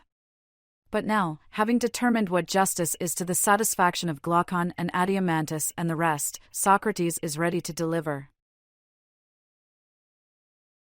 Argument number 1. Comparing characters. It is clear to everyone, Socrates says, that there is no city more wretched than one ruled by a tyrant and none more happy than one ruled by kings. So much for political happiness. As for personal happiness, settling the question requires us to compare the just and unjust lives, the lives of the aristocratic philosopher and the tyrant, respectively. Actually, it does not require us to do this, it requires someone who is competent to judge to do so. Their verdict will decide the case. So, who is fit to judge? The person, Socrates answers, who in thought can go down into a person's character and examine it thoroughly, someone who does not judge from outside. After my making so much of the enlightened philosophers going down into the cave, readers might be deflated at learning that a different verb, nu delta epsilon iota nu, in doin, is being translated go down. Its primary meaning is to try on, as clothes. It can also mean to go into. Though it lacks literary razzle-dazzle, the crucial point is that this is something that the fit judge can do in thought. They need not actually, in body, become a drug addict to assess the addict's life. For example, they can understand this life without having lived it because a philosopher grasps the relevant form and its relation to the form of the good. This squares with Socrates' earlier observation that a good judge is aware of injustice not as something at home in his own soul, but as something present in others. He recognizes injustice as bad by nature, not from his own experience of it, but through knowledge. Another crucial point, related to the first, is that the fit judge does not judge from the outside. They are not dazzled by the facade that tyrants adopt, but are able to see through that sort of thing. This echoes and indeed answers Adeimantus' earlier complaint that the way justice is praised in Athenian culture leads young people to cynically conclude that they should create a facade of illusory virtue around them, to deceive those who come near. The Greek being translated a facade of illusory virtue, sigma kappa iota alpha gamma rho alpha phi alpha nu rho epsilon tau, Skiographian narrates, should remind us of the shadow-filled world of the cave, as it literally means a shadow painting of virtue. What the competent judge finds is that the tyrannical soul is full of disorder and regret and indeed is least likely to do what it wants. The tyrannical soul lacks self-control and its desires are not merely unsustainable but are unfulfillable. The tyrannical addict always wants more. One especially striking feature is the tyrant's friendlessness. Someone with a tyrannical nature lives his whole life without being friends with anyone, always a master to one man or a slave to another and never getting a taste of either freedom or true friendship. For most readers, friendship is an important component of a happy life, and Plato would agree. His student Aristotle regarded friendship as one of life's greatest goods, one we cannot lack and still flourish. It seems a general but not exceptionless truth that friendship is necessary for happiness. It is not too difficult to see why the tyrant is incapable of friendship. First, friendship is typically a relationship between equals, which the contemporary philosopher Lawrence Thomas takes to mean that neither party is under the authority of the other or entitled to the deference of the other. One friend might be wiser and the other might frequently heed their advice, but the other friend is not obligated to do so. A friend can make suggestions but not issue commands. This is one reason that workplace friendships can be problematic. There may come a time when my friend has to switch roles, from friend to boss, which puts us in a relationship of inequality, and to that extent, at that moment, our friendship recedes into the background. "I thought you were my friend," I pout. "I am," she replies. "But I am also your supervisor, and you need to clean up that spill in aisle 6 right now, or we're going to have a real problem." The tyrannical soul is bent on outdoing everyone. Life is a constant competition in which one dominates or is dominated, and that does not leave much room for friendship, as the tyrant cannot abide anyone being their equal, let alone their superior. A second reason that friendship is unavailable to the tyrant is that friendship requires and indeed is a kind of love. Even if we think Plato's conception of love is overly cognitive and insufficiently effective, we can agree with him that love involves a commitment to the other's well-being, for the other's own sake. This seems like an impossibility for the tyrant, who always seeks to further their own interests and sees others merely as a means to their own ends. The tyrant might cultivate what seem to be friendships, but insofar as they seek their own and not their would-be friend's well-being, they are cultivating an ally, not a friend. So when it is in the tyrant's interest to turn on the ally or the ally's interest to turn on the tyrant, they will do just that. It is no accident that The Godfather, Part 2 ends with Michael Corleone alone and brooding, isolated and friendless. Argument number 2. The soul's distinct pleasures. The second argument subtly shifts the terms of the argument from happiness to pleasure. Despite Socrates' earlier rejection of hedonism, there is nothing problematic about the shift to talk of pleasure here. Indeed, it makes perfect sense for Socrates to do so, given that he is trying to show that everyone has good reasons to live justly rather than unjustly. Thus it makes sense to focus on happiness in terms of pleasure, since how pleasant or enjoyable a life is takes up the individual's own perspective, as the argument requires. Each of the soul's 3 parts has its own distinctive pleasure, so the question becomes which part's pleasures are most pleasant, the pleasures of the rational part or the spirited part or the appetitive part? In other words, is the just life, in which reason governs, more first-personally pleasant than the life in which appetite rules? There is a wrinkle in Socrates' approach here. He insists that there are 3 primary kinds of people: philosophic, victory-loving, and profit-loving. Offering 3 possibilities may be an improvement upon thinking that there are 2 kinds of people in this world, but even here readers may rightly object that this division is far from exhaustive, as it omits people who are peace-loving or family-loving. Indeed, Socrates himself earlier suggested another option toward the end of Book 5, lovers of beautiful things. Such people, and many others, do not seem to fit any of Socrates' 3 types, so we might rightly resist Socrates' attempt at shoehorning here. The wrinkle becomes difficult to iron out if we recall that Socrates has just finished a detailed account of 5 kinds of people.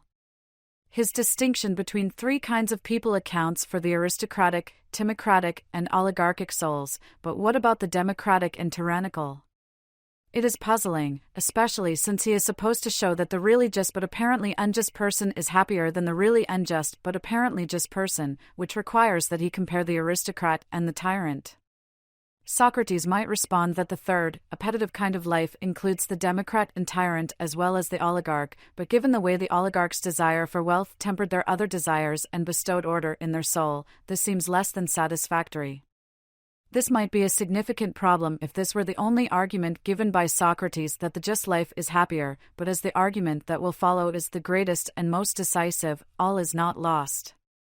Still, though, this is another place where the reader might wish Glaucon or Adeimantus or someone might notice the issue and speak up. Now, if we ask each representative of the kinds of life, which is the happiest, each will insist that their own is. We have no reason to doubt the sincerity of their testimony. Each believes their life is more pleasant than the others. It is crucial here to appreciate Socrates' caveat: the dispute is not about which way of living is finer or more shameful or better or worse, but about which is more pleasant and less painful. That is, the dispute is not a moral or normative one. The philosopher is not arguing that while the money lover's life is more pleasant, the philosopher's own pleasures are better, higher quality pleasures. As John Stuart Mill suggests in Utilitarianism, the philosopher asserts the descriptive, quantitative claim that the pleasures of reason are more pleasant than those of spirit or appetite. A relativist or subjectivist will suggest that the dispute cannot be settled, shrugging and rhetorically asking, "Who's to say?" Socrates, though, does not think that the relativist's question is rhetorical and offers an answer. The competent judge is to say. While it is true that each of the 3 offers testimony that their life is most pleasant, only the philosopher offers expert testimony, so to speak, since only the philosopher is really competent to judge the issue. Judging competently, and indeed judging well, is a matter of experience, reason, and argument, Socrates tells us. The philosopher clearly has the advantage as regards reason, since reason governs their soul. And they clearly have the edge as regards argument. Argument is the instrument by which we judge, and argument is a philosopher's instrument most of all.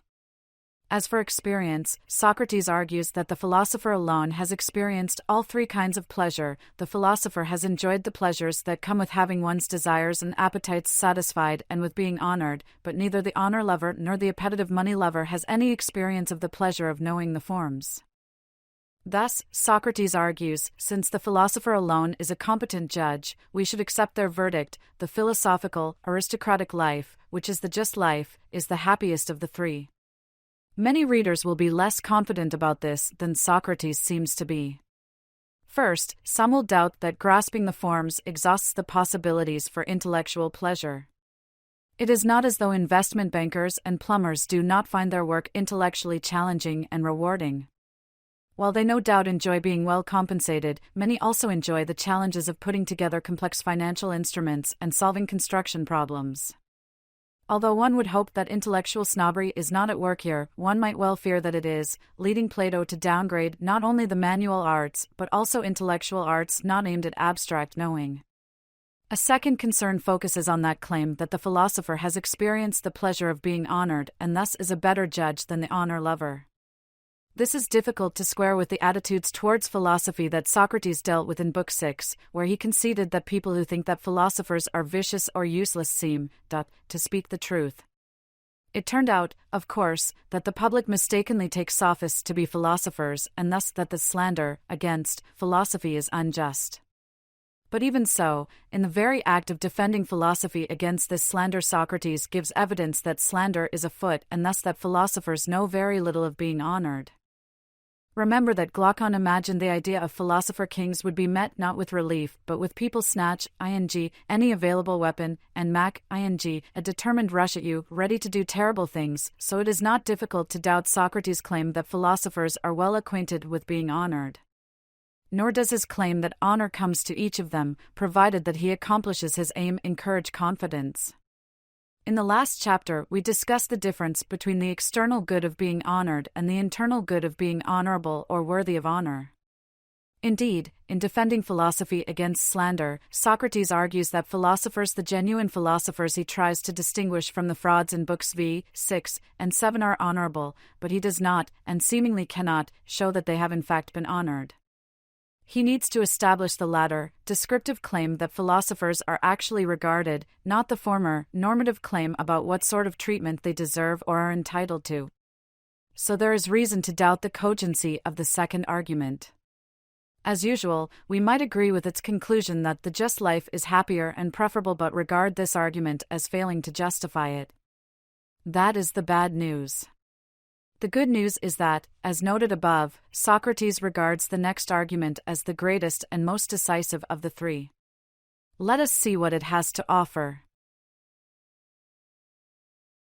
Argument number 3.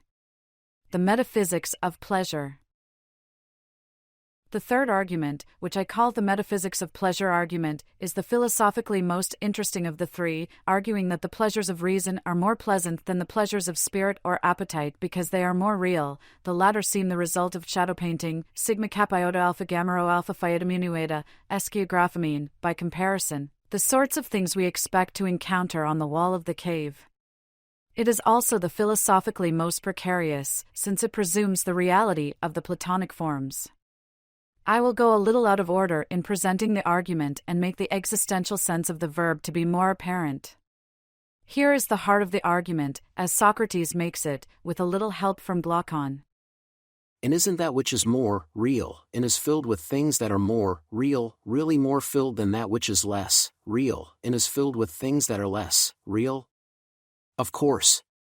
Therefore, if being filled with what is appropriate to our nature is pleasure, that which is more filled with things that are more real, enjoys more really and truly a more true pleasure, while that which partakes of things that are less real, is less truly and surely filled and partakes of a less trustworthy and less true pleasure. That is absolutely inevitable. At the heart of the argument is an understanding of pleasure as the result of being appropriately filled. Think of the pleasure a good, simple meal affords when you are hungry, or the pleasure of enjoying being filled with good music. Too much filling, be it too much food or music that is too loud, does not yield pleasure, since pleasure requires appropriate filling. Since what is more real is more filling and what is more filling is more pleasant, it follows that what is more real is more pleasant. But since the forms are more real than any particulars, they are more filling, and thus the pleasure of knowing the forms, which is the distinctive pleasure of the reason-governed, just person, is greater than the pleasures of being honored or having one's appetites satisfied. Stated in premise-conclusion form, the argument looks like this. P1. What is more real is more filling. P2. What is more filling is more pleasant. P3. The objects of the rational pleasures are more real than the objects of the spirited pleasures and the appetitive pleasures. C1. Therefore, rational pleasures are more filling than spirited and appetitive pleasures. From P1, P3. C2. Therefore, rational pleasures are more pleasant than spirited and appetitive pleasures. From P2, C1. P4. Each kind of life has a distinctive pleasure, determined by which part of the soul rules. The just person's pleasures are rational pleasures, the unjust person's pleasures are appetitive pleasures. C3. Therefore, the just life is more pleasant than the unjust life. From C2, P4. C4. Therefore, the just life is happier than the unjust life. From C3. As with the previous argument, it is important to bear in mind Socrates' caveat that the argument concerns quantity, not quality. It is not an argument about which way of living is finer, or better, but about which is more pleasant. The argument concerns which life contains the most pleasure, not a ranking of the pleasures in terms of quality, where, for example, intellectual pleasures are superior to appetitive pleasures. It would not be unreasonable for Socrates to insist that the just person's pleasures, being pleasures of the best part of the soul, are better, higher quality pleasures, but to concede that rational pleasures are not as pleasant as appetitive pleasures. But Socrates does not make this argument. Instead, he argues that rational pleasures are more pleasant than appetitive pleasures. So the metaphysics of pleasure argument implies that the pleasures of doing philosophy or solving a calculus problem are more pleasant than the pleasure of sex. And that is going to strike many readers as preposterous. I think Plato is fully aware of how preposterous this seems, and he has a response ready. This response actually comes before the argument as I have stated it, hence the going out of order I mentioned above. Plato's response is that while it seems that appetitive pleasures are more pleasant than rational pleasures, this is an illusion and not how things really are. Contrary versus contradictory opposites. This is the point, I think, of the analogy he draws between pleasure and space. There is an up, a down, and a middle in space. Plato seems to be thinking of space as place, as a large container or room. If I am down and start ascending, I might mistakenly think I am at up when in fact I am merely at middle. Someone who is at up and then descends might think they are at down when they are at middle. If we meet, we might disagree about where we are, neither of us realizing that we at middle. Just as there is an up, a down, and a middle in space, Socrates suggests that there is pleasure, pain, and a neutral state of calm. And we regularly, wrongly take up /down and pleasure/pain to be contradictory opposites when in fact they are contrary opposites. A pair of opposites is contradictory when at least and at most one of them must be true or apply in a given situation. A pair is contrary when at most one must be true, but it might be that neither is true or applies. Consider hot and cold. They are clearly opposites, but they are contrary opposites. While at most one of them applies to a given object, it may be that neither does. The place where you are reading this book might be hot or it might be cold, but it might be neither. It might be cool, warm, tepid, chilly, balmy, even room temperature. Here we should remember the opposition principle from Book 4. If both of a pair of opposites applies, this suggests that the thing they apply to has parts. If I am both hot and cold, part of me is hot and part is cold, or I am hot now and then cold in an instant, etc. While hot and cold are contrary opposites, cold and not cold are contradictory opposites. Everything is either cold or not cold. Tucson in July? Not cold. Eau Claire in January? Cold. The number 12? Not cold. Numbers have no temperature, so they go in the not cold column. On a well-written true-false question, true and false are contradictory opposites, at least and at most one of them is correct. But, other things being equal, true and false are contrary opposites. Many things are neither true nor false. Questions are neither true nor false, although the answers to them might be true or false. Exclamations, dang, are neither true nor false, and of course non-linguistic items, picnic tables, peanut butter, pencils, etc. are neither true nor false, since they make no assertions, though of course they can be what assertions are about. Many of us make mistakes when it comes to opposites. We think that helping and harming are contradictory opposites when in fact they are contrary. Action can make a thing better off, helping, or worse off, harming, or leave it neutral. The good-hearted but dim-witted Ricky Bobby of Talladega Nights lives his life mistakenly thinking that first and last are contradictory opposites. If you ain't first, you're last, he insists. With the help of his father, his confusion's source, Ricky later comes to see the folly of this wisdom. Plato's suggestion, I think, is that most of us take pleasure and pain to be contradictory opposites when in fact they are contraries. After a week in bed with the flu, the first day of feeling normal again seems pleasant, but it is really only not painful. I am mistaking the neutral state of calm for pleasure. After an exhilarating, inspiring vacation, a return to normal is a real downer, but I am probably just mistaking the neutral state of calm for pain, having been experiencing so much pleasure. Optical and hedonic illusions. A person who is inexperienced in what is really and truly up, down, and in the middle will regularly make mistakes about where they are, since they will mistake up and down to be contradictory opposites. And similarly, those who are inexperienced in the truth and have unsound opinions will regularly make mistakes about what they are experiencing. Here's the catch: becoming experienced in the truth and having sound opinions will not ensure that we are no longer subject to illusions about where we are or what we are feeling. It still feels like I am at up when I am only at middle, and this still feels like pleasure when in fact it is only non-pain.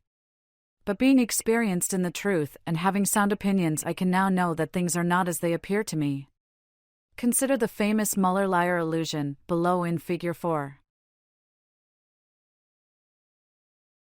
It seems to be psychologically impossible to see the line segments as the same length. Try as we might, the lower one just looks longer.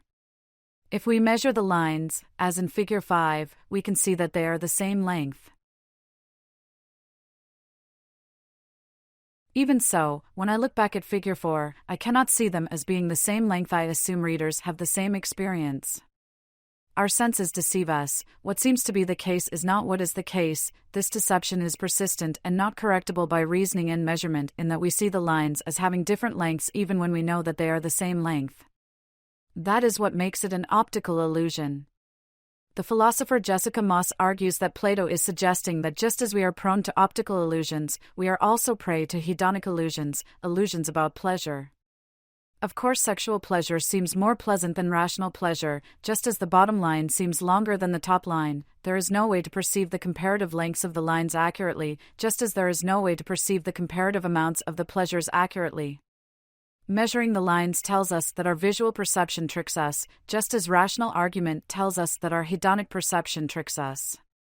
Calculating, measuring, and weighting are the work of the rational part of the soul, Socrates will tell us in Book 10. And of course, argument is a philosopher's instrument most of all, since it is the rational instrument par excellence. Reason cannot alter our visual experience of the lines, making us see them as having the same length, but it can remind us that our perception is faulty and that they are in fact the same length. And similarly, reason cannot make us experience rational pleasures as more pleasant than appetitive pleasures. It can tell us that they are. Reason cannot make us experientially immune to optical or hedonic illusions. We will continue to experience them. But it can render us rationally immune to them. We can know that they are systematically misleading and that the way things appear is not the way things really are. The upshot of all this is that, appearances to the contrary notwithstanding, the just person's life is happier than the unjust person's. In fact, it is 729 times happier, if Socrates' geometric proof is to be believed. The tyrant, he reasons, is, counting himself, 3 times removed from the oligarch, tyrant, democrat, oligarch. And the oligarch is 3 times removed from the aristocrat. 3 times 3 is 9, which cubed, that is, 3-dimensionalized, makes the aristocrat 729 times happier than the tyrant. As with the perfect number at the start of Book 8, I am not sure that Plato intends this to be taken seriously. I am inclined to take it as a joke, and, like most philosophical jokes, it is not especially funny. I suggest that we think of it as Plato's way of suggesting that the contest between the just and unjust lives is not even close. The just life is way happier than the unjust life. The metaphysical elevator and the metaphysics of pleasure. As many readers will expect, there is a major worry about the metaphysics of pleasure argument. It is not a logical worry, since the metaphysics of pleasure argument is valid. Its conclusion must be true if its premises are true. But its soundness, that is, the question of whether its premises are actually true, given that it is valid, is another matter. P3, that the objects of the rational pleasures, the forms, are more real than the objects of the spirited pleasures and the appetitive pleasures, concrete particulars, is not obviously true, and indeed for many readers it is obviously not true.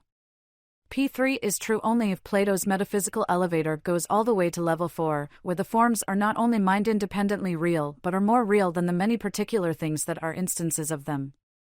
Even going to level 3, where the forms are mind-independently real, is not enough to make P3 true, and many readers will balk at going even to this level. More readers, I suspect, will get off the elevator at the second floor, insisting that the forms are human constructs and that the concrete particular things are more real than the forms so conceived, since the forms so conceived are mind-dependent entities while the particulars are not. For these readers, P3 should be replaced with P3 star. The objects of the appetitive pleasures are more real than the objects of the spirited pleasures and the rational pleasures. This yields these conclusions. C1 star. Therefore, appetitive pleasures are more filling than spirited and rational pleasures. From P1, P3 star. C2 star.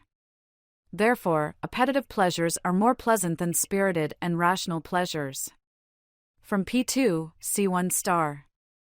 This better fits with the commonsensical views that eating a donut is more pleasurable, because more filling, than grasping the form of the donut and thus understanding the essence of donutness, and that sexual pleasure is more pleasant than philosophical pleasure. Perhaps Socrates was wrong to focus on quantity rather than quality. Many readers might concede that while appetitive pleasures are more pleasant than rational pleasures are better, higher quality pleasures than appetitive pleasures, as they appeal to our higher nature as rational creatures. But this is expressly not what Socrates is arguing.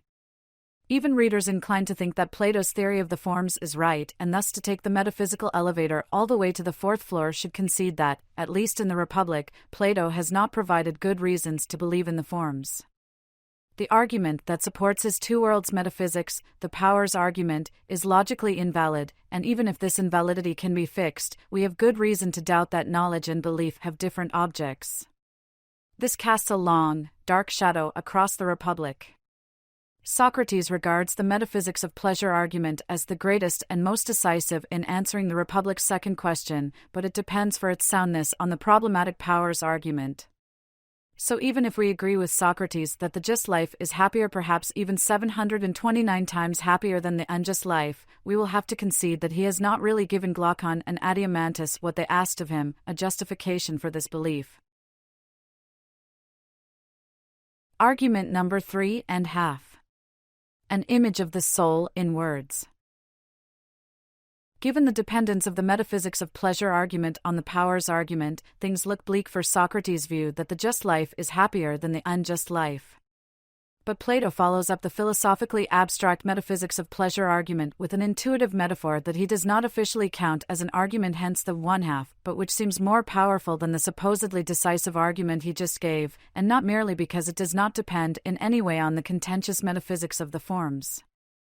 To argue against the view that the unjust but seemingly just life is happier, Socrates offers an image of the soul in words. Perhaps this is Plato's way of indicating that he understands that the metaphysics of pleasure argument will not persuade skeptics unconvinced of the reality of the forms. Or perhaps it is a subtle way of reminding us that we are in the cave, where images and shadows are the cognitive coin of the realm. Imagine first a multicolored beast with many heads, some the heads of gentle animals, others more savage. Multicolored translates pyomicron iota capillando omicron, poikilos, a nod to the multicolored garment that is worn by the defective democratic polis in Book 8. Then imagine a lion, smaller than the beast, and last a human being, smallest of the three. Then join these three so that they grow together naturally. The resulting creature is not mere artifice, a jumble of separate parts having nothing to do with each other, but something that functions as an integrated organism. Finally, cloak them in a human exterior, so anyone aware only of the exterior will think the creature a human being. The analogy is fairly straightforward. The multiform beast represents the appetites, the lion represents the spirited part of the soul, and the inner human being represents reason. Now, Socrates argues, when someone who maintains that injustice is more profitable, better for you than justice, what they are telling you is that you are better off feeding the beast, starving the human, and getting the lion to do the beast's bidding. But no one would think that is prudent. To claim that the unjust life is happier implies something false, namely, that you are better off feeding the voracious, multiform beast and starving reason, so it follows that the unjust life is not happier than the just life. It is perhaps surprising that Socrates argues that one should not starve the beast, but earlier he indicated that the philosopher neither starves nor feasts his appetites in his nighttime ritual to keep his dreams free of lawless, unnecessary appetites. Nor should we let the beast's different parts attack and kill each other. Though Plato would likely agree with Immanuel Kant's view that it must be the universal wish of every rational being to be altogether free of them. Our appetites are not going anywhere, at least not as long as we inhabit a body. The beast is part of us. So we should bring our parts into harmony with each other, as much as possible, accustoming them to each other and making them friendly. In living a just life, we tend the beast as a farmer cares for their animals, domesticating some and separating and containing the feral ones. It is a compelling picture in many ways, but Socrates takes it even further. Someone who lives unjustly is enslaving the best part of himself, reason, to feed the worst, appetite. When the financial rewards are great enough, that might seem a bargain worth striking.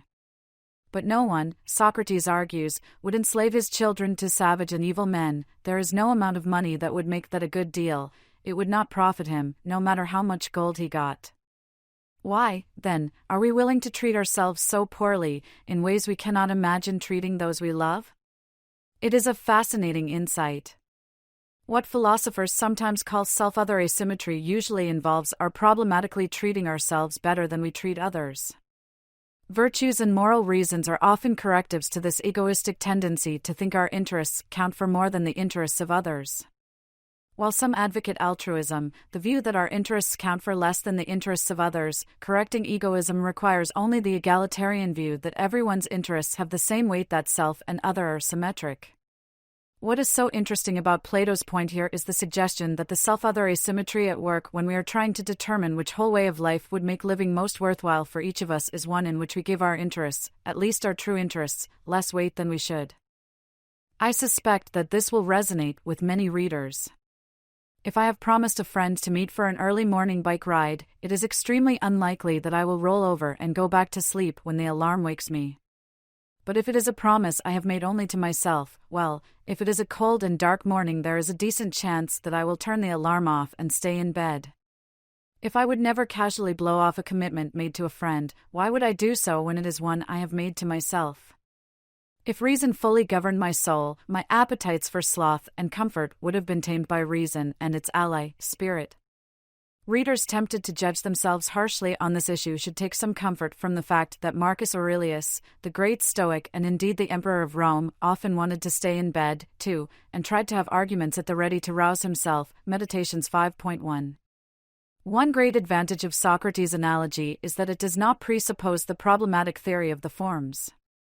It is simple and intuitive, as the best analogies are. It is not without objection, however. As mentioned much earlier, the great 18th century Scottish philosopher David Hume thought that philosophers regularly overstated the claims of reason. Hume thought that reason was but the slave of the passions, so he would be skeptical of the ideal person Plato has sketched here. So too would Epicurus, whose taxonomy of desire we explored in the last chapter. Neither of these philosophers advocated egoism and injustice, but neither had the lofty view of reason that one finds in Plato in particular and in the Western philosophical tradition in general. It is worth noting that much contemporary psychology sides with Hume and Epicurus against Plato and most of the Western philosophical tradition. Reason, the eminent social psychologist Jonathan Haidt argues, is like someone riding an elephant. Only a fool could think they are in charge of the elephant. But they can learn the elephant's ways, learn that there is wisdom in the emotions, and use their rationality to guide the elephant toward the goals it naturally has. So even if we are skeptical of the role Plato assigns to reason, we might find a modified version of this analogical argument plausible, one in which the inner human being is constituted not by pure reason but by emotions such as compassion, care, and love. And we might well wonder, too, if what Hume called a sensible knave, someone who generally acts justly but cheats when they can do so without detection, would be persuaded, and indeed if we should be persuaded, that the just person's life is more pleasant than the sensible knave's. Socrates' argument seems plausible against the tyrant, but perhaps this is only because a reason-governed philosopher-king will always fare better than the manic basket of addictions, neuroses, and psychoses that is the tyrant. But how a philosopher-king would fare against someone who is decent but cuts corners, perhaps when the harm he does is not significant and the gain to him vastly outweighs it, is another matter. Socrates insists that the unjust person's injustice can remain undiscovered only for so long, and while we can think of examples confirming this claim off the top of my head, I offer Lance Armstrong, Bernie Madoff, and any number of politicians who are brought down by scandals. It is worth noting that this is spurious evidence for Socrates' claim. That we can list unjust people whose injustice has been discovered does not provide reasons for thinking that there cannot be unjust people whose injustice remains undiscovered. It may well be that the just person and the sensible knave have incompatible conceptions of happiness. Paternalism. So the just life, which for Plato is the life in which reason governs the soul, is significantly happier than the unjust life. It may not always be the happiest possible life, since, as we have seen, living in an unjust or a non-just polis precludes full happiness. So justice, while necessary for happiness, is not by itself sufficient for it, something Stoicism, which began around 300 BC and which is currently enjoying a renaissance in our troubled age, disagrees with, taking virtue to be sufficient for happiness. We have noted on several occasions Plato's insistence that the majority cannot be philosophic. Most of us are not capable of grasping the form of the good, Plato thinks, so most of us are not capable of acquiring the personal virtue of wisdom. We may have true beliefs about what is best for our souls, but by our natures we lack the capacity for knowledge in this area. But if that is the case, how can the non-philosophers among us be happy? It seems that most of us are doomed to live unhappy lives. Is there any way to escape this pessimistic conclusion? There is, Plato thinks, though his solution is unlikely to be attractive to most readers. Since most of us cannot be ruled by our own power of reason, it is best that we be ruled by the philosopher-king's and queen's reason. Therefore, to ensure that someone like that is ruled by something similar to what rules the best person, we say that he ought to be the slave of that best person who has a divine ruler within himself. It is not to harm the slave that we say he must be ruled, but because it is better for everyone to be ruled by divine reason, preferably within himself and his own, otherwise imposed from without, so that as far as possible all will be alike in friends, governed by the same thing. Even if Plato means slave, delta omicron lambda omicron, doulos, only metaphorically, many if not most readers will reject this out of hand. Most readers, I suspect, are liberals not in the contemporary American political sense of voting Democratic instead of Republican, but in the philosophical sense of valuing liberty over well-being. Paternalists prioritize well-being over liberty where the two conflict, holding that interfering with another person's liberty or autonomy is justified if the interference benefits the person being interfered with. Philosophical liberals, by contrast, typically hold that the only justification for interfering with someone's liberty is to prevent harm to another person. If my conduct harms only me or is harmless but regarded as immoral, the liberal argues, neither the state nor another person is justified in interfering. Of course, if I am not in my right mind or if I am lacking vital information, most liberals will countenance temporary interference. If I do not know that the bridge ahead is out, the liberal might try to stop me from bicycling across it, but only to make sure that I am aware of this materially relevant fact or that my judgment is not impaired. If I know that the bridge is out for me, the whole point is to try to jump across the missing span. The liberal will not think interfering is justified. It is not surprising that Plato endorses paternalism.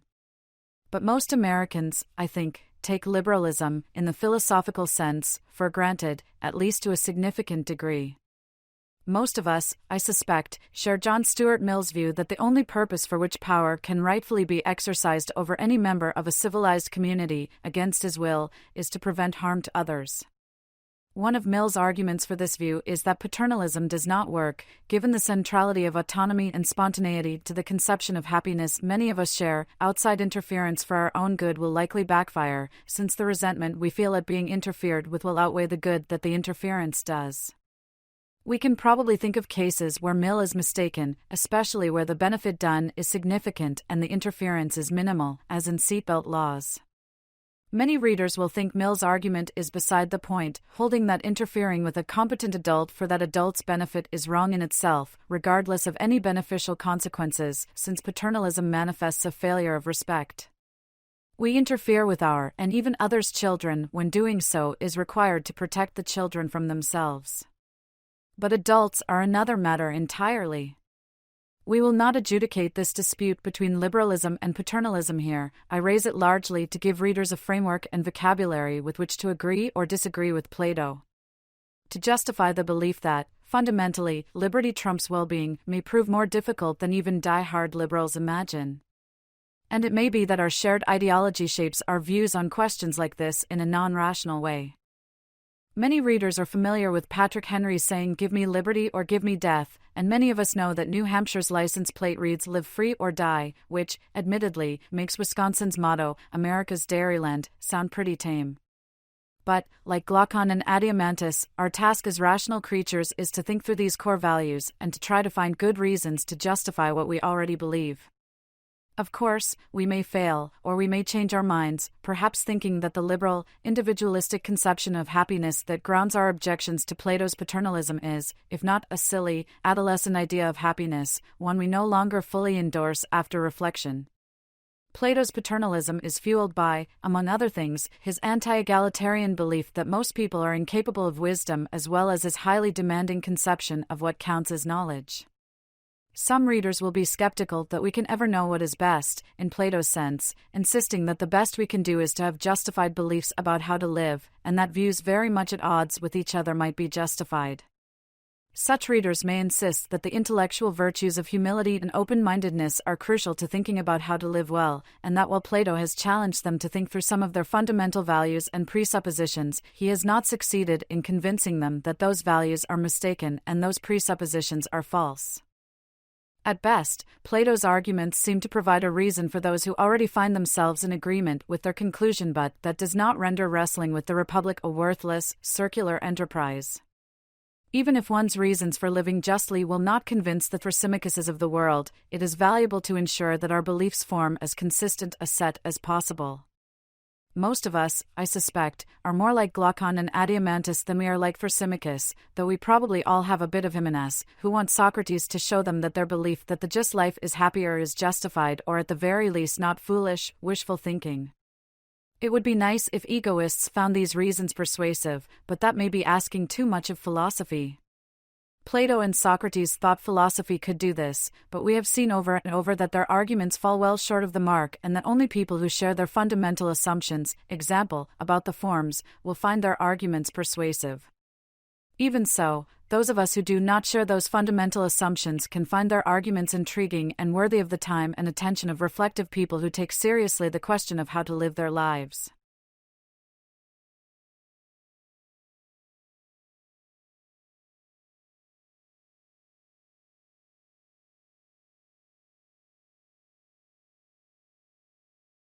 Chapter 14.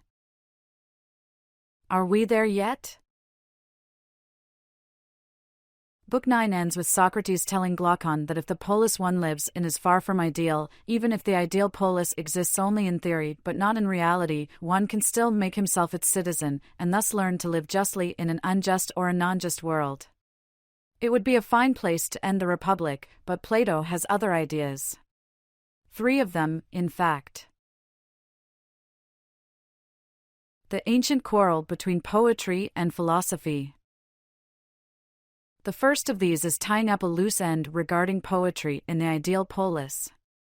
Since the restrictions on poetic form and content developed in Books 2 and 3 preceded the division of the soul in Book 4, Socrates thinks it would now be fruitful to revisit the status of poetry, armed with an account, logos, of the soul, sush, a psychology he lacked earlier. He argues that the 3-part soul further confirms the earlier conclusion that imitative poetry should be altogether excluded from the ideal polis. Readers who think they have misremembered the earlier discussion should feel free to indulge in an "it's not me, it's you" moment, for it is Socrates whose memory seems faulty. Earlier, Socrates allowed imitations of the words or actions of a good man and of someone engaged in peaceful, unforced, voluntary action, acting with moderation and self-control, not to mention modes and rhythms that would suitably imitate the tone and rhythm of a courageous person who is active in battle. A lot has happened in the Republic since Book 3, so perhaps we can forgive Socrates misremembering his earlier view.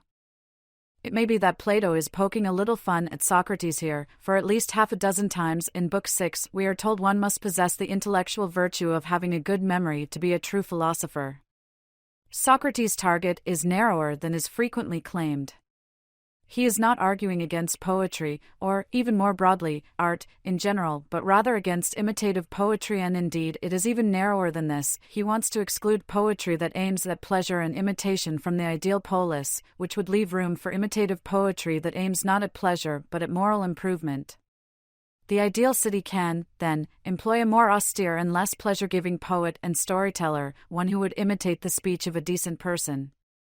In arguing that would-be guardians should not be imitative, mu iota mu eta tau iota kappa, mimetikos, Socrates is really arguing that guardians should not be imitatively promiscuous, they should not be able, willing, or disposed to imitate any and every type of character, since this would prevent them from cultivating the sense of shame and disgust at dishonorable action that is the basis of good character. Since imitations practiced from youth become part of one's nature and settle into habits of gesture, voice, and thought, Socrates is very leery of imitative promiscuity. That all poetry inspired by the pleasure-seeking muse must be excluded from the ideal polis is a conclusion that Socrates comes to reluctantly. He loves poetry, especially Homer, and is loath to live without it. There is no Homer or Hesiod, no Aeschylus or Sophocles or Euripides in the ideal polis. Instead, hymns to the gods and eulogies to good people are the only poetry we can admit into our city, which, interestingly, is the only kind of poetry one encounters in the first, rustic city. It is as though Socrates looks longingly at a copy of the Iliad, weepily confessing, "I can't quit you." But quit it he must, for his commitment to philosophy is a commitment to going whatever direction the argument blows us, even when we do not like the destination or find the winds too strong. We might expect Glaucon, who objected to life in the rustic first city because the food was too simple, to object to the absence of a key cultural and aesthetic staple, but he finds Socrates' arguments so compelling that he makes no objections to the restricted poetic diet Socrates prescribes. Our task as readers is to determine if we find Socrates' arguments as compelling as he and his audience do. Since the arguments are overlapping and interrelated, separating them into distinct arguments is somewhat artificial, but doing so aids in clarity, so I will divide the arguments into 3. The metaphysical argument. Art merely makes copies of copies, and thus is not worth taking seriously. I have dubbed the first argument metaphysical since the forms play a significant role in it. Perhaps surprisingly for an argument meant to support a conclusion about imitative poetry, Socrates focuses on painting more than poetry in the metaphysical argument. But we will see that painting more clearly makes the point he wants to establish against poetry. All beds, Socrates argues, have in common the form of the bed itself, that essence that makes them beds rather than chairs or knives or sheep. Any particular bed that one might sleep in is a spatio-temporal copy of this form, just as the shadows on the cave wall are copies of the artifacts held before the fire, and just as those artifacts are ultimately themselves copies of the forms that inhabit the sunlit intelligible world above. So someone who paints a bed is making a copy of something that is itself a copy. The painter is imitating the appearance of a bed, and indeed how it appears from a particular vantage point, not the reality or being of the bed. Painting, is an imitation of appearances, not of truth. Where the painter represents objects, the poet represents actions, but the argument is the same for both. Paintings and poems are too metaphysically thin, too much like the shadows and reflections one sees on the wall of the cave. Imitation is a kind of game, Socrates says, and not something to be taken seriously. There is no hint here of the danger lurking in the games we play, as there is elsewhere in the Republic. His point is that anyone who could construct a bed would spend his or her time on these metaphysically more substantial objects, and anyone who could philosophically understand the form of bedness would spend their time on this metaphysically more substantial task. Only someone insufficiently skilled in either would waste their time on something so trivial as making art. Two recurring themes in Socrates' animadversions against imitative art are worth bringing out here. The first is that he shows little, if any, interest in artistic skill. On the one hand, this makes sense, given his metaphysical views. But on the other, he simply ignores the skill required to make copies of copies. Whatever one's metaphysics, trompe-l'oeil paintings and modern photorealism are impressive in and of themselves, they need not be written off as trickery and bogus magic. A second, related theme is his lack of interest in the joy of artistic creation. This is perhaps a particular instance of a more general disregard for the importance of play in a well-lived and happy life. It is ironic, given the artistic care and skill with which Plato constructed the Republic, that its protagonist would be so uninterested in artistic creation. Earlier we criticized Socrates' narrowness in asserting that there are three primary kinds of people: philosophic, victory-loving, and profit-loving, and here we can see yet another type to add to the list: artists, who devote their lives to artistic creation. Perhaps some of this emanates from a contempt for those who work with their own hands, itself an odd thought from someone who is himself a stonemason. But this may be Plato's upper-class snobbery more than anything.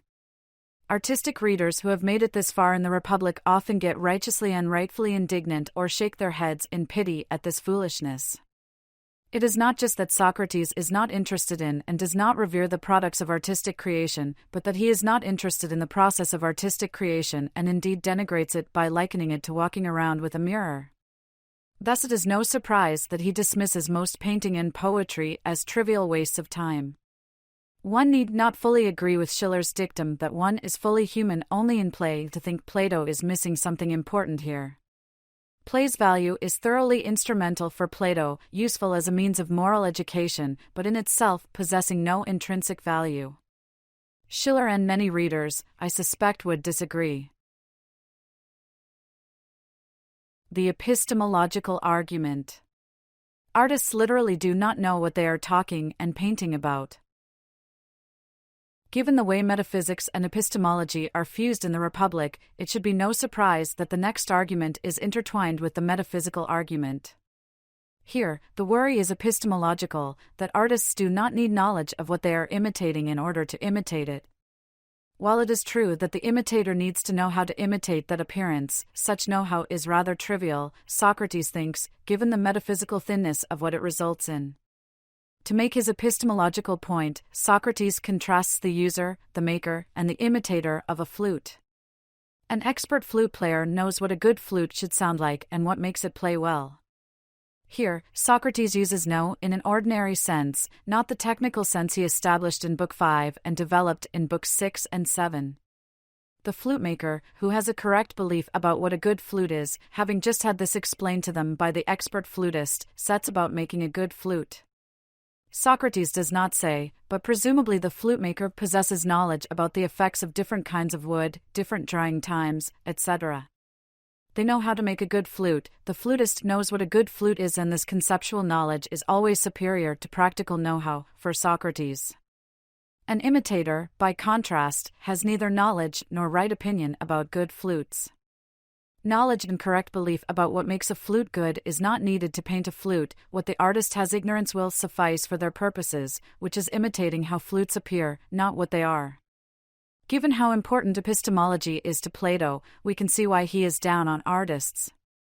But the epistemological argument is even more serious than this, as we see when we shift focus from painting to poetry. Just as one can paint a flute without knowing what a good flute is or what makes good flutes good, one can imitate images of virtue, and, yet, have no grasp of the truth. People look to Homer for moral guidance, but they should not, Socrates argues, since Homer does not know what courage, for example, is, he only knows how to create an image of it in poetic song.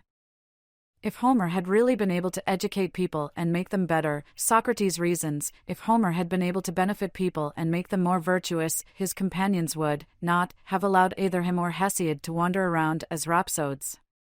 Instead, they would have insisted that Homer and Hesiod stay put and teach them about virtue, or they would have followed them in a caravan of moral education. And Homer, had he actually possessed such knowledge, would have surely obliged. But Homer and Hesiod were allowed to wander, so Socrates concludes that they did not possess genuine moral knowledge. While poets and painters might have good ears and eyes for what a culture takes virtue and the virtues to be, one of the lessons of the first wave back in Book 5 was that we should not take our culture's norms at face value.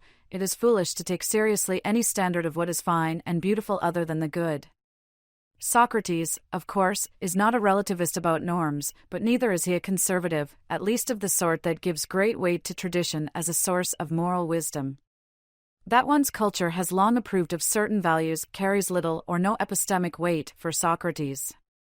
One of philosophy's tasks is to subject these values to rational scrutiny. We saw earlier that the ridiculousness of women wrestling naked and governing faded away in the face of what argument, lambda gamma omicron, logos, showed to be the best. A perhaps unexpected upshot of the image of the soul in words in Book 9 is an objective test of one's culture's conventions about what is fine and what is shameful. Fine things, Socrates says, referring to things that are kalan, are those that subordinate the beast-like parts of our nature to the human. Shameful ones are those that enslave the gentle to the savage. Someone friendly to the arts might concede that many artists lack philosophical knowledge of the nature of goodness and the virtues, but they might also insist that many of these artists possess true beliefs about these topics and are not ignorant, as Socrates claims.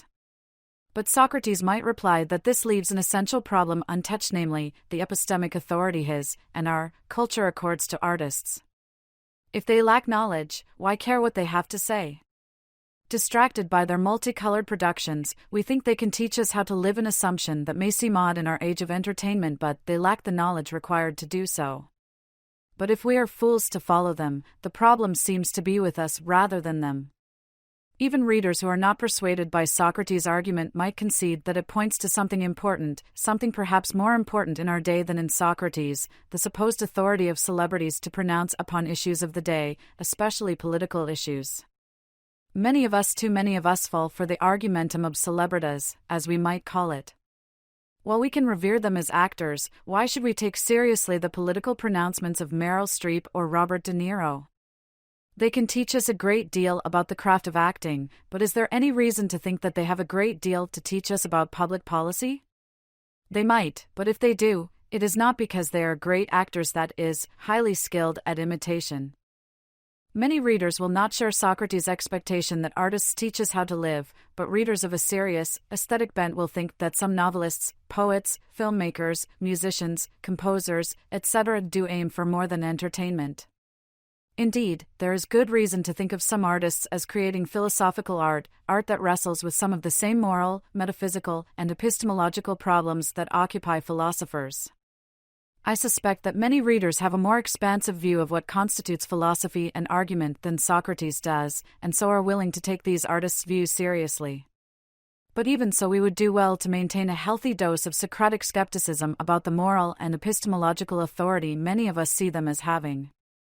We are all prone to confirmation bias, of thinking certain bits of evidence are good evidence because they confirm what we already believe.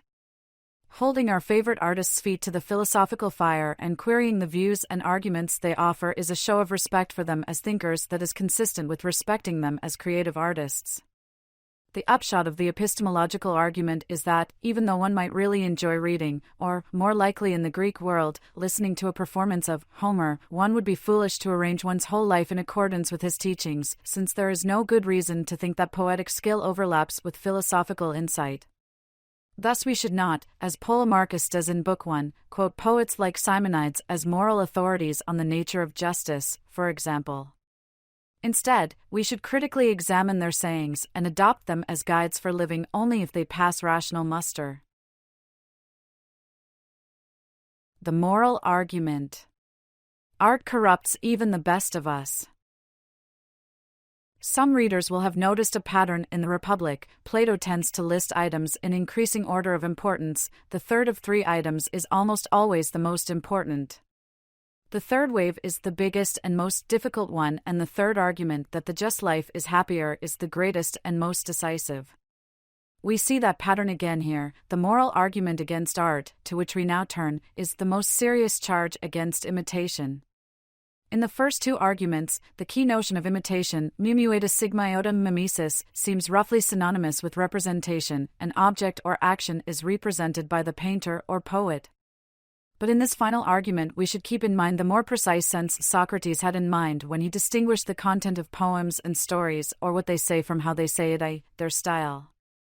Imitation is a matter of oneself like someone else in voice or appearance, and thus the poet or performer impersonates a character, speaking from that character's point of view, as that character would speak and act as actors do on stage. Imitation in this sense is contrasted with pure narration, in which the author or speaker describes but not does enact actions and events, telling the audience that a character said such and such but not directly quoting a character's speech, or if doing so, not attempting to imitate the speaker's voice and mannerisms.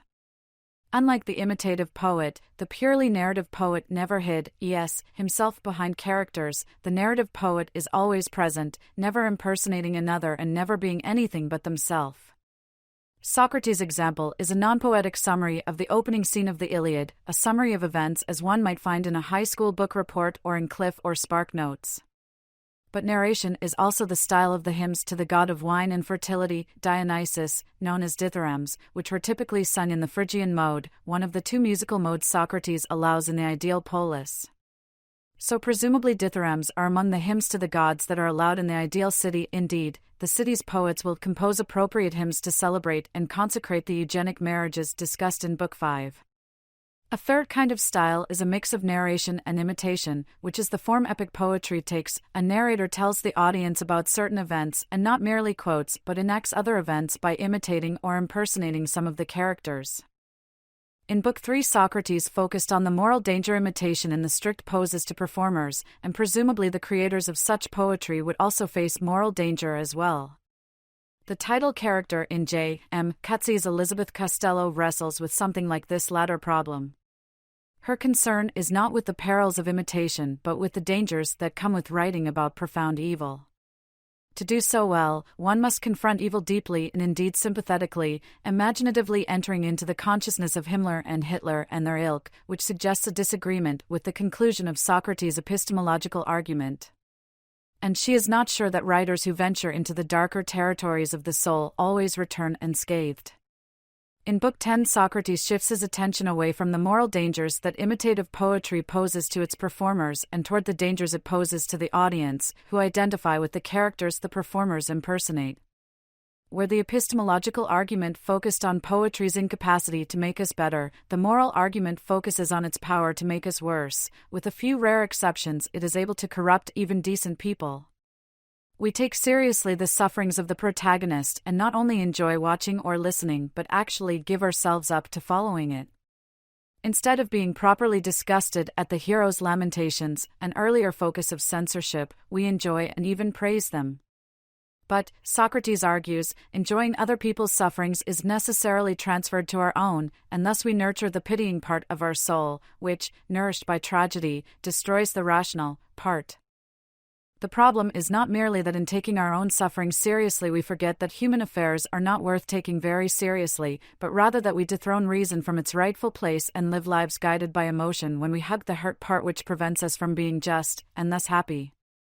Socrates' arguments against comic poetry run parallel to his arguments against tragedy. Instead of being overcome by grief, we are overcome by hilarity. Both involve a dethroning of reason which we think is temporary, but which, Socrates thinks, is anything but. Whether we are giving ourselves over to laughter or lamentation, we are nourishing and nurturing the appetitive and spirited parts of our souls, which house the emotions, and we are unlikely to be able to contain this beast within when we leave the theater. It is telling that Socrates is especially concerned with imitative poetry's power to make us act, feel, and think differently in private than we do in public. He seems suspicious of and often hostile to privacy, which is unsurprising given the priority of the community over the individual that animates his thought. Socrates' animus toward privacy pops up in various places. For example, that the guardians and auxiliaries have little to no privacy, living and eating communally and having no private property, fuels Adiamantus' doubts about whether they can be happy. So Socrates' concern about what we might call emotional privacy should not surprise us. A good person who has lost a child, for example, will be measured in his response to his pain, and put up more resistance to it when his equals can see him than when he is alone by himself in solitude, where he will venture to say and do lots of things that he'd be ashamed to be heard saying or seen doing. Socrates seems concerned that imitative poetry will encourage a kind of hypocrisy. In public, we will follow reason, which bids us to quietly bear misfortune, tempering our feelings of grief with proto-Stoic thoughts that human affairs are not worth taking very seriously, that what now seems like a tragedy might ultimately be for the best, etc., but in private we will indulge and give vent to feelings of grief. It is no accident that the English word hypocrite derives from the Greek word for actor, pi-omicron kaparo iota tau, hypocrites, since hypocrisy involves pretense, and not mere inconsistency. Hypocrites pretend to believe what in fact they do not, since appearing to believe certain things and acting in certain ways is in their self-interest. Socrates' worry about the way imitative poetry works its dark magic in private is perhaps motivated more by simplicity and the unity of the soul as ideals of character than by a concern to avoid hypocrisy. A just man, we are told, is simple and noble and does not want to be believed to be good but to be so. Although Thrasymachus thinks that Socrates' just person is a sap exhibiting high-minded simplicity, Socrates thinks of simplicity as integrity and purity, in contrast with Thrasymachine duplicity and the specious multicolored attractions of the democratic constitution and character. The person who scorns imitations of excessive grief while at the theater but who indulges their grief at home, or who keeps a stiff upper lip in front of the children or the troops and then indulges their grief while in private, will not be of one mind. Socrates insists that such a person is at war with himself, his soul beset by civil war, which of course has been a major concern throughout the Republic. But must a person whose emotional responses vary by context fail to achieve the virtue of one-mindedness? Socrates treats a person's expressing grief differently in different circumstances as cases of changing one's mind, but perhaps we should think of them instead as appropriately varying their responses to the differing demands of different situations. That Socrates wants more than a situation-specific, context-sensitive ethics was clear almost immediately in the Republic, since it is wrong to return the weapon to the deranged friend. Returning what one has borrowed cannot be what justice is. But as we noted earlier, one may think that there are no universal ethical truths of the sort Socrates is after. Perhaps the best we get are general principles or rules of thumb that give limited guidance and which must always be supplemented with situation-specific insight. Something like this seems to have been Aristotle's view. We have already remarked on Socrates' love for poetry, but it bears repeating. He loves poetry, but he thinks that it is a love for a dangerous object, one best avoided. We will behave like people who have fallen in love with someone but force themselves to stay away from him because they realize that their passion is not beneficial. But since he lives in the actual world and not in his ideal polis, Socrates will keep his arguments against poetry ready to be chanted like an incantation when he encounters it, like a drug to counteract it. Up to this point, useful falsehoods have been the most prominent drugs in the Republic, prescribed by the guardian rulers most famously in the foundational myth of origin known as the noble falsehood. Here the drug, phi Romeo alpha cap omicron nu, pharmacon, from which English words like pharmacy and pharmaceutical derive, is knowledge truth, rather than falsehood, and it is self-prescribed. It is as if Socrates recognizes an addiction to something that seems so attractive and benign, but which is in fact insidiously harmful. It is a kind of self-help that seems to be available only to philosopher kings and queens. For the rest of us, the drug that the rational part of our souls can concoct is not strong enough, or the soul's rational part has been subordinated to the appetitive part, the part of the soul that hungers for the satisfaction of weeping and wailing. In his Poetics, Aristotle famously disagrees with Plato's assessment of tragic poetry, arguing that tragedy is actually good for us, achieving a catharsis, kapatheta alpharo sigmaiota, catharsis, of pity and fear, the tragic emotions par excellence. A tragedy, then, is the imitation of an action that is serious, in dramatic, not a narrative form, with incidents arousing pity and fear, wherewith to accomplish its catharsis of such emotions. Pity and fear, Aristotle argues in the last chapter of his Politics, exist very strongly in some souls, and have more or less influence over all, for so we are benefited when our souls are purged of pity and fear. Aristotle says surprisingly little about catharsis, given how frequently it takes center stage in discussions of his Poetics, and while this is not the place to explore it in any depth, a word or two is in order. Catharsis means cleansing or purification. Understood medically, catharsis is purgation, a process by which we are purged of harmful substances. But Aristotle, unlike Plato, does not think that emotions are in themselves harmful states that get in the way of virtue and are thus to be purged.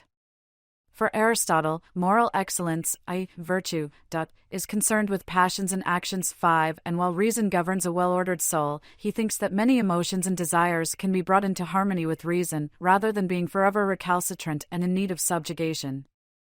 Thus, catharsis need not be exclusively a matter of purification by purgation, it can also be clarification by education. Consider the tragic emotion of pity, which is essentially directed at another's unmerited distress. While Plato thinks that identifying with the tragic hero's distress via pity will displace reason and thus lead to an unjust, or at least non-just, soul, Aristotle seems to think that it can lead us to appreciate our own vulnerability to the slings and arrows of outrageous fortune and to cultivate appropriate fellow-feeling and compassion. As the eminent contemporary philosopher Martha Nussbaum puts it, tragedy contributes to human self-understanding precisely through its exploration of the pitiable and the fearful. Far from being something to be purged from an ideal city, good tragedy should be welcomed, not because it is good entertainment or because good art enriches our lives, but because it contributes to the moral development and improvement of the citizens, much as reading good literature might make us more empathic and more sensitive to moral nuance. It seems that Plato and Aristotle disagree about the value tragedy because they disagree about the value of our emotions, and indeed the value of our bodies. Socrates does not fear death, because his death means that his soul will at least be freed from the contamination of the body's folly, which prevents the soul from encountering the pure reality of the forms. Readers who share something like Aristotle's attitude toward the emotions, which shows that one need not be a full-blown romantic, giving absolute priority to emotion over reason, to value emotions positively, will have good reason to be skeptical about Plato's attitude toward imitative poetry. A four-part soul? There is an additional problem with Socrates' treatment of poetry that we ought to deal with. It is a problem that at first might seem hardly worth noticing, but which is potentially devastating to the project of the Republic.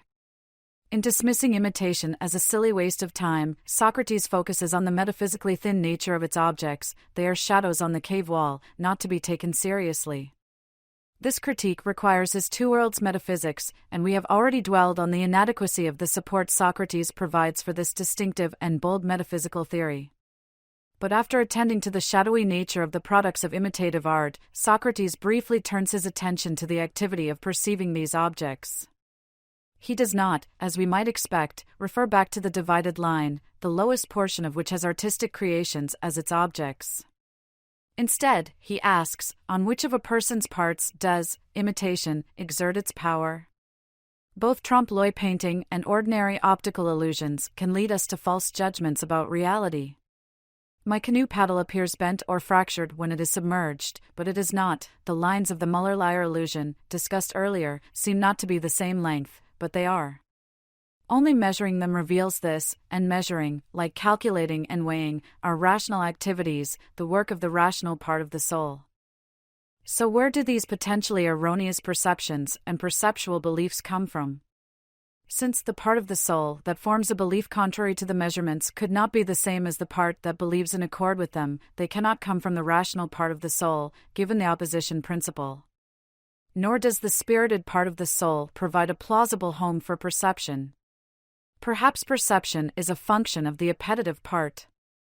In another dialogue, the Theaetetus, Plato suggests this possibility and casts the net of perception widely, counting desires and fears as perceptions, along with more obvious examples like sight, hearing, smelling, feeling cold and feeling hot. Not only do both perception and belief work with appetite, my desire for ice cream and my seeing and believing that there is some in the freezer together explain my reaching in to get some, but they have the same objects. I see the ice cream, I want the ice cream, etc. Still, it is not clear how perception can be a function of the appetitive part of the soul.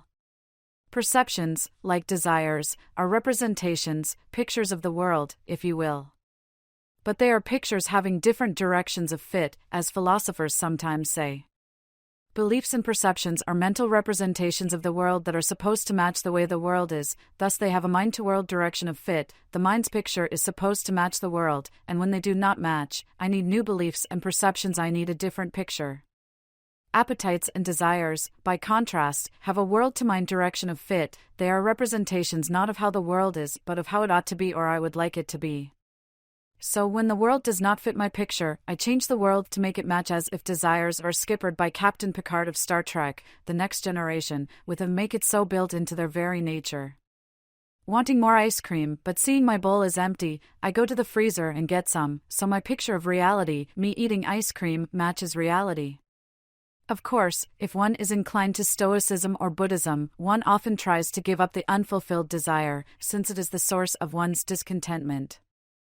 Thus it seems that there must be another part of the soul, one that forms, potentially erroneous, perceptual beliefs, a fourth part of the soul, distinct from reason, spirit, and appetite. Okay, so there is another, fourth part of the soul. So what? What is the big deal? Well, the big deal is that the Republic turns on the analogy between the city and the soul. Socrates theorizes the ideal city not for its own sake, but as a means to investigate the Republic's two main questions.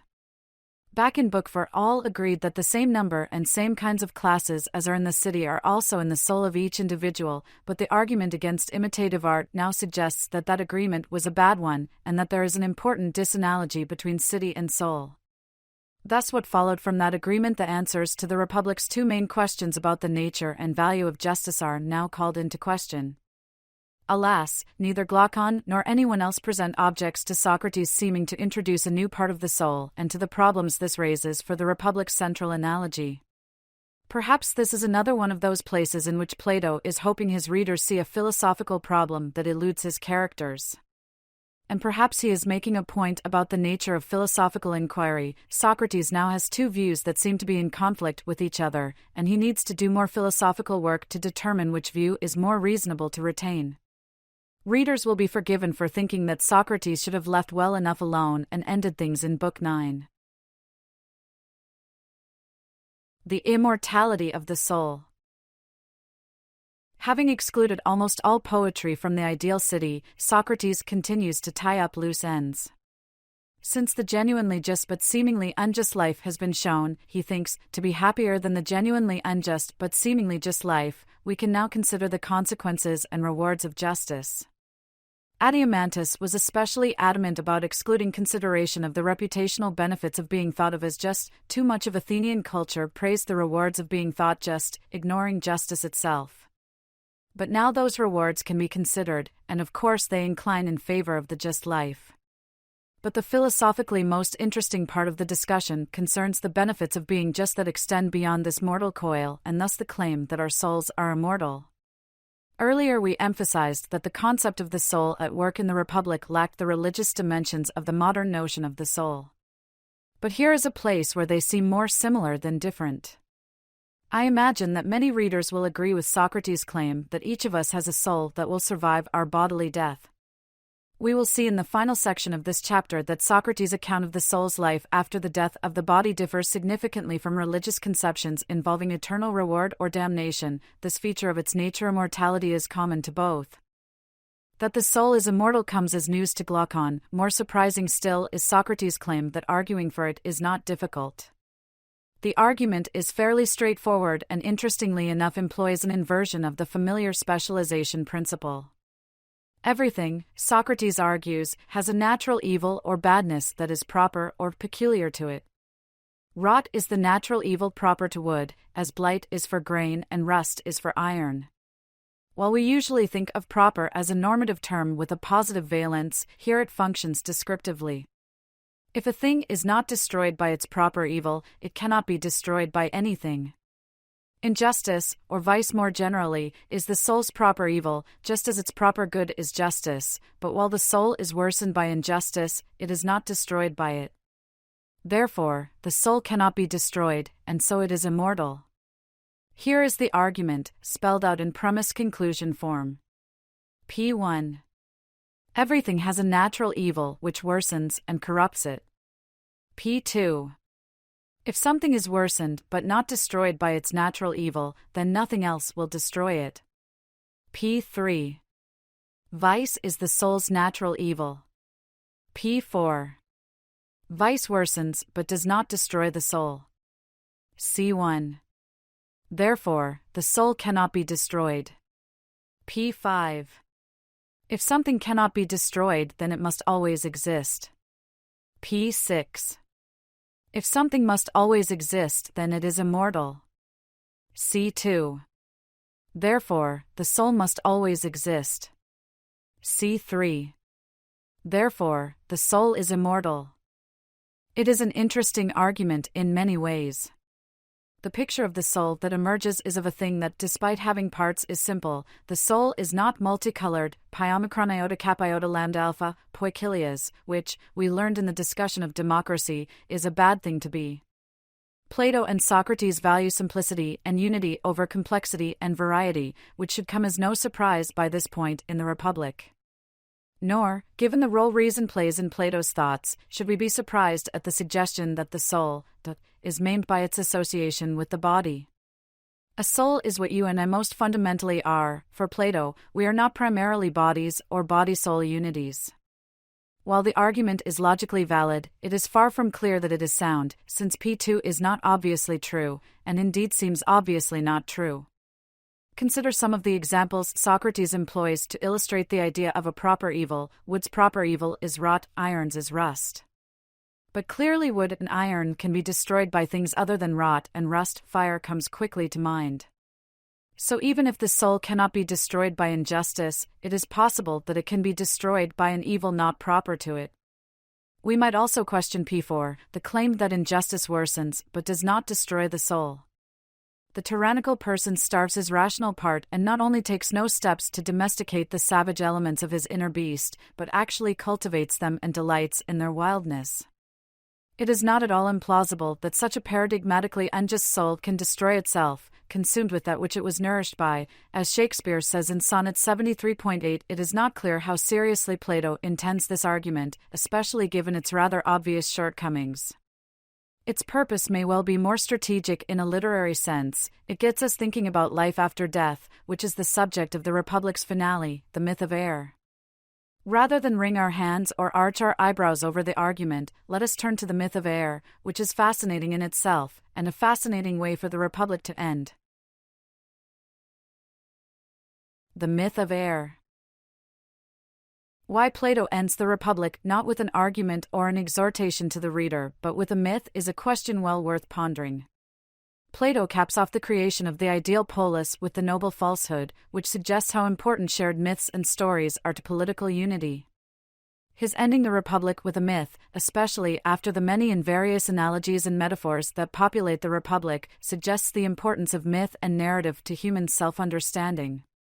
Although philosopher queens and kings can subsist on an intellectual diet of theoretical argument, Adeimantus and the rest of us require that this diet be supplemented with the relish that stories provide. The myth concerns a man named Air, who recounts his after-death experiences as a messenger, gamma gamma epsilon lambda omicron nu, on Elon, whence our word angel, to human beings. Air's tale recounts what happens to our souls after they are separated from our bodies in death, hence the importance of the argument for the soul's immortality. There are three distinct stages in the myth. In the first, Air finds himself in a beautiful meadow near two pairs of openings, one pair to and from what lies below the earth, the other to and from the heavens. The souls of those who have acted unjustly are sent to the world below, incurring a tenfold penalty for each injustice. The souls of those who have acted justly go to the world above. The openings are busy with punished and rewarded souls ascending from the world below and descending from the world above, and souls of the recently deceased receiving their reward and punishment and thus ascending or descending. In the myth's second stage, the returned souls travel to the place where the individual's fates are spun. I will not replicate Plato's descriptions of the fates, the spindle of necessity, and the entire scene, as I could not do them justice. The heart of this stage of the myth is a choice. Each soul, whether it is returned from heavenly reward or heavenly punishment, chooses the life it will inhabit in its return to the world. Only for incurably wicked people is punishment eternal, and presumably though Plato is mum on the topic, there is eternal reward for the very best. But for everyone else, life after death is a matter of having a new bodily life. Although this part of the myth concerns the spinning of one's fate, it is crucial that each soul chooses its fate. When one chooses is determined by lot, so there is an element of randomness in the procedure, but each person will choose a life to which he will then be bound by necessity. It is an interesting kind of necessity or determinism, very different from the causal determinism that contemporary philosophers concerned with free will tend to worry over. Rather, it is what we might call type determinism. A person's choices are determined by the type of person they are and will determine the type of person they will be and thus the kind of life they will lead. Hence the importance of choosing well. And here, Socrates tells Glaucon, is the greatest danger, given that the soul's choice of a life determines to a great extent how happy or unhappy that life will be. Thus we see the importance of the Republic's second question. A person's answer to this question determines the kind of life they will lead. We need to choose carefully, and not be dazzled by exteriors, which may prove to be false facades. The first person to choose chose his life, without adequate examination. Dazzled by wealth and pomp, he chose the life of a great tyrant, not realizing until after the choice was made that he was fated to eat his own children, a fate that might well be worse than death. His reaction is instructive. He blamed chance, and everything else, but himself. Blaming others for the results of our own poor choices is a profoundly human reaction, it seems to me. In Genesis, Adam blames Eve for suggesting they eat the apple, and Eve blames the serpent. The irony here is that this chooser had returned from a life in heaven, his reward for having lived a virtuous life, though he had been virtuous through habit and without philosophy. That is, he was conventionally good but unreflective, which, Socrates argues, left him vulnerable to poor choices. His goodness, like Cephalus, was more a matter of luck and circumstance than of a firm inner state of his soul, and ironically it is the cause of his undoing. The account of the various lives chosen is fascinating, with many people choosing to live an animal's life, and with almost everyone's choice depend, upon the character of their former life. The most instructive choice is probably Odysseus. He was among the last to choose, though there remained many kinds of lives to choose from. He scoured the possibilities for the life of a private individual who did his own work, insisting that he would have chosen the same life had he been first to choose. What Odysseus has chosen is, of course, a just life. That it was lying off somewhere neglected by the others is no surprise, since most of us are easily dazzled by multicolored exteriors and do not have a good grasp of the essence of justice and its necessity for a happy life. It is no wonder that it is not the one most of us choose. In the myth's last stage, the souls, whose fates are now spun irreversibly, are brought to the plane of forgetfulness and the river of unheeding, where they forget their choice and then re-enter the world. Like most myths, the myth of air is best not taken literally. Its point, I take it, is that while we each have a natural bent, which is then developed in various ways by the kind of nurturing we receive from our educations, our cultures, and the constitutions we live under, whether we are happy or not depends to a great extent on the choices we make. Most of our choices are not as dramatic or as momentous as the one-off choices depicted in the myth of air.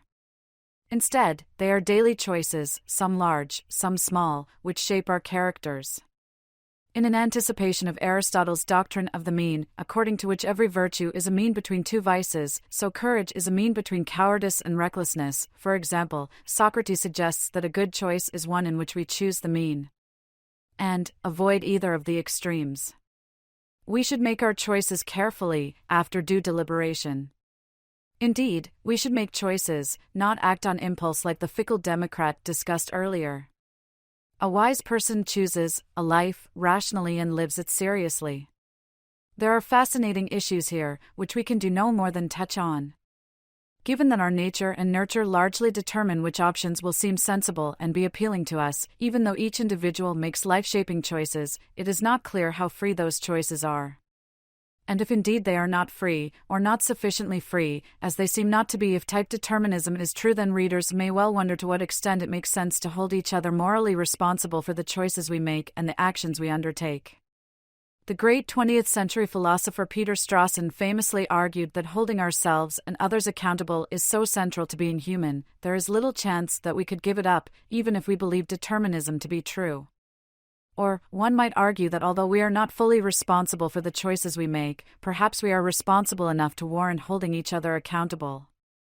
This issue, though Aristotle briefly considers it in his Nicomachean Ethics, seems more modern than an ancient concern, so we should not fault Plato for not addressing it. Still, it is something that interested, philosophically inclined readers will want to explore further. Perhaps the most fascinating thing about the myth of air is that Plato chooses to end the Republic with it. Readers will notice the abruptness with which the Republic ends. The Republic begins with Socrates' narration. On his way back to town with Glaucon, he meets Polemarchus. He tells someone whom he is speaking to is never made clear about the long philosophical discussion that took place at the house of Polemarchus' father, Cephalus, a discussion which concludes with the myth of air. Plato reminds us of this by having Socrates address Glaucon directly in the Republic's concluding paragraph. But conspicuous by its absence is something that would close the book, so to speak, on the book that is the Republic. There is no "and then, exhausted, I went home" or "and then we had a sumptuous meal" or anything that closes the narrative. I suspect that this is Plato's taking his last opportunity to make a philosophical point with a literary device that is analogous to a sudden cut to black, as in the much-discussed final episode of The Sopranos. Earlier we observed how the opening of Book 5 echoes the opening of Book 1. I suggested that this is Plato's way of making a substantive philosophical point that philosophy is always returning to its beginnings, always starting over and re-examining its foundations. Here, I suspect, the point is similar, but about endings and conclusions rather than premises and beginnings. In not having a conclusive ending to the Republic, Plato seems to be telling us that philosophy never ends, that the conversation Socrates had at Cephalus' house does not end, but continues every time a reader engages with the Republic, as we have done here.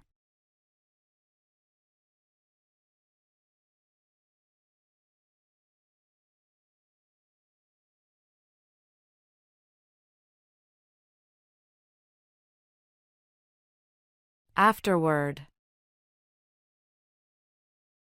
Having traveled so great a distance together, a few words about our journey seem in order. Few readers, I suspect, will want to live in Plato's ideal polis, and they will be in good company. If a recent biography of Socrates is to be believed, we can be in absolutely no doubt that Socrates would have disliked and disapproved of the Republic Plato wanted to bring into being. Point 1. Whatever its virtues, it is too lacking in individual liberty to suit most of us. Most of us will side with John Stuart Mill over Plato, and regard the free development of individuality as one of the leading essentials of well-being. Point 2. Plato's utopia is far too much on the communitarian side of the spectrum for our comfort.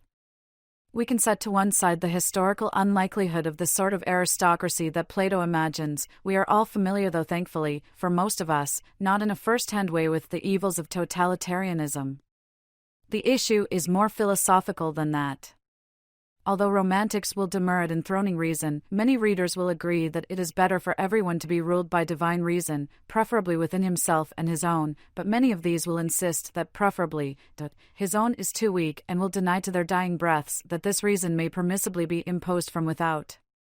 Most readers will prefer a life in which they make their own choices to one in which their choices are made for them, even when they acknowledge that their own choices are often poor. Mill argues that the evils of paternalism, of interference with the choices of others for their own good, far outweigh its benefits. but one need not appeal to the consequences to be committed to the priority of liberty and autonomy over well-being. One might, like Kant, take it to be a matter of respect for human dignity, which is grounded in our capacity to make choices, to deliberate and decide, and then to act. We are justified in interfering, says the anti-paternalistic individualist, only where our choices harm others. But even for such individualistically inclined readers, the Republic can offer salutary lessons. For while the pendulum swings too far to the communitarian end of the line in the ideal polis, one might concede that it swings too far to the individualistic side in, say, contemporary American culture. Perhaps we would do better to be more mindful of the good of the whole, to see our politics not as a means for advancing narrow individual and special interests, but rather as a way to promote the general welfare. Plato's anti-individualistic and anti-democratic animus is often expressed in his disdain for diversity and variety and complication with things that are multicolored, pi omicron iota kappa lambda omicron, poikilos, as he often puts it. Too much variety in poetic meter is frowned upon, as is medical treatment that is too complicated. And of course, democracy's multicolored constitution is the source of its specious beauty, as are its multicolored pleasures and the cast of characters that are its citizens, characters fine and multicolored. And let us not forget about the multicolored beast that embodies our emotions and desires. While we need not value diversity for diversity's sake, taking diversity as an intrinsic good when its goodness is more properly instrumental, we need not think of it as an intrinsic bad, as Plato seems to do. A community can celebrate its diversity while at the same time celebrating and nurturing its unity. It can be one from many pluribus unum, as it says somewhere or other. What is required for this is an attitude toward community and individuality that is more complex than Plato offers in the Republic. We can celebrate individuality and liberty while at the same time enabling individuals to be good team members, good cast members, etc. So while most of us do not accept Plato's full embrace of the good of the community over that of the individual, we can incorporate more communitarian thinking into our lives and politics. Simply put, to think this is a matter of individualism versus communitarianism is to commit the all-too-common, and all-too-human, fallacy of the false dilemma. Similar considerations can apply to other aspects of Plato's thought where we recognize an important insight or truth that we do not feel comfortable taking fully on board. Consider justice as each person doing their own part and not meddling in the affairs of others. As we saw in Chapter 5, Confucius is in broad agreement with this, and one finds similar sentiments in the Bhagavad Gita. It is better to strive in one's own dharma than to succeed in the dharma of another. Nothing is ever lost in following one's own dharma, but competition in another's dharma breeds fear and insecurity. 3 Many readers will find that their peace and serenity, and indeed their personal happiness, increase as they strive to cultivate their own gardens, as Voltaire puts it toward the end of Candide, even though many of these readers will lament the political acquiescence they see in this idea. The trick, it seems, is to find the proper balance, to find when it is appropriate to mind one's own business, as it were, and when it is appropriate to demand and work for change. This, I think, is the task of practical wisdom, which functions not by applying abstract rules and principles, but which, with principles operating in the background, assesses particular situations to see what each demands. There are many other instances of such topics in the Republic, and I hope to have brought enough of them to the surface for readers to do their own thinking about them. But there is one last big-picture consideration I must address before we end. The Republic is one of the great books of philosophy, but as we have seen, sometimes in perhaps excruciating detail, there are stretches where it is far from great philosophy. Its central argument, the powers argument of Book 5, is fatally flawed, yet it is the only argument Plato gives us in the Republic in support of his distinctive, two worlds metaphysics. While the allegory of the cave can survive at least in part without its support, the sun and divided line analogies sink or swim with it, as their central point is to make sense of the distinction between the intelligible world of the forms, where knowledge lives, and the visible world of particulars, the realm of belief. Moreover, the greatest and most decisive argument for the view that the just life is happier than the unjust life, the metaphysics of pleasure argument, also depends on the powers argument. Socrates may be correct in giving the palm to the just life, but he has not adequately argued for this conclusion, so his belief in it would seem to be unjustified. Socrates recognized in Book 1 that he jumped the gun in thinking he had shown that the just life is happier than the unjust life when he had not yet determined what justice is. But having determined the nature of justice to his and his interlocutor's satisfaction, he seems oblivious to the ways in which the metaphysics of pleasure argument is fruit of the poison tree that is the powers argument. What gives? There is a tendency, to which I am prone, to think that this must be intentional on Plato's part, that so smart a philosopher could not have unknowingly offered so poor an argument for so important a conclusion. Perhaps Plato took himself to be accurately reporting Socrates' own argument rather than giving his own. Perhaps he recognized the argument's shortcomings and left uncovering them to his readers, in hope that we would notice them and become better philosophers as we tried to work them out. It is hard to know. The eminent philosopher and historian of early modern philosophy Jonathan Bennett, that rare bird who was as excellent a teacher as he was a philosopher, wrote in the preface to his first book on Kant's Critique of Pure Reason, like all great pioneering works in philosophy, the critique is full of mistakes and confusions. It is a misunderstanding to think that a supreme philosopher cannot have erred badly, and often, the critique still has much to teach us, but it is wrong on nearly every page. For much the same could be said of Plato's Republic. It might be scant comfort to some readers, but it seems to me to offer a powerful lesson on the point of doing and reading philosophy, which always requires doing it for oneself. Though Socratic wisdom consists in knowing that one does not know, it does not require giving up those beliefs one cannot justify. The key to being ethically justified in retaining these epistemically unjustified beliefs, it seems to me, is humility. We recognize them as not justified, perhaps as a result of our intellectual shortcomings, and continue to reflect upon them. There is a lot of cognitive space between nihilism and dogmatism. That so great a philosopher as Plato is frequently wrong is a testament to how hard it is to do philosophy well. That Plato fails to embody philosophical perfection is not a reason to give up on him or on ourselves.